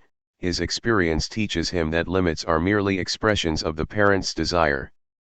He knows not the father who yields his son a certain space of his own, that is, the father of the symbolic pact who says, "This is mine and that is yours," limiting his own jouissance at the same time as he limits his son's. The masochist knows only the father whose own jouissance is the sole limit imposed on the son's, the father who criticizes and limits without appealing to principles, but simply because that's the way I want it. Jouissance and the moral law. Jouissance is indecently admitted to in its very wording. Lacan, Crits. Certain moralists and ethical philosophers, such as Kant, would have us believe that moral principles are rational and objective, and that we can accept to live by them rationally just because they are true. Freud suggests, however, that a principle is nothing in someone's psychical reality until a quantum of libido has been attached to it. In other words, a moral principle, like any other thought, Vorstellian, has to be cathected before it can play a role in someone's psychical economy. And the psychical agency in which Freud situates moral principles is the superego, which takes pleasure in criticizing the ego, not simply reminding the ego of the law, but getting off on berating the ego for its failure to execute the law and enjoying a kind of vicious enunciation of the law. The superego, as the internalization of the criticism we receive from our parents, is a repository not merely of the moral principles our parents hand down to us, but also of the kind of harshness we sense in their voices when they lecture, scold, and punish us. The superego can be ferocious in certain cases, obviously taking a good deal of pleasure in badgering, berating, and bludgeoning the ego, but the important point here is that it is impossible except in philosophical treatises to divorce the statement of a moral principle from the libido or jouissance attached to its enunciation. It is impossible to divorce a precept taught us by our parents, for example, do unto others as you would have others do unto you, from the tone of voice in which it was pronounced. The moral law, as it plays a role in our psychical lives, is not an abstract proposition, principle, or statement with universal or quasi-universal application. It is an enunciation, announcement, proclamation, or kerygma. The moral law, whether it goes by the name of the voice within, the voice of conscience, or the superego, originates in parental voices, most typically in the voice of the father. Point 4. It is experienced by children as an expression of the other's desire. The father who lays down the law for his children expresses, announces, and proclaims his desire for things to be a certain way and not another. The moral law is thus inextricably associated with expressions of the other's desire and jouissance, and the masochist seeks to elicit that jouissance in lieu of the law. Since he cannot obtain the symbolic law as such, he seeks that which he somehow understands to be associated with it. The other's desire or will is accepted by the masochist instead of the law, in place of the law, in the absence of the law. As Lacan mentions, the Marquis de Sade, better known as a sadist, but in this instance manifesting decidedly masochistic tendencies, pushes his mother-in-law, Madame de Montreuil, to the point where she expresses her will that Sade be punished. It is her desire or will that has to serve Sade as a law. Not the law, but a law. The neurotic tends to be upset when the enunciation of the law is accompanied by jouissance on the part of the enunciator. The neurotic senses that there has been some kind of miscarriage of justice or abuse of power when a judge makes certain kinds of comments or adopts a certain tone in sentencing a criminal. If it were up to me, Mr. Jones, given your heinous crimes, your sentences would run consecutively and you would be unable to even apply for parole until you were 140. 50. For here justice becomes vindictive, exceeding its mandated role to act objectively and dispassionately. The neurotic implicitly grasps the notion and even clings to the ideal of the symbolic father who is fair, impartial, and disinterested, and who simply applies rules that govern everyone equally. This symbolic father, insofar as he signifies the law, is clearly the dead father, Écrits, 556/199, that is, the father who can experience no jouissance, who cannot derive some sort of perverse pleasure from the enunciation of the law. The pervert seems to be cognizant, at some level, of the fact that there is always some jouissance related to the enunciation of the moral law. The neurotic would prefer not to see it, since it strikes him or her as indecent, obscene. The symbolic law is supposed to be free of invocations of this kind. Indeed, it would seem that the pervert accepts the invocations in lieu of the symbolic law itself, unable as he is to obtain the latter. The criminal justice system, with its often vicious guards and wardens, certainly provides perverts who are subjected to it confirmation that vindictiveness and cruelty constitute the hidden face of the law.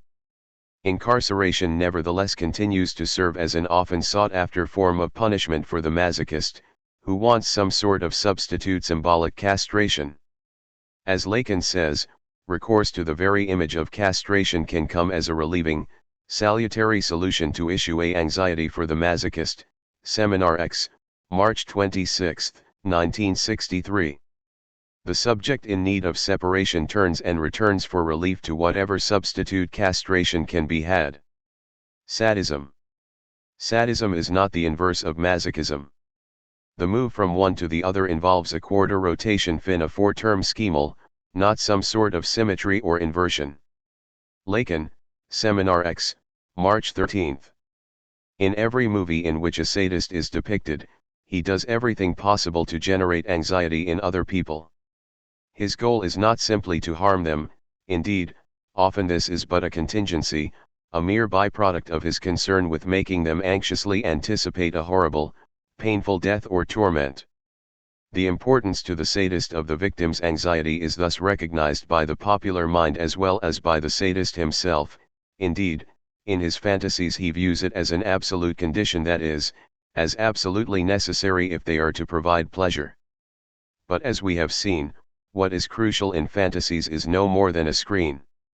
That does not mean that the sadist must then be seeking to give the other jouissance, as might be thought by simply reversing our earlier formulation regarding the masochist, apparently seeking to give jouissance, he is actually attempting to arouse anxiety. Sadism and masochism are not simple inversions of each other. What is covered over by the sadist's fantasies, Lacan tells us, is that he is seeking to isolate object A, Seminar X, March 13, 1963. What does this mean? Let us consider the villain in a typical B movie. What does he do to the hero when he captures him? The villain ties him up in such a way that if he tries to free himself, his beloved falls into a pool of boiling acid. In this way, the hero is forced to contemplate the imminent loss of what is most precious to him, his cause of desire, the woman who for him embodies object A. In certain cases, the hero is not even aware that this woman is what is most important to him in the world until he sees her dangling by a thread over the boiling cauldron. An object becomes object at the very moment one is threatened with its loss. The breast becomes an object for an infant when weaning is initiated, not before. It is when a certain will sets out to separate you from an object that this object manifests itself as the cause of your desire. Object comes into being due to the law or the other's desire or will standing in for the law that is applied to it. According to Freud, anxiety arises as a signal indicating a danger. Lacan suggests that the danger in question is related to the characteristic of cession. The French here means yielding, transferring, giving up, or handing over to another person at the moment constitutive of object A, Seminar X, July 3, 1963. In other words, the danger that brings on anxiety is the subject's imminent renunciation of satisfaction derived from an object, the breast, feces, and so on. The parent, in making demands, lays down a law, of weaning or toilet training, for example, that isolates an object, cutting it away from its context or background, creating a foreground and a background. The breast is constituted as a separate object at the moment at which it is prohibited. Anxiety, Lacan tells us, is not like fantasy, which can serve as a cover or veil. Anxiety is never deceptive, ni trompe pas, it always indicates that the object is about to be lost. Anxiety never lies. The sadist's aim thus is not anxiety itself, but what it attests to, the object to which the law applies. A boy's penis may be an object of his narcissistic interest, but it is not until the father's law is enunciated that the boy's penis becomes isolated or engendered as an object that can be lost, castrated, in other words, as an object A. It is the father's prohibition that, in the typical Oedipal scenario, isolates this object. The penis the father threatens to cut off unless the subject gives up the pleasure he gets from it in his, real or fantasy, relationship with his mother. The sadist believes that it would be the symbolic other's will to wrest the object from him, to take away his jouissance, if only the other really existed. The sadist, for whom the law has not operated, plays the part of the other in his scenario in order to make the other exist, and seeks to isolate for his victim the object to which the law applies. Unlike the masochist, who has to orchestrate things in such a way that his partner enunciates the law even though he is the one pulling the strings, the sadist's own will can play the part of the law. In a sense, the sadist plays both parts, legislator and subject of the law, lawgiver, and the one on whom the exaction or limit is imposed. To the sadist, the victim's anxiety over the isolation or designation of the object about to be lost is proof of the enunciation of the law, proof that the law requiring separation has been pronounced. It seems to be a moot point whether the law thus enunciated applies to the other or to himself, since at a certain level he identifies with his victim. As was true in the case of the masochist, this staging of the enunciation of the law by the sadist does not suffice to bring on any kind of lasting separation or to provide him with a symbolic place. He remains an object, imaginary or real, for the mother's desire, never becoming someone who can see himself as valued for his symbolic achievements. Castration is never completed, and here, too, disavowal concerns the castrating or separating function of the father. I know full well he hasn't required this of me, but it is the ever-repeated staging of castration that brings the sadist, like the masochist and the fetishist, a kind of jouissance. It is not some kind of polymorphously perverse jouissance that they obtain from every zone of their bodies. It is not a return to some sort of presymbolic stage where the body has not yet been written with signifiers. They get off on the enactment of castration. Perversion and jouissance. On the face of it, perversion is diametrically opposed to neurosis when it comes to jouissance. The neurotic says, the other must not get off on me, while certain perverts seem to say, let the other get off on me. Let me become the instrument of the other's jouissance, Ecrits, 823/320. Nevertheless, as we have seen, this is not the whole story, indeed, it is but the screen. The pervert does not say to himself, I'm doing all of this in order to be able to complete my own separation, my own castration, I've got to manage to make the other exist and get the law pronounced. Instead, he conceives of himself quite differently, as the object ready and willing to do anything to give the other pleasure in masochism, as the instrument of the other's anxiety in sadism, and so on.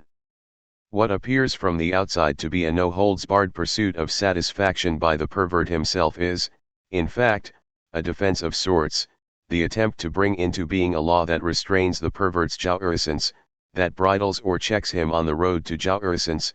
Seminar X, February 27, 1963. The pervert's will to jouissance, pursuit of satisfaction, encounters its limit in a law of his own making, a law he makes the other lay down, stipulate, mandate, even if, as in the case of sadism, the sadist himself plays the role of other and victim simultaneously. Paradoxically, perhaps, he gets off on the staging of the very operation, castration, that is supposed to require a loss of jouissance. He derives satisfaction from the enactment of the very operation which demands that he separate from the source of his satisfaction. Castration and the other. What anal T/tick experience attests to is that castration is, znhat regulates desire, in both normal and abnormal cases. Lacan, Ecrits, 826/. Castration means that jouissance has to be refused in order to be attained on the IMR scale of the ISO, F desire. Lacan, Ecrits, 827/. We have seen that perversion differs from neurosis and psychosis in important ways. Whereas the psychotic may suffer from what is experienced as an invasion of jouissance in his or her body, and the neurotic attempts above all to avoid jouissance, maintaining an unsatisfied or impossible desire, the pervert gets off on the very attempt to draw limits to his jouissance.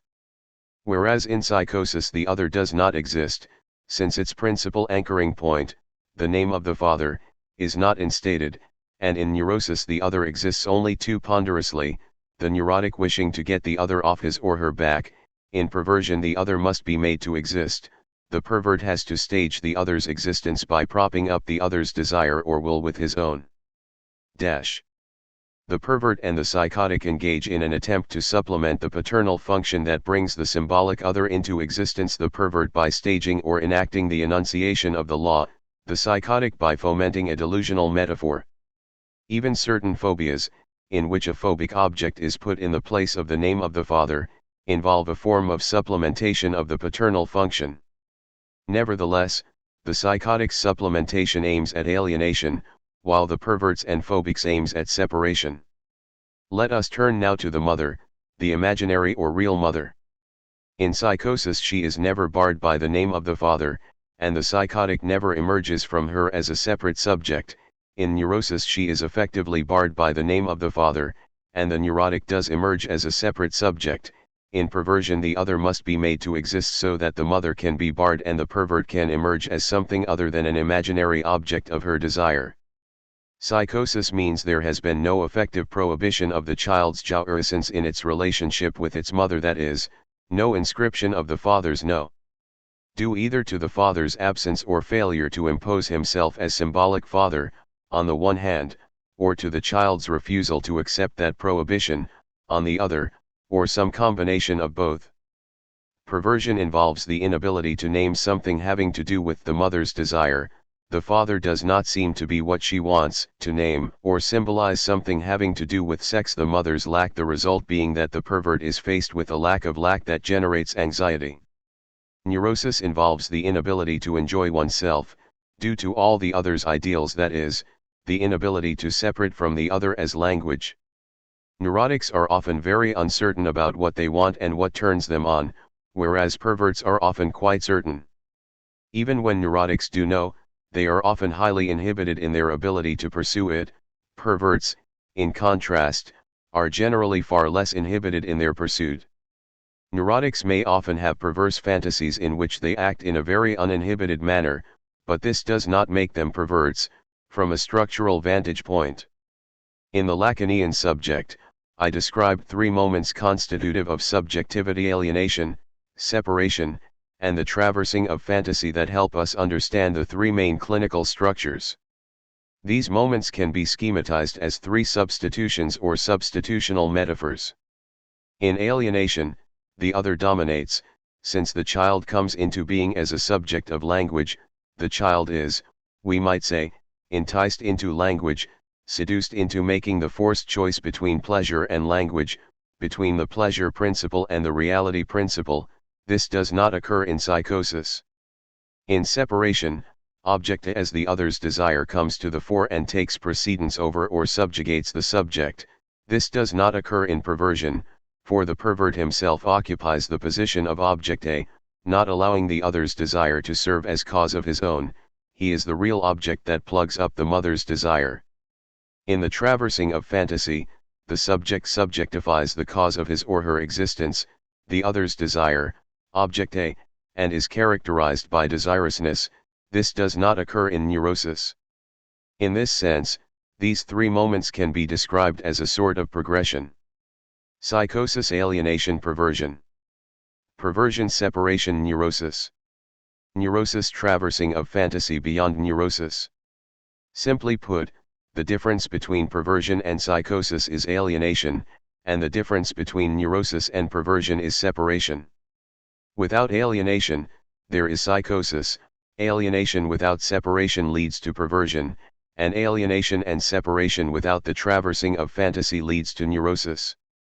The traversing of fantasy leads the subject beyond castration, beyond neurosis, into largely unexplored territory. In schematic terms, we can represent psychosis, perversion, and neurosis as shown in Figure 9. These graphical representations allow us to posit that, understood in terms of the mother's desire, the psychotic's whole being and body are required to fulfill the mother. The psychotic is engulfed within the mother. The pervert's real penis is required to fulfill the same task, and the neurotic's symbolic achievements are required but never suffice for the same job. The neurotic's mother always wants something else. Figure 9. Meta-considerations. Freud's whole investigation comes down to this: what does it mean to be a father? Lacan, Seminar 4. To many readers, all of this talk about the other, the law, the symbolic order, structure, language, and naming may seem quite odd. What could pathology, as we see it so concretely in the clinical setting, possibly have to do with making the other exist? Readers familiar with Freud's work may feel that Freud at least stayed closer to the observable clinical features of cases, as far-fetched as his analyses may at times seem. Even when people find Freud's notions about the phallus and castration excessive or misguided, at least they feel that these notions are not so obscure. They have the sense that they understand what Freud is up to, and why he was led to introduce ideas that depart so significantly from the clinical facts at hand. Yet with such notions and with his myths of the primal father who keeps all of the women in the primal horde to himself, and of the sons who band together to kill the father, but who then impose the first egalitarian laws upon one another, see Totem and Taboo and Civilization and its discontents, Freud goes beyond his own ability to provide explanations. We create myths to account for things we cannot explain otherwise, and though generations of psychoanalysts after Freud have simply regarded his myths as wild imaginings, they demonstrate the necessity of such constructions to Freud's thought. The father, the law, the renunciation of autoerotic satisfaction, all of these are absolutely crucial to Freud's way of thinking about individual cases and diagnostic categories, and it is Lacan who, benefiting from 45 years of work in linguistics beginning with Saussure, recasts the Freudian myths in more scientific terms. Psychoanalysis has not, with Lacan, completely moved beyond the stage of cosmology, of mythological thinking.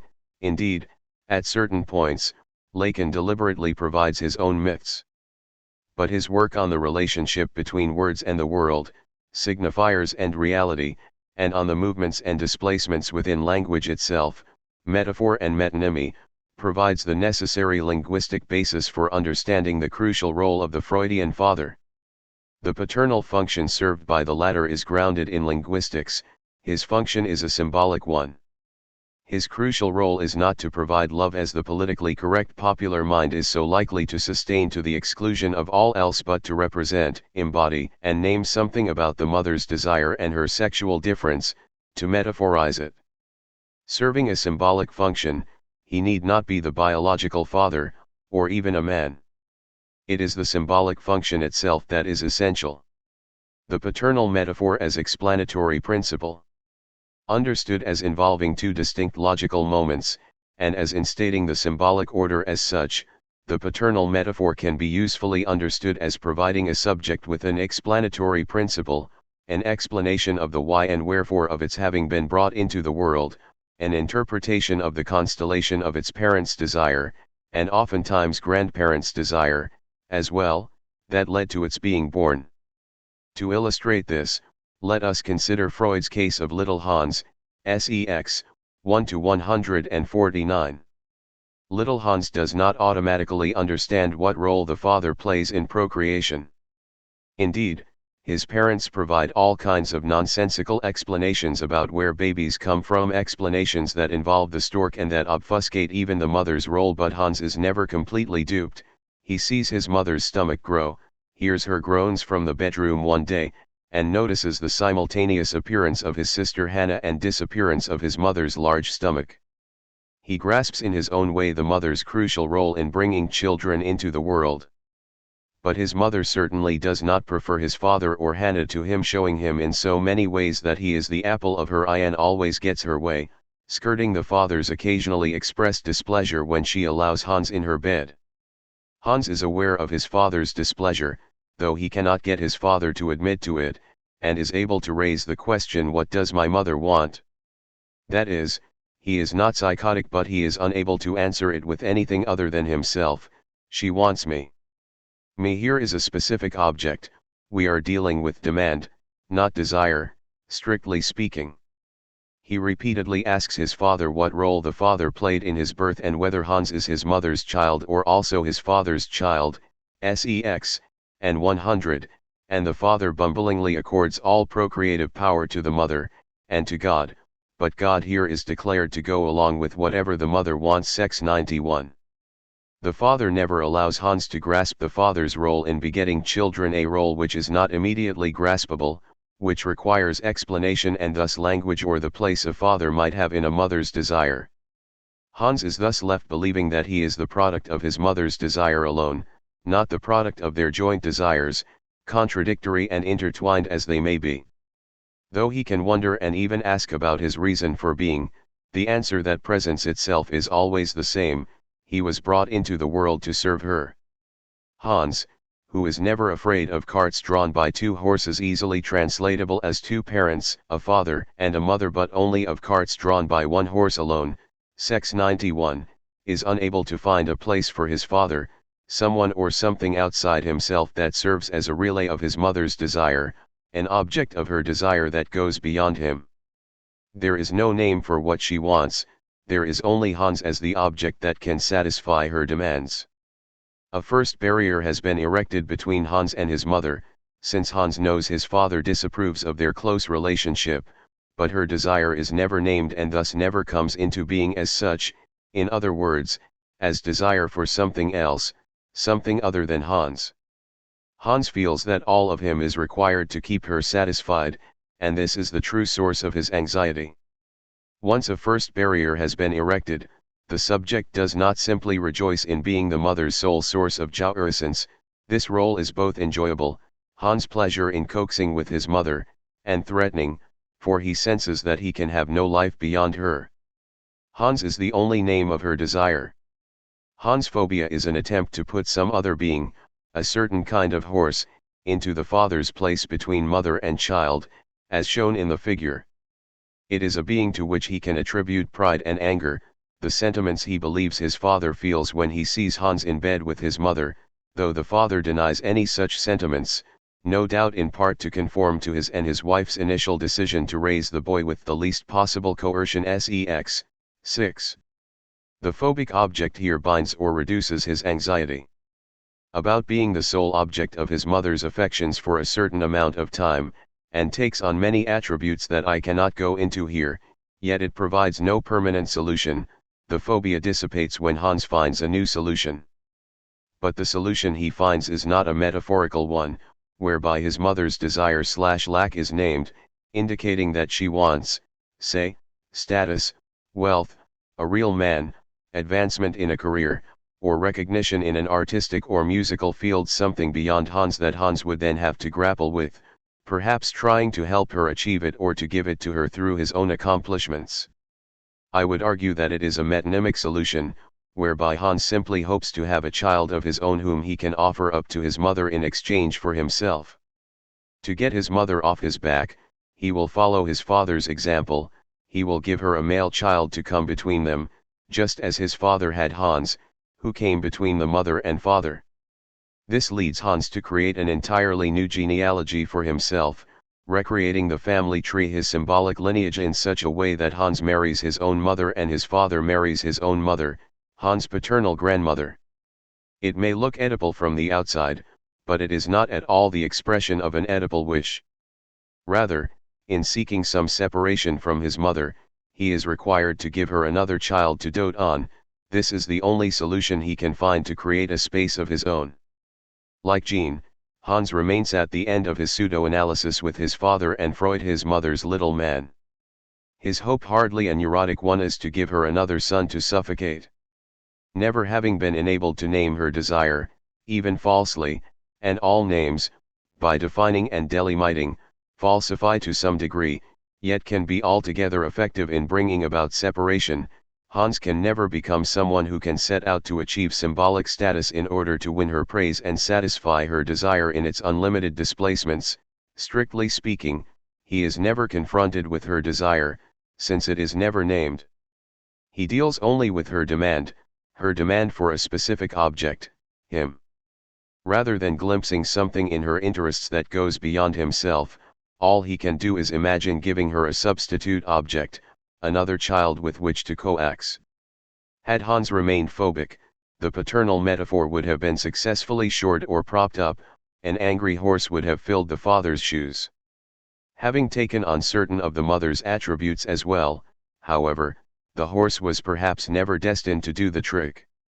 The result of the father's failure to provide any sort of an explanatory principle involving the father's will and the father's role in the mother's desire, and of Freud's failure to name the mother's demand and thus transform it into displaceable, enigmatic desire, left Hans in what it seems most appropriate to qualify as a perverse position.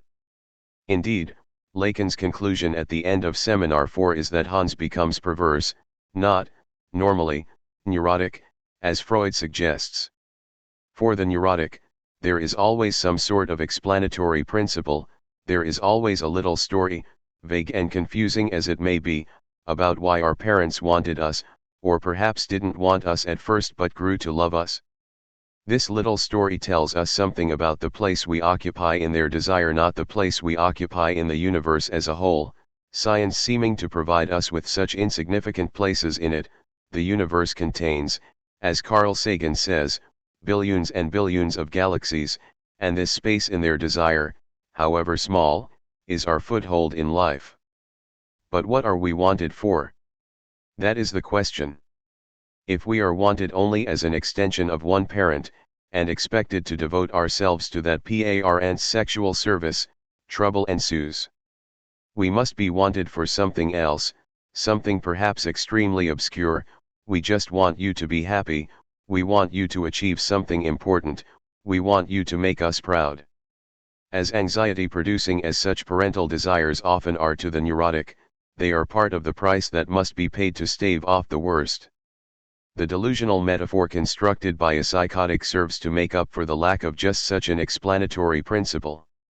One patient, mentioned briefly in Chapter 7, came to therapy with the idea that a certain David she had once worked for, who had a predilection for reading St. Paul's letters in the New Testament, had a sort of cosmic connection with David Letterman, the talk show host.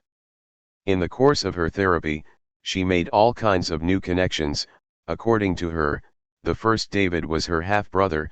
Being the illegitimate child of her own father and the next-door neighbor, he was able to exert influence over all areas of her life, and was growing more powerful every day due to his connections with prominent men like David Letterman.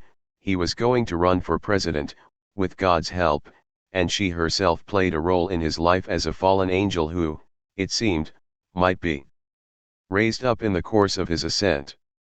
Her connections took on cosmic proportions, lacking a symbolic space in her own nuclear family. In her parents' desire, this patient set about recreating the world in such a way as to grant herself a special role in it, a place that would at last be truly hers. Her work is ongoing, and it is not clear exactly where she will fit into the cosmological scheme of things she is elaborating, no deliberately but spontaneously. What is clear is that she is slowly but surely generating an explanatory principle for herself. It is admittedly idiosyncratic, like Schreber's, and hardly likely to win adherents in a wider circle, though this sometimes happens, but if allowed to follow its own course, it should afford her far greater stability. Like Hans' spontaneous recreation of his own family tree, of a new genealogy that would allow for a solution to his dilemma, the psychotic's delusions, when allowed to pursue their own course, move toward creating a world in which the psychotic is assigned an important place, a critical role. The psychotic's delusional cosmology serves to explain the why and wherefore of the psychotic's birth, and the purpose of his or her life on earth. Thus, it too attempts to tie word to meaning, like the paternal metaphor. Consider the case of a very young boy I know whose mother had destroyed the boy's father, demanded complete loyalty from her son, never tiring of telling him that he would have trouble finding a wife later because of his special relationship with his mother, put him in her bed every night, and never revealed her genitals to him or said anything to correct his belief that both men and women had what he called a ball, his term for a penis. In order to have him, his mother had decided to get pregnant without consulting the father, a man she had just begun dating. She later told the boy his father had abandoned him because he didn't love him, when she had actually driven the father to suicide. A therapist has a number of options in such a case. He or she can wait, and hope the child articulates something that will transform the mother's unbearable presence and demands, the mother as real, into a speakable, bearable reality, the mother's desire as named, but the therapist then runs the risk of abandoning the child to psychosis or perversion. Or the therapist can invent an explanation: your father very much wanted a little boy like you, and asked your mother to have his child. Since your father's death, your mother has been very scared and upset, and holds on to you as a reminder of her lost husband. This is not merely a construction, it is a calculated lie. But with such a lie, if it is introduced after a strong relationship has been established between therapist and child, and does not blatantly contradict too much of what the child has heard about the absent father, the therapist creates an important place for the father in the mother's world and thereby names her desire. In other words, if the therapist is successful in making this construction stick, and I have seen it work, the therapist transforms the mother's demand for the child to give her all of her satisfaction in life with the whole of himself, transforms it into a desire for something else, for the father or something about the father that the boy can then try to fathom. This construction will contradict certain things the mother says, but the child will set about trying to understand what the mother says in the context of the construction. She won't let go of me because she misses my father, she complains of his abandoning us because she is lonely. The contradictions do not uproot the construction or anchor the therapist has provided, but rather serve as the point from which everything else is interpreted. So although the mother's behavior and presence have not necessarily changed a whit, the therapist has enabled the child to read them differently. The child's experience of his mother has been radically transformed by the construction. Later in life, the child may come to reject virtually all facets of the therapist's construction, coming to believe instead that the mother's motives were mostly malicious and self-serving, but he will reject the construction from the standpoint of the construction. In other words, he will have a point on which to stand that remains unshakable, a vantage point from which to cast doubt upon the accuracy of the construction. Prior to the construction, there was no place to stand, no ground, and thus no possibility of questioning or wondering. After the construction, the child can call everything into question without ever cutting out the ground from beneath his feet. He may, at the extreme, come to wish he had never been born, but at least there will be a place from which he can formulate that wish. This place is the subject, the Lacanian subject. Only love allows jouissance to condescend to desire.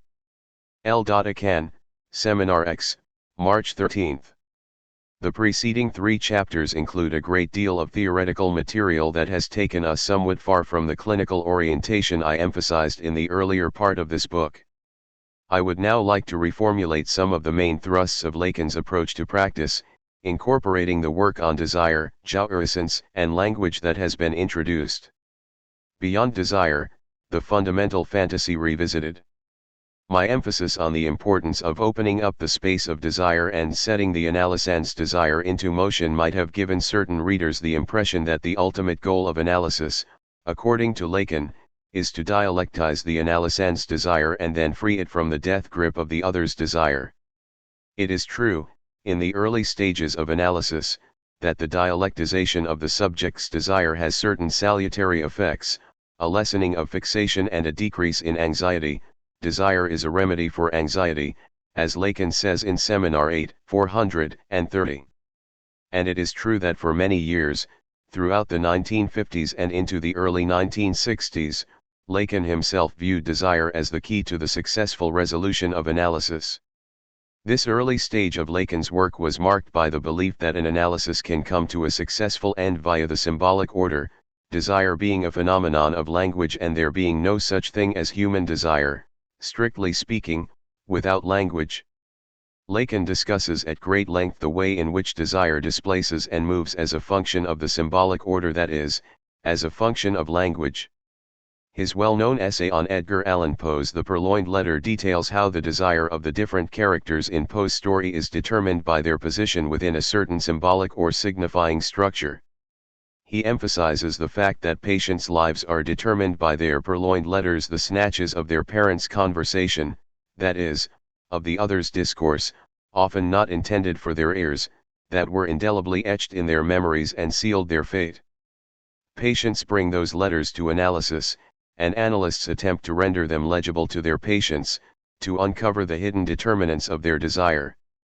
This is the Lacan who allows us to understand how it is that Jean's button fetish forms on the basis of a purely linguistic or literal connection between Tunbout, his mother's term for his penis, and Bouton, his father's term for his mother's genitals, as well as the everyday French term for button. This is the Lacan who stresses that analysts must constantly pay attention to the letter of what their analysands say, not to what they mean to say, not to their intended meaning, for they know not what they say. They are spoken by the signifiers, that is, the other's discourse, that inhabit them. This is the Lacan who returns to Freud's insistence on the importance of the nonsensical concatenation of letters, what Freud refers to as verbal bridges sex, 213, in the formation of symptoms. In the case of the rat man, for example, Freud tells us that the rat complex evolves from elements ratten, rats, raten, installments, and spielratten, gamblers, that link up not because of their meanings but because of the literal relations among the words themselves, that is, because they contain many of the same letters. This is the Lacan who demonstrates the extent to which we are subjugated by signifiers, by the discourse of our parents that determines our fate, and declares that through analysis we must come to accept that we are mortified by language, and thus, in a sense, the living dead, our bodies are overwritten, and we are inhabited by language that lives through us. We must subjectify that mortal fate, make it our own. We must assume responsibility for the roll of the dice at the beginning of our universe, our parents' desire that brought us into being, bringing ourselves into being where their desire had served as cause of our own. This is the Lacan who formulates the process of analysis as untying the knots in the analysand's desire, the goal of analysis as no other than bringing to the light of day manifestations of the subject's desire, Seminar 8, 234, and the successful end of analysis as the development of a decided desire or determined desire, a desire that does not allow itself to be put off by obstacles or swayed by the other, a once unconscious desire that is no longer subject to inhibition, the kind of desire that after an admittedly long period of analysis can say no to the analyst's request that the analysand come back the next day for still more analysis, the kind of desire that no longer cares what the other wants or says. This is the Lacan who formulates that the analysand must learn not to give up on his or her desire, not to give in when it comes to his or her desire, not to let the other's desire take precedence over his or her own, for guilt results when we give in. See Seminar 7, 368-319. This is the stage of Lacan's work where desire is endowed with a certain utopian edge. It can take us where we want to go, that is, beyond neurosis. From the subject of desire to the subject of jouissance. Desire cones from the other, and jouissance is on the side of the thing. Lacan, écrits. There is a certain link between the acephalus and the transmission of life as such, in other words, the passage of the flame of one individual to another in a signified eternity of the speciesum nihili, that jealous craving does not involve the head. Lacan, Seminar 8. In the later stage of Lacan's work, it is not so much the general idea of what analysis wishes to achieve that changes but the terms in which those goals are expressed. The goal remains to separate from the other, and to enable the subject to pursue his or her course without all the inhibitions and influences that derive from concrete others around the subject or the internalized other's values and judgments. Lacan comes to see that unconscious desire is not the radical, revolutionary force he once believed it to be. Desire is subservient to the law. What the law prohibits, desire seeks. It seeks only transgression, and that makes desire entirely dependent on the law, that is, the other, which brings it into being. Thus, desire can never free itself completely of the other, as the other is responsible for desire's very being. Returning to the figures I used in earlier chapters to represent the subject's relation to the other, we can say that desire remains inscribed, on the right-hand side, within the other, while the subject is something else. See Figure 10. Figure 10. What is that something else?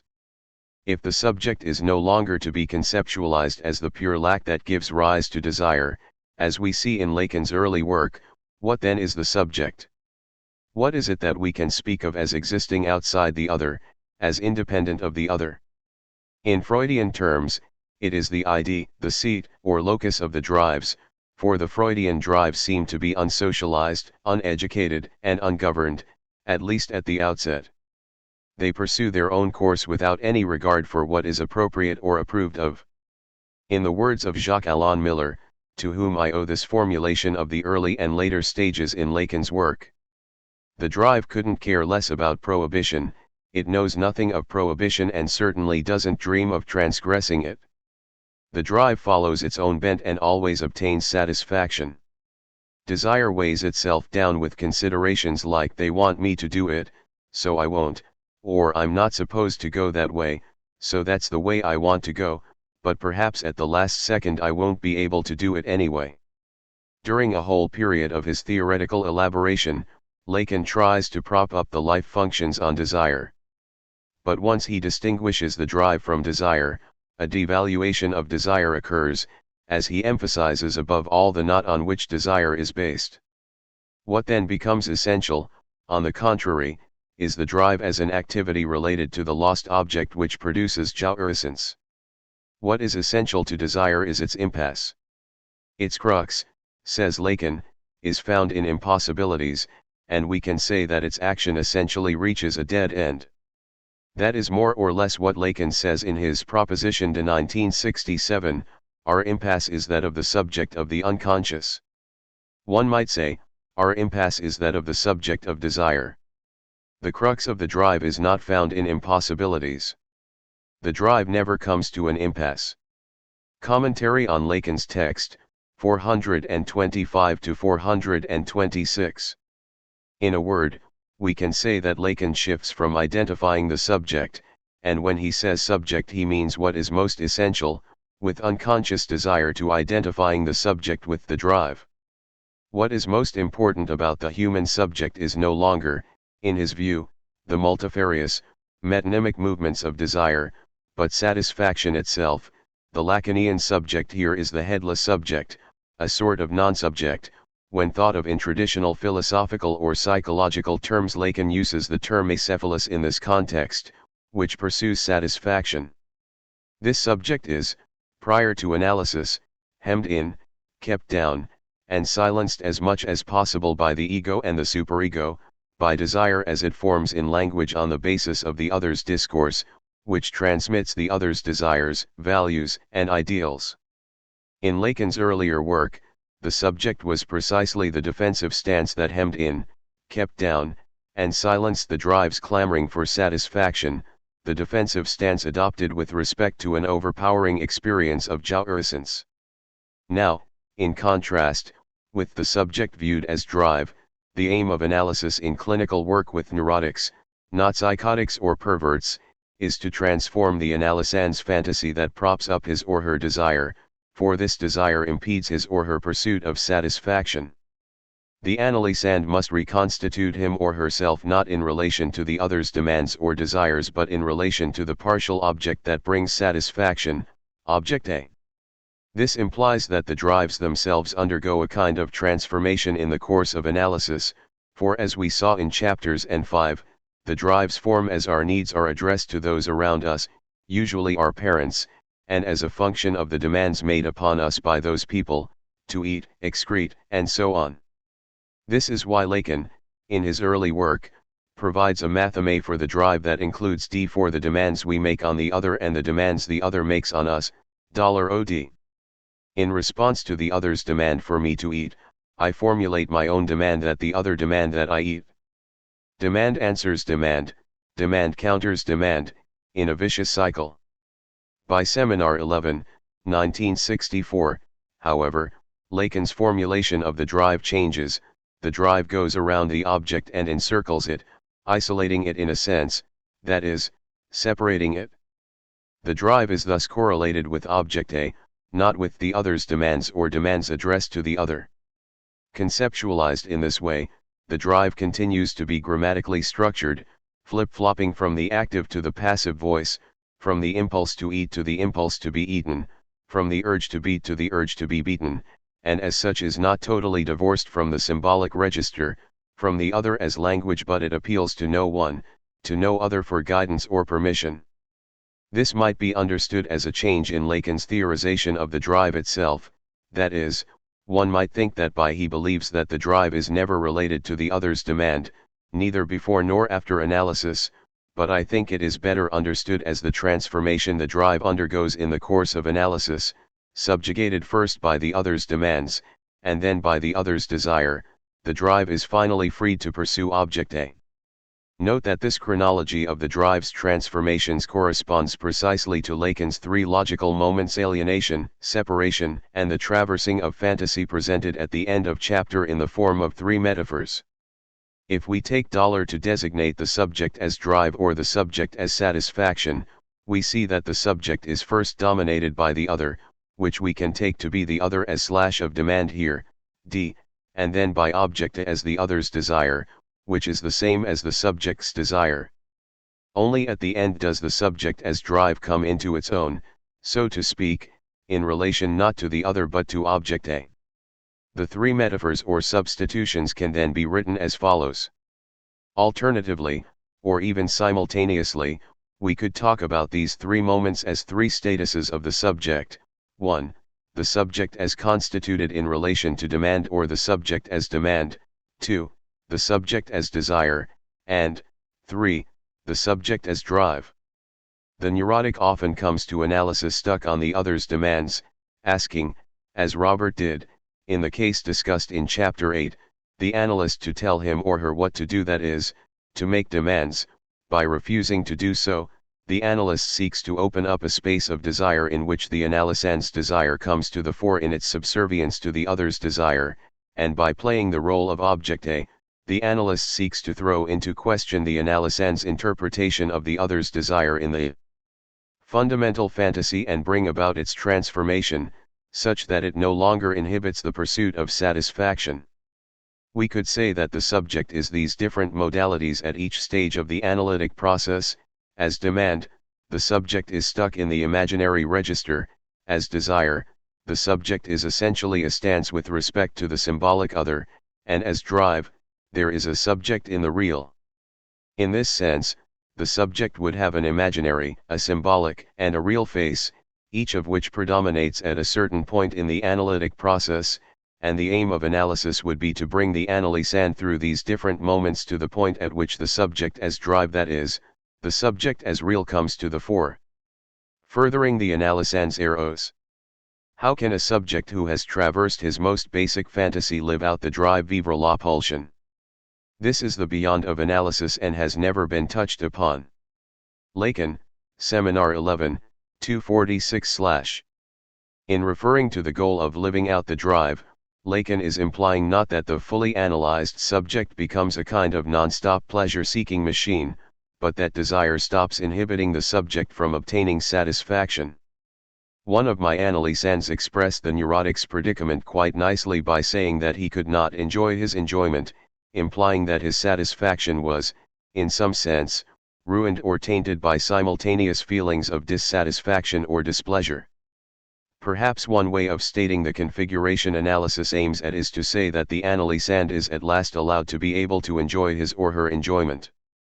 Lacan maintains that the neurotic in analysis must be brought not to the point of altogether jettisoning the symbolic constraints on the drives, jettisoning the ego and superego entirely, but to the point of accepting, in a new way, the drives and the type of satisfaction they seek.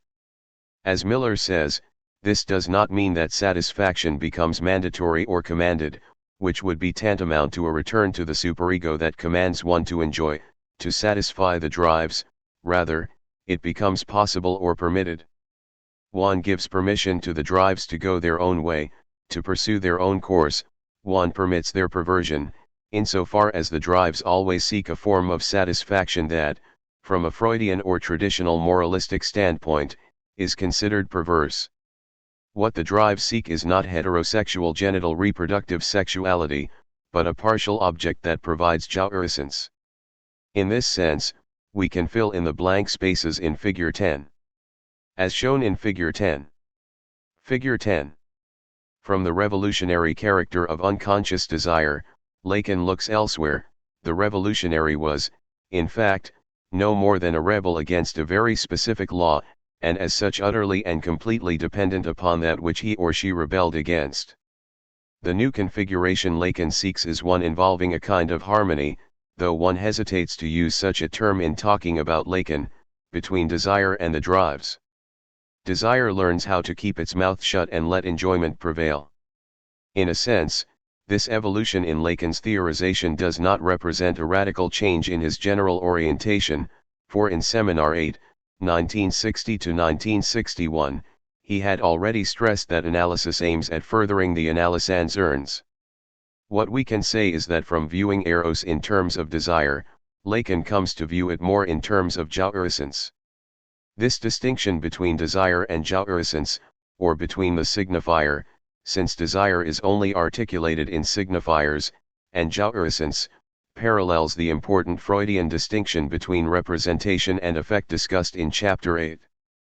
The subject of representation can be associated here with the unconscious, and thus with the articulation and development of unconscious desire, Lacan's subject of desire or desiring subject, whereas the subject of affect or emotive subject is the subject of jouissance or enjoying subject. For as clinicians quickly learn, where there is affect, there is jouissance. Technique beyond desire. It is insofar as the analyst's desire, which remains an X, tends in the exact opposite direction from identification, that it is possible to go beyond the level of identification, via the subject's separation. The subject's experience is thereby brought back to the level at which the drive can present itself. Lacan, Seminar 11, 246/. In his seminars from the early 1950s, Lacan theorizes that the analysand must work through the imaginary interference in his or her symbolic relation to the other. In those from the early to mid-1960s, Lacan proposes that the analysand's symbolic relation itself, the relation in which desire is deployed, must be worked through. From this latter perspective, the subject of, or as, unconscious desire has to be worked through, interfering, as it does, in the analysand's relation to object A, and interfering thus with the subject as satisfaction, see Figure 10. Desire here is a defense against satisfaction, and the subject as desire is thus a defense against the subject as drive. The former meddles and interferes with the latter's jouissance. Figure 10. Modified L schema. When analysis is theorized in terms of desire alone, the analysand is likely to end up modeling his or her desire on the analyst's, even if this is not what the analyst is deliberately aiming at. This is likely to be tantamount to certain analysts' goal of having the patient's weak ego identify with the analyst's strong ego. It is a solution via identification. But once Lacan formulates the notion of separation from the stranglehold of the other's desire, desire is seen to be associated with language, the signifier, identification, which is based on language, and interpretation, whereas jouissance is outside language, has no ties to identification, and requires tools beyond interpretation. Deciphering and interpreting the unconscious can be made into an endless process. They remain crucial in Lacan's latest conceptualization of analysis, but are not enough. They are not considered adequate for the kind of transformation Lacan is looking for. Analysis should not, according to Lacan, be an infinite process. Instead, it should involve a concrete move, a shift in subjective position, what he calls the traversing of the fundamental fantasy. This positional shift is attested to in the institutional procedure known as the pass, a procedure that Lacan developed in the late 1960s for his Psychoanalytic Institute, the École Freudienne de Paris, and that is still implemented by the institute he founded shortly before his death, the École de la Cause Freudienne. Lacan decided to implement such a procedure, which involves having an analysand extensively discuss his or her analysis with two other analysands, who in turn communicate what they have heard to a group of experienced analysts to gather information on what Lacan calls the beyond of analysis, which has never been theorized or studied in any other context. Analysands willing to bear witness to their experience in analysis by going through the past contribute to the greater understanding of the results of analysis, how a subject who has traversed his most basic fantasy can live out the drive. Seminar XL, 246/273, how he or she experiences the drive after his or her fantasy has, in the best of cases, been radically transformed or removed, or how and why analysis has been unable to bring the analysand to such a pass, so to speak. In this sense, the pass is a kind of verification procedure, a way of checking whether or not Lacan's wager that analysands can be taken beyond the bedrock of castration is being confirmed through use of the techniques he developed. Point 1. I have examined many of those techniques in the course of this book, and shall discuss one further technique in a moment. The majority of them were developed early on by Lacan, above all, the nonverbal interventions known as punctuation and scansion, the variable length session, and the verbal intervention known as oracular speech. The latter is obviously a form of interpretation, but aims at something beyond meaning effects.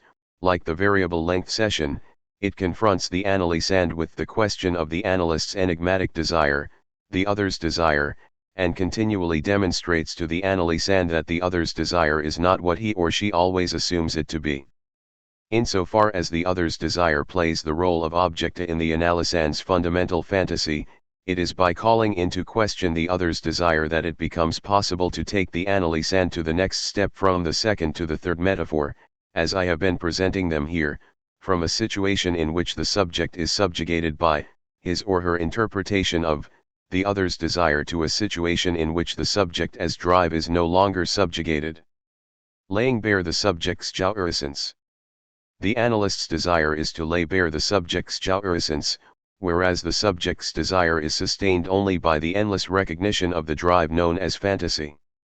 Jacques-Alain Miller, Commentary on Lacan's text. This next step requires a constant bringing into play of the analyst's desire, not just now and then but constantly, at the end of every session in the analyst's "I'll see you tomorrow," and perhaps within every session as well, not just to encourage the analysand to talk about what is important, but to lay bare the analysand's jouissance. When the therapist focuses on what the analysand wants, the analysand's deepest desires, which, as we have seen, are responses to, even if refusals of, the other's desire, the therapist allows the analysand to gloss over the question of satisfaction. Very often, the analysand talks about activities that bring satisfaction, but is quick to express his or her own disgust or dissatisfaction with them. There was only one lover I ever really got excited with, but I couldn't stand what she did for a living. I got really turned on by the character in the movie, but that's not the kind of relationship I want for myself. If clinicians focus on what the analysand says he or she wants and doesn't want, they unwittingly confine their attention to the defense to the stance adopted by the desiring subject with respect to jouissance. Instead, the therapist must punctuate and emphasize the excitement, the turn-on, the disguised or systematically unrecognized/misrecognized pleasure. Even if the analysand is disgusted by his or her enjoyment, it must still be highlighted, not in such a way, of course, that the analysand feels that he or she is being accused of getting off in a particularly weird, perverse, or disgusting way. The analyst must stress those places in the analysand's discourse where jouissance is expressed, yet avoid disapproving, and clear up any misapprehension on the analysand's part that the analyst disapproves. The analysand's natural tendency, natural in the sense that fantasy blinds us to jouissance, is to forget or misrecognize satisfaction, to explain it away or not take responsibility for it. The analysand does not spontaneously proclaim, where there is jouissance, where it the ID gets off, I must come into being as the subject of that enjoyment. By no means. The analysand spontaneously tries to pass that enjoyment off as something else, anxiety, for example. As Freud tells us, anxiety is the universal currency of affect, in the sense that every emotion can be converted into it. It signals an emotion, that is, a satisfaction which is unwanted or disturbing at some level. When the analysand says, a strange feeling came over me, the subject is relating a kind of unrecognized satisfaction. When the analysand reports suffering or great sadness, a disguised enjoyment is at stake. There is a kind of basic equivalence between affect and jouissance, in Freud's terms, between affect and libido or libidinal discharge, an equivalence that is systematically misrecognized due to fantasy, due to the ways in which we would like to see ourselves, and the analyst must not miss the occasion to point toward the satisfaction in what the analysand characterizes as painful affect. This involves overcoming the patient's resistance to seeing where jouissance really comes from, what it is that really turns him or her on, and it is only by overcoming that resistance that the analysand can then adopt a different a different subject position with respect to this jouissance, with respect to the drives that provide satisfaction. It is only then that the analysand can stop inhibiting his or her own pursuit of satisfaction at the level of the ID. In the case of hysteria discussed in Chapter 8, Jean sometimes manifested dissatisfaction with her lack of sexual satisfaction, and seemed, in her dream related to the movie Indecent Proposal, to be looking for a reason to overcome her inhibitions. The goal in such a case would be to give voice to whatever sexual drive might be seeking fulfillment in the dream, not to the social stigmas attached to it, in the hope of bringing the analysand to the point of affirming, I am that I am that drive, that craving. Were the analyst to emphasize only the prostitution image of receiving money for sex, and the moral indecency surrounding it, this would be tantamount to suggesting to the analysand that she is the prohibition and its transgression, in other words, that she is desire and desire alone, which is what Lacan refers to as analyzing the defense before the drive. Crits, 599/2381. For her to recognize the drives as her own, on the contrary, is what Lacan calls subjectification, the coming into being of the subject where it was, where the drives, considered not to be hers, were. To subjectify them is to give them a place, and perhaps an importance, otherwise refused them. To see them as one's own is already a step toward allowing them expression, and this must be combined with the progressive interpretation of the why and wherefore of the symbolic constraints placed upon satisfaction. In Jean's case, the sense in which sex always implied betrayal of one of her parents or the other. Betrayal was a meaning grafted onto sex by Jean's interpretation of her parents' desire, and it was only by calling into question this interpretation, something which was only partially achieved in the course of her analysis, that she could experience sex differently. A patient comes to analysis in the first place with a satisfaction crisis, and clinicians must keep their sights set throughout the analytic process on the problem of satisfaction. The patient's satisfaction crisis consists in the fact that the satisfaction being obtained is waning or is considered to be of the wrong kind.